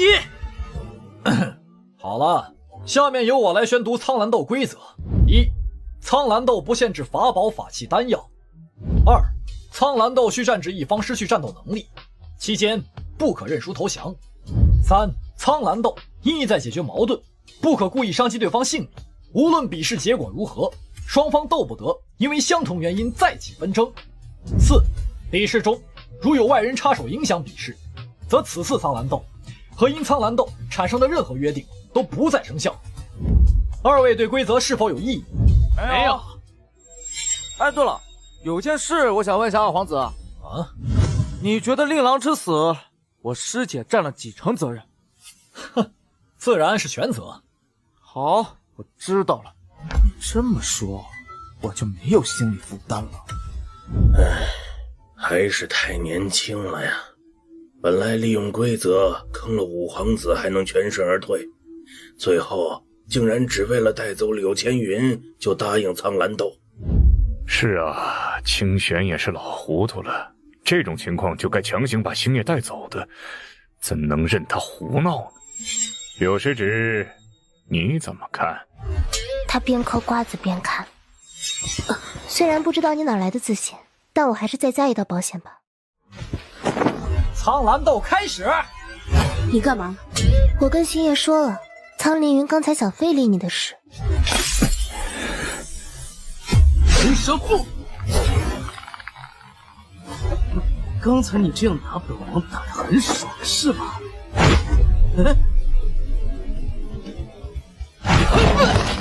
血遁术！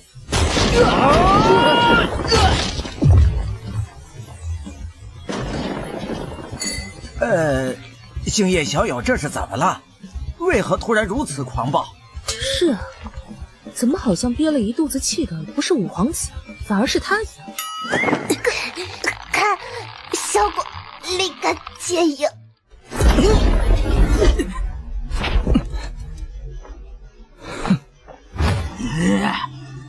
本王宰了你！苍蓝破天诀！糟了，这是苍蓝皇室的最强剑法，可以越阶杀敌，小友危险！本王死！好，这招啊，我也会。苍蓝破天诀，这怎么可能？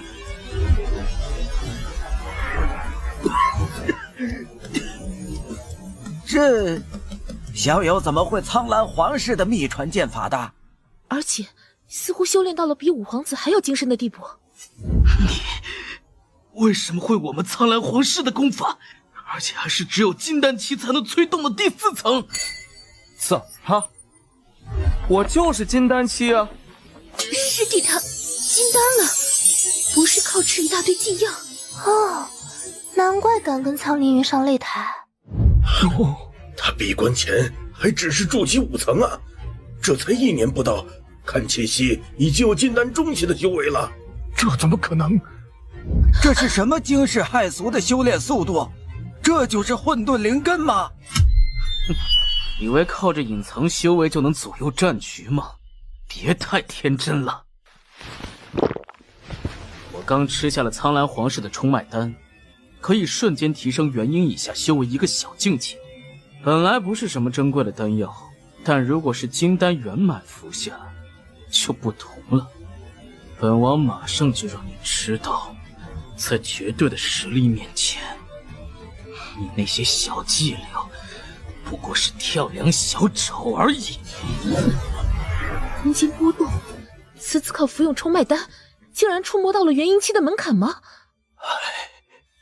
元婴期以下修士的境界，可以概括为提升身体能容纳灵气的总量，属于量变。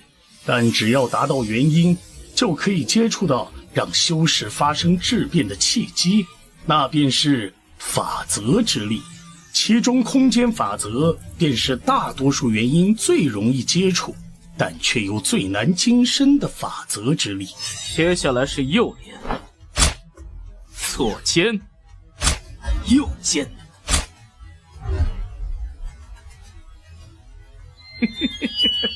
怎么样？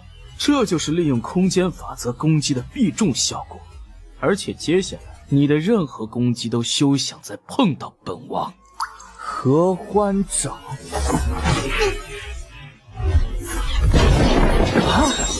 哎，你刚刚说什么？风太大，我没听清。这不可能！你才金丹中期，怎么掌握了空间法则？不对，一点空间波动都没有。那攻击的灵力是从星夜小友前面凭空消失，又凭空出现在苍凌云面前的，和那个黑衣人用的招数一样。来吧，既然都有必中效果，那我们谁的攻击先让对方倒下了。混账！我让区区金丹中期能发出这么恐怖的剑气，少得意忘形了。苍蓝裂天斩，千伤诀。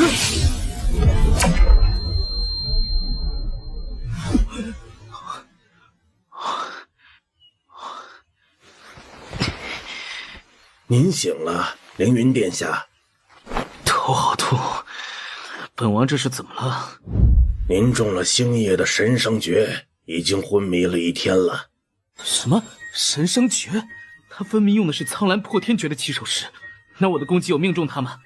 很可惜，因为神识类功法都是瞬发的，所以您先一步中招了。那柳千云呢？被他们带走了。只要柳千云杀害我皇室子弟的罪名还在，就别想跑。既然那个星夜如此不识好歹，就别怪本王拿他疼爱的师姐开刀了。唉，这点恐怕皇子殿下很难再追究青云宗的责任了。什么意思？殿下跟我来吧。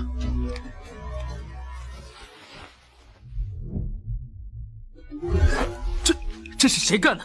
难道是那个星夜？他们想和我们皇室开战不成？是您做的。什么？您最后的剑诀虽然被星夜打断了，但其积蓄的能量已经到达了最顶点。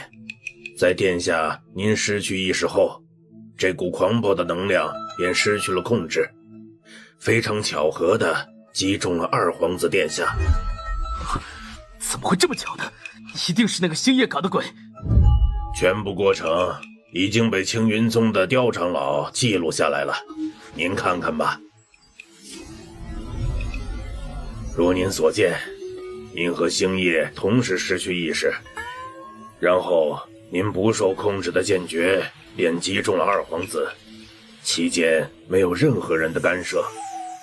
本来二皇子殿下是带了能阻挡金丹圆满攻击的护体法宝的，但没法阻挡殿下您携带空间法则的灵力攻击。怎么会？殿下，您应该知道这意味着什么吧？只要您继续追究柳千云杀害皇孙的责任，那殿下您就要承受完全相同的杀害兄长的责任，而且这刘影石一旦公布，必定成为其他皇子和不支持您继位之人攻坚您的重要手段。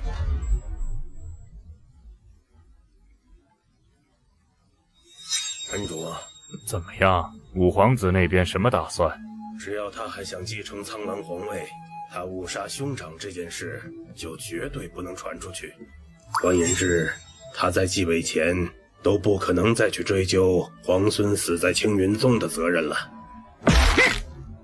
本以为能够联合皇室吞并青云宗，那个星夜怎么就突然活过来了？还只用了1年时间就跨大境界突破。比起实力，我倒是更在意他此次展现出的手段。我怀疑星夜此子最初的目的就是带走柳千云，并让皇室无法追责。啊？何以见得？从那2巴掌开始，五皇子便落入对方的节奏了。星夜提出按照皇室规则解决，给苍凌云挖坑，让他白白挨了20巴掌。若不想吃这个亏，又必须遵守规则，那就只能提出正式的约斗。但由于隐藏了修为，金丹约斗筑基，星夜完全可以不接受。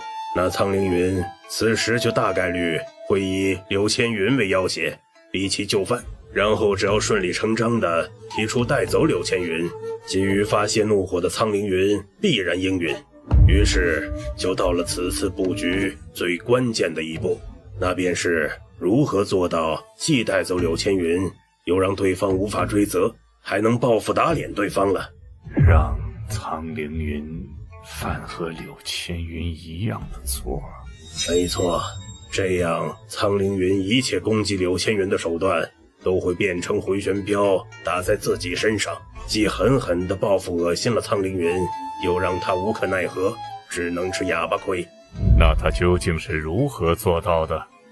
这段我也完全想不通。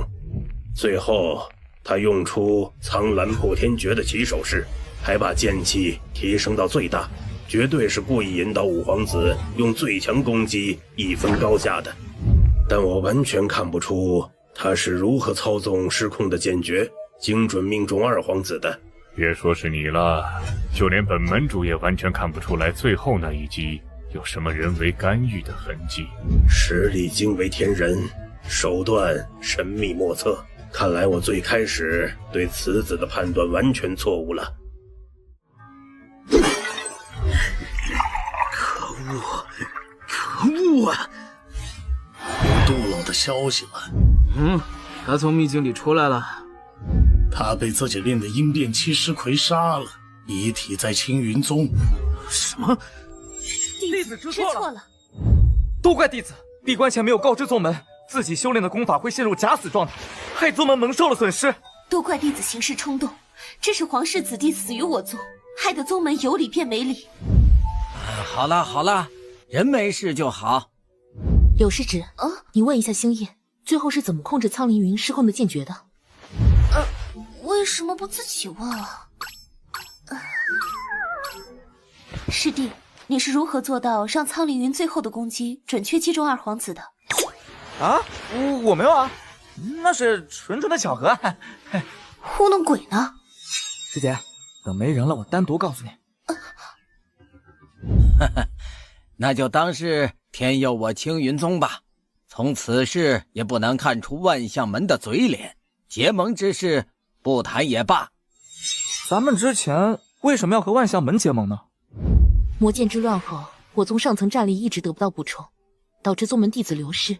再加上我宗本来是3宗4门的首位，所占资源也最多，在高层战力缺少的状态下，很难保住宗门的这些基业。万象门在魔剑之乱损失很小，但财政出现了问题，导致宗门运营困难。我们结盟便是各取所需。哦，那也就是咱们缺人，他们缺钱，可以这么理解。那我想启用宗门大师兄可以推荐弟子直接入宗的权限。师弟都说了，宗门的根本问题是缺少高层。无妨无妨，星夜小友，把人带来吧。那麻烦帮他们2位过一下入宗手续吧。孙思婷，元婴中期，原合欢宗镇法堂堂主，见过青云宗宗主。林志远，元婴中期，炼气宗师，见过青云宗宗主。啊，小友，这2位道友是我推荐的入宗弟子啊。这是你推荐的动的吗？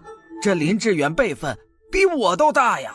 清玄宗主，你们反正也和万象门撕破脸了，敌人的敌人就是朋友，这个道理总该懂吧？哇，别阴阳怪气的，入宗态度诚恳点。失礼了，老夫是诚心想拜入贵宗的。还有当初你和那2个狐朋狗友把刁长老打伤了，是不是？刁长老多有得罪，这是老夫对此事的赔礼。心灵星夜小友不介意就好，赔礼就免了。老身也不是什么小肚鸡肠。一共5把地阶上品，20把地阶下品飞剑。林志远加入，本宗主能理解。这位合欢宗的道友又是为何？我只是遵循主人的命令。这是合欢宗宗主的意思。清玄，好久不见，我听说青云宗要折在你手里了。哎呀，这位孙堂主在我宗犯了很严重的宗规，本来是要处死的，但我想了一下，不如发配到你们青云宗。毕竟以你们现在的落魄程度，他在你们宗待着，可能还不如死了。星夜小友，你这1年不是都在闭关吗？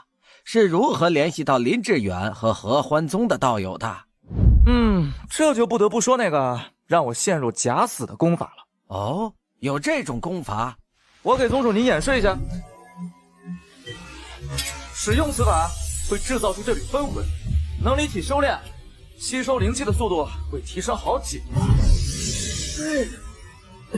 下一个，会吧？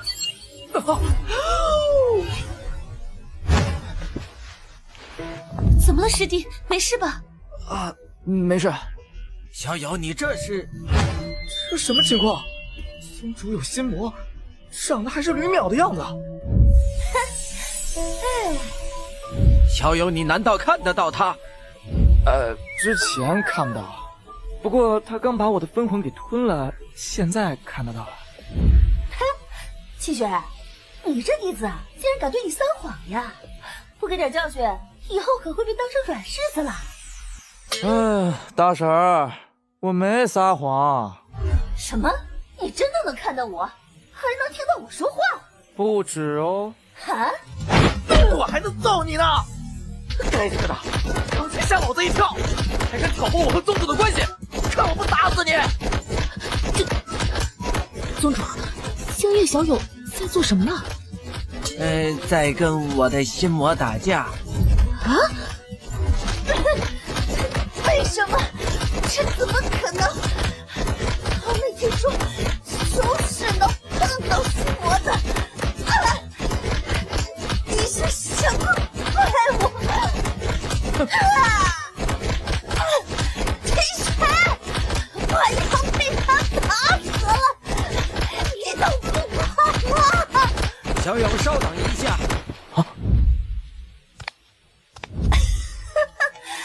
千玄，我就知道你不会忍心让我再死一次的。再死一次，什么意思？于淼不是活得好好的吗？小友，暂时留他一命吧。宗主，他可是心魔。我知道，给我1个晚上时间，明日再劳烦小友出手。那这2位，宗主说不说？我宗正是用人之际，2位道友如果有意加入我宗，可作为客卿长老，待遇并不会比别的宗门差。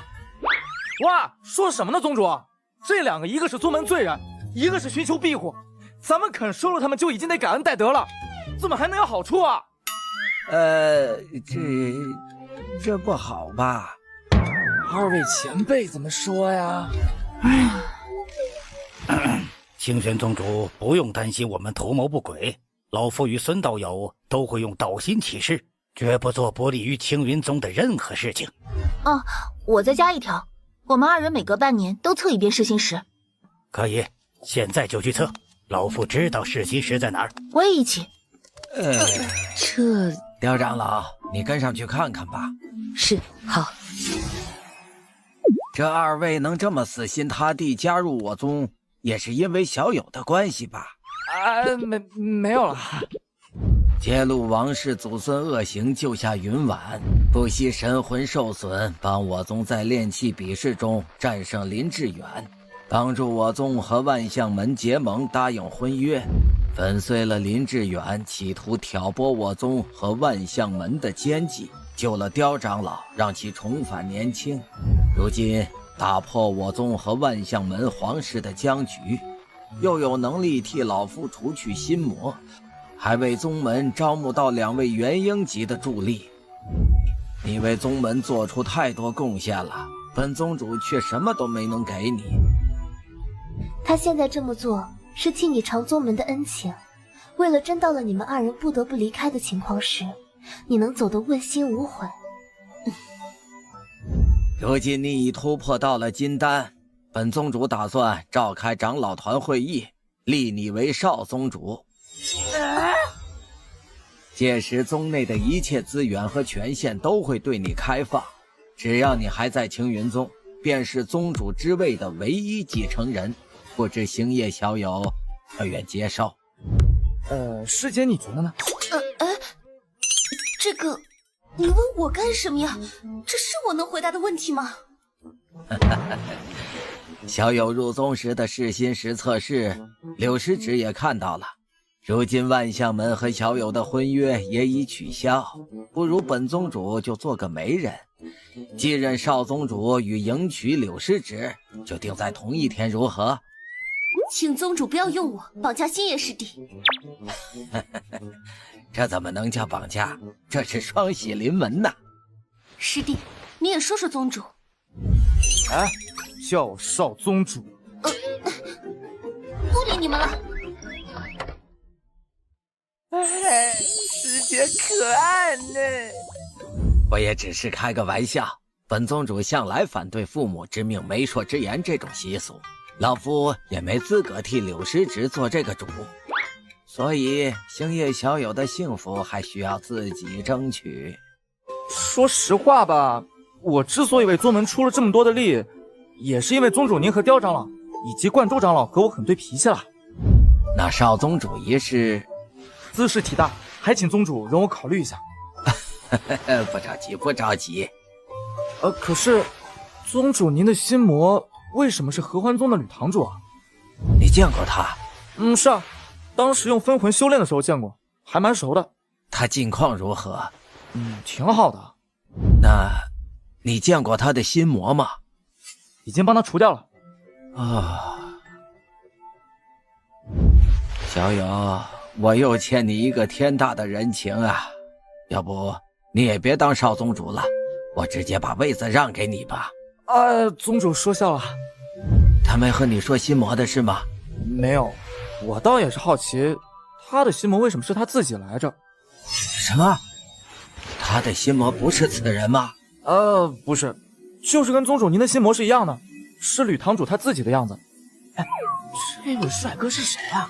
年轻时的我。我给小友讲段故事吧。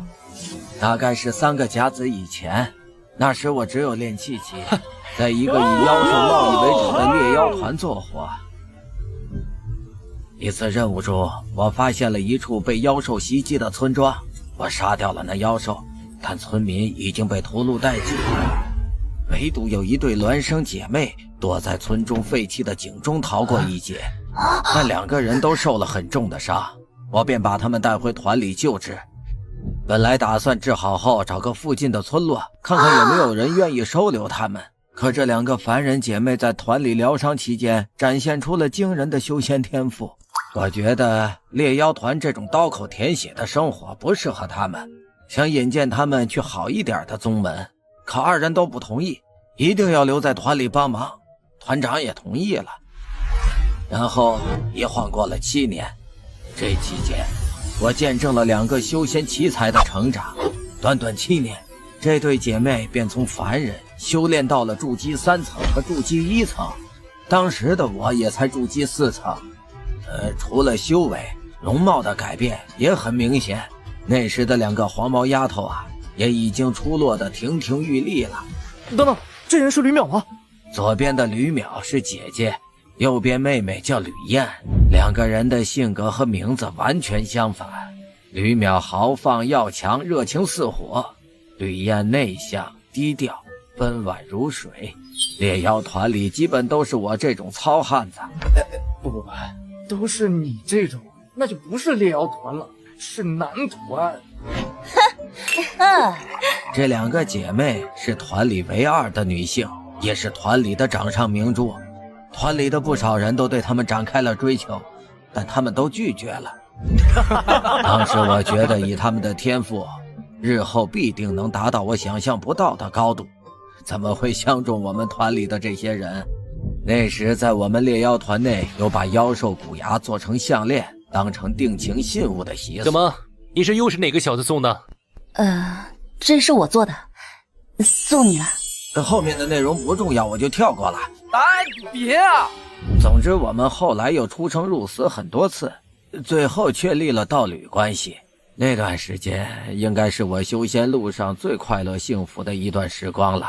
可惜好景不长啊。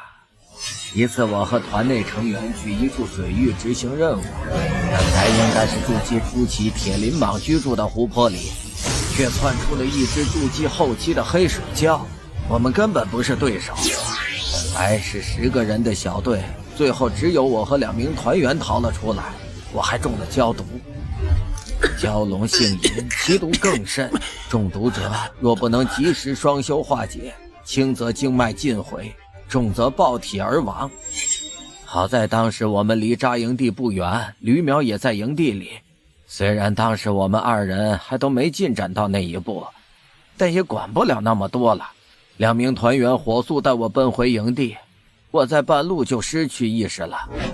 我的神识能模糊地察觉到身体的蛟毒在缓慢化解。我想这次得救之后，一定要加倍珍惜小淼，此生定不负她。可当我恢复意识后，所见到的景象却宛如晴天霹雳。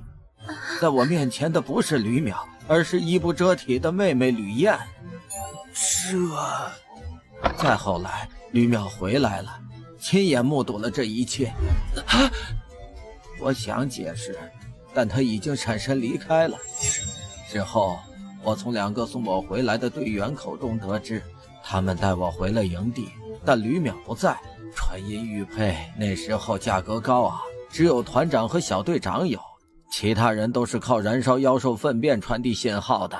怕时间来不及，带我回来的2人，一人去发送让吕淼回营的信号，一个人带我去找当时在团里负责后勤的妹妹吕燕，看她有什么办法能更快地联系到姐姐。但就在那名队员和妹妹说明情况的时候，我却突然暴起扑向了吕燕。可能比起吕燕，那名团员更担心我出意外吧，所以也没有制止，反而关上了房门。等我清醒过来的时候，一切都无法挽回了。吕淼在那日后便不知所踪，我也没脸面对吕燕，选择离开猎妖团，去独自寻找吕淼。可等再找到他的时候，却已经是一具冰冷的尸体。我是在高阶妖兽出没的区域找到他的，身体已经被撕咬得不成样子，大概是心神失守之际误闯禁地，命丧妖兽之口的。宗主，这只是一场误会引发的意外了，错不在你。虽然这么想有点对不起宗主，但这剧情也太狗血了吧！不，我从焦毒状态下恢复意识，与吕淼打开门之间隔了1刻钟的时间。不知为何，那时焦毒明明已经化解大半，我却没法控制自己的身体。后面的这1刻钟，我都在意识清醒地对妹妹吕燕施暴。我沉浸在悲痛与悔恨当中，不知过了多久的时间，直到她出现了，我没有惊慌，反而安心了不少。我对不起这对姐妹，又无法做出什么补偿，但起码余生让我都背负这一枷锁来赎罪也好。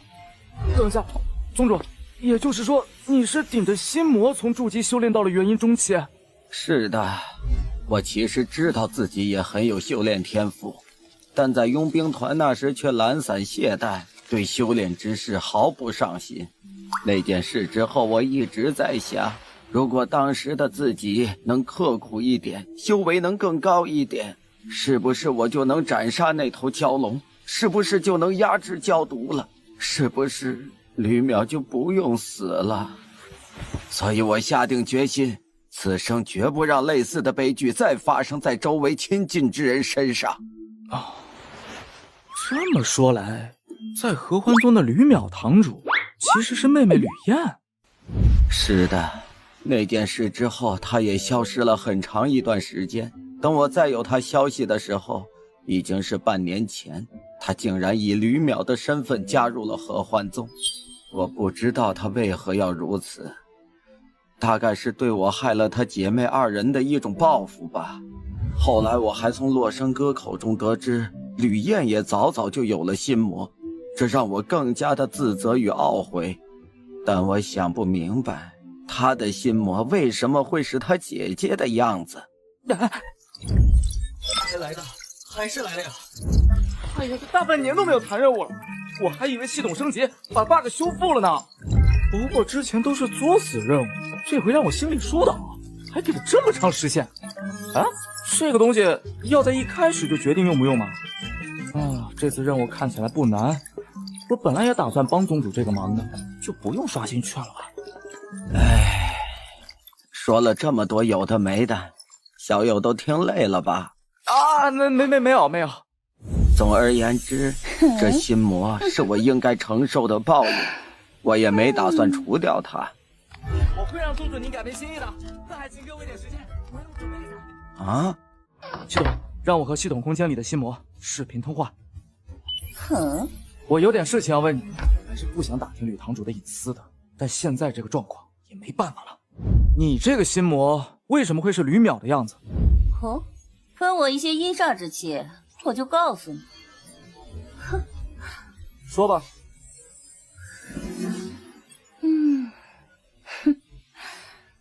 因为吕燕觉得自己对不起她姐姐吕淼。啊？为什么呀？错的又不是她，她也是受害者。吕燕当时隐藏修为了，她不是筑基1层，而是筑基大圆满。啊？为什么呀？吕淼作为姐姐，从小特别要强，学习什么都比妹妹快。她很喜欢照顾妹妹，妹妹也很喜欢接受姐姐的照顾。但自从二人接触到修仙之后，妹妹就发现，我发现这样自己在修炼上的天赋速度更快，远比姐姐高得多。心思细腻的妹妹怕伤害到要强姐姐的自尊，本来是故意落后姐姐的修炼进度，但发现猎妖团的人物都很危险，她觉得自己变强才能在关键时保护姐姐，所以开始卖力修炼，但一直隐藏了修为。等一下，这也说不通啊！宗主那时候才筑基4层，他如果是大圆满的话，为什么会被？因为吕燕当时故意不反抗的呀。他难道是怕宗主的蛟毒来不及化解？呵呵，他一开始也是这样安慰自己的，但他很清楚深埋在内心的真正原因是什么。哎，别卖关子了。自然是吕燕也喜欢离玄了。离玄，也就是你们宗主成为上任掌门的亲传弟子后，才改名叫清玄的。因为吕燕是比较内向的性格，其实早早的就对离玄产生了好感，也只是偷偷埋藏在心底。但姐姐吕淼就不同了，大大咧咧性格的她没有觉察妹妹的心思，又在发现自己喜欢上离玄后，就马上表白了。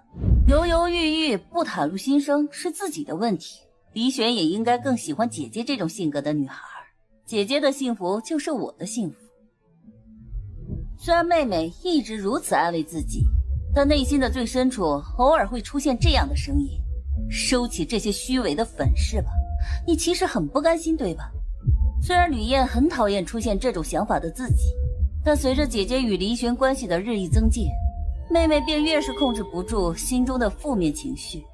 直到那天的到来，分明已是筑基大圆满的妹妹，却没有阻止那个只有筑基4层男人的施暴。就连我也没有读取到他那时候到底是怎么想，可能连他自己都不知道吧。所以他的心魔才是吕淼，而不是宗主吗？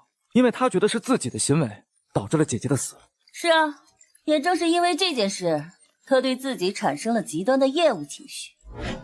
此后，他开始用着姐姐的名字，打扮成姐姐的样子，模仿姐姐的性格和处事方式。他觉得死掉的应该是自己，姐姐才是应该活下来的那个。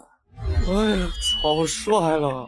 难怪任务要给半年时间，心魔都不知道他是怎么想的，这是我能开导得了的。宿主，他醒过来了。我不是说先别给他提供造化值，等我先忙完手边这些事吗？我没有呀，是他自己醒过来的。你把我吸收的融合妖丹取出来渡雷劫了吧？吸收了雷劫之力的妖丹，让你从筑基中期直接提升到了金丹中期。不过也给能量耗尽的我提供了补充。但是我是真的没想到，这个伪麒麟在我休眠期间，竟然取得了比我更高的控制权。说说吧，你究竟是什么人？是什么时候依附在宿主身上的？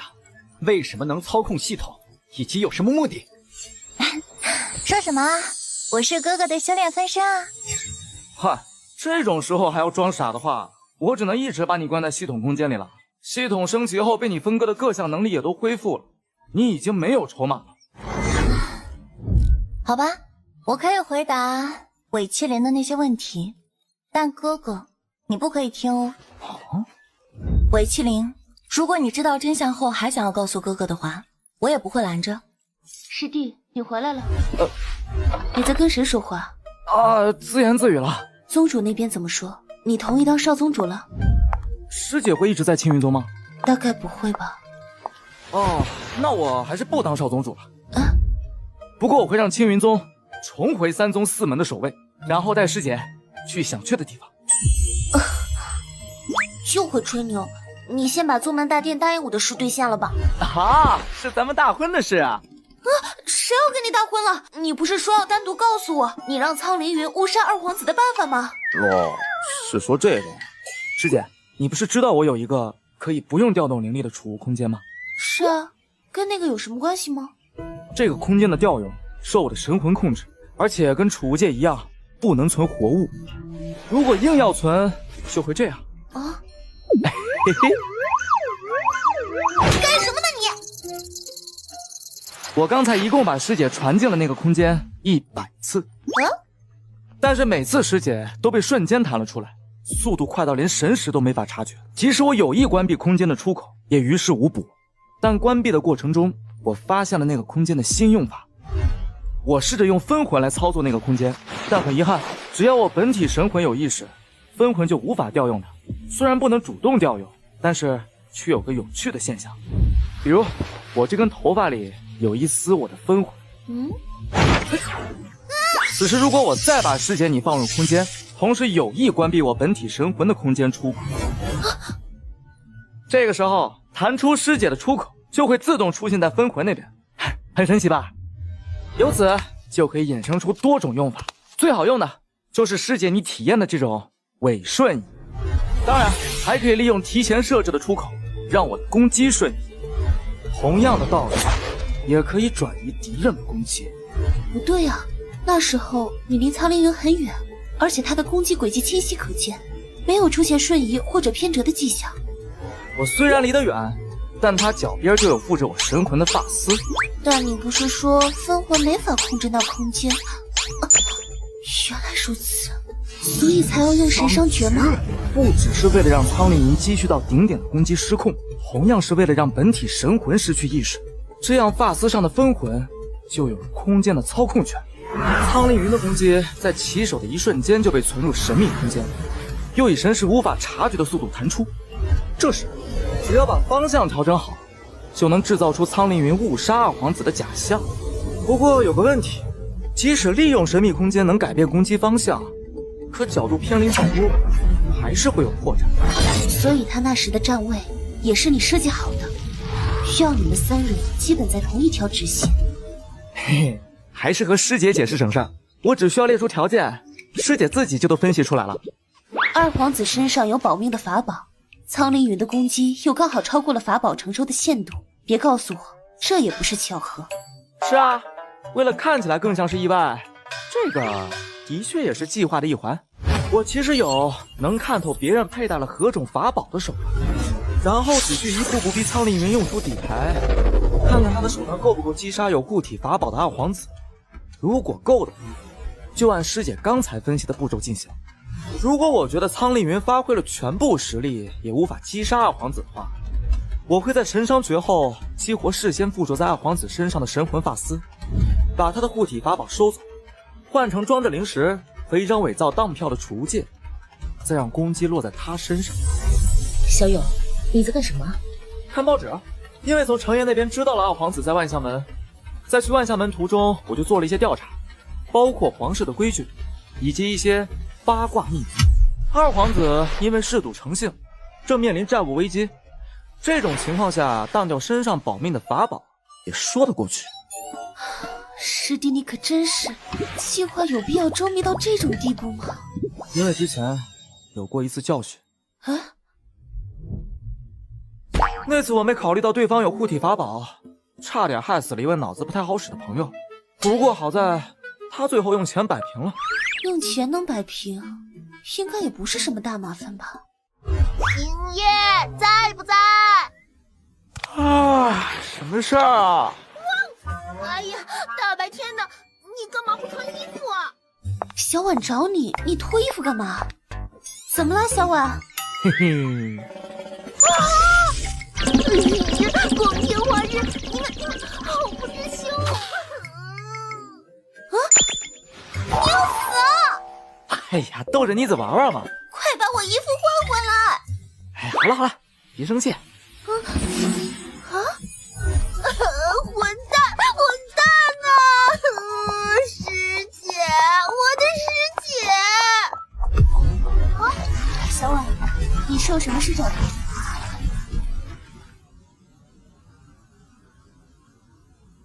我说了，我并不想找麻烦，我想见星爷一面，有重要的事和他说。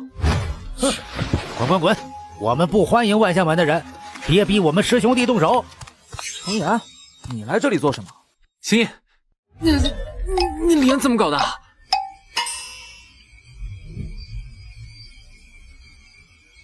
程少门主有什么事找我？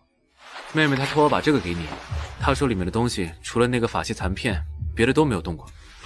这是前宿主的储物戒。没错，里面的东西也跟本系统之前记录的一致。宗门的决定我们小辈没法左右，这次的事情他很抱歉，他还说你们间的约定作废，今后也不会找你麻烦了。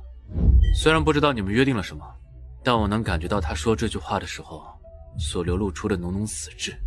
他已经被禁足了，会在3天后与苍凌云大婚，之后就会被带回皇都。我觉得以他现在的状态，都坚持不到那一天。我去求过父亲，那个苍凌云绝对没安好心，但父亲鬼迷心窍一般，只想着与皇室合作的好处，我以死相逼都没用，还把我也关了禁闭。多亏了李老帮忙，我才偷溜出来。所以呢，你这个少门主都无能为力，我能做什么？我不知道，但除了你，我不知道还能找谁帮忙了。救他，等于让青云宗和万象门与皇室开战，恕我爱莫能助。这啥玩意儿？不知道，是妹妹给我的。流影石。相信你。程心是什么？是毒妇，我骂他来着。那干嘛要踢碎？因为骂的太脏了。还有啊，可恶的女人，又要弄什么幺蛾子？还是流影石。星夜杂碎把柳星云带回去了又怎么样？3天后就是我与令儿的大婚，世人不会知道他救了师姐，但肯定都会知道青云宗的那门大师兄是个被抢了老婆也无可奈何的窝囊废。师弟不要野生野狗的犬吠。不，师姐，一般如果有野狗出猛乱叫，我会踢爆他的狗头的。这是诚心的激将法。跟那女人没关系，之前在万象门我没宰了苍凌云，是因为我还要带师姐安全离开，不然凭他对师姐的所作所为，在我这里已经够他死1万次的了。这次正好趁着他大婚的机会，清算一下。别冲动，苍凌云大婚没有在皇城，而是选在万象门，绝对是常力争取来的。估计苍兰国有头有脸的人物都会到场，他们也肯定会对此次婚礼极为重视。你如果当众搅局，无疑是在向万象门和皇室宣战。放心吧，师姐，我不会干其他男主那种抢亲的事的。那女人也不值得我抢。哇！我只是想给苍凌云一场难忘的婚礼体验。原来如此，那老东西竟敢欺骗本王！修炼古王诀会在身体形成一个本命骨，一旦同时修炼古王诀的人达到9981人，便可以开启献祭仪式。只要修炼者死亡，即若献祭成功，其本命骨之天命会被平分给剩下幸存的本命骨，直至最后只剩下一只本命骨，身体就会变成金色，成为古王。可是我这本命骨早在1年多前就已经变成金色了。杜老的确是1年多以前死亡的，只是青云宗一直封锁消息，所以这老家伙才四处给人留古王诀的残本修炼，想献祭我成就自身的古王，然后吞噬掉进入第3阶段的诚心，就有机会重回鹰变期。本王差点就着了你的道啊！说什么需要我们皇室的龙脉才帮我提升实力，本王早就觉得不对头了。需要龙脉倒是真的，功法里写了，如果最后一步能在龙脉中心布置阵法，成功率可以提高3成。可他却因为意外自己先死了，反而成全了你。鹰变期啊，星夜小崽子敢如此折辱本王，到时候我要让整个青云宗都给你陪葬。这完整版的古王诀你怎么得到的？自然是动用了青云宗的暗桩，不过也是花了极大的代价才带出来的。老东西都死了，你为什么帮我？你知道的，我身上有奴骨，杜老死了，现在只有你修炼古王诀至大成，才可以帮我解除了。小事一桩。不过还有个问题，诚心那边的功法还没有修炼至大成吧？已经在第2阶段停滞了10年之久了，期间试过很多办法，但都没有用。这次原本计划是打算让殿下囚禁并虐待他，致使其产生对施虐者的依恋。有趣的法子，想不到你这家伙口味还挺重的。这也是无奈之举，因为10年前的意外让顺序出错，导致诚心很难进入第3阶段了。不过现在出现了更好的手段。什么？那个星夜，据我观察，诚心似乎对他诞生出了第3阶段的情感。你的意思是本王不如那个星夜，是凭你想出的肮脏手段吗？殿下误会了，诚心这种怪异的性格反而不会对殿下这种优秀的男子感兴趣。说的也是，那要怎样顺利的让诚心进入第3阶段呢？比如说让星夜来结亲，却被反杀之类的。剧本不错，但如何实施呢？别担心，而我已经放出去了，就看鱼咬不咬钩了。哦，先是宾客到场送上贺礼，然后苍凌云接你妹妹入场，之后便是婚礼流程了。是的。他给什么彩礼了？说是婚礼当天奉上。这不合规矩吧？嗨，肯定是有什么贵重的物品，想人前显圣一波呗，既能彰显皇室的财力，又能给万象门长脸。皇都离万象门很远，所以接亲仪式其实是走个过场，都会在我万象门内进行。苍凌云和接亲队伍会乘坐飞行法器，从宗门正殿飞往我妹妹居住的凤栖阁，这同样是最好的救走我妹妹的时机。好，怎么说？首先，我看过接亲队伍的名单，都是皇室的小辈，修为最高者便是苍凌云，还有他们飞行的路线固定，途中会经过我们内林泉池上方，因为是沐浴的场所，整个灵泉池都被屏蔽神石的阵法笼罩，加上结清对我的飞行速度并不快，从进入屏蔽神石的灵泉区域到飞出，需要半刻钟时间。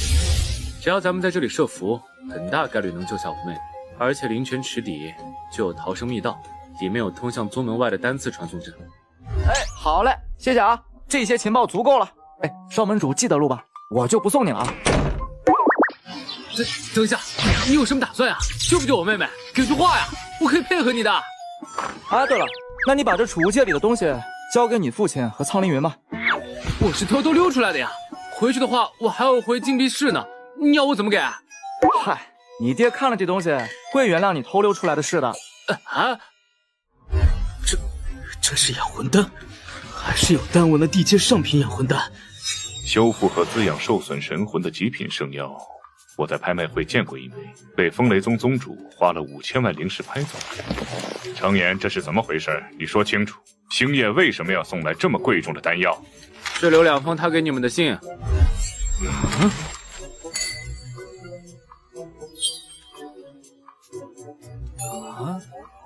凌云，你那边写什么了？要交换看一下吗？怎么都给看不吱声了？厉门主，这信上写的属实吗？肌肤之亲纯属子虚乌有，但据我所知，星夜的确完全拜倒在小女的石榴裙下了。胡说八道吗？这不是？那厉门主打算收下他送的丹药喽？青云宗如今已经尽显颓势，不是靠一个星夜就能左右的。虽然这信上说的诚恳，可他之前到我门上所展现出的敌意，可做不得假。一会儿我就派人把这2枚丹药送回去。为什么要送回去？诚心我要取，他的丹药，本王同样也要收。五皇子，你这样做事不太好啊。程岩，这没你的事儿了，回你该回的地方去。父亲要是还想关我禁闭，就把我和妹妹关在一起了，我怕他做什么傻事。贾执事，你带他去仙儿那边。是。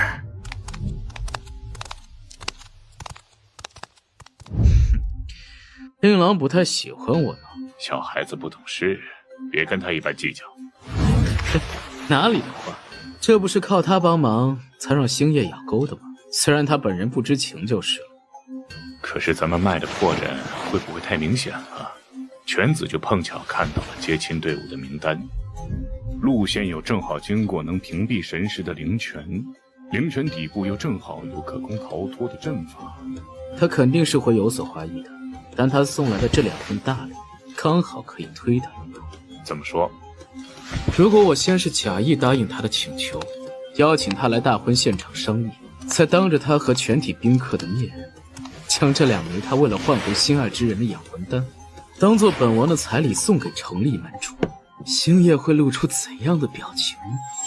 贤婿还真是杀人诛心啊！愤怒会吞噬理智，他到时候肯定不会放过这个既能教训本王，又能劫走诚信的机会。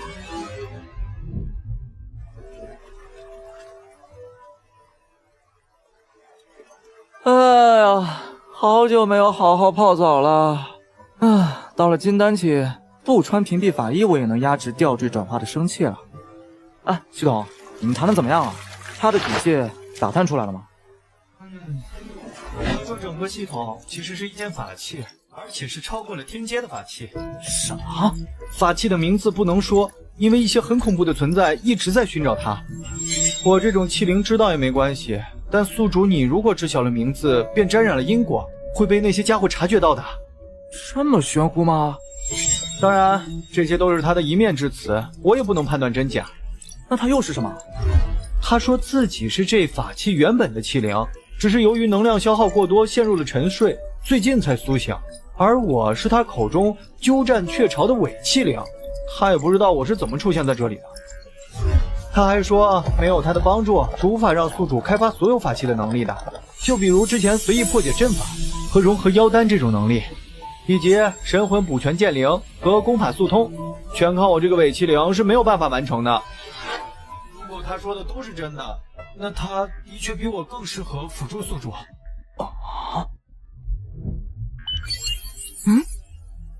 我把你想知道的都告诉那个韦麒麟了，你不用问我了，我是什么都不会说的。他都告诉我了，还在考虑要不要把自己的权限都交给你。怎么了？没想到吗？在你的计划里，不是觉得他为了自保，不会跟我说明真相，然后方便你使用离间计？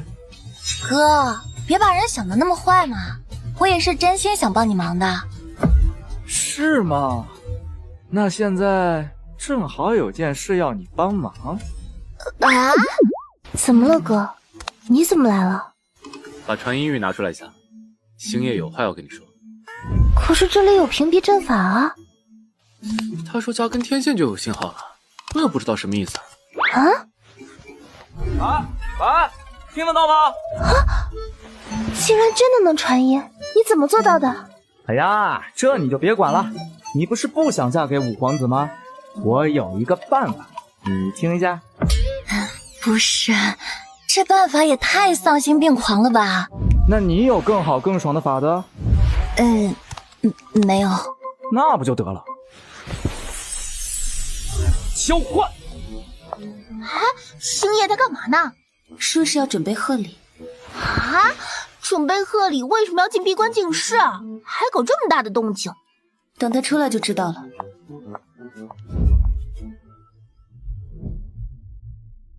小友啊，这个婚礼可以不用参加的。是啊，关系闹僵了，他们送请柬，估计也没指望咱们会去的。不，我一定要去，即便对方羞辱我，我也会让这份屈辱成为我日后修炼的动力。是，罢了罢了，小友既然都有这种觉悟，那老夫就更不能畏首畏尾的了，就把这次婚宴当成磨练心性的考验吧。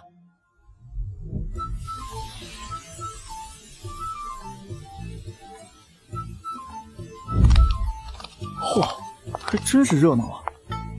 孝灵宗宗主傅梦印前来贺喜，入偏殿1等席。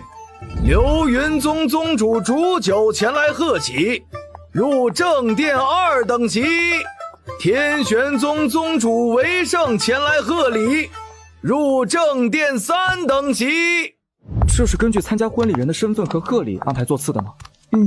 请帖只发给了一些有头有脸的宗门派系，但有很多小门小派或者商贾之家，想要借此机会拓展人脉，也会前来。门口的总司仪是苍兰国最大商会藏古堂的首席鉴宝师，所以来宾也不用担心自己送的贺礼会明珠蒙尘。问圈全看能提供什么价值的贺礼，这还真能敛财。你情我愿吧。走吧，看看咱们安排了什么位置。风陵月影宗大长老灵耀天前来贺礼，入正殿1等席。见过清玄宗主，不知老夫没带贺礼，进不进得去呀？清玄宗主说笑了，您可是贵宾，席位早就定好了。青云宗宗主清玄前来贺喜，入主殿贵宾席。清玄宗宗主竟然来了！我听说他们这次跟皇室和外将们闹得蛮僵的，恐怕来者不善呐。后面跟着的那个小白脸儿，难道就是这次被抢了老婆的？对，就是他，这下有乐子看了。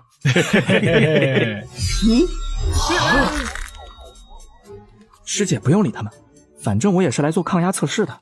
好吧。不对呀，那丫头只有筑基气息吧？为什么刚才我有种被魔头盯上了的感觉？隐藏修为了吧？哟，清玄，洛生哥，怎么样？我们宗的孙堂主好不好用呀？能不能别说这种让人误会的话？洛宗主竟然亲自前来，有失远迎，有失远迎啊！真是没想到，洛宗主能来参加在下的婚礼，真是受宠若惊。星夜小弟弟，和姐姐这儿，我给你占座了。师弟，你跟洛宗主关系这么好呀？没有啦。不想坐那边，坐这里也是可以的呀。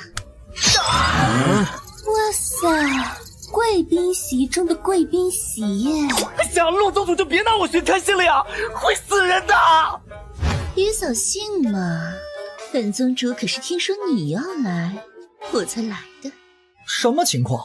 合欢宗宗主来参加婚宴，是为了青云宗那个被抢了老婆的小子？这难道就是塞翁失马焉知非福吗？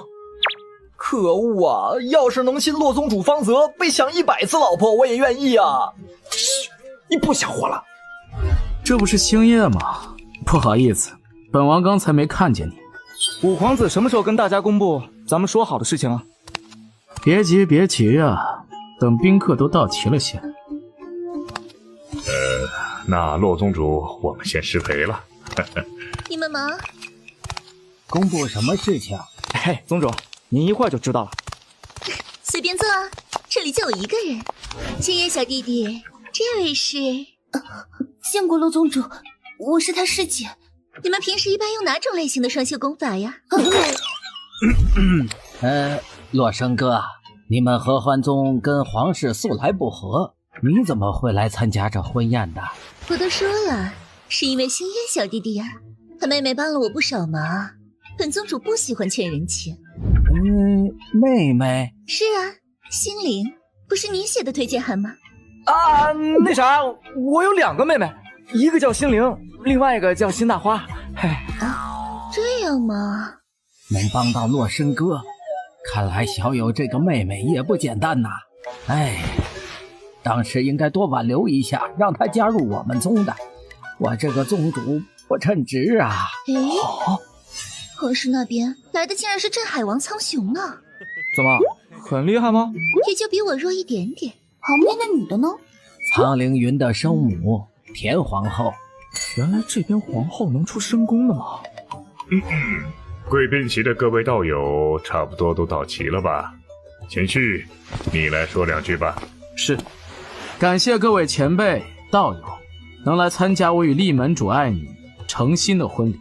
愿我们的结合可以让皇室与万象门一起迈向新的高度。皇上，你可代表不了皇室吧？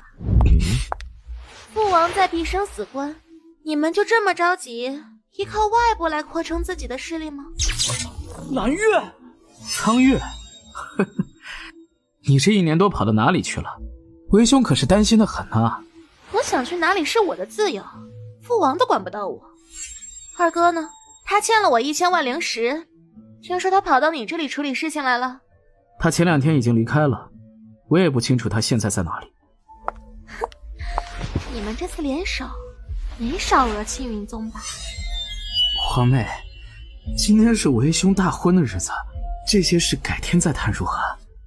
行啊，你替二哥把欠我那1000万还了，今天我就不找你麻烦喽。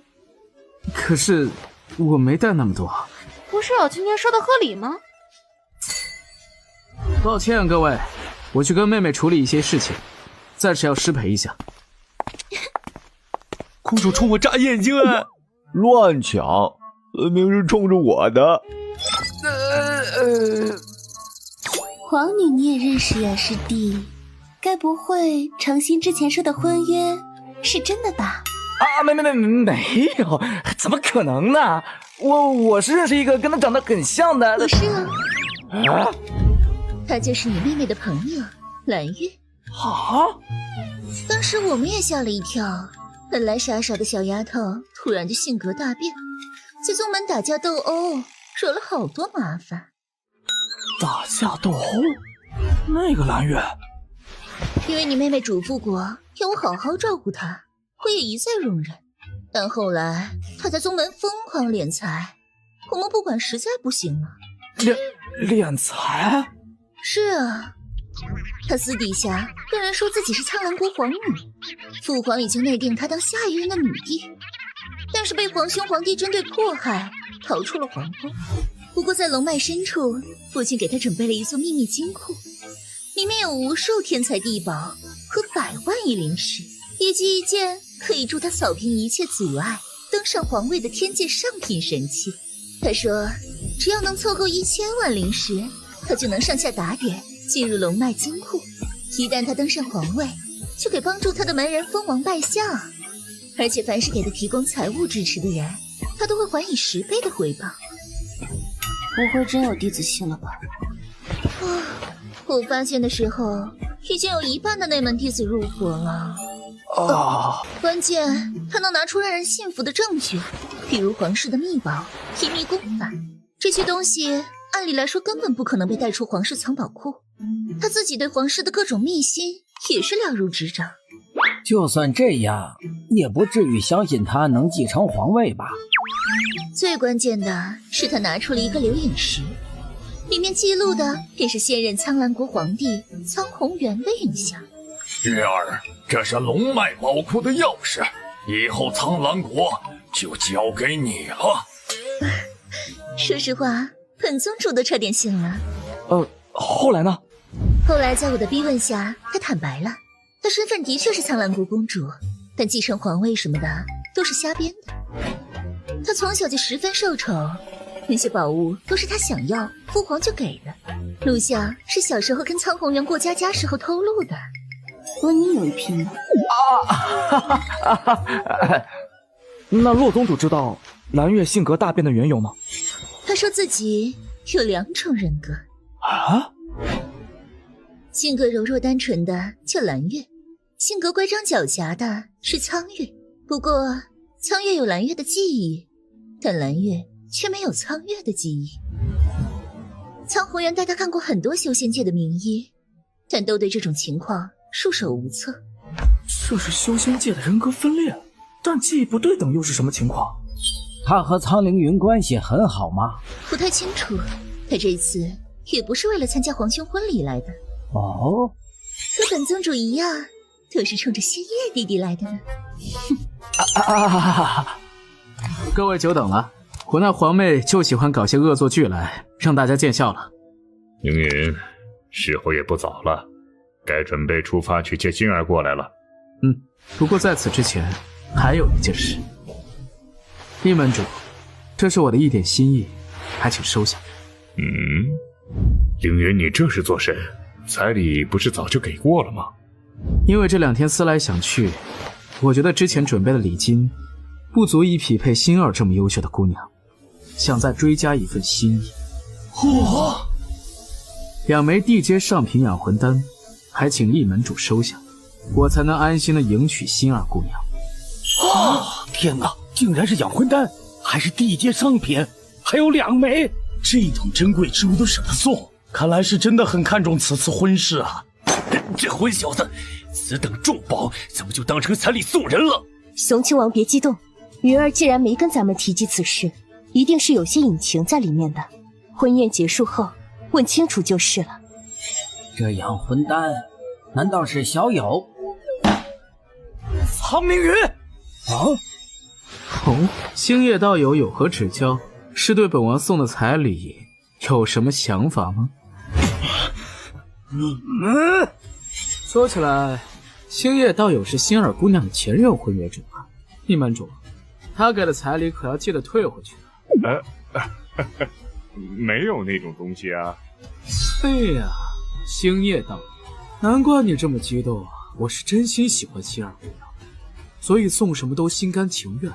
跟你这种只是为了完成宗门任务，什么都不想付出的家伙可不一样。苍凌云，你别太过了。清玄宗主，我说的都是事实啊，是不是呀？星夜道友。宗主，我想出去一下。小友等等。宗主，让师弟一个人静一静吧。柳世芷，你得跟我说清楚。本来还对他有所期待的，看来和他妹妹的智谋手段没法比啊。清玄没跟着可太好了，能省不少事儿。厉门主，我这就去准备一下，然后接星儿姑娘过来。去吧。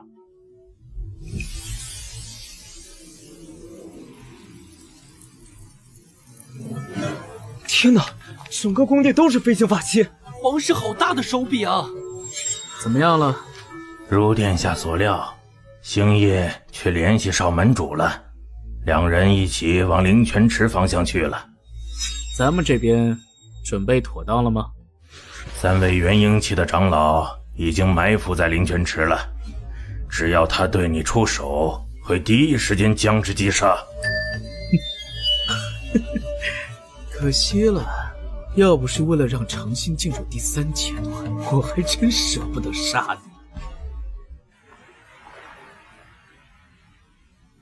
你也真是的，我都说了能偷偷带你溜进宗门，你干嘛还以宾客身份过来？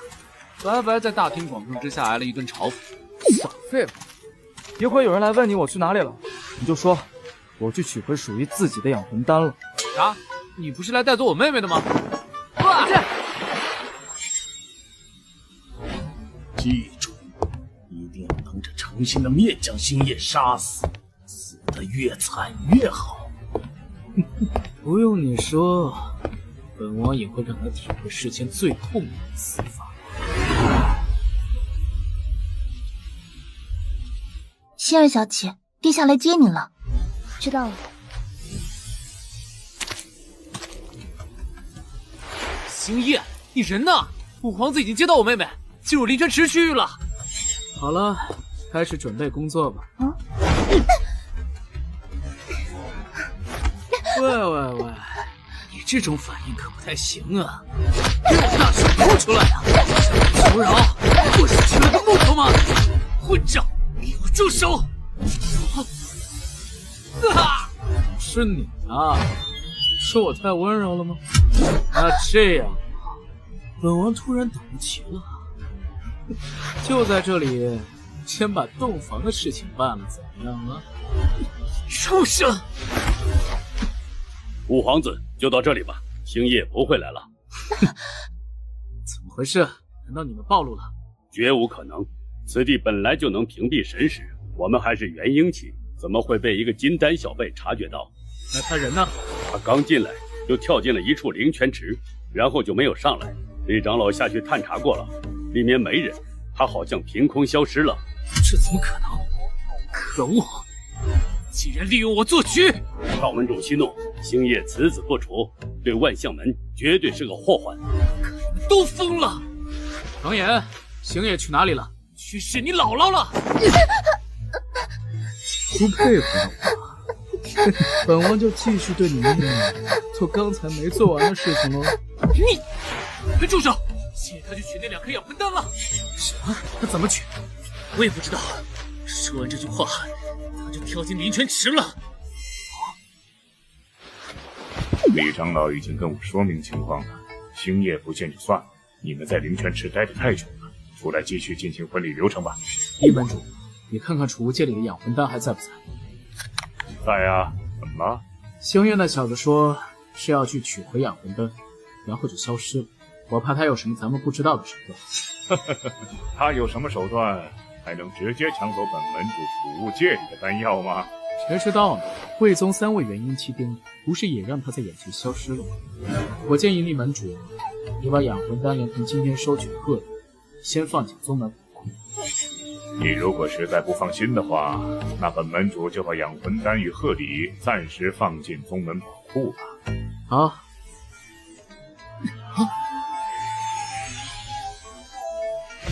带你妹妹去补个妆，换件衣服，这样可没法交流。真让人失望，信里写的那般真诚，却把心爱之人撇到一边，反而舍不得那2颗丹药。而且本王如此羞辱你，你却当个缩头乌龟。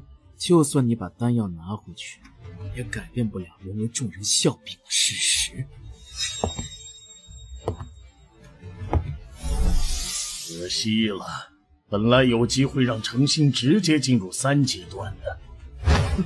无所谓了，本王还是太高看那个星夜，没想到他是个怂货。而且，本王现在更想尝试你之前说的法子。为何老夫的神识从刚才就感知不到星夜小友了？该不会出什么事了吧？青宗主放心，不会有事的。柳世子，你们是不是有事瞒着我？哼，真是无趣，不堪被当众羞辱，所以躲起来了。主角回来了！奏乐，有请新郎新娘。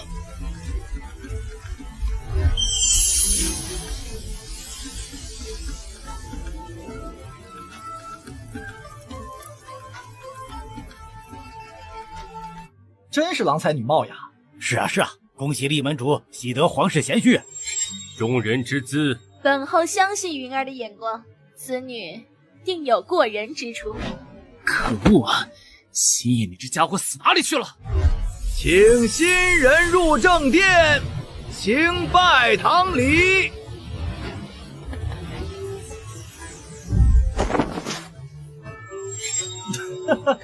你这话筒是不是太紧张了？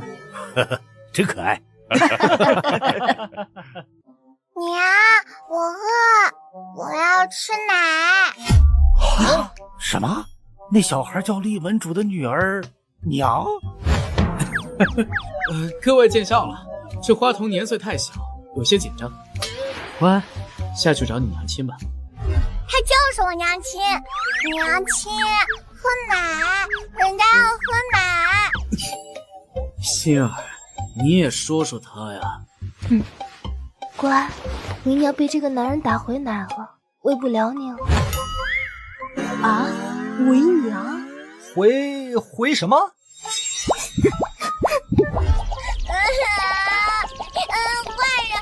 人，干嘛打我娘的奶？你赔我娘的奶！心儿，你这玩笑可一点都不好笑。我没开玩笑，就是这时候回的。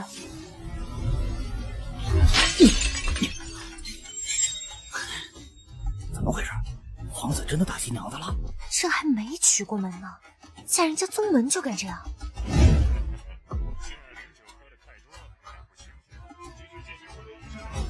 父亲，他这么欺负心儿，你知道没看见吗？在你眼里，宗门的利益比女儿的幸福还重要吗？没你说话的份儿。喝了灵酒不清醒，我看不清醒的人是你们吧。爹爹，哎，乖女儿。那小娃娃就成立门主的女儿娘，叫星夜小弟弟爹。是这。清玄，因为我给你们终止婚约，你就用这种下三滥的方式来我门上搅局吗？搅个屁局！老夫比你还猛呢！你说好的来抗牙测试的，难道是给我做测试？我把闹事者拿下！慢着，立门主，事情没搞清楚前，不许动手吧？洛宗主，你不要多管闲事。是啊，洛宗主，这毕竟是我们的家事。此人蛊惑我未来嫂子，想要抹黑我苍兰皇室，我这个八公主也有义务为哥哥证明。苍月公主，这些跳梁小丑就是想搅乱婚礼仪式，不能随了他们的愿。来人，把闹事者拿下！谁敢阻挡，便誓为与我万象门和皇室决战！啊！什么？应变为压！我说了，现在就把事情搞清楚。吾乃森罗殿13长老，此为吾儿与苍兰皇室八公主苍月的婚书。苍月年满20之日，便是与吾儿成婚之时。什么？5大神殿之一的森罗殿，月公主跟神殿长老儿子有婚约？天哪！这一旦完婚，苍兰皇室背靠神殿，岂不是要一飞冲天？立门主难道事先知道此事，才与皇室联盟？哈哈哈哈！森罗殿，这还真是意外之喜。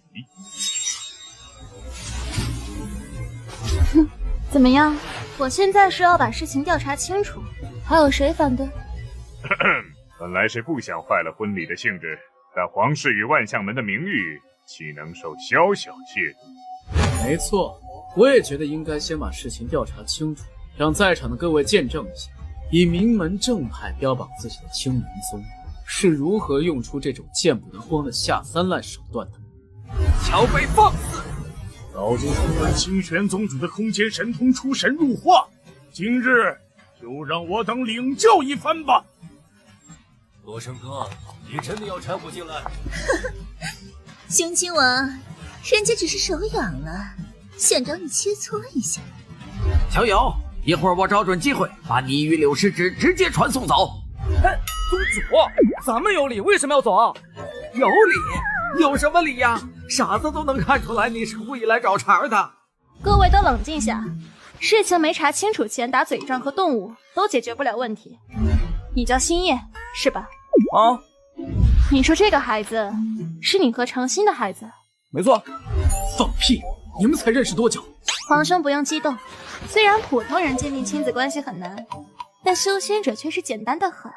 这是最基础的灵火术，灵气所化的火焰没什么威力，顶多能把修士的发丝烧掉。可如果换成自己的，因为灵火是纯由自身灵力构成，不会伤及自身，发丝也不会燃烧。如果遇到跟自己有血缘关系的亲属的话，就像这样，会燃烧不完全。亲缘关系越近，能被焚烧掉的部分就越少。所以，如果这女孩真的是你们的孩子的话，就证明给本公主看吧。好办法，简单又直接。要不私下验吧？这里这么多人，我怕五皇子你接受不了现实，心魔入体啊。星夜，不要再废话了。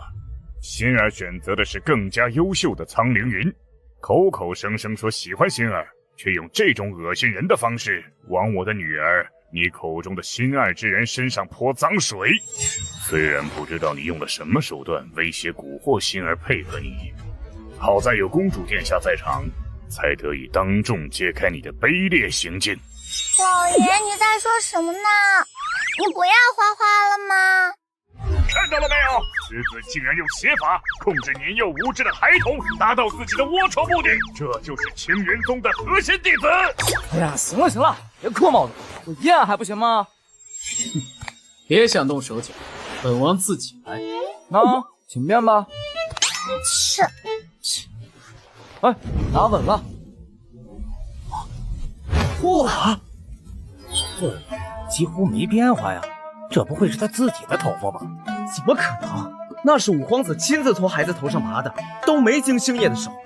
也就是说，这真的是他的孩子？真有你的呀！竟然真的是自己的亲生骨肉啊！小友竟然有个女儿，我就说嘛，难怪长得和星灵这么像。心爱姑娘，到你了。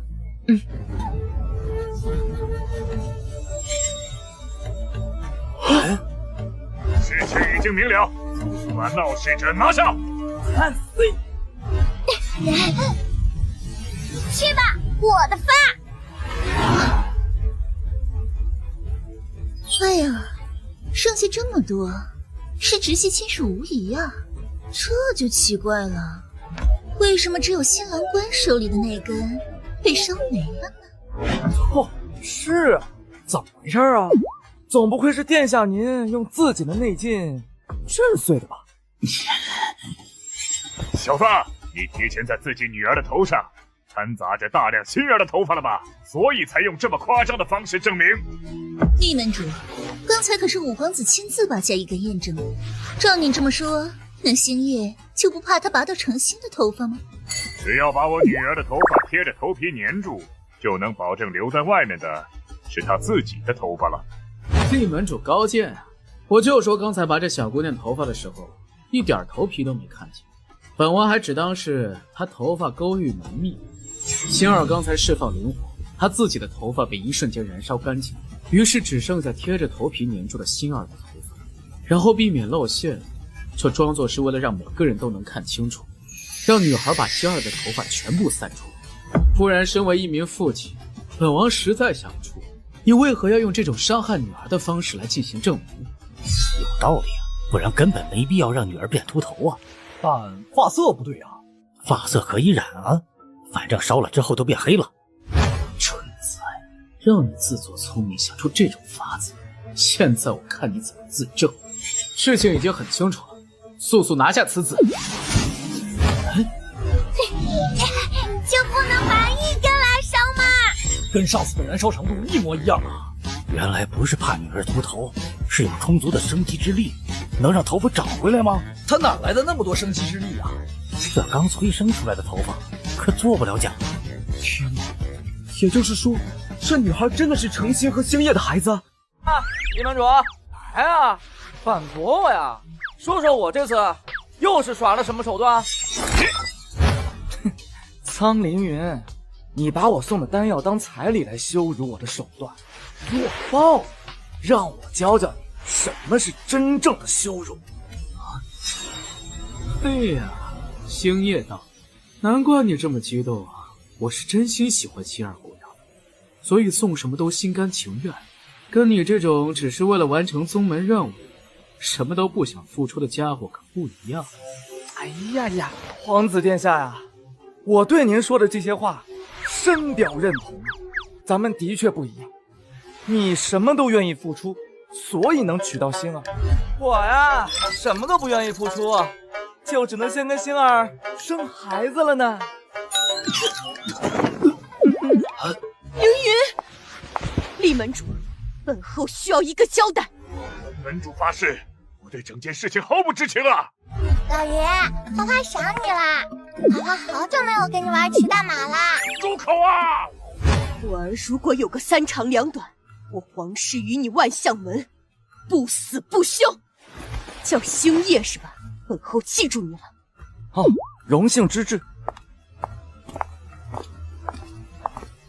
厉害啊！竟然真的没动用结晶就把五皇子撵走了。不止如此，还把本来要联合在一起的万象门和皇室搞成了敌对关系。不对，我是万象门少主啊！那我以后的日子，我这惨了。程心，这就是你想看到的结果吗？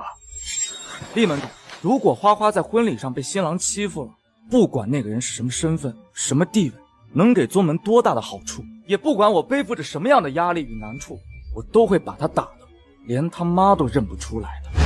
因为我首先是一名父亲。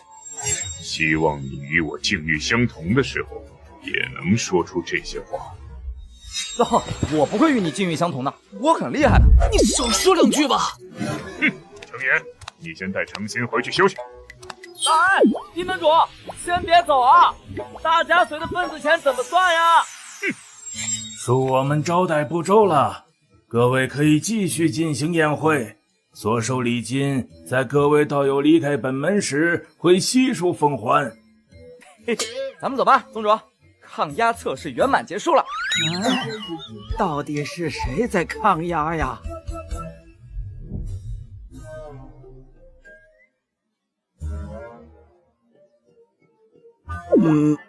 小友，你说这孩子是你的妹妹星大花？好，正是。见过宗主，我是在哥哥闭关期间醒过来的。玄幻，你到底是怎么想到这种丧心病狂的法子的？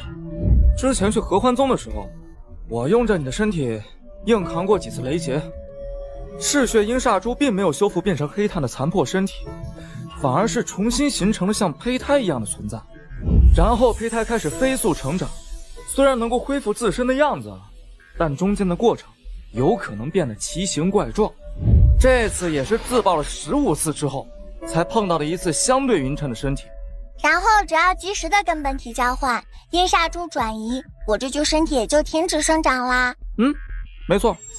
让我假扮你和程心的孩子，你就不怕露馅了被打脸？嗨，不会露馅的。这里呢是程心的血液和毛发。为什么有这么多？我怕不够，所以用生机之力催生了一些。所以呢，你要干嘛？你的能力不是可以让系统的合成功能合成一些炼器材料之外的东西吗？那能不能把你自己和这些东西合成一下呢？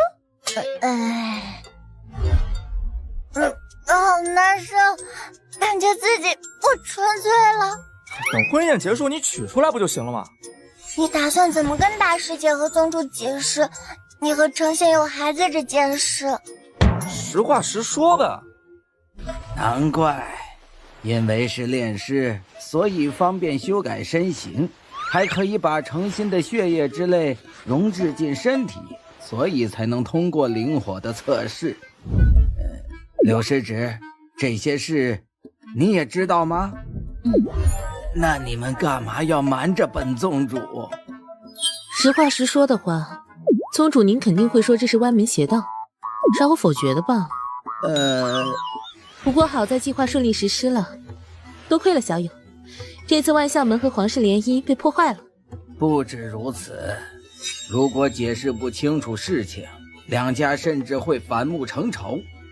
虽然咱们这次也算得罪皇室了，但这次小友让老夫见识了什么叫杀人诛心，嘿嘿，实属痛快。他自找的，谁让他敢欺负我家大师姐的？不过程心与小友有小孩这件事经不起推敲，他们肯定有手段让程心说实话。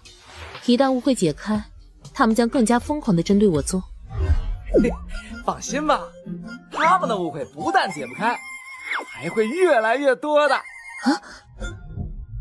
厉门主，这次的婚宴让凌云身心受创，皇室的名誉严重受损，我们需要一个解释。二位随我一步宗门宝库吧，库内能有什么用得上的，二位尽管随意取用。凌云送我的2枚养魂丹，我也会全部奉还。哼，这还差不多。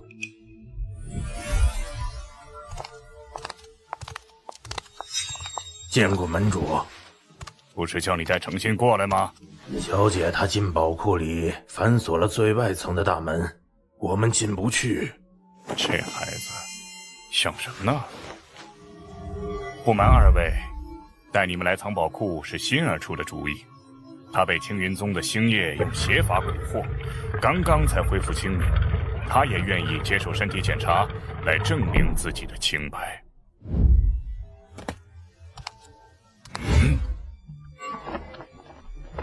这是什么意思，厉门主？林千金在何处？这怎么可能？小姐的权限只能打开第1层的宝库大门，我和2位元婴长老都是眼睁睁看着她进去的，为什么不会在里面？宝库里的东西也不见了，难道都被小姐带走了？让宗门金丹以上人员全部出动，找到心儿。是。厉门主，那养魂丹不会也被令千金带走了吧？皇后放心，这一层宝库只是存放一些不太贵重的物资。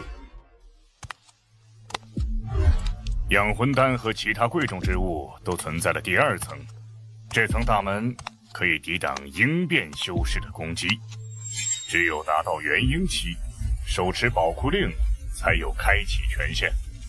平时虽然可以通过门上的单向传送阵传宝物进去，但如果想要取出，开启宝库大门的同时，宗内所有元婴期以上长老的神识都会有所感应。这是防止有人乱用宝库物资的手段吗？没错，心儿应该很快就能找到了。二位先随我去挑选能给凌云疗伤的材料吧。这不是和第1层一样吗？是还有其他机关吗？厉门主，厉门主，难怪你要买养魂丹，丹药自带着浓郁的魂力，就算你把带有魂力的发丝融合进去，也很难让人发现异常。你是算准了他们会把你送的养魂丹占为己有，然后留下要夺回养魂丹的消息，再离奇消失，造成自己神出鬼没的样子，让对方有所忌惮。等程心给你发信号后，你就伪装成程立给五皇子传信，引诱五皇子询问养魂丹的事情，建立2人之间的对话，然后将对话加工修改，引导程立把养魂丹放进宝库里就行了。事成之后，只要用瞬移能力就能把它带离万象门，顺便搬空他们宗门宝库，恶心了五皇子，离间了皇家万象，带走了门主千金，还把家抄了。哥哥真是太厉害了！少来了，有话直说，别整没用。宝物能分我。系统，统计出来了，这些东西大概什么价值？虽然说是财政危机，但毕竟也是传承千年的宗门，瘦死的骆驼比马大，各种奇珍异宝、高阶法器、名贵丹药不计其数，加上堆成山的灵石，全部换算成灵石的话，起码也是100亿级别。按个人资产的话，宿主应该能排进苍兰国前10了吧？怎么了，师弟？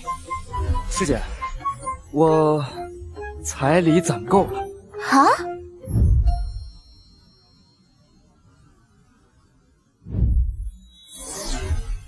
孙思婷，没出什么状况吧？一切正常，我已经让程小姐沐浴更衣，在房间等待主人您的临幸了。别给我做多余的事啊！还有我说了多少遍了，不准叫我主人！是。给我换成正常的衣服。是。清玄宗主竟然这么快就放你回来了吗？洛生哥来了，要找他谈事情。门外的那位前辈好像不是青云宗的吧？哦，之前是合欢宗的。闭关1年就能让合欢宗的元婴修士对你言听计从了吗？还真是可怕。所以劝你最好不要再动什么歪脑筋。那位元婴都拿下了，这位元婴还没拿下吗？师弟你出去，我要闹婚一下。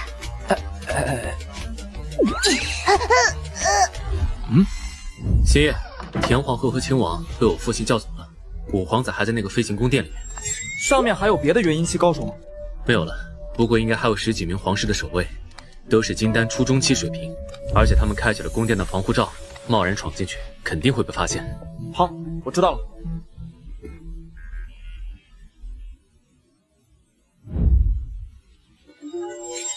殿下，您是怒急攻心，用老夫的法门调理2日就能恢复了。有劳王太医了。也希望殿下不要因此影响了修炼。这次本王虽然颜面尽失，却是看清了自己的不足。说来奇怪，现在非但没有一丝愤怒的情绪，内心的其他郁结仿佛也一扫而空了。啊！什么？本王的平静松动了？恭喜殿下，此乃心境突破。殿下的境界一直卡住，就是因为缺少心境上的蜕变。这次真的是因祸得福啊！真是的，一个法器弄这么大，害我找了好久。什么？外面不是开启防御阵法了吗？你是怎么进来的？门外的一众守卫呢？被我传走了。传走了？就像这样。啊！那小子干了什么？这里是哪里？啊！怎么回事？啊！红叶！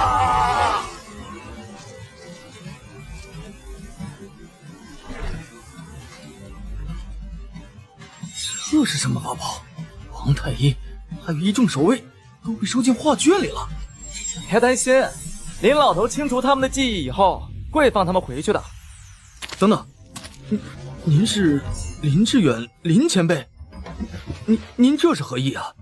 我听说您不是和这小子有过节吗？我皇室和万象门结姻，绝对没有为难林老您的意思呀。老夫也不是针对你，谁让你得罪了少主呢？啊，少主？您管心里叫少主？我们之前的确是敌对关系，但林老头已经折服于我的个人魅力，所以归顺了。虽然都曾是敌人，但殿下你的情况可就不一样了。林老头针对的是我这个人宽宏大量，可以给他机会，但你对我师姐出手了，所以能让你活到今天，已经是我的仁慈了。还好那个师姐当时没跟他去合欢宗。不过你也别担心，我会跟你1对1单挑的。林老头只是来帮我处理无关人员，少在这里惺惺作态。你觉得本王会见吗？老夫发誓，不会干预星夜小友与苍凌云的生死比斗，并保证比斗的绝对公平。如果苍凌云获胜，老夫会全虚全伪的放他离开；若为此事，道心崩碎。好，林前辈这样说，本王就放心了。星爷，凭你这些手段，应该早就能杀掉本王了。但看来你一直抱着猫系耗子的心态呀，狂妄自大给人带来的恶果，本王才刚刚体会。哼，但很可惜，你没有领悟此番道理的机会了。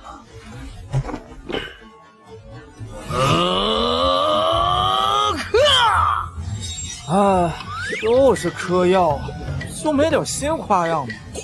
混货！本王吃的是早就准备好的凝阴丹，还真是要感谢你呀，让本王突破了金丹瓶颈啊！啊，凝阴丹，那是啥？是金丹大圆满瓶颈松动时所用的丹药，服下后会飞速抽空周遭灵气，进入凝结元婴的阶段。此阶段金丹无敌，因为除了结婴者自己，只要修为未达到元婴，就无法在这种情况下调动灵气。换言之，所有法术法诀都会失效。啊，真的？灵火术都要用不出来了？不好办啊！小鬼的那件法器已经渡劫成功，不能引动天雷了。这种没法动用灵力的情况下，哪有获胜的可能？估计要用奴印强行让老夫出手了。违背天道誓言，道心崩碎，这就是老夫的下场吗？还没能炼制出天界法器，好不甘心啊！快，干嘛一副要死的表情啊？别人还以为我虐待老人呢。哼！系统，把万象门宝库里面所有能提升法器品质的材料跟我合成。好的，正在统计符合要求的炼器材料，统计完成。天外陨铁134.2斤，星辰钢5.8斤，远古剑竹22根，武灵玉75.5斤，万年寒铁402克，空间砂50克。极品材料共522种，总计8.5吨。开始批量合成。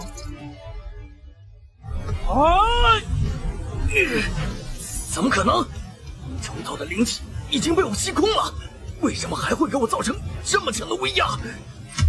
这分明是炼气气成的波动，比老夫炼制的地阶上品的波动都要强上数倍不止。难道是天阶？可是他也没有炼制法器呀。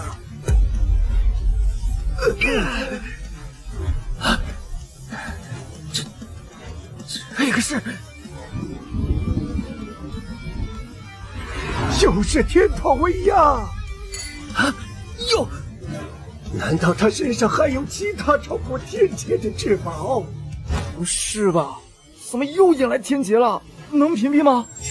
怎么屏蔽？你又进不了系统空间，这次只能硬扛啦。算了，将计就计吧。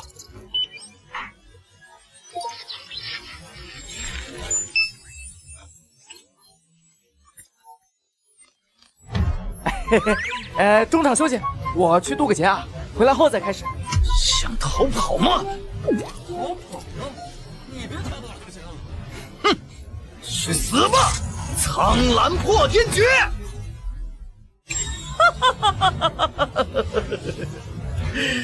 这就是凝阴气带来的法术增益吗？太强了，太强了，威力提升了数倍不止啊！空手接白刃啊！哪有用空手解决的呀？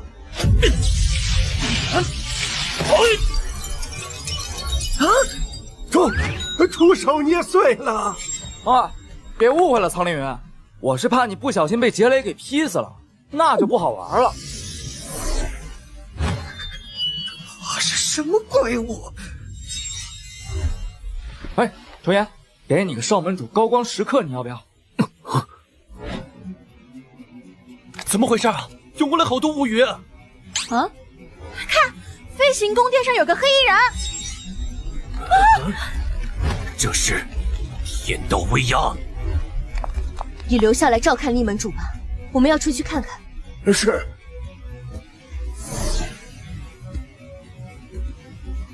啊，那个黑衣人是谁啊？天道威压是冲着他来的？难道是度化神界的应变高手？不，云儿还在里面。啊！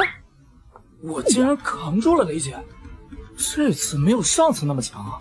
强度的确比上次弱了很多，但宿主能扛也是因为肉体被强化了，再配上天阶剑灵根，说白了，这回的雷劫就是宿主这天阶大宝剑现世的雷劫。前辈应该不会没有察觉到那宫殿法器里有不少修士吧？我等与前辈无冤无仇，前辈为何滥杀无辜？皇后，冷静点。一个飞行法器搞这么华丽气派，还挂得老高，老夫最讨厌别人显摆了。什么？就因为这种理由，就把云儿……皇后，此人性情古怪，我要激怒他。你若死了，谁替凌云殿下报仇？前辈教训的是，我等以后定遵前辈教诲，低调做人。不过，此处乃是我宗门腹地，门内还有好多弟子后辈涉世未深，万一打搅了前辈渡劫，那我们便是罪该万死了。少啰里吧嗦的，你们站在一起，让老夫劈一下，就当赔罪了。哎，前辈，这磨磨蹭蹭，那个塔盖得那么高，太装了。这下面竟然是宗门大阵阵基的位置，造好了，阵基被毁，无法启动大阵御敌了。可阵基一直处于移动当中，而且神识不可查，他又是如何知道准确位置的？那边人太多了，老夫讨厌聚众。不好，那里都是来我宗参加宴会的宾客呀！快跑啊！雷劫要过来了！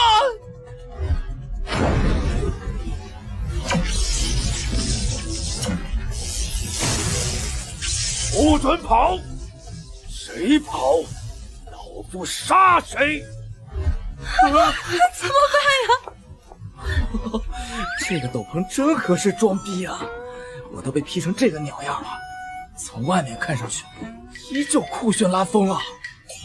你们站在这里，乖乖的让雷劫劈一下，老夫就走。这里20几位元婴期一起撑住防御的话，应该能扛得住吧？就算扛得住，咱们的子嗣后辈扛不住啊！没有到金丹，绝对会被震死震惨呐！可恶，不如所有人联手跟他拼了！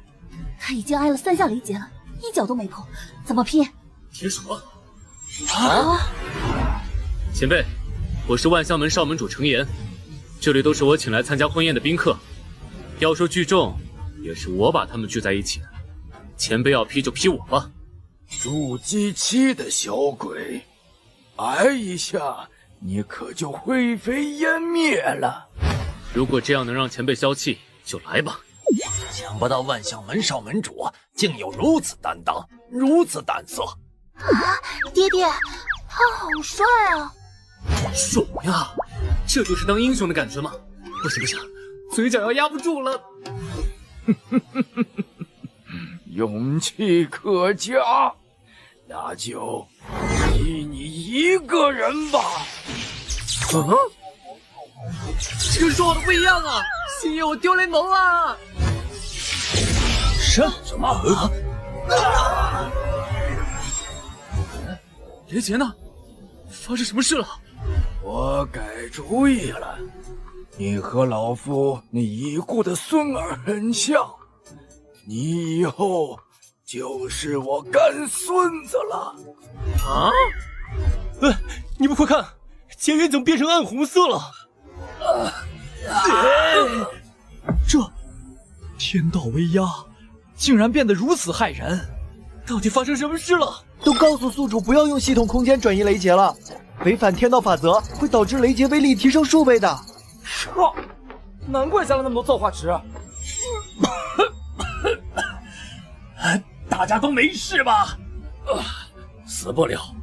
这雷劫的威力没有想象中的强，好像不是化神雷劫。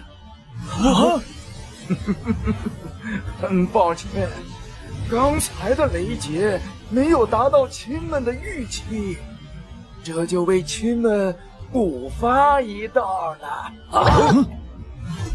不要！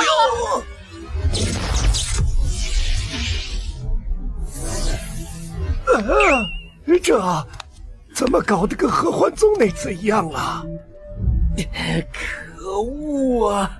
身世无法捕捉，就不能用空间转移了。红色雷劫实在是太快了，再转移一次，又会让雷劫威力加强数倍。那时候宿主才是真的死定了。小畜生，你干什么？林前辈，是星野之前说好的呀，他回来就开始比斗，还是说您要违反天道誓言呢？混账东西！这就是他轻敌的后果。利用雷劫威力的话，本王还要拒你3分。结果你把自己搞成这副鬼样子，还敢回来？现在就来为自己的愚蠢买单吧！啊！为什么还能用出法术？而且这是什么招数？竟然察觉不到任何灵力波动。不对，这不是术法，从他伤口散发的气息是法则之力，而且是无比混乱的法则之力，比那个时候的感受还要更加强烈。关键这次是主动发出的，金丹气就能运用法则之力了，这怎么可能？你个怪胎，给本王死！碎了，这可是地阶上品的宝剑啊！这是剧毒，是毒系的法则吗？吃解毒丹也是没用的，法则之力只能用同级别克制法则才能消除。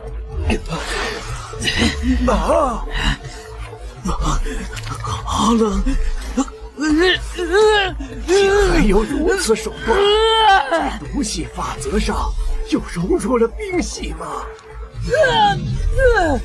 啊！还有火系，这怎么可能？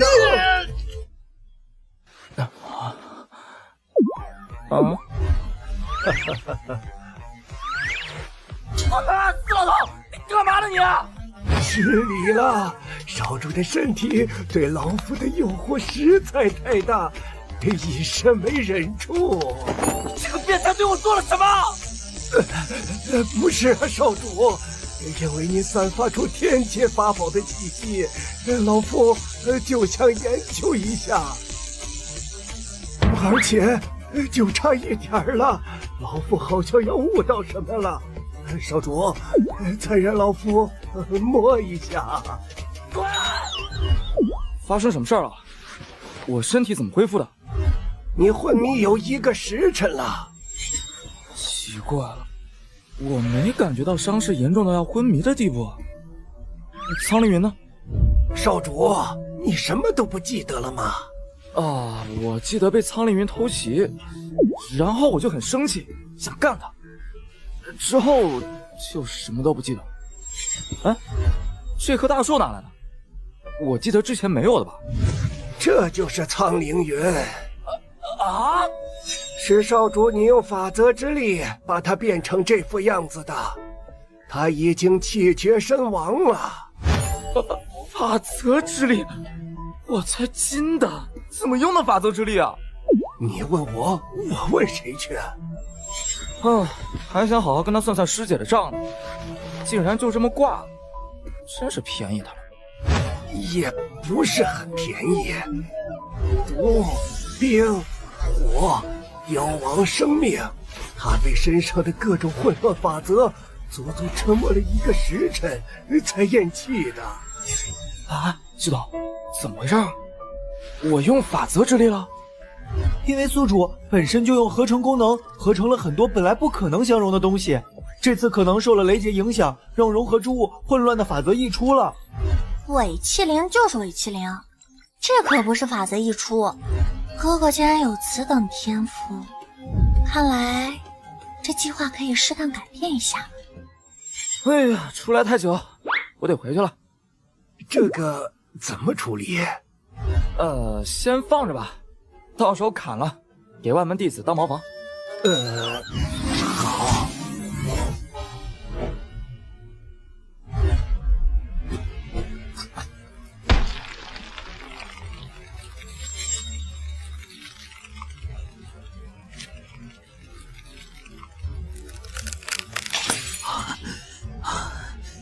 还好，进化成蛊王之后，能把全部的神魂和灵力收进蛊虫里来假装死亡。星野竟然把我害成这副样子，你等着我皇室踏平青云宗吧！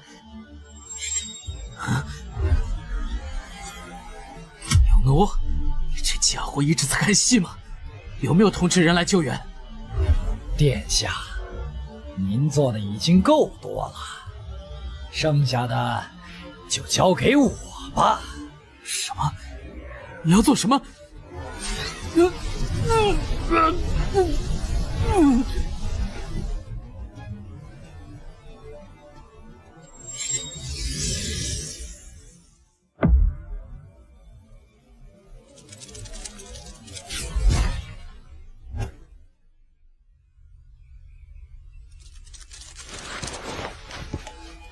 放心吧，凌云殿下，剩下的事我会替你做完的。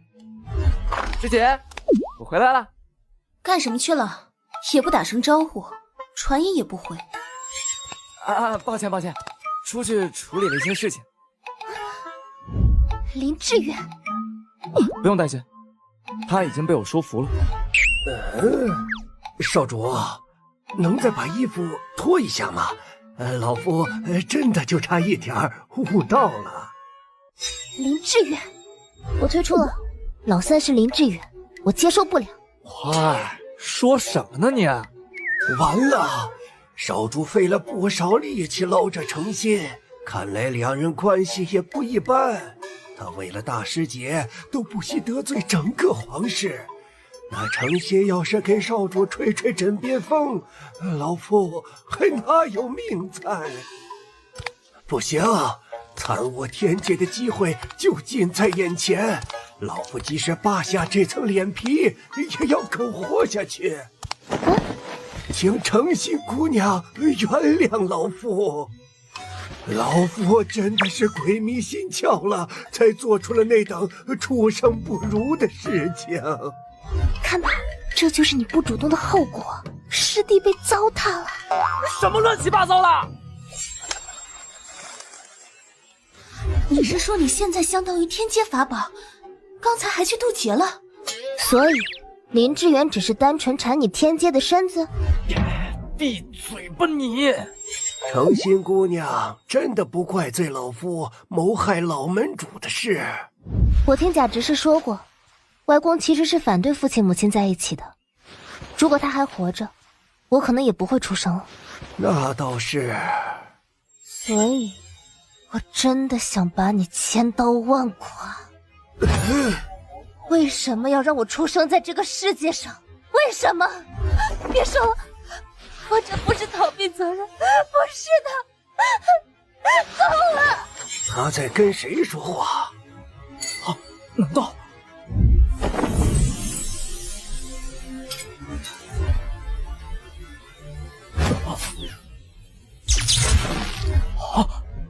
少主，你这是？果然呢。我都没吃到多少。谁让你慢吞吞的？诚心，你竟然有2个心魔啊！需要我帮你除掉吗？这怎么可能？你竟然能直接跟心魔接触？哎呦，能在你脸上看到这么丰富的表情，还真是难得啊！大师姐，这个男人管得不严，以后会开很多后宫。我早就看出来了。哪跟哪儿啊？不从根源解决问题，心魔还会滋生。所以，我想用自己的办法。对了，你之前说要复活的，就是他们吧？是的，他们是对我最重要，却因我而死的2个人。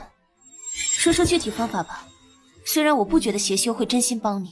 好，全部的流程就是这样。系统的术法库内没有匹配到跟他描述相符的内容。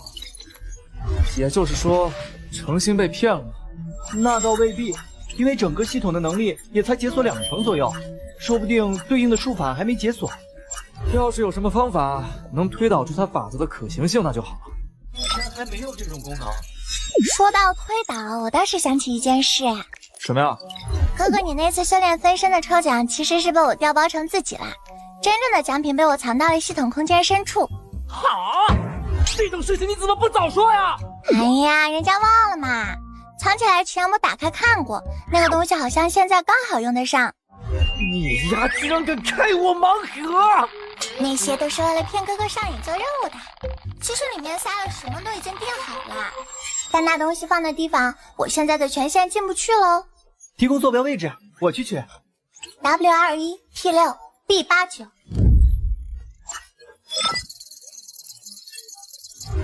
万能推演台。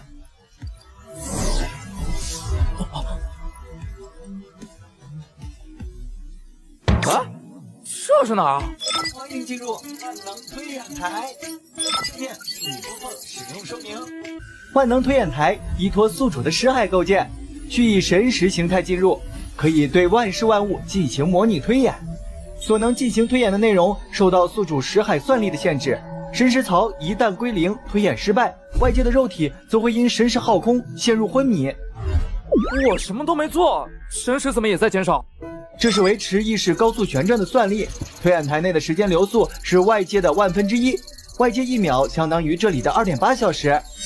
哦，这个功能厉害啊！就和梦里过了很久，外界只过1分钟是一个道理。那就先拿程心的这个术法来做个实验吧。宿主可以用神识兑换所需材料进行推演，不过那个程心所说的术法很复杂，你最好出去问清楚再回来。啊，把你说的那个法子实操一下，需要什么材料自己做。好的。推演个人出来让他帮你试，这是人能想出来的主意吗？啊，系统，这虚拟出来的人也有正主的记忆吗？是的。那我岂不是能虚拟出敌人拷问了？虚拟角色需要有好感度才能解锁对应的情报或行为，即便你在这里拷问敌人，也是无法解开上锁的秘密的。那我怎么看好感度啊？看不了。哼，没意思。我又不是搞对象系统。这法门的确十分玄妙，不像是胡编乱造的。师弟，你怎么看？师弟，你怎么了？没事儿，可能有点低血糖吧。过去多长时间了？宿主在推演台里度过了3天半，外界过了30秒。那、这个给你。啊，这是你需要的材料，就差这个了吧？元婴5行精血，啊，心灵在合欢宗取到的吗？这是我的个人收藏，分明是从人家宗门宝库里搜刮的，宿主你的良心不会痛吗？少废了，我不搜刮，他自己也没权限拿。真要实验那邪修提供的法子吗？放心吧，师姐，一切尽在掌握。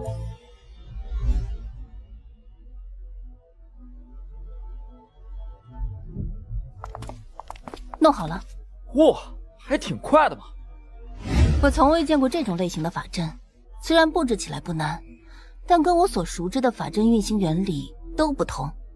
好了，这没你的事了，出去待命吧。是。怎么样？他布置的法阵没有什么问题吧？很完美，比我自己布置的要好太多了。哇！这，你一直随身带着他们的遗体吗？嗯，娘亲的遗体是我偷偷从宗门祖地挖出来的，不能被人发现。好吧。没有的，那个邪修老头肯定在骗你。是啊，别试了，我们活不过来的。安静点儿，想被我物理超度吗？那我就开始了。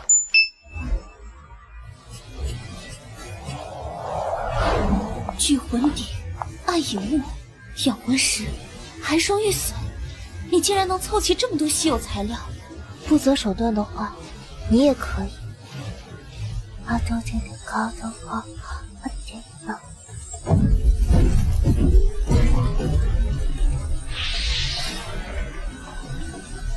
起！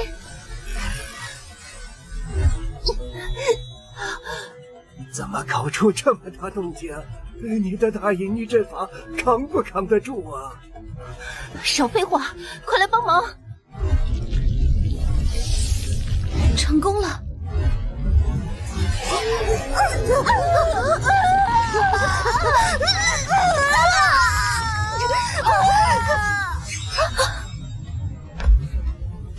杨姐、陈诚，你们怎么了？这个术法根本不是用来复活人的，而是用来折磨人的。什么？人死魂灭，却还是会有部分神魂残留在肉体上。不过这部分神魂量实在是太少了。这法门虽然可以放大神魂信息，也还是无法被当作真正的灵魂。这是什么意思？就类似于心脏更换以后，人的性格会变，是因为心脏上带有原主人的信息。这术法作用相当于把人的心脏信息放大，取代大脑指挥全身。这就是后果，强行让被放大的骨肉信息代替真正的神魂，这将给被施术者造成神魂撕裂般的巨大痛苦。我想当初发明这个术法的人，也是想复活某人，但是却失败了。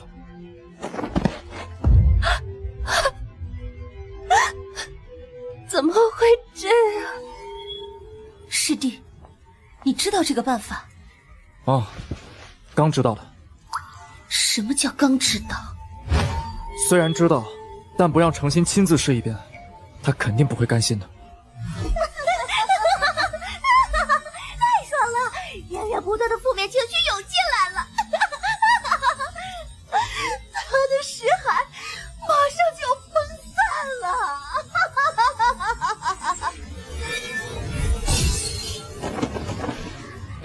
啊！破坏这部分通路神魂信息，依旧会被放大，但不会被强行融合进身体，也就不会痛苦。发明这个术法的人失败，是因为他找错方向了。心脏信息再多，安到脑子里也不用的。那如果换个思路，不让心脏代替脑子，而是让心脏信息超过脑子，会怎么样呢？心脏超过大脑？啊，没错。把脑子当中控制情感的部分削弱，再放大心脏原主人的信息，那这个人最后会不会变成由心脏主导的原主人性格呢？但现在两位是没有神魂，只有骨肉信息，相当于只有心脏信息，没用大脑。那就给他们安上大脑呗。我把自己的神魂分出2块，完全抹除里面的信息，与2位融合。怎么融？神魂只能匹配自己的肉身，强行夺舍会遭天道法则制裁，能活下来的几率都是1/1000，何况他们都已经是尸体了。哎，师姐别忘了，我也是尸体。其实都不算吧。经过改造的我，现在只能算是一件法器了。去吧。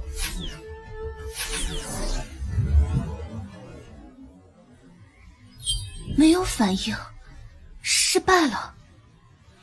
因为骨肉神魂的信息被放大的还不够，我之前想换5行鹰变精血的，但神识不够满。什么叫神识不够满？之后我又尝试了很多办法，但效果不太理想。最后死马当活马医，用上了我自己的精血。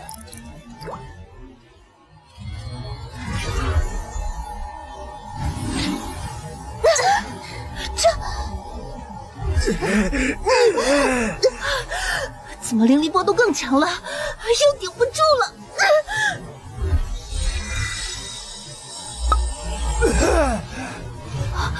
爆灵丹，少主许你什么好处了？你这么拼命！少主可是老夫余生的全部意义呀！哎呀呀！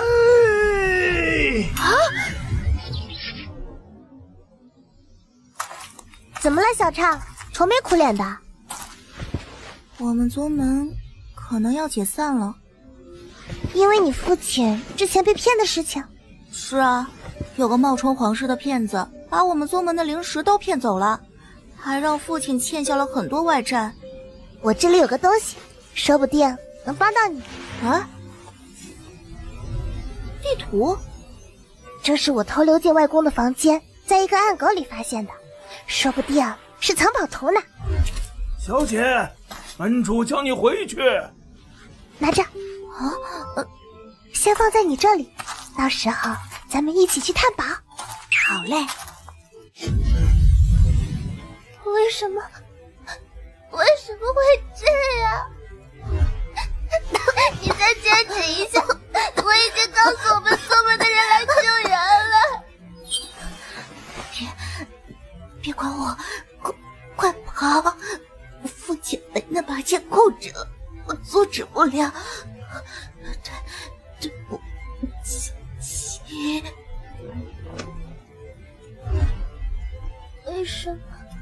为什么你要道歉？该说对不起的人是我啊！要是我没有把那个地图给你，诸位道友，随我诛杀此魔！希儿，娘亲，杀！大家赶紧散开，流血已经彻底入魔，撤退！所有人撤退！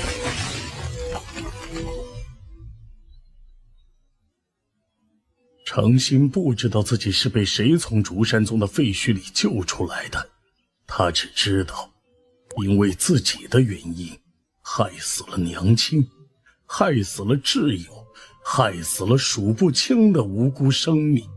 后来人们把这次灾难称为魔剑之乱。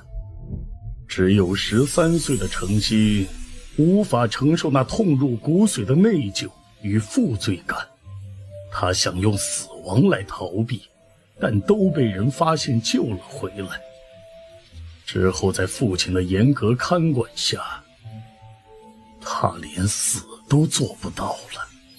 他能做的只有渐渐封闭自己的情感，什么都感受不到了，痛苦便也随之减弱了。程心不记得自己如同行尸走肉般的度过了多少年，也不记得心魔是什么时候出现的，只记得最宠自己的父亲以及对他疼爱有加的众长老们的眼神渐渐变得冰冷，变得陌生了。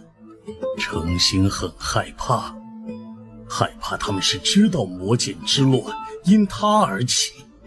从哥哥口中得知，父亲和众人的冷漠只是因为自己毫无长进的修为的时候，他笑了。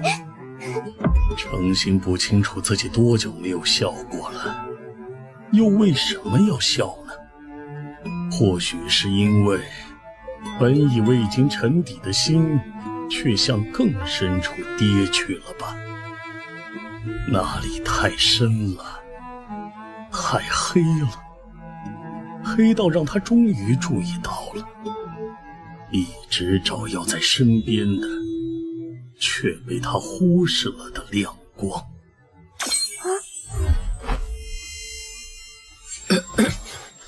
这头麦丹是我在宗门大比时候得到的，但以你哥我的实力根本用不到，你拿去当糖豆吃吧。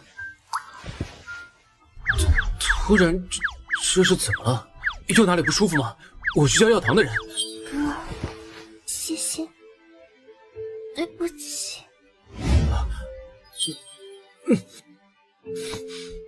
欢迎回家。终于在哥哥的争取以及确定程心再无死志后，他的软禁被解除了。这时他才意识到，已经过了6年时间，自己已经19岁了。好久不见啊，小丫头，亏你能找到老夫这里，有什么事吗？我想知道，有没有让死人复活的办法？当然有了。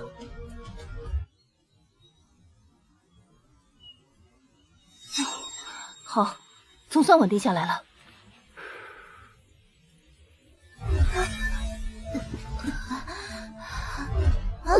小陈，你怎么长这么高了？太好了，希儿，你没事。真的成功了吗？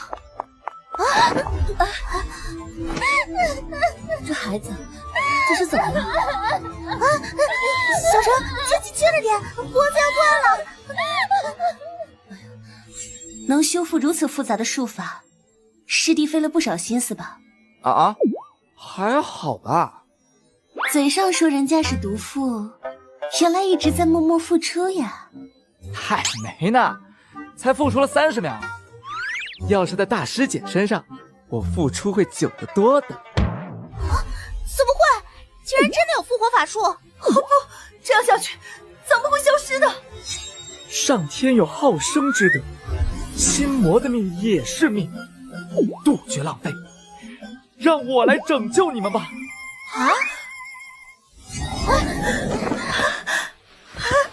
身体的消散真的停止了。原来他是站在咱们这边的吗？人还怪好嘞。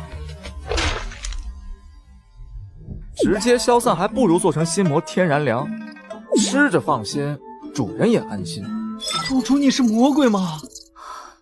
原来是这样，我们已经身故10几年了吗？难怪皮肤变得皱巴巴的，丑死了。不过小陈，你也太强了，我可从来没有听说过有让人复活的法术呢。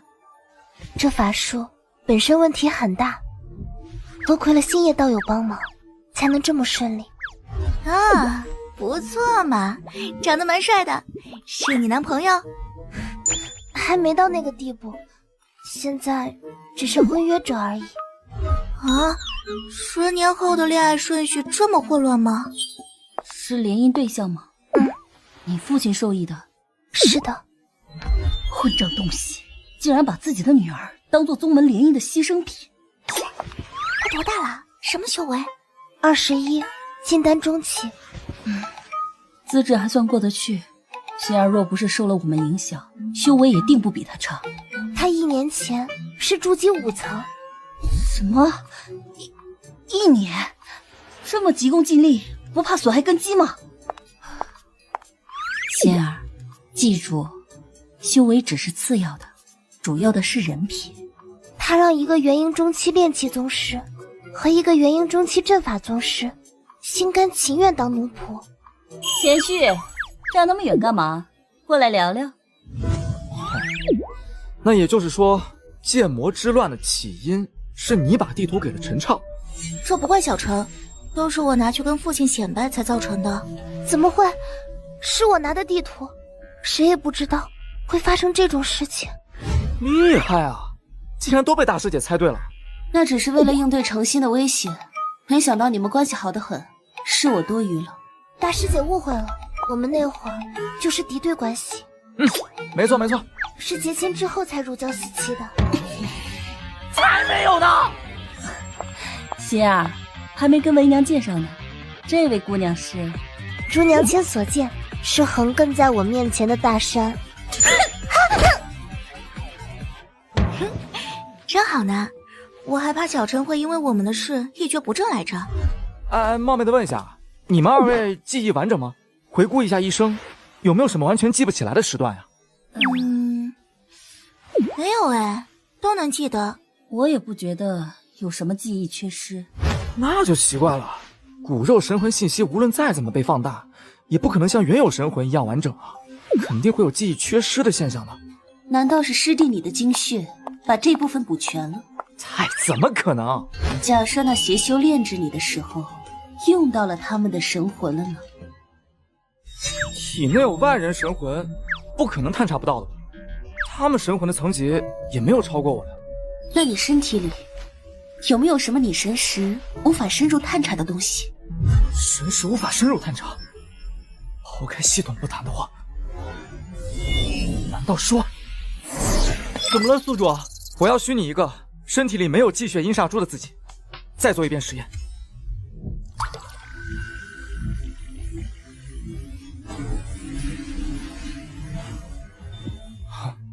失败了。体内没有积血阴煞珠的情况下，两人并没有复活。难道珠子里面真的有二人的神魂？可为什么那个邪修和魔剑吃乱？原来如此，原来是这么回事，是我完全被误导了。那邪修布置的炼魂阵远超10年，如果能收集到剑魔之乱陨落的那么多元婴强者神魂，那空间壁垒应该早就被打开了，所以我才排除了他和魔剑之乱的关系。这么看来，他不是没有用那些神魂，而是把他们全部融进积血阴煞珠里面了。但想神不知鬼不觉的收集神魂，肯定要事先布置啊。那也就是说，魔剑之乱和那个邪修脱不开关系。他大费周章的利用诚心，到底是为了什么呀？哎呀，可恶啊！想不通的事情太多了吧！申请场外求助。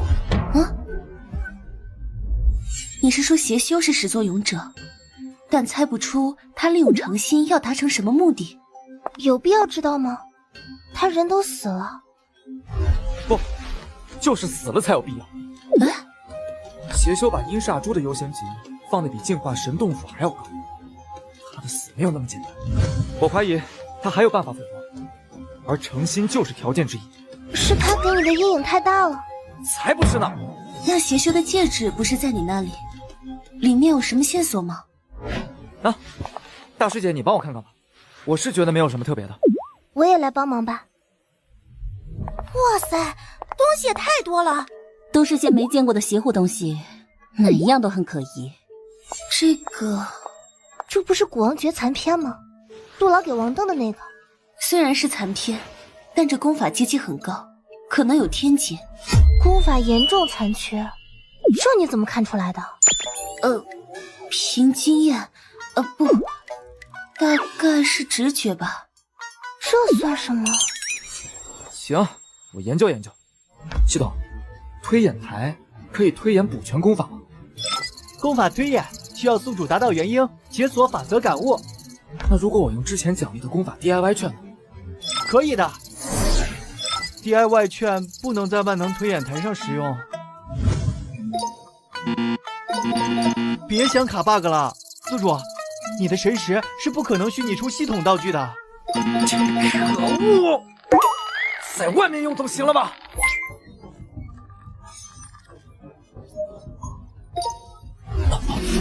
请把所需功法放到扫描区。扫描完毕，古王诀天阶下品功法。大师姐说对了，真的是天阶。功法内容残缺，是否需要补全？补全。功法等级较高，补全需耗费完整 DIY 卷1张，无法再进行功能改进。是否确定补全？确定。补全开始，请勿随意移动功法。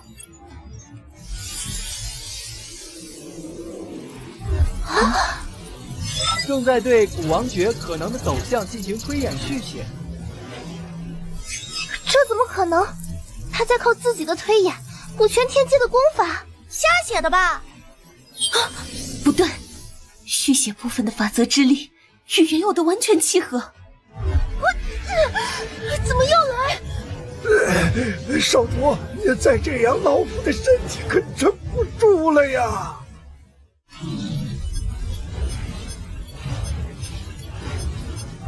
仙儿，听为娘的，这个男人一定要争取，不对，是必须要得到。推演结束，古王诀补全完成。来，大家都看看，能不能从里面发现杜老魔的阴谋？天阶的功法就这么让我们看？不然呢？还要我念出来吗？我不是这个意思。我要看！真没想到有生之年还可以看到天阶的功法。并非有生之年啊。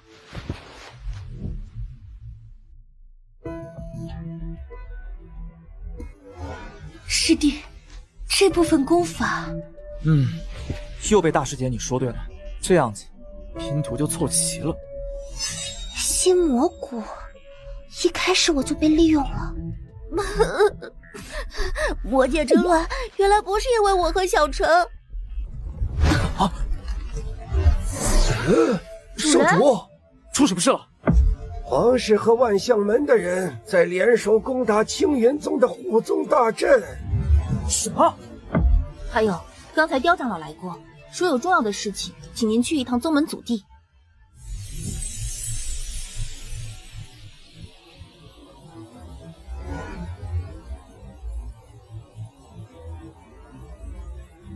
清玄，快把星夜交出来！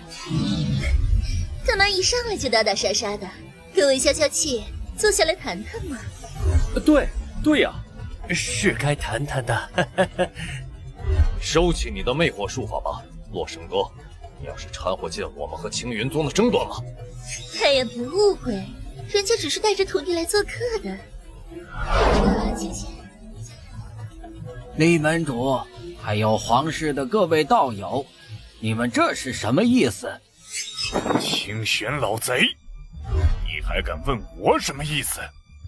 你们搅乱联姻，洗劫我宗门宝库，劫走舞女诚心，还联合杀害我万象门上代门主的林志远，企图谋害五皇子。我和皇室的诸位今日定要讨个说法。成立，没有证据，少在那里血口喷人。清玄宗主要证据，本皇子就是证据。羞辱小人，用了一种诡异的顺服功法，把我从飞行宝船中带到一处山洞。万象门宝物的失窃，心儿失踪，与此法绝对脱不开关系。然后他和林志远联手，我差点就死在了那里。还好我用假死之法才勉强逃脱。本皇子用道心起誓，刚才所言如有半点虚假，神魂崩散。清玄老贼，你还有什么话说？今日你若不交出星夜，我与皇室的诸位道友便踏平青云宗。先碎了这龟壳再谈吧。糟了，是皇室专门针对大型阵法的极密炮。天，那可是上古的准天阶法器，竟然被搬来对付咱们。放！敢！我没事。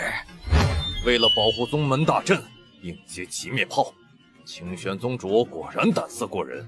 不过这一炮只用了1成威力，这次加强到10成，你们要拿什么看啊？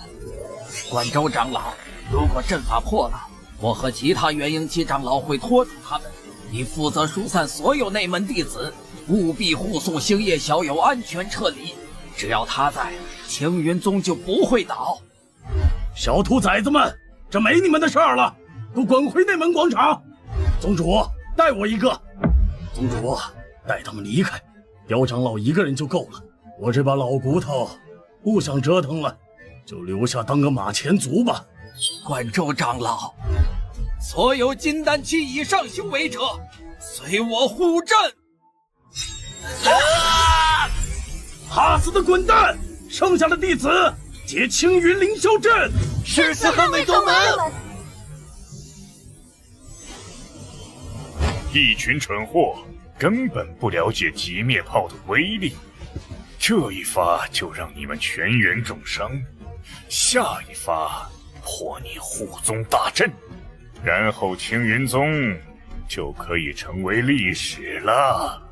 而后，我万象门将成为新的3宗4门之首。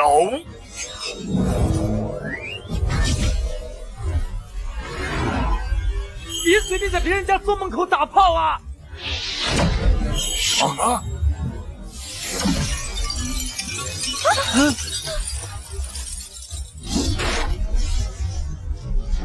天哪，是极灭炮！极灭炮被毁了！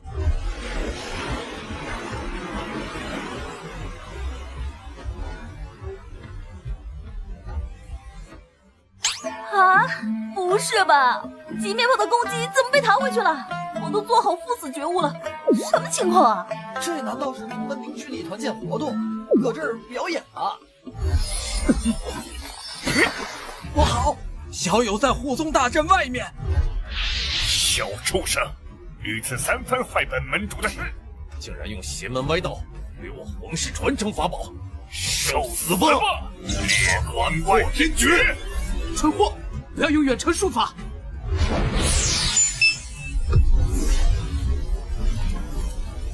该死，竟然连咱们的攻击都能转移，究竟是怎么做到的？劫煞剑、灾煞剑听令，防御阵法开启到最大，纵向列盾，所有人撤离，开启自动巡航，全速撞击青云宗护宗大阵。啊！凌云，你疯了！叔父，我们已经没有退路了。此次调兵和动用极灭炮都没有向监天司报备，如今碎煞剑被击沉，极灭炮损毁，一旦铩羽而归，皇室声誉扫地，我们难辞其咎。唯有破釜沉舟，牺牲剩余2艘战舰，撕开青云宗大阵，你我才有将功补过的机会。程立，看好那小子，别让他再动用那古怪的没有。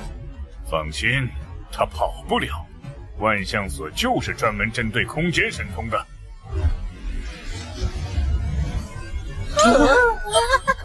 不是宗门团建吗？玩的这么大吗？可恶！这种冲击下，大阵是保不住了。全宗上下所有人听令，准备迎敌。无极领域开！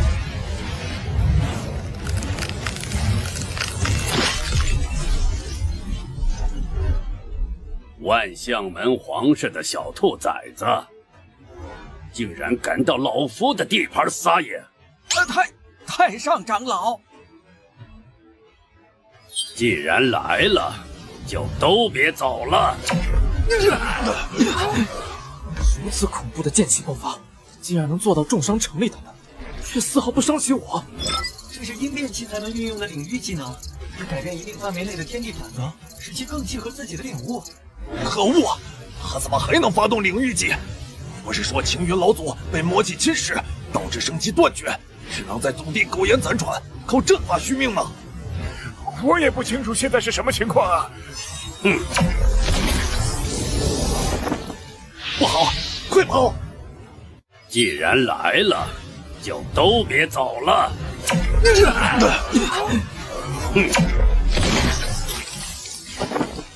不好，快跑！人放了。是，无极前辈息怒。你是从哪里知道关于老夫的情报的？回无极前辈，是我宗的贾格飞指使，在贵宗安插了眼线。哦，哪个是眼线？在下也不知情，为了保密，都是贾执事和线人单方面联系的。那个贾执事人在哪里？他失踪了。你在耍老夫吗？前辈息怒，晚辈真的联系不上他。老夫的状况只有自己清楚，没告诉门里任何人。他的线人是老夫肚子里的蛔虫吗？这怎么可能？会不会是贵宗里有一个修为高过无极前辈，让您无法察觉到的线人呢？皇室的元婴出其小辈，竟然抗住了老夫领域里的剑气攻击。小辈，你在说什么胡话？本来是不想使用这一招的，代价太大了一点。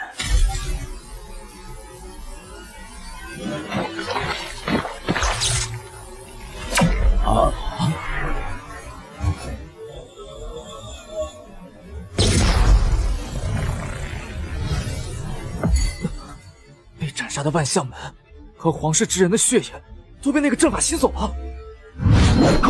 剑来！剑气攻不进去，自成空间的法阵。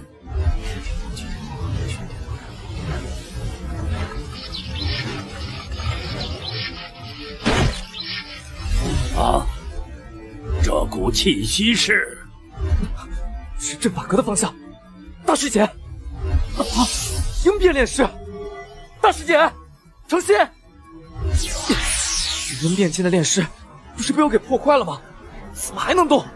宗主当时破坏的是他的自主行动机构，他现在的行动是完全被人操控着的状态。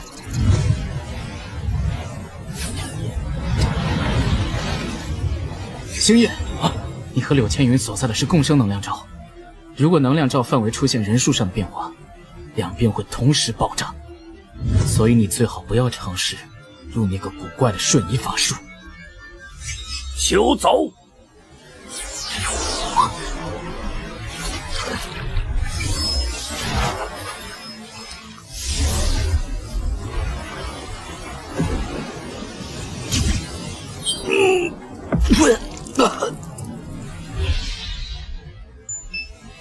太上长老，老夫没事，派宗门里速度最快的去追，有控制应变中期炼师的法子，却这么着急着走，肯定是有极大的副作用，维持不了多久。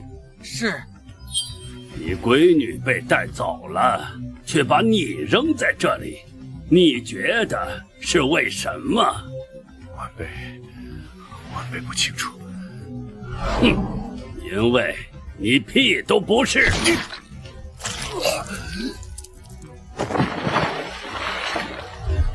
把他扔进地牢。星夜小友如果有什么闪失，我要让他体会世间最痛苦的死法。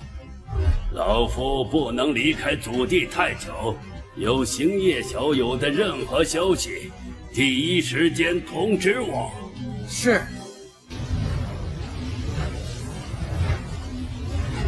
用神伤拳，主动让自己失去意识，先把大师姐转移走，反正护照爆炸了我也死不了。啊！什么？神魂法4倍？你很惊讶吗？那看来我猜对了。从你到船上劫走我那时候看出来，你那诡异瞬移法术并不是毫无限制的，不然你也不会主动来找我。但你又能进到严防死守的宝库，所以我猜你多半是在程心和你送的那2枚养魂丹上留下了可以瞬移的标记物。我就借助了这炼师的神识，探查了一下这2女身上有没有什么共有的东西。真是没想到，你可以分割自己的神魂，附着在发丝上。这样看来，养魂丹也是用相同的法子。毕竟那丹药本身就有很强的神魂波动，你把自己极其微弱的神魂掺杂其中，没人发现得了。你到底是谁啊？我刚刚去确认过，你的尸体还跟大树长在一起，你根本就不是苍灵蚁。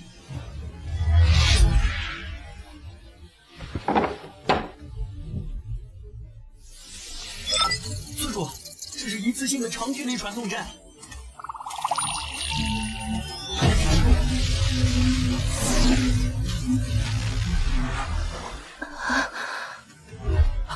师姐，程心，你们醒了。师弟，怎么回事？这里是哪儿？好浓郁的龙气，这里多半是皇陵之类的地方。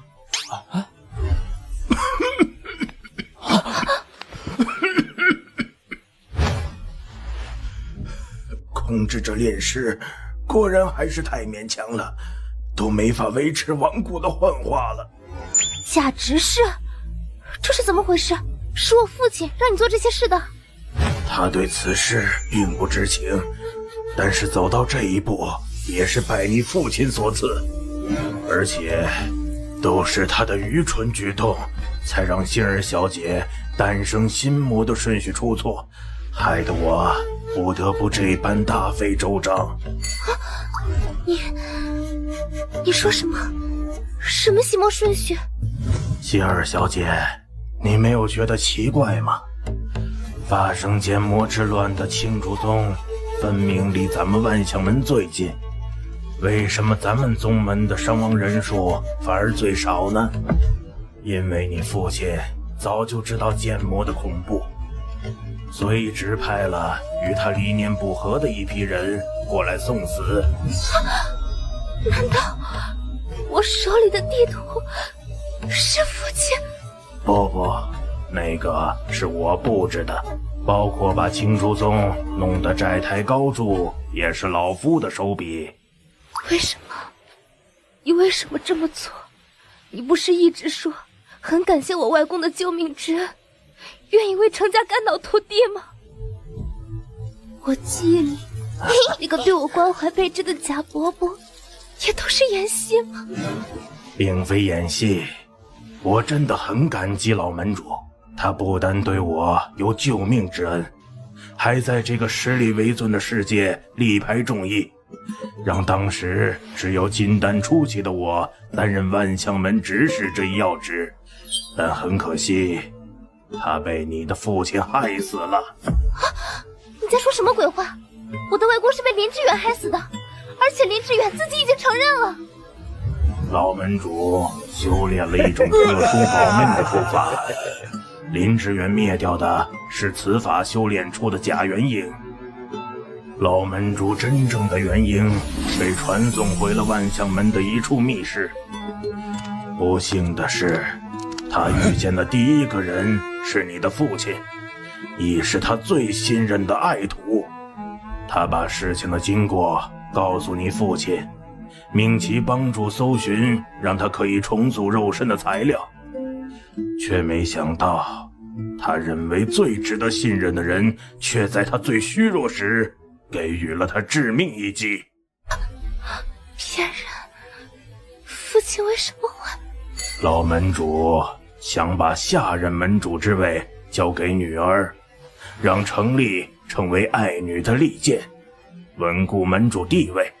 但程丽不想这样，他想得到万象门，得到你母亲，得到一切。这种事情，你为什么会知道的这么清楚？因为这些情报是程心的母亲用命换的。什么？老门主死后，程丽用无微不至的照料和关怀，取得了你母亲的好感，二人顺利成婚。他也以老门主亲传弟子坐上了现任门主的宝座。但你母亲一直没有放弃调查老门主离奇死亡的真相。本来程丽是不在意的，觉得没人能查出真相，甚至调着来到万象门寻找藏宝图的林志远，让他给万象门打了60年白工，准备利用完后就让林志远背杀死老门主的黑锅。却没想到你母亲为了调查惊动了天几个阁主，但阁主需要你母亲完成一些事情才答应出手。这些你母亲都毫无保留地告诉了程丽。程丽得知阁主出手了，担心东窗事发，听说了那些要求后，他又放下了心。他觉得你母亲不可能完成，但在你父亲暗中阻挠之下，你母亲还是在50年中一一完成了那些近乎不可能完成的要求，直到最后一项，需要牺牲掉老门主的一名直系血脉才能达成。你母亲挣扎犹豫了许久，还是选择了放弃。她不想对至亲下手，也和程丽说明了想法，但程丽却慌了。那个畜生可能觉得最后一项最容易完成，变得寝食难安，直到剑魔之乱的爆发。小姐，你还记得你当时为什么会去青竹宗吗？当时什么？你说青竹宗出事了？好的，我这就派人过去看看。你去了，你的母亲自然也会过去。后来也如程丽所愿，他利用魔剑之乱铲除异己，以及你的母亲。所以说，这些事你怎么可能知道？你母亲死后，一个天机阁的使者找到了我。我不知道你母亲怎么跟天机阁阁主约定的。总之，她以自己的身亡达成了阁主最后一项条件。那天机阁为什么要告诉你？我也向那位使者提出了相同的问题。他说：“我们答应过程灵姑娘，如果因为她的身亡完成了最后条件，我们就会把真相告诉最适合知晓之人。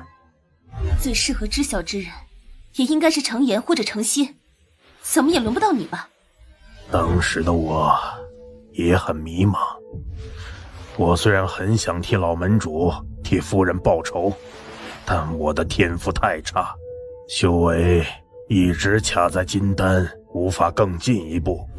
而且那时我已经被杜老用蛊虫控制了。什么？你是杜老的人？我怎么从没听他说过？因为他控制我的目的就是监视小姐您呐。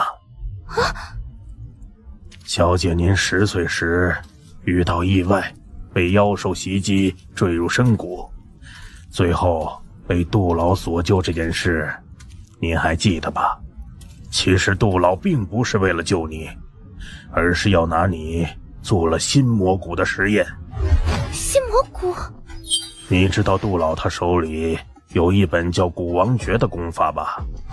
这功法主要分为2大部分，需要多人合力完成。给王登武皇子修炼的是产生蛊王的部分，小姐修炼的则是可以产生蛊后的部分。蛊王、蛊后一旦成型，只需要吞噬另一半，就能完成最终的进阶。可我根本没有修炼过蛊王诀。蛊王和蛊后修炼方式不同，蛊王需要81位男性修士主动修炼，在体内生成本命蛊，随后献祭所有修炼者，只留1人成为蛊王的宿主。而蛊后只需要先在宿主体内种下一种叫心魔蛊的蛊虫，然后分别产生挚友、挚爱以及至亲3种心魔，心魔蛊便可以成长为完全体的蛊后。但蛊后宿主必须是女性，而且对心智的要求极度苛刻。杜老之前找的所有女性修士，无论修为高低，都在被种下心魔蛊后尸骸崩散、痴傻、疯癫，直到他遇到了小姐您，发现你的神智丝毫未受蛊虫影响。杜老欣喜万分，便谎称是自己救了你。心魔蛊，3种心魔，因为这种事，你们就引发魔剑之乱，害死陈长，害死母亲，还有那么多无辜之人。我猜剑魔之乱，杜老应该另有打算，而让你产生心魔也是顺便。原本只打算让你因为陈畅的死产生挚友这一种心魔，同时产生2种心魔，很大概率会让宿主承受不住，精神崩溃，影响心魔蛊的进阶。为什么现在才告诉我这些？杜老都已经死了，把我们带到这里，到底想做什么？是啊，再说那个邪修，怎么可能把计划如此详细的告诉你啊？杜老给我种下的是奴蛊，他死后，我第一时间便感应到了。他曾教过我一种可以从死亡修士的骨肉神魂中提取记忆的写法，正好用在了他自己身上，所以就知道了很多隐秘的情报。杜老也是准备杀掉武皇子后成为蛊王，完成整个功法的，很可惜他死了，这一步登天的机会便留给了我。也多亏了星夜小友重伤了五皇子，要不然我也成不了古王的宿主。如今只剩下最后一步了。原本小姐的心境几乎不可能再有挚爱之人了，但星夜小友你的出现，打破了这一僵局。很可惜，我对他只是有点好感，谈不上挚爱。只要有了种子，那总会有办法生根发芽，开花结果的。心魔入梦诀。什么？这是哪里？被传送走了吗？这里是由心魔谷缔造的幻境，在这里的只是我们的神识。星夜师弟和程心呢？他们二人的神识在另一处幻境，在那里，心魔谷会创造出各种让二人感情升温的经历。等到小姐爱上星夜后，星夜会迎来凄惨的死亡，使小姐产生心魔。幻境中的心魔会投射进入现实，心魔谷就可以进阶为谷后。此法风险较大，但我也别无选择了。星夜此子进步神速，估计再过1年半载，老夫连出手的机会都没有了。哇，好险啊！还好我反应快，把大部分神识挪到万能推演台了。以宿主的神魂强度，即使全部进入幻境，应该也不会迷失。这毕竟是天阶功法，还是小心为妙。想知道的信息差不多都知道了，那猎物猎人的角色也该转换一下了。魔入梦诀。进度很快呀，已经到了洞房花烛吗？我轻而易举的男人你都敢染指，不想活了吗？老婆，我是被他胁迫的。我真的只有这些钱了，放过我吧！去借裸贷，不然把你卖去青楼。好恨，好恨啊！该死的星夜，宰了你，一定要宰了你！心魔倒是顺利生成了，不过这能算是挚爱吗？看来成功了，幻境崩散，代表心魔谷已经满足进阶条件了。别担心，他们只是神识受创，死不了的。那能帮我弄死这对狗男女吗？啊不，那些都是幻境里发生的事。但我觉得现实中，他们也做得出来。好了，该进行最后的步骤了。这个阵法可以凝聚龙气，增加古王谷后融合的成功率。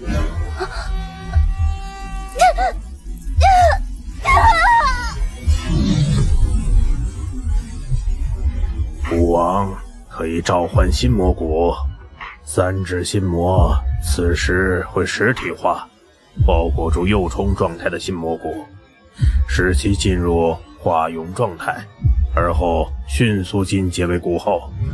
古王吞掉谷后后，我会怎么样？古王和谷后一旦死亡，其宿主也会死亡。我死后，程力随你处置，放了我哥。唉，小姐，你知道吗？以前我是一个小门派的掌门，由于得罪了一伙邪修，整个门派都被灭门了。多亏老门主出手相救，我才苟活下来。恢复意识后，第一个看到的就是你的母亲。她说需要我确认一下是否所有的邪修都被斩杀了，然后我发现少了一个。那人当着我的面杀害了我的妻儿。我留在了万象门，就是想要这里的情报网寻找此人。日子一天天的过去，我也一步步的往上爬，做到了原本是元婴期才有资格担任的万象门大管家一职。有一天，你母亲找到了我，她带我去了万象门的一处隐秘地牢，那里就关着我苦苦寻找10余年的杀妻杀子的仇人，但他已经死了。准确的说，老门主一开始就把他们所有成员一个不留的斩杀了。他看出了我那时的死志，所以故意藏了一具尸体，碰巧被他藏起来的就是我最想杀的。我问他为什么不一直瞒着我？先前只是不想让萍水相逢之人白白丧命，现在则是想让好友之交可以更加自由地活着。老门主救了我第一次，你母亲救了我第2次，面对他们的神允道消，我却无能为力。这种事情我不想再经历一次了。等一下，你这是……古王诀有2种修炼方向，不是只有古王可以吞噬古后，古后同样能吞噬古王。什么？接下来的路要靠心儿你自己了，贾伯伯只能陪你到这里了。问问小瓜宗门的大家，抱歉让你们等了这么久。看没看见？什么叫老戏骨？这才叫老戏骨！什么？这里还是幻境？怎么可能？操纵心魔谷幻境可以达到的等级，要依赖施术者的神识。比较遗憾，我的神识比你强那么一丢丢。这怎么可能？你从哪里学到的古王诀？他从古王诀的残篇推演出了整本。啊！哎呀，你这老头也真是，学什么不好，非得要搞个好人装坏反转耍酷。要不是师姐让我再观察一下，我都要误伤友军了。而且换位思考，如果老门主和诚心的母亲为了救你放弃自己的生命，你会愿意吗？不愿意也没有办法，因为已经不能再拖下去了。心魔谷与古王不同，古王如果能维持修士精血的供给，便没有副作用，反而有利修行。但心魔谷会让宿主更容易产生心魔，一旦寄生，终生会被心魔困扰。只有彻底完成古王诀，才能让小姐摆脱这个宿命。能详细讲讲你从杜老魔身上得到的古王诀内容吗？事到如今，也没什么好隐瞒的。哦，这样就更清楚了。我虽然补全了功法，但没有实际修炼一遍，有些细节看不出来。既然功法内容都是假的，你问这些还有意义吗？我问的只是里面不让假执事做的方面，还是有可信度的。等一下，什么内容是假的？夏伯伯，你被杜老魔算计了。他的骨肉神魂信息中记录的根本不是真正的古王诀。什么？是的，他料到了在他死后，你会用那个方法搜他的魂。这怎么会？我都被他种下奴蛊了，想让我做什么，直接下命令就可以了，有必要如此大费周章布局吗？奴蛊只能在他生前控制你，而这是他为了计划设计的保险措施。可杜老全盛时期的修为也只到应变期，他又如何能够修改天界的功法？他没有改动功法的内容，改的是功效和目的。什么？杀死古王宿主，按照功法记录的手段就能代替原宿主，就像你对五皇子做的那样。按照功法说的，你想控制古王，让古后吸收，牺牲自己，完成拯救程心的计划。有什么问题吗？贾执事，你不知道吗？但凡能形成社会群体的昆虫，普遍采用母系社会结构。蛊王蕨根本没有蛊王吞噬蛊后的这种情况。难道蛊后孵化出来以后，蛊王会完全脱离宿主控制，自愿把自己献祭给蛊后，这才是真正蛊王诀记录的内容。这说不通啊！那杜老又为何费尽心机谋划这么多年？他自己能得到什么好处？你自己看吧。真正的蛊王诀，这怎么会这样？我完全就是枚棋子，竟然还在自我感动。没有星野小友的制止，别说报答程家，我这简直就是程家最大的罪人呐！贾伯伯，这不怪你，任谁也想不到他会用自己的死来布局的。就说负几个亿功德的魔头，怎么会那么轻易被我干掉？这老杂毛也太狡诈了！我要不是开挂补全了蛊王诀，后果不堪设想啊！那现在该怎么办？小姐已经通过幻境产生了最后的心魔，一旦离开幻境，蛊后就会自动开始孵化了。没关系，幻境中期我就接管了，实际上并没有产生心魔。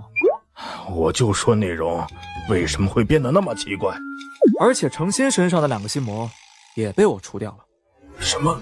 除掉了心魔？这怎么可能？是真的，他还复活了我的母亲和陈畅。小姐，你可不要开这种玩笑啊！都是真的，贾伯伯，他们现在就在青云宗阵法阁的密室内，娘亲她肯定也很想见你。太好了，真的是太好了！小姐心魔除掉，林姑娘也活过来了，这简直是我做梦都不敢想的事情啊！星野逍遥，谢谢，真的谢谢你。不用。除了让小姐以身相许，我真是不知道还能怎么样感谢小友了。你们算盘珠子蹦我师弟脸上了，而且最关键的问题还没有解决呢，不是吗？没错，只要不除掉心魔蛊，那杜老魔就有可趁之机。等一下，既然除去了心魔，那维持现状不好吗？维持现状也不是不可以，但是贾执事，你有没有想过这种情况？如果杜老魔准备的保险不止你一个呢？你想让程心余生一直活在杜老魔的阴影之下吗？那星野小友有什么两全其美的办法吗？你们先在这里等我一下。这星野小友的神识完全感应不到了，他出了幻境吗？等一下，他该不会是想把心儿……你把我师弟当成什么人了？星野他不会那样做的。不是，我还什么都没说呢。你们俩会读心术吗？宿主要做什么？贾执事说的那些批注和禁止事项，我要一项一项实验。刘千源，我有件事要拜托你。什么？如果星夜计划出现不可控的变数，而我又处在无法自裁的状态，请在必要时杀了我。小姐，你这样说，我倒是松了口气。我还担心你一出幻境就会自裁呢。以前的我或许会这样做。以前的自己吗？以前的我知道古王诀内容的话，应该早就对你下杀手了。看来咱们都变了呢。是啊，这就是那个男人调教的手段吗？喂，久等了。我有办法了，不过需要各位的配合。好，小友你说。程心，你需要再次进入幻境，这次要产生真正的心魔了。那请安排正常一点的剧情。没问题。贾执事，你要离开幻境一下。好。这个光罩解开一下。这，咱们都离开的话，心魔谷的幻境也会崩塌的。没关系，我留了一部分神识在那边维持幻境。好吧。竟然能如此随心所欲地调用神识，小友太谦虚了，这比我强的可不止一点呢。于淼，把之前那2个心魔吐出来。都吃了怎么吐？别装蒜了，我还能感觉到他们俩的阴煞之气呢。哼，不知道你在说什么。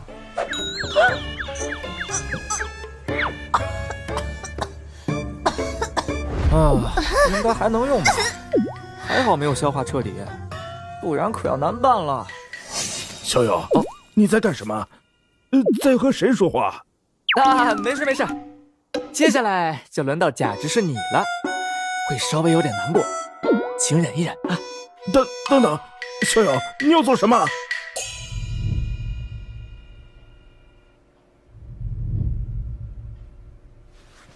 那边不是为了让长兴产生心魔的幻境吗？怎么都是咱们2个？非也非也，你怎么一直用大师姐的脸啊？既然要追求刺激，那就贯彻到底了。怎么了？幻境那边的神识差点被大师姐干掉了。啊！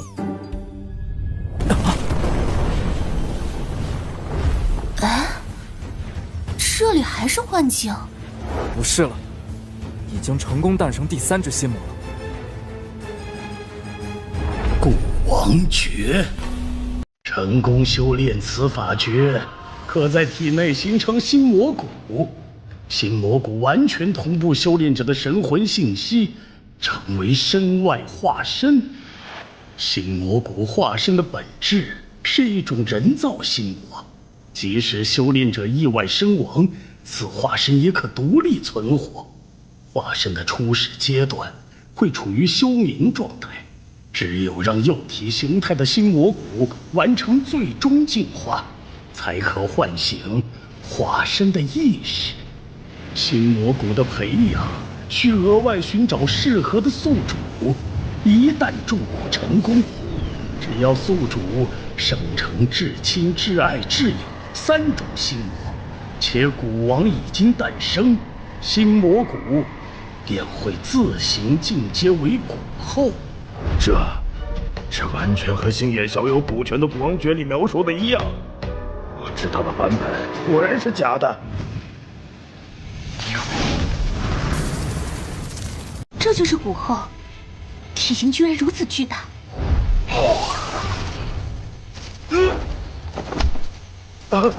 怎么回事？蛊王完全不受控制了。蛊后会召唤蛊王，将其吞噬，以完成最终的进化。蛊王的宿主会随着蛊王的献祭而身隐道消。大伯伯，吸收了蛊王的蛊后，会进入产卵阶段，其子蛊产生的数量与蛊王蕴含的能量成正比。这些子蛊都有着相同的使命。他们的使命就是寻找适合寄生的宿主。何方宵小，胆敢犯我苍兰国仙城，邪祟受死！化绝雷枪！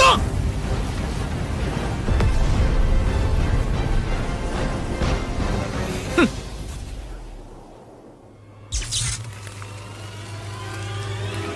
什么？开护城大战！这些东西有古怪！若法攻击无效的话，就用更直接的办法。子蛊同属于人造心魔的范畴，所以对一切常规攻击免疫。与诞生蛊后的心魔蛊不同，子蛊对宿主的要求没有限制，一个宿主体内只能寄生一个子蛊。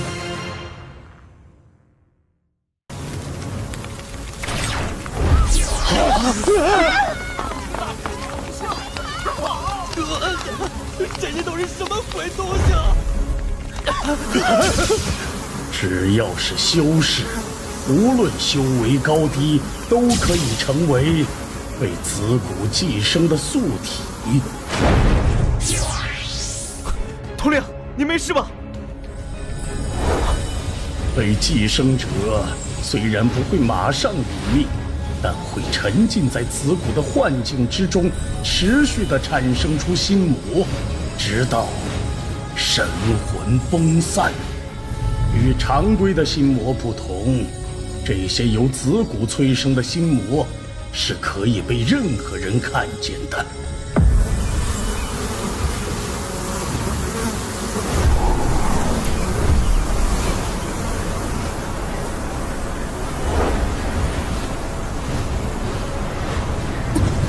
奇怪，这些幼虫应该会优先攻击距离最近的我们，怎么没有一直飞过来？难道是师弟做了什么？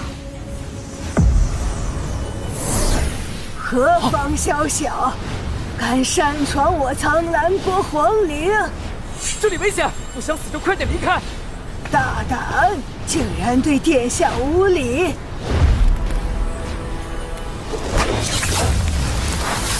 殿下小心！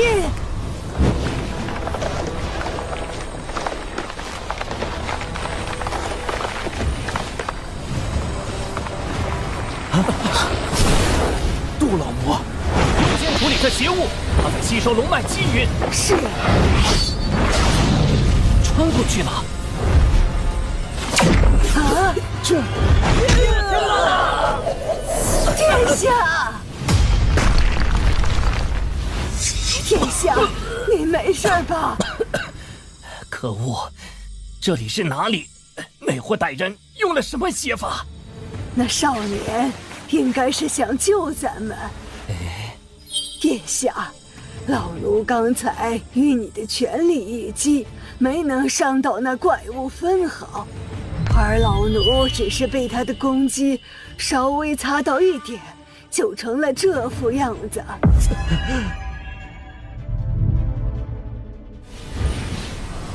原来如此，融合了古王的能力，变成了能吸收修士精血的心魔，这还真是恐怖啊！4号，你竟然还活着！老夫最晚布局的苍兰国，竟是最先完成古王诀的，还真是小看了那个贾格飞呢。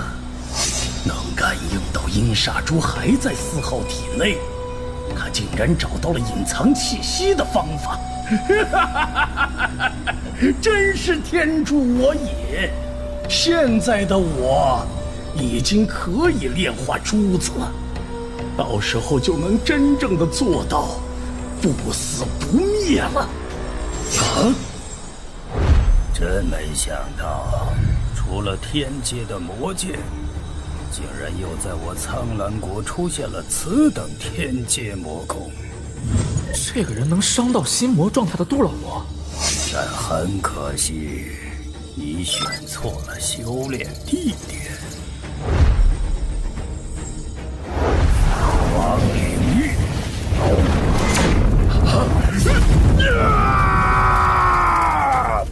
没想到苍兰老祖的领域能力正好克制心魔，看来不用师弟出手了。无敌前辈，他跟晚辈有仇，还请把此事交给晚辈来处理。大言不惭！也就是看在你刚刚帮了我曾孙的份上，老夫才没对你出手。你胆敢多事，老夫不介意先把你宰了。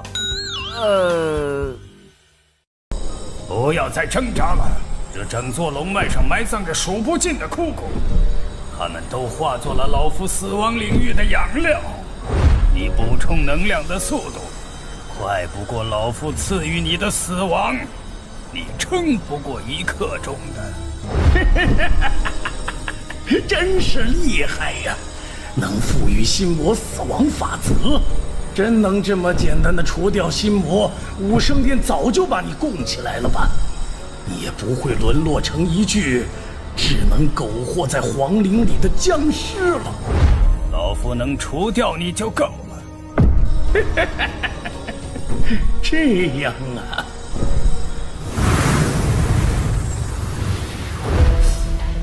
自身的气息和能量的补充都在急速减弱，是放弃了吗？杜老魔要撑不住了，可这样的话，程心也会死啊！师弟到底想怎么做？啊，你跟你祖爷爷关系好吗？有点事要麻烦你。你在和谁传言？把天阶功法交出来，老夫可以暂时不杀你。你猜我会信吗？那就死吧！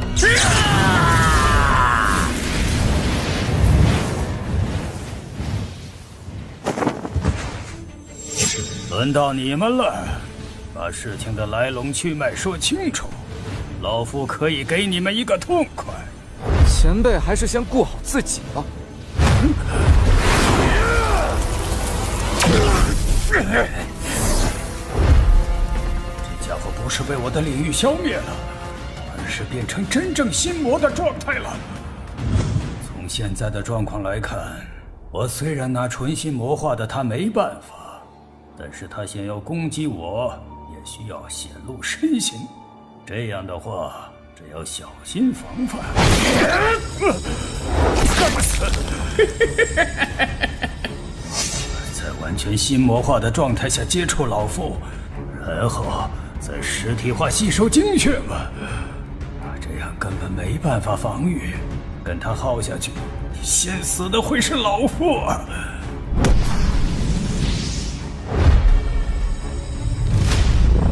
收起领域，保存实力嘛，徒劳的挣扎而已。死吧！什么？怎么？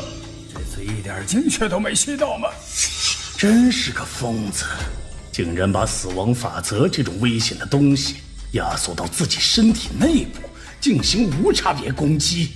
不过这种情况，先死的应该是你自己吧？只要把死亡法则的领域分成67262份，绕开自己的所有重要经脉就可以了。真是的，到底谁才是怪物啊？怎么，这就束手无策了？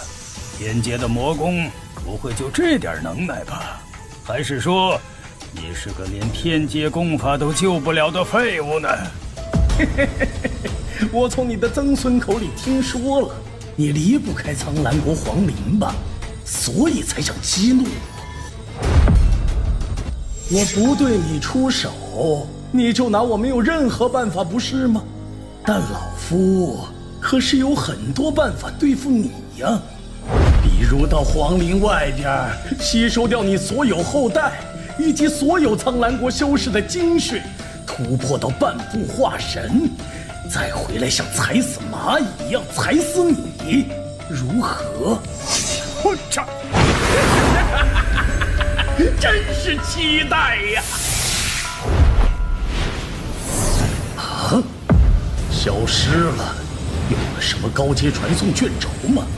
算了，不过老夫也在他们身上做了标记，逃是肯定逃不掉的。这下麻烦了，得想办法联系圣殿的人来。见过祖爷爷。月儿，祖爷爷，快把您的灵力灌给星夜，能灌多少灌多少。什么？他才区金丹后期，灌注老夫的灵气，你想让他爆体而亡吗？没时间解释了，祖爷爷，您就按我说的做吧。那好。这臭小子竟敢勾搭月儿，爆了就爆了！哼！哈哈哈，太爽了！这就是阴变期的灵力吗？什么？这可是老夫3成的灵力，竟然承受住了！哎，这就没了。无敌前辈，您身子骨有点虚啊。哼，是你自己找死的。8成灵力和你爆！哦，前辈的灵力在减弱，加油啊！您得支棱起来啊！可恶的小兔崽子，老夫跟你拼了！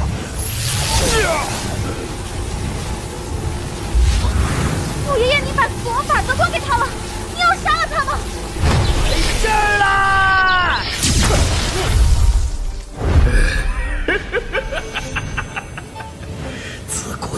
中的心魔已经足够了。老夫现在已经拥有了因变初期的实力，现在只要吸收了相匹配的修士精血，苍无敌就不是我的对手了。等干掉了他，我就能踏足因变后期，加上4号的气血阴煞珠，就算是化神初期，老夫也有一战的实力了。什么？还在傻笑呢？兽你来了！4号，为什么你身上散发着天阶法宝的威压？还有你身上苍无敌的灵力和死亡法则是怎么回事？问题太多了！云泛进为什么分明使用拳头攻击，散发的却是恐怖的剑气威压？而且他不靠死亡法则也能攻击到老夫，难道是因为体内的阴煞珠？苍南破天诀，厉害！那个怪物完全不是对手。没想到他能完美的把老夫的死亡法则同剑气融合。可如果不能速战速决的话，怎么了？苍无敌的灵力在飞速减弱呀。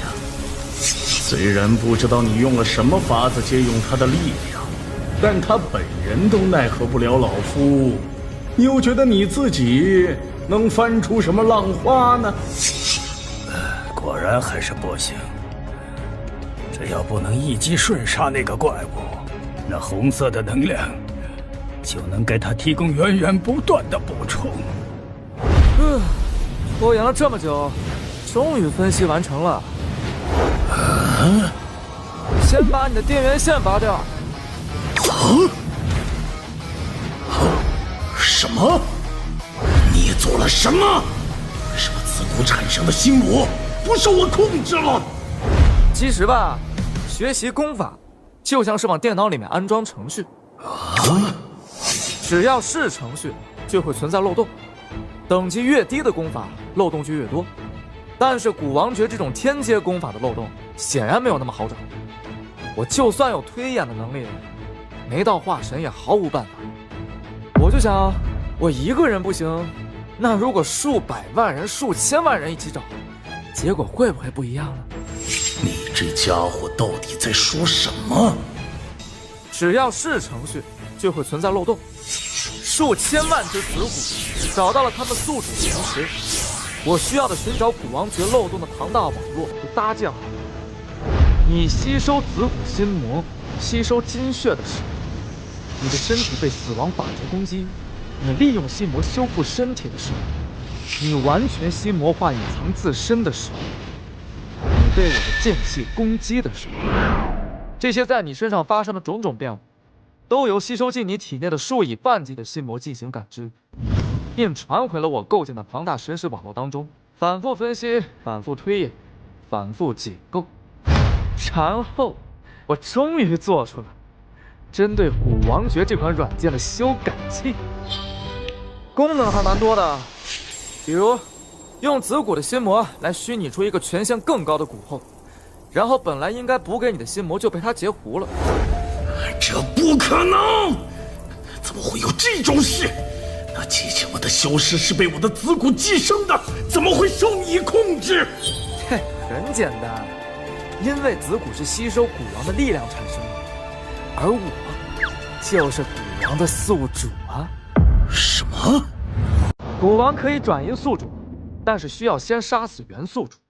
如果不杀，被转移后的新宿主无法继承古王带来的修为加成，还会被迅速吸干精血，古王也会回归原宿主。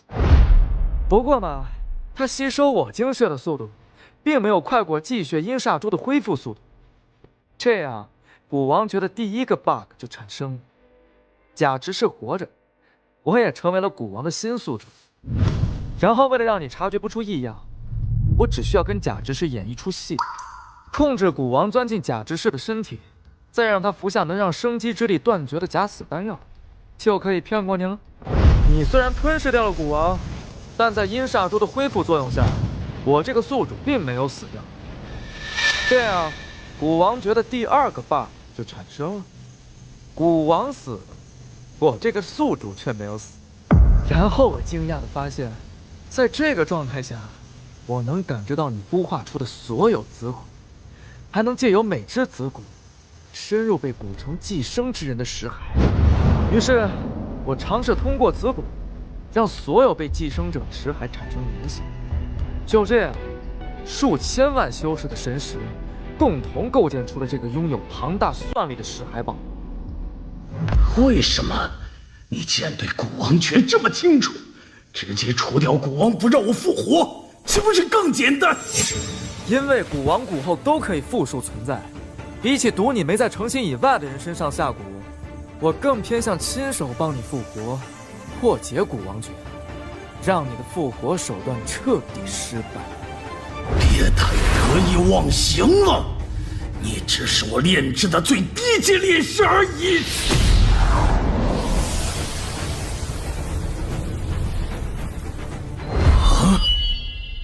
我模拟出来的蛊后，可比你正版的还好用的多了。形态变化！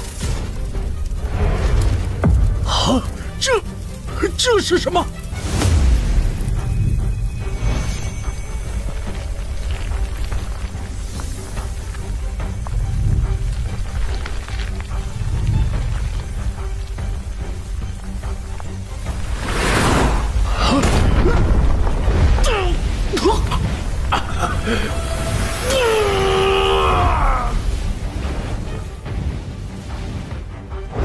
完全心魔化了。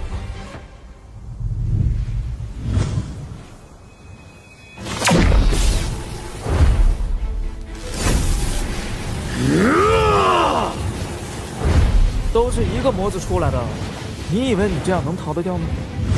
四号，饶我一命！我知道很多秘密，知道很多能让你成为至强者的手段，我可以做你的仆从，只要你别杀我。老头子仆从一个就够了。还有，我不是4号，我叫星夜。等一下，星夜大神，等一下，不要啊！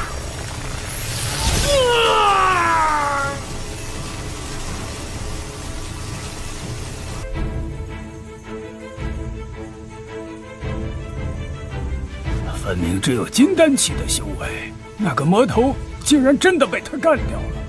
他到底是什么人？一个喜欢创造奇迹的人。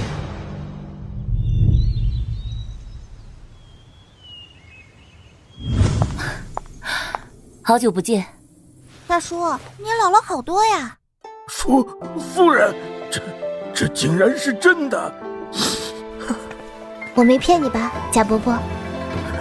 太好了，真是太好了。等一下再叙旧信儿。我听说青云宗把你父亲抓了，你能不能让星夜小友求求情？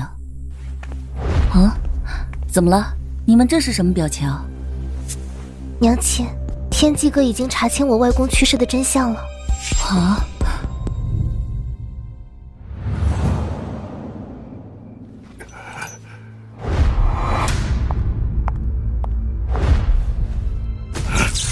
程灵，你怎么会？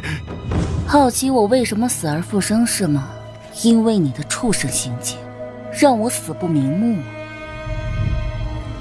当年是我父亲救下了还在当乞丐快要饿死的你，让你加入万象门，收你当亲传弟子，赐你诚信，一直把你视如己出。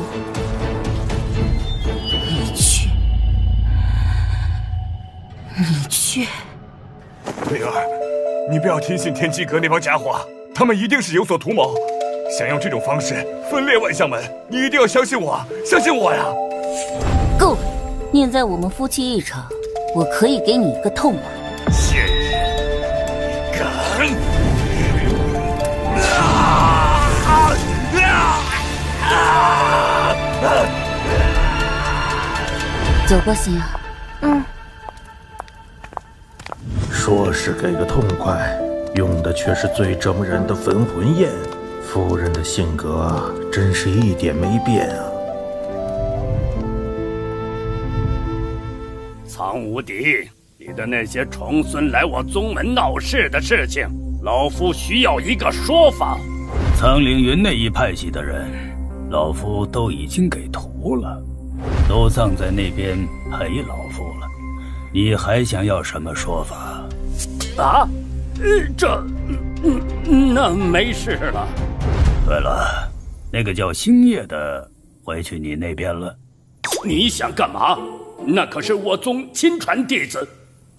不对，是少宗主。你别想打他的主意。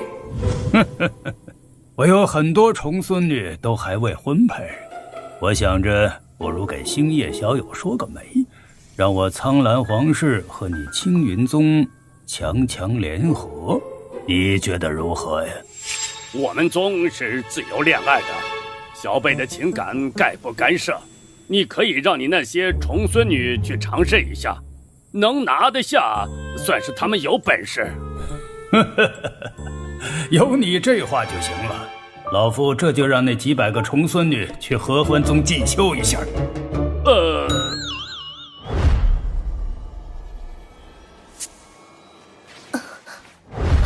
什么？怎么回事？这个气息，有人要继承元婴了。不知是青云宗的哪位长老？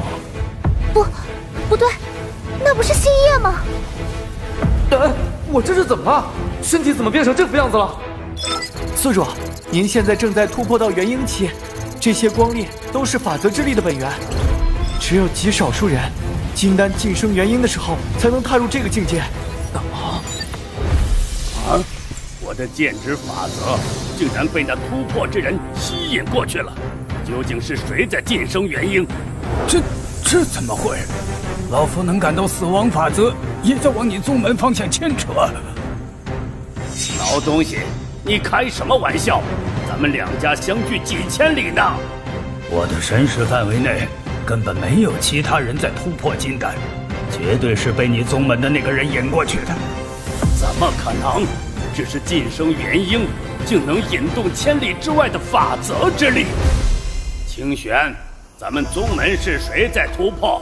外面的法则之力太混乱了，我的神识也被干扰了。回太上长老，是星夜小友在晋升元婴。什么？而且还不是简单的突破，要是我没看走眼的话，这是万法凝鹰。是了，是那个小怪物的话就不奇怪了。只是可惜了呀。可恶啊！怎么偏偏是凶险万分的万法凝鹰？万法凝鹰，金丹突破元婴的一种境界，进入条件极为苛刻，不仅要有庞大的识海，还要有对天地万事万法的天然领悟力，把自己融入到万事万物之中。然而，古今记载的万法凝鹰有10多起，但没有一例成功的。所有人皆在突破之中迷失自我，神魂逐渐融入万法之中，随着突破失败，消散于天地之间。宿主，剑守本身啊！你不是法则本身，你是星夜，你是人类修士，是穿越者。闭嘴！好吵啊！哎，宿主，您没迷失啊？迷失？怎么迷失？又来了！我可从没听说有人能在万法凝鹰状态一直保持清醒的。你这么一说，我想起来了，我刚才一直在做一个梦。什么梦？我回到了击败杜老魔那时候的场景，我的识海融入进了那几千万修士构筑的网络，成为了网络的运算核心，感觉非常奇妙。清醒过来之后，就变成现在这个样子。这还能这样？借助几千万修士的神识当跳板，进入万法凝影的境界，简直相当于当智障拿了状元的答案。你呀才智障呢！这可是天大的造化呀，宿主！本来万法凝影的最难关就是保持自我，但你根本是完全清醒的状态啊！这样，只要你有意识地凝聚周遭的这些法则之力，形成纯法则凝聚的元婴，甚至能成为直接贯通全息法则的妖孽啊！嘿嘿，那我可就不客气了。哎呀，可恶啊！为什么是古往今来无人成功的万法凝影？我情愿小友是最普通的突破方式啊！啊！柳世子，你要作甚？现在的法则乱流，化神期来了都没办法，你想去送死吗？如果能让师弟找回一点自我，那我的牺牲就不是白费。怎么会？竟然被挣脱了！刘千元怎么冲过去了？他会被法则之力搅碎的。啊，希儿，你去哪儿？回家，懒得看他们秀恩爱。啊？什么秀恩爱？啊？怎么回事？这些混乱的法则之力，好像在刻意绕开我。师姐，你干嘛来这儿？这里很危险。好，你肯定是想近距离观摩，好为了自己日后突破元婴做准备是吧？等等，这不对吧？师弟，你为什么还能这么清醒啊？如果我不清醒，师姐想怎么样呢？牺牲自己，来刺激我找回自我了。我想不出别的办法。那就不要想了，全都交给我来就行。啊！从认识师姐到现在，我有一次让师姐失望过？没有。那不就得了？我要是死了，师姐就会难过，但我不可能让师姐难过的，所以我永远都不会死的。是这样的逻辑吗？